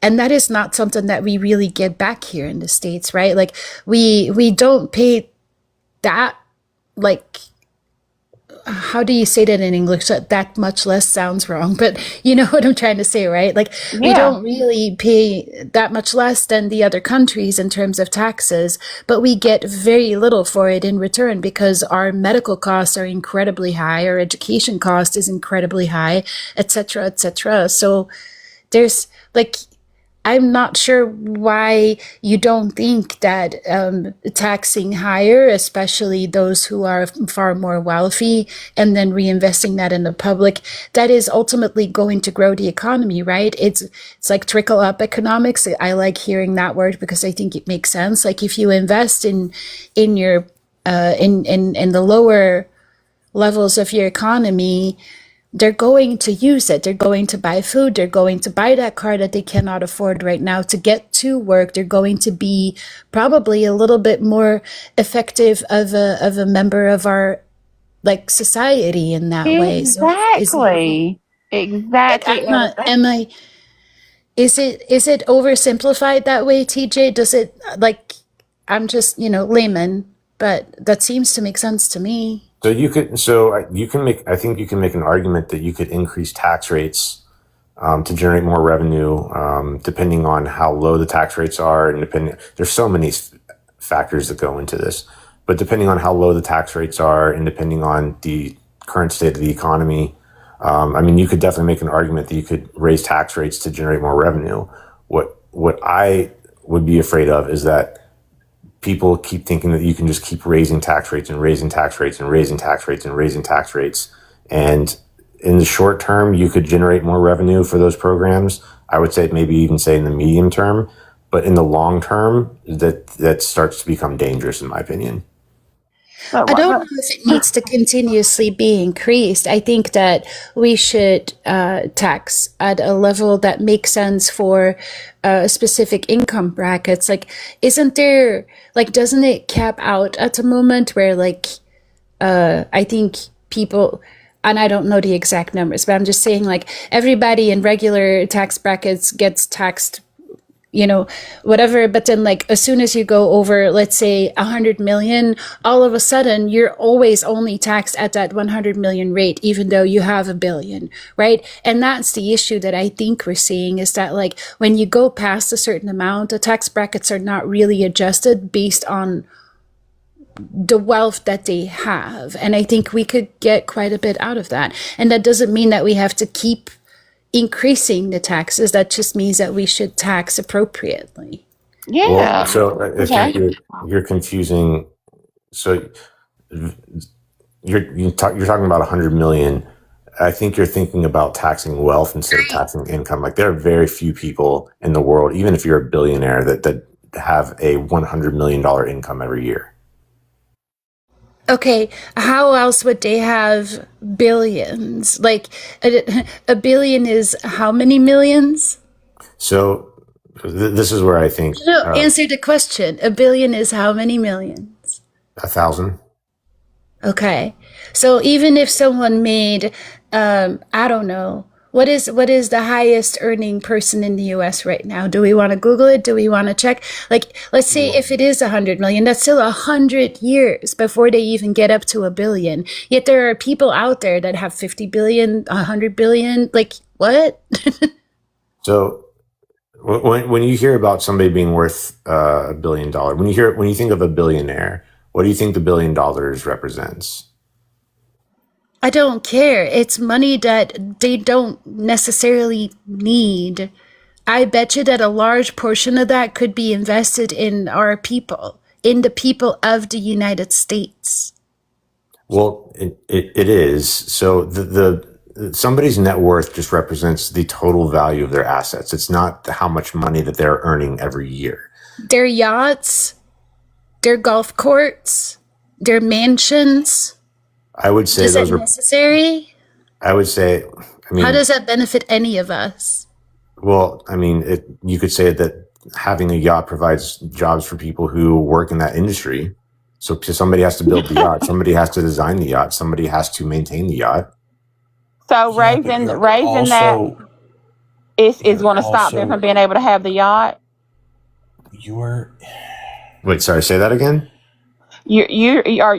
She just sat here and said we don't have to continually raise the tax rate. Well, nobody's saying don't give them ability to have their yacht if they want their yacht. No, nobody's saying that, but they do have their money. It Oh, might I be an am saying asset. that. Yeah, it might be an assets and other things. I know what you're saying, TJ. It might not be readily money that's in their bank account, but at the end of the day, they have that money if they need that money. They can get it. They're also taking out low interest loans against trusts where they place these assets in, specifically arguing against their valuation in like stocks and companies that they own, something to that effect. It is quite literally what HR said, this buy, borrow, die fucking policy that they continuously have. The money isn't effectively making its way back through the market. You're talking about an individual loan for a specific high value asset that they once again are just borrowing against. It's this Ouroboros of billionaires hoarding wealth, hoarding their net worth valuation without. It is. No, it's not. It's just factually incorrect. It is explicitly being hoarded because less than 1% of the individuals in this nation make up 99% of the net valuation of all assets. That doesn't mean that it's being hoarded. That is the definition of it's not hoarded because it is no longer making its way back through the economy. Yes, it is.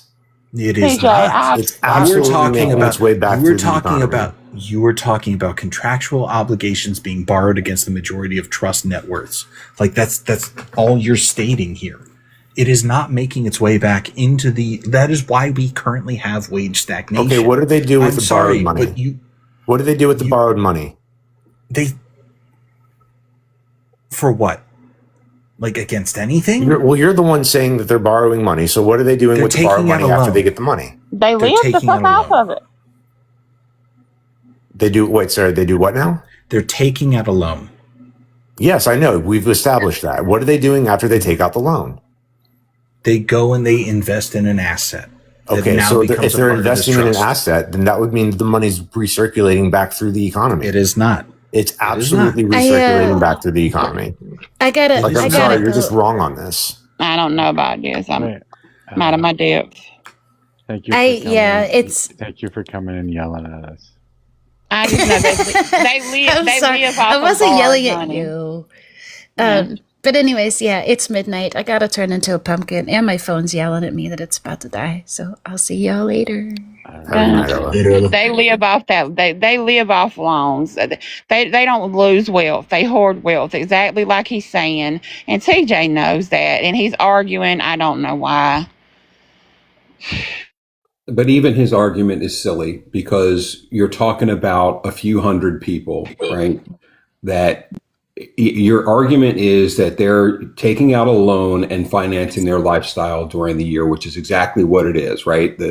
Like you said, invest, borrow, die, whatever it is, right? Okay, so let's look at that for a second. Let's be really generous and say there are 10,000 people who have assets of 100 million or more who do this thing that we both agree that they do. Okay. Is that a good principle to start on or not? Yeah, no, please explain because I don't know anything about this topic. So 100,000 people versus what's the population of the United States? 320 million is last time I saw. Okay. There's a very well-known saying, even millionaires only eat one loaf of bread a week. Okay? If the balance of the United States has not seen real increase in wages as inflation has gone up, the balance of the United States becomes less and less able to buy the loaf of bread. Those 100,000 people buying a loaf of bread, the bakeries start shutting down because those 100,000 people across the country aren't enough to keep all those bakeries in business. Right? And I don't care how fucking rich you are. When you buy the yacht, you've only bought one yacht. And that provided jobs for a couple hundred people for a year and a half. That's not a sustainable economy. The problem is that in capitalism, there are two things that are absolute features of capitalism. And I'm not an anti-capitalist, so I'm just looking at the reality of capitalism.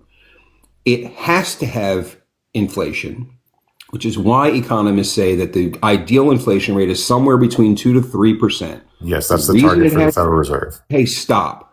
The reason it has to have capitalism is because it's not good enough when a company makes the same amount of money they did last year, or just a little bit more. How many times have you seen a stock tumble because the earnings report wasn't as good as the analysts thought it would be?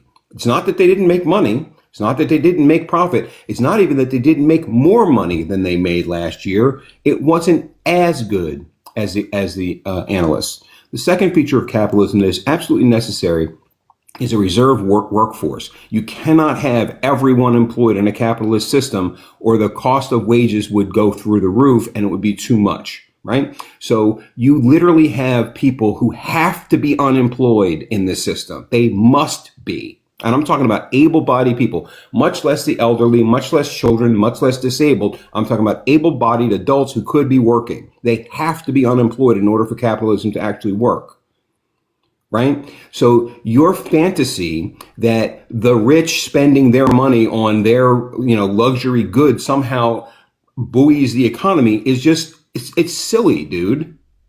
You're talking about 0.1% at best that you're saying is keeping the economy afloat. No, it's the 350 million other people in the country who are keeping the economy afloat. The problem is that wages have not been kept up with the rising costs. And now we're in the situation where after nearly 20 years where there hasn't been a minimum wage increase, and companies that are making record profits are giving their employees, we're giving you a 1.5% raise. Didn't you do a great job? That's the problem. And no, the money is not circulating in the economy. It absolutely is. It absolutely is fucking not. You explain to me how what I just said is wrong about how those 100,000 millionaires are actually buoying the economy by their purchasing. Well, buoying the economy is a separate thing. The point is that the wealth is not being hoarded. The currency is not being hoarded. It absolutely fucking is. It absolutely is because it is not available to the people who are doing the work. What are you talking about? The money still circulates through the economy. Hey, TJ, you agree with the fact that the people at the bottom of the ladder are not getting the money. They're not getting it in their paycheck. That is by definition not circulating through the economy, dude. No, there's a difference between just because it's not showing up in their paycheck doesn't mean it doesn't circulate throughout the economy. The people with those paychecks are the ones who create the economy. They're the ones who make the economy run. That's a separate question than whether or not No, it's not. It is absolutely the bottom line question. Okay, what happens to the currency when they borrow money, when they borrow on margin against their shares? What happens to the currency?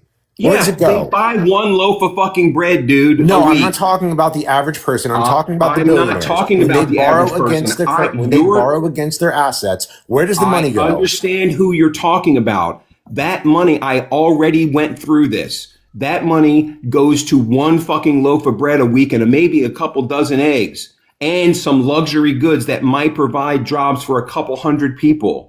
But then what do they do with the money? What do they do with the money once they receive it? Listen, TJ. Answer the question. What do they do with the money once they receive it? I already fucking answered your question. You're not going to just keep asking. What do they do once they receive it? I literally just did, dude. I literally just did. Okay, and what do they do when they receive it? Hey. You guys are going nowhere. Just say something and let the other person respond. Did Jeff Bezos buy 10 yachts last year?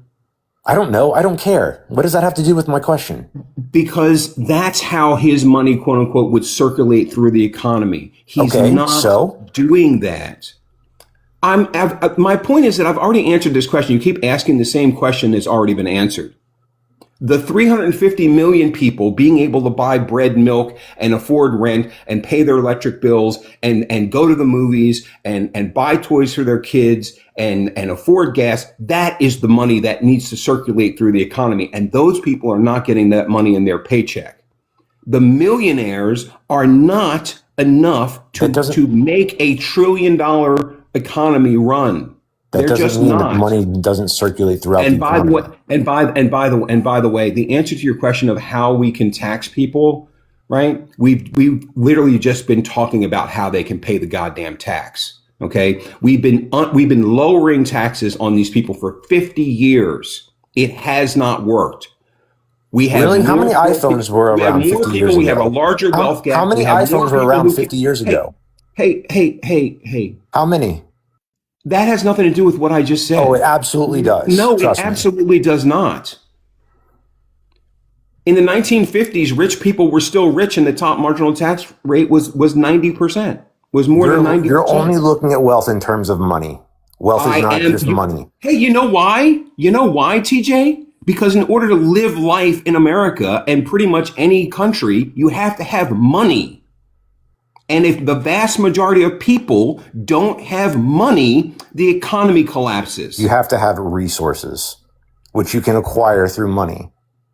Yeah. He loves rich people. He just loves rich people. He's not going. Oh my God. Okay, so just to get to the answer that I was trying to give. So the question is, how do you tax wealth? Do you tax wealth the same way they buy fucking yachts? If they can do that against their assets to pay for the yacht, because the yacht company isn't taking stock options when they buy the yacht, right? They're taking money from those people. They can do the same fucking thing to pay their taxes. The yacht company isn't taking out stock options when they buy the yacht. The yacht company's buying their own yacht that they already own. What are you talking about? Are you dense? Are you dense? Are you really this dense? Or are you just playing around now? I have to fucking interject. The fuck is wrong with you, man? It is kind of fucking crazy that you're using yachts as the fucking example here when Trump made the exemption to allow these to be considered into the grant specific trust program to allow them to be re-added. Okay, that's a different conversation. And argued and fucking borrowed against again. Okay, that's a different conversation. This weird fucking Ouroboros. No, it's not. It's the exact same fucking conversation we've been having. Oh my Okay. God. If money was actually hoarded, there would be a financial collapse. That is not how the economy works. That is not how the financial system works. I agree with you. I agree with you because we are currently experiencing a technical form of a financial collapse. No, we're not. There is a vast no bubble. idea. There is a vast bubble that is currently happening in the AI sphere. We have another one happening in the housing sphere. We have a current we have this whole economic precipice that we're kind of levying up to right now that we're about to go over the threshold of, and you're just nah. Yeah, because you're wrong. How so?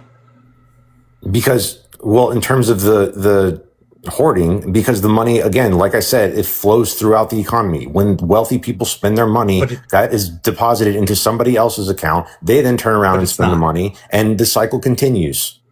But it's not, because wage stagnation has still been a thing for the past That's not the same thing as hoarding money.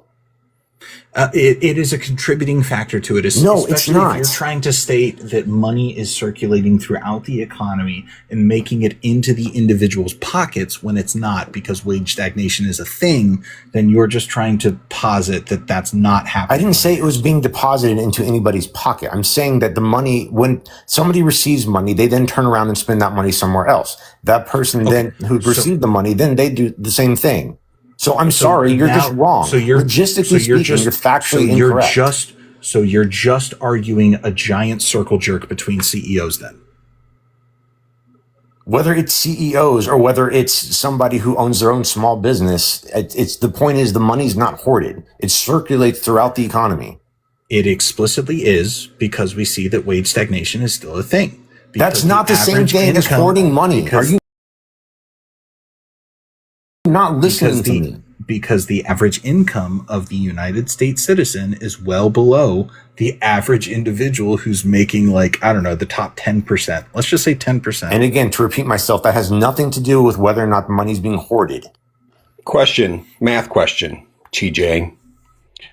So I'm going to stick with my 100,000 millionaires and above, okay? Which circulates more money, 100,000 millionaires or above buying normal everyday goods, or 350 million people buying normal everyday goods? Well, which circulates more capital or money through the economy? Not capital. Don't jump on that because I made a mistake. Okay, I'm correcting myself.